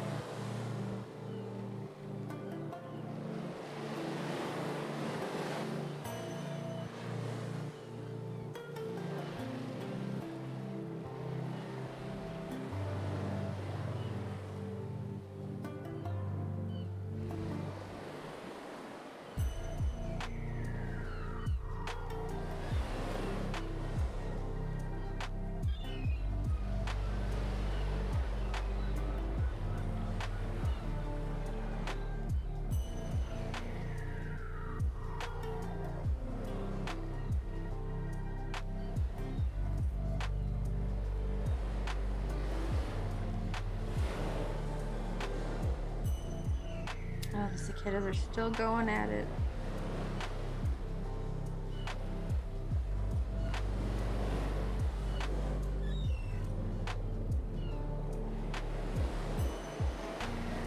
Yeah, it might be off topic, but that reminded me of the time my dog almost ripped the head off one of my anime plushies, and I tried hand sewing for the first time on the plushie. I almost had it, but the thread's loosened. Oh no, right? It's like a special way you gotta sew, I think, and I think it's like a special sewing stitch to make sure it's like secured, or else they're just gonna like loosen over time and then eventually fall off again. Oh wait, this is supposed to be...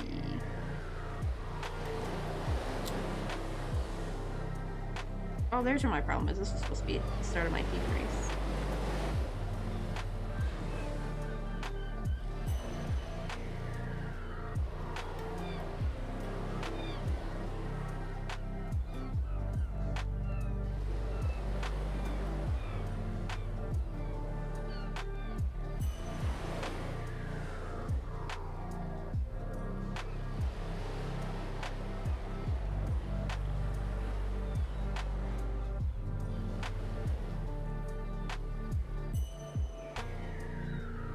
Oh wait, hold on.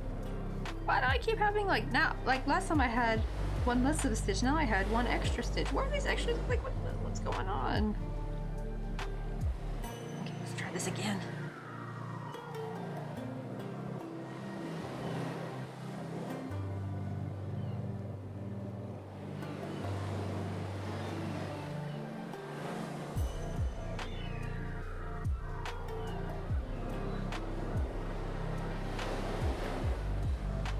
Maybe we could grab some coffee? You wanna go get some coffee with me? Yeah, welcome in, Tea Cozy. How you doing? We're crocheting the little cute banner for our little caravan. This last single crochet in this round row. Not round. Round is usually when you go in a circle. Will that go? Oh, never mind. I don't know why. I thought I threw a Pokeball, but I forgot I skipped this one. I was about to say, there goes my Ultra Ball, and then I'm like, wait, I didn't even throw a Pokeball.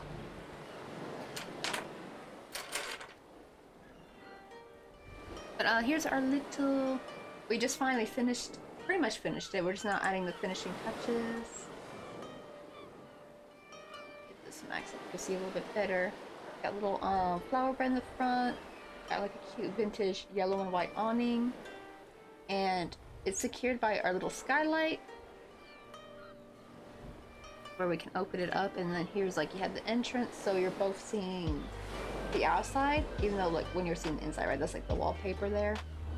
And here's the inside. We just finished this like little tea set today. We made the cheesecake and the teacup earlier, and we glued in the table. But yesterday we finished the bunk beds, and we put in the bench. We crocheted and made the bench. I made the teapot last night myself, and we got like a little kitchenette area. We got like a little curtain, little coffee cups hanging, and that's wire right there to hold the coffee cups.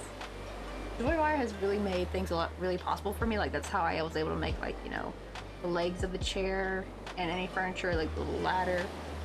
Joy wire has just really opened up a lot of things I can do. Yep, that's inside. A little cute vintage. It's kind of empty in the back. I don't really got anything going. Oh, I don't know. Should I make the window for the back? Only problem is I already sewed it on, so there's really no way for me to sew through this like it's already glued on. Oh well. Well, I guess we'll just forgo that little detail.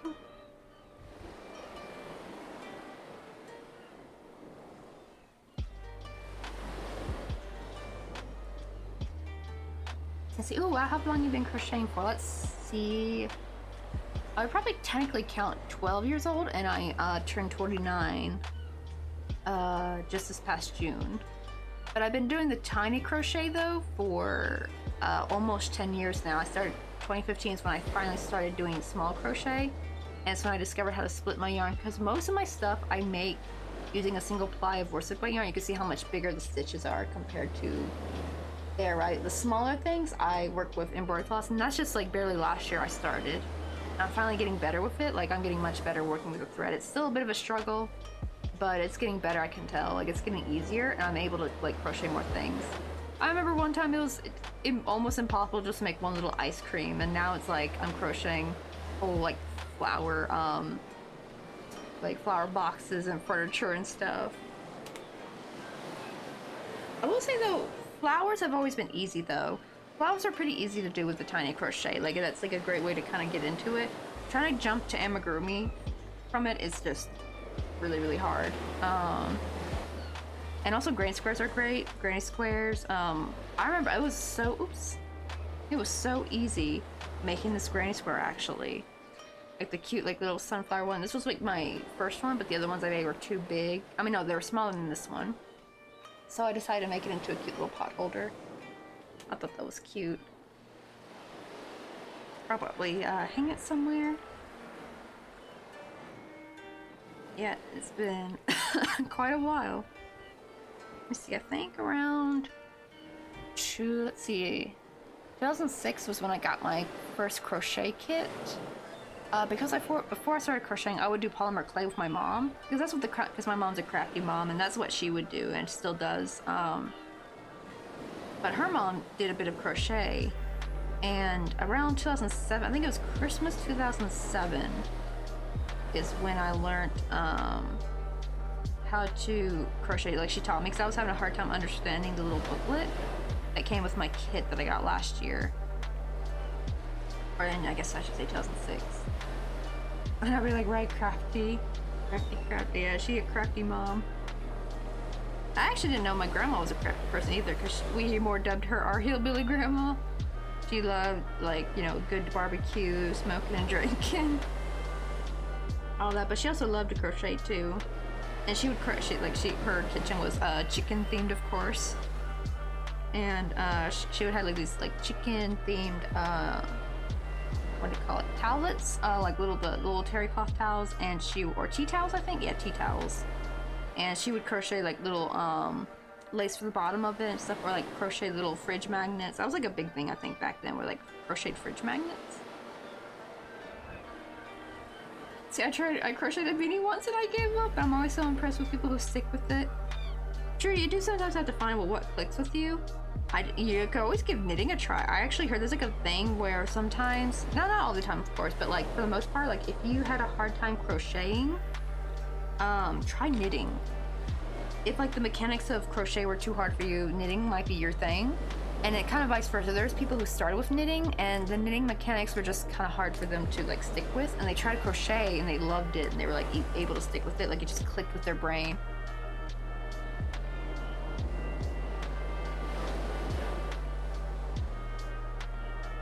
Ooh, really? My grandpa was the same, but with hand stitching images for picture frames and sewing blankets. It's kind of cool that you had like a crafty grandpa.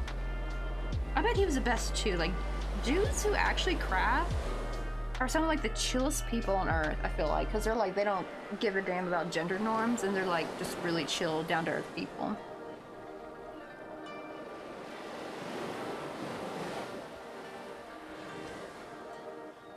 Ah, that's the last of my coffee. And I can't be making no more. I already had 2 today, and it's already like 6:30.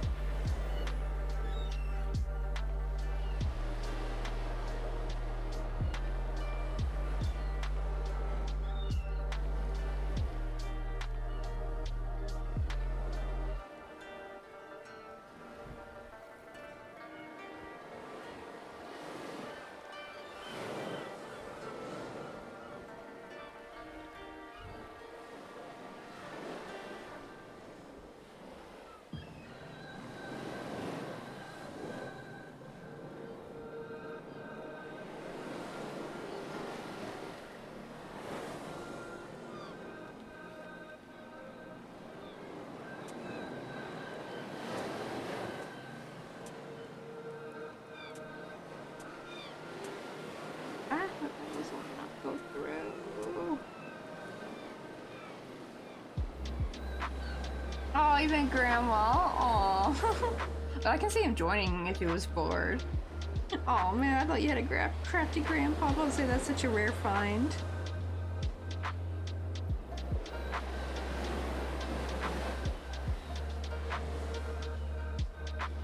Alright, there we go. We got another one.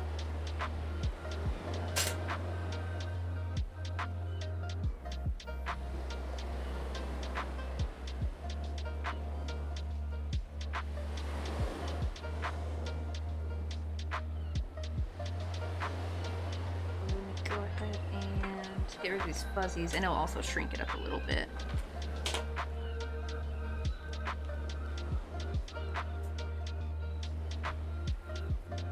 Oof, there we go. Now we got a little blue one. I don't think you guys can really see these. We got a blue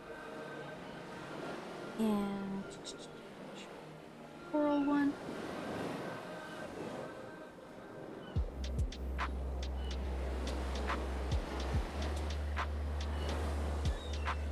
But yeah, it's so weird. These are so small, they take forever. I guess because I'm using frog for the most part.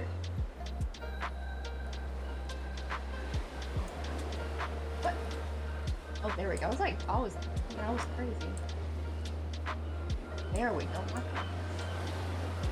But here's our little banner flags real quick. Look how cute they're turning out. The funny thing is, actually, technically this side's the bottom, But I found actually because I'm doing the no chain turn that gives you a cleaner edge, they actually look better this way. So it has like a nice softer but still pointy point. And I don't have to worry about sewing up the yarn tail because it's actually that part where that yarn tail is, that's supposed to be the bottom. And I would have to like technically thread it to the top, but I cannot be bothered to do that for every single one of these. And yeah, so I'm just gonna leave them like this, especially and then another thing too, what I like about the fire technique. You want to go get some you want, like, coffee your- with me? Oh, was it British? Welcome in. We're just making a little cute caravan. Oh, see, I just made it a bit pointy there because we just applied the heat to it, so it's still a little warm. And it actually helps. You can like, if you pinch it after, this only works with, you know, acrylic or polyester, you know, thread or yarn. I don't know if they have polyester yarn, but this is polyester thread, so not cotton DMC. It's just DMC dupes. But I picked polyester on purpose because I can do this, because even the cotton still has fuzzies on the edge, but you can't melt it. You can't burn it off because it'll singe it. Right, grandparents are from another world. Proof they're cookies. Ooh. Oh, but it's okay. He's done other kinds of crafts before. That's good. Yeah, grandmas are the best. They really are. Oh, I actually started crocheting 25-ish years ago. My grandma taught me how to do a single crochet, which I didn't know what that was at the time. It got me started on a shop. I still have it. Oh no, it's still not finished. But last year I tried to octopus off a video tutorial on YouTube. Oh, I've heard of complicated knots. Yeah, I think they're pretty big on YouTube, right? And now I can't put my hook down. I do wonder if the shawl. Do you still have the yarn to the original shawl? Like, that'd be kind of cool. Imagine finishing a 25-year-old whip. That's insane. I thought Peacemaker, another crochet streamer, I thought he was crazy for having some Pokemon whips that were all the pieces were crocheted. All it had to do was be assembled. All it had to be was sewn together. And he had put them in a tub, like they each have their own little tubs, like a little plastic box he put them in. And he said, yeah, some of those whips are like at least a decade old. And it's like, oh my god, all they have to be is sewn together. But that just shows how much us crocheters hate having to sew our amigurumi together. I think it's more because, like, it sucks putting in all the effort and time of sewing it just for it to turn out crooked. You know what I mean? Like, even if you pin it, like, sometimes it might still be crooked a little bit. Every time I hear polyester, I think of one of the characters from the Samurai Pizza Cat. Oh, is that what the cat's name is? Polyester? That's actually kind of cute. Also, what is Samurai Pizza Cat? Is that a game? It sounds like a really cute game, though. I won't lie. Is it one of those like mobile games? I've been seeing a lot of really cute mobile game apps, like a farming one for cats. It seems like it's by the same company because it's like the same animations and characters. And oh my god, I think it's called Cat Office or something. And it's so funny. Like, one of the ads I got for it was like the daddy cat rushing his pregnant cat wife to the hospital and like finding out the cat's a different color, and like the another male cat comes along and smacks the not dad cat and like runs off with the with his mistress. And it's just like, oh my god, I think it's making fun of like those funny, you know, mobile ad games that have like the horrible family thing, like where the husband leaves the wife with the kid or something. Like, you know those ads I'm talking about? It's like they did that but with cats, and it was so hilarious. Like, it's like poking fun at it. Wait, oh, Samurai Pizza Cat is really old and unhinged anime. Oh, it's anime?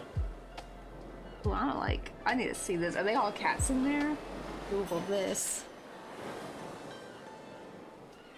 I see. Oh, my last week or so, my brain's been on like vacation or some garbage, so I haven't got anything done, and I feel bad.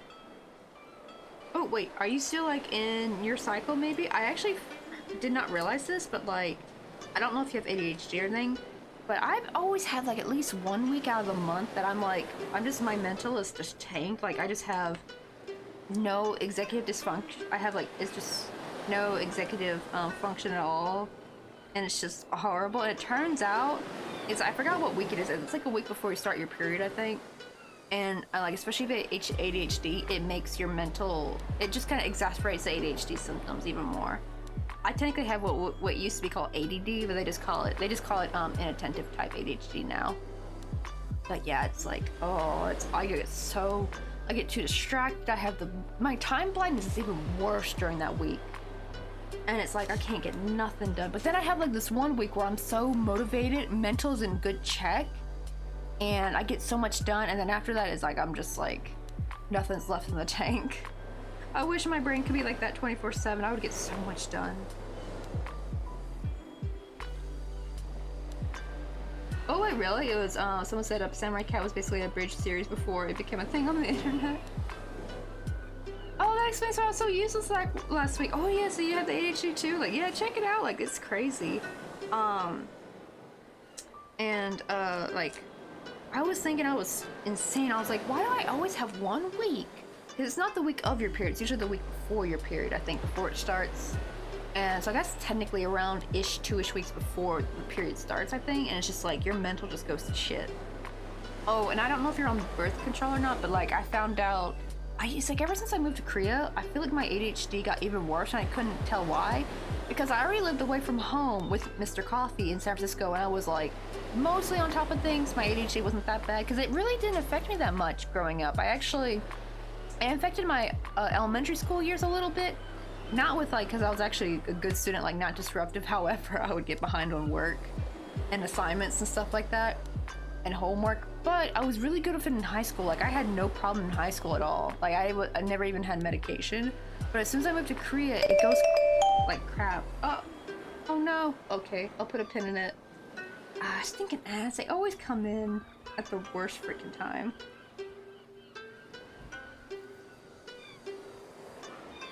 So let me look up this. I'll Google Samurai. Was it Samurai Pizza Cats? What was it called? Yeah, Pizza Cats.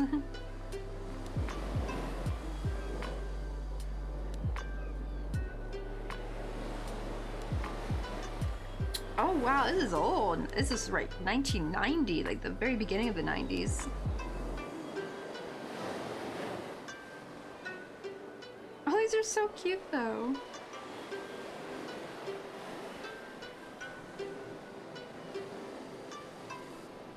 It almost feels like they're trying to do Power Rangers, but with cats.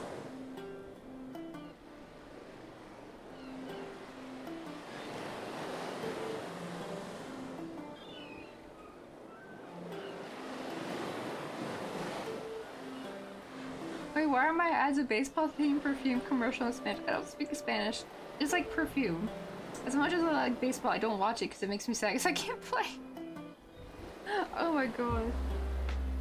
Right? I mean, I be getting beer ads, and I'm like, I don't drink alcohol.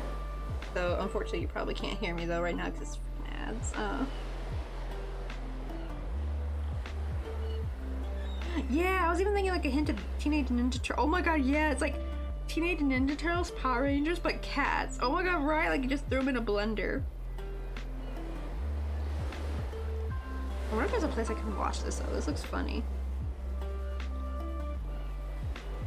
I like how everyone's like, I distinctly remember watching this at like 5:30 a.m. 5:30 a.m. before going to daycare.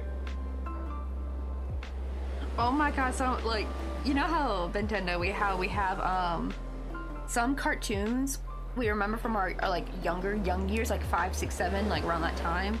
We think they're like fever dreams. Like we were like, was that a real TV show? Because it's not that popular and you never hear of it.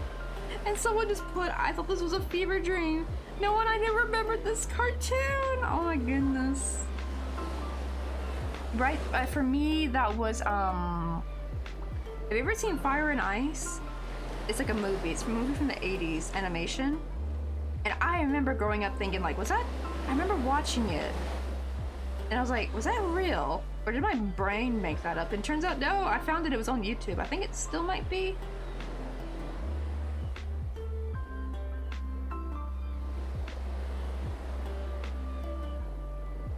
But yeah, like, oh my god, I love this movie though. I downloaded it though, thankfully, since it was on, I don't know if it's still on YouTube or not. Let me see. Wow, 1983.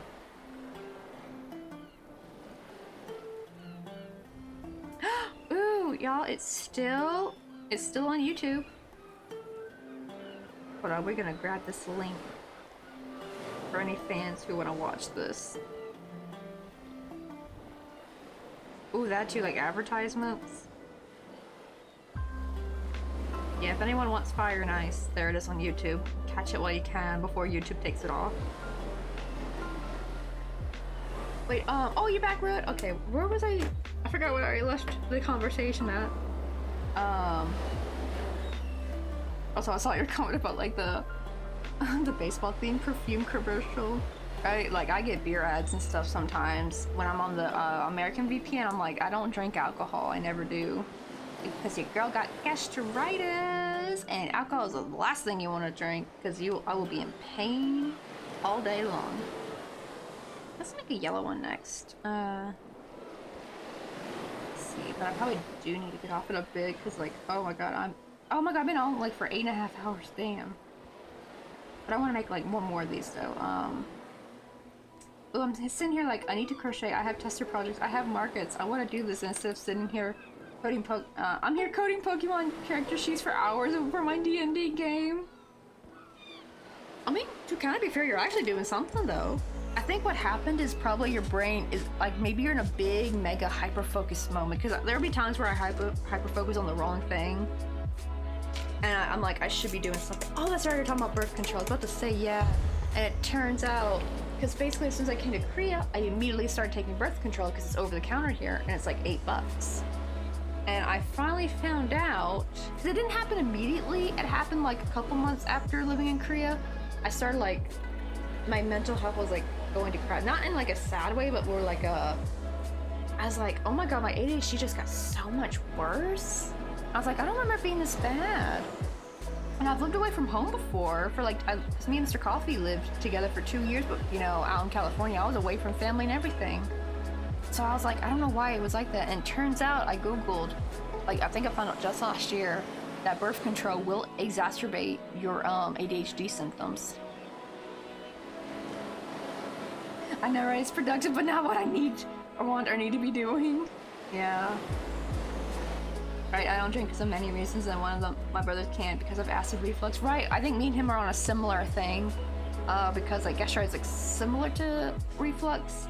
Thankfully it has not turned to reflux for me. More my pain's like in the middle, like upper stomach area, but it has not gone to like my throat, thankfully, or chest. Like I don't feel it in my chest or throat. My poor mom though, she's got some bad reflux. But for me, I feel like I'm being seared in half. If anyone's ever seen the anime Gamps, I think it's Gamps, and it's like this weird thing where people die and then they apparently appear in this room, and they have to like, if they want to keep living or something, they have to like play this weird game, and they go into different plate locations that they have to like eliminate a subject. And like there's near the end, one of the girls get like acid sprayed on her and she like dissolves in half, and I'm like, oh, that's what I feel like. Like immediately, that was my first thought when I saw that scene. And it's funny because I usually don't watch gory things, but I was able to somewhat handle that anime because it's actually it's got like a lot of funny, like it's like a weird mix of like sci-fi but also comedy. Usually if like something's not a horror anime, I can like digest it. Like I can digest a few gory scenes. But yeah, that was my first. I was like, oh my god, that's what I feel like. Because I feel like I'm being seared in half by my stomach acid. Especially on the right side. Not right side, I mean left side. I call it the spicy spot. I definitely got an ulcer right there or something. We even went to, what do you call it? I forgot what you called them. The like stomach doctor. And she even said like, yeah, she was like, oh, do you feel pain? And she's like, yeah, you most likely have an ulcer right there. I haven't done endoscopy yet. It has been getting better. Oh, Gantz. Okay, it's not Gantz, it's Gantz. Okay, I gotta remember it's Gantz. Yeah, so you know the anime I'm talking about. I think it's like early 2000s, I think. I'm not sure if it's official or just fan, but it seems like it got some Ichi stuff too. Wait, what's Ichi? Is that another anime too? Or is that like a category for search it, like a type of genre, maybe? Kind of like shoujo or shogun. I think shoujo is the romantic, and shogun is like action, right? I think. Also, did you guys know that hentai just means pervert? I always thought because you know, when we think hentai, we think a very particular type of anime with a very particular type of animal. You know. But turns out it actually just means pervert. It just means perversion and pervert in Japanese. I did not know that. So it's no different than pyante. Pyante means pervert in Korean. I'm like, mind is blown. Because I feel like because it's such a specific type of anime we see called hentai, so that's why I think, right? I think that's why we think it's like that.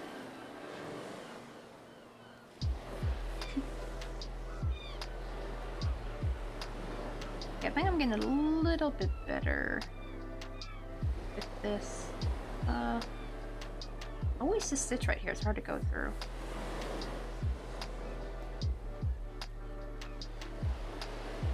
Yeah, right. It's just the genre of adult anime, not just squid and octopi. Right? Like that's what I get. Like to Westerners, we all feel like that's just what it is. We just think it's like sexy squid anime or sexy octopus anime, but nope. Just turns out it means pervy anime, so anything like anything raunchy, basically. I was like, mind was blown. Like I did not know this. I think I found that out only a few months ago. That was actually thanks to Matcha Samurai. I love his channel. He's so funny. Matcha Samurai is just so hilarious. He's like letting us all know the dirt on Japan, like funny things or like cultural norm things, like what's weird.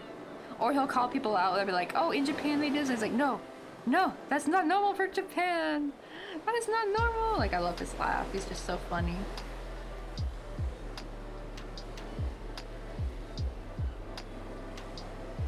Right, my first hentai had absolutely zero to do with sea life.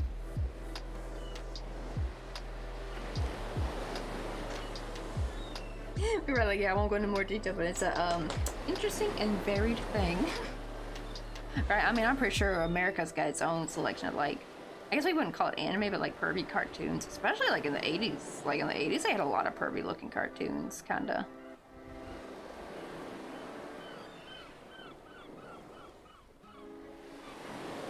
Let's see, probably doesn't count as hentai, but probably close enough for me was Kemper. I feel like I've heard of it, I've never seen that. The name sounds familiar, so someone's probably talked about it before.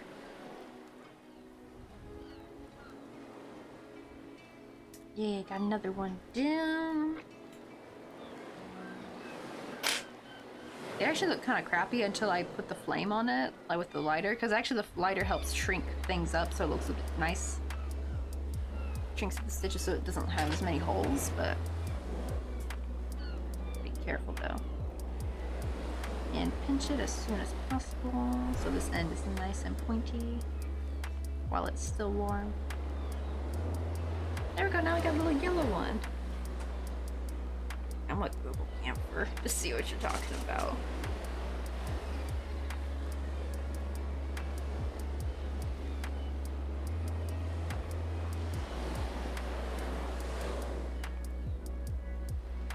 Wait. Oh, I was about to say, because like, first, I'm only getting stuff like this robot dude. I'm like, wait, is this like pervy robot stuff? But then I see this one right here. I'm like, okie dokie, yes, I get this one, yeah. So I guess are they two different things, I think?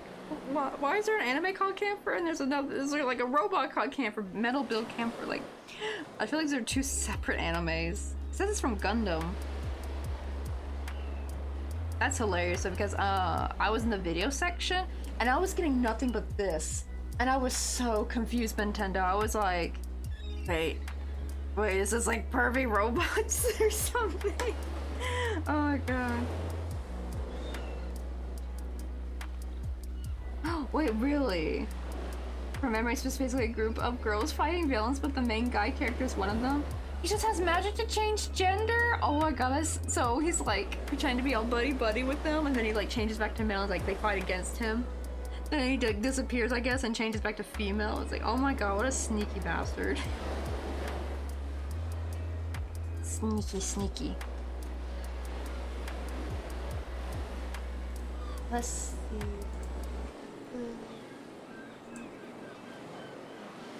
Oh, well, I got a message. Ooh, hey, I actually achieved an achievement today. What's it? Empire Business 4. Ooh, I guess I must have hit a number of hours then. Okay.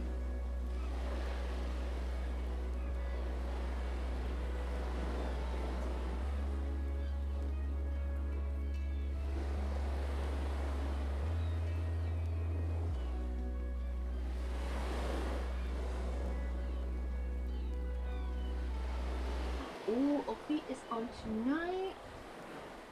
They're doing some embroidery. Plus, I'm excited. I got a shower because we're pretty much finished. Because I've been showing her bits and little bits of the camper van, so I need to take some pictures of her real quick, actually. I need a copy. What is this feature? What? It's like a button by her name all of a sudden. Is this not? What is that? Well, ask to join streammate. Okay, I'm not gonna do that. I don't want to click on that. I just want to copy her name. I guess, Twitch is making a feature, making it easier, I guess, for people to join stream. Does it mean like co-streaming, or does it mean like maybe join the game you're playing, if you're playing a game? I'm not sure how that works. I'll have to like Google about that.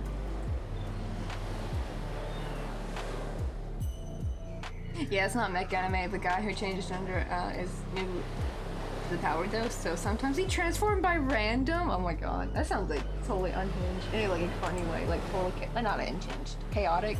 It sounds absolutely chaotic. And maybe unhinged, but in the good unhinged, like probably hilarious unhinged.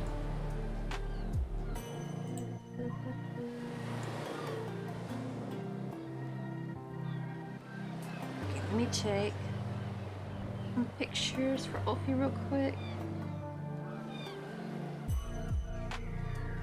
I think we already have some good pictures of the inside. Of the outside. So I just need to take one good picture of the inside. Show where it's all done.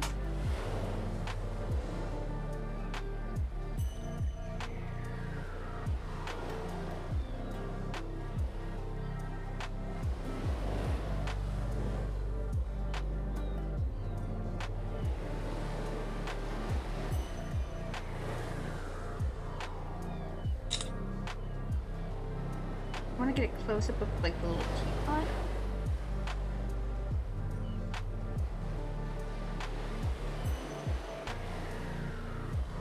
Oh, it's so hard though.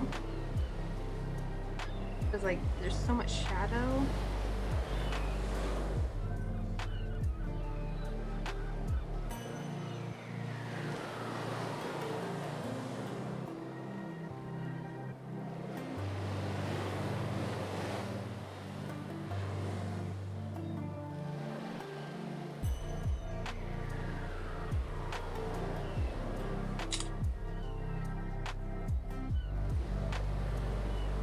Maybe a close up of the bed.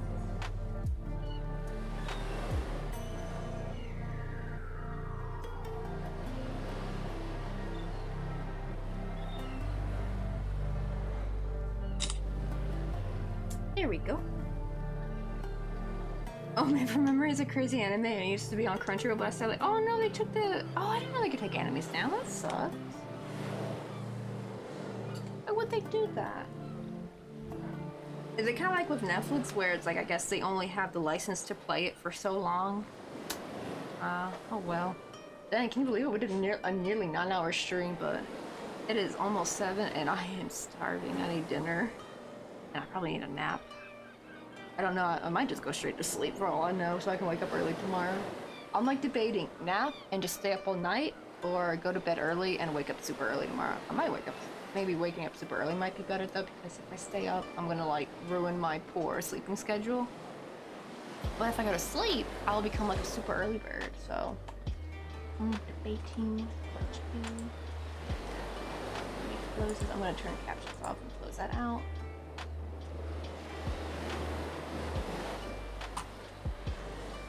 And let's go raid.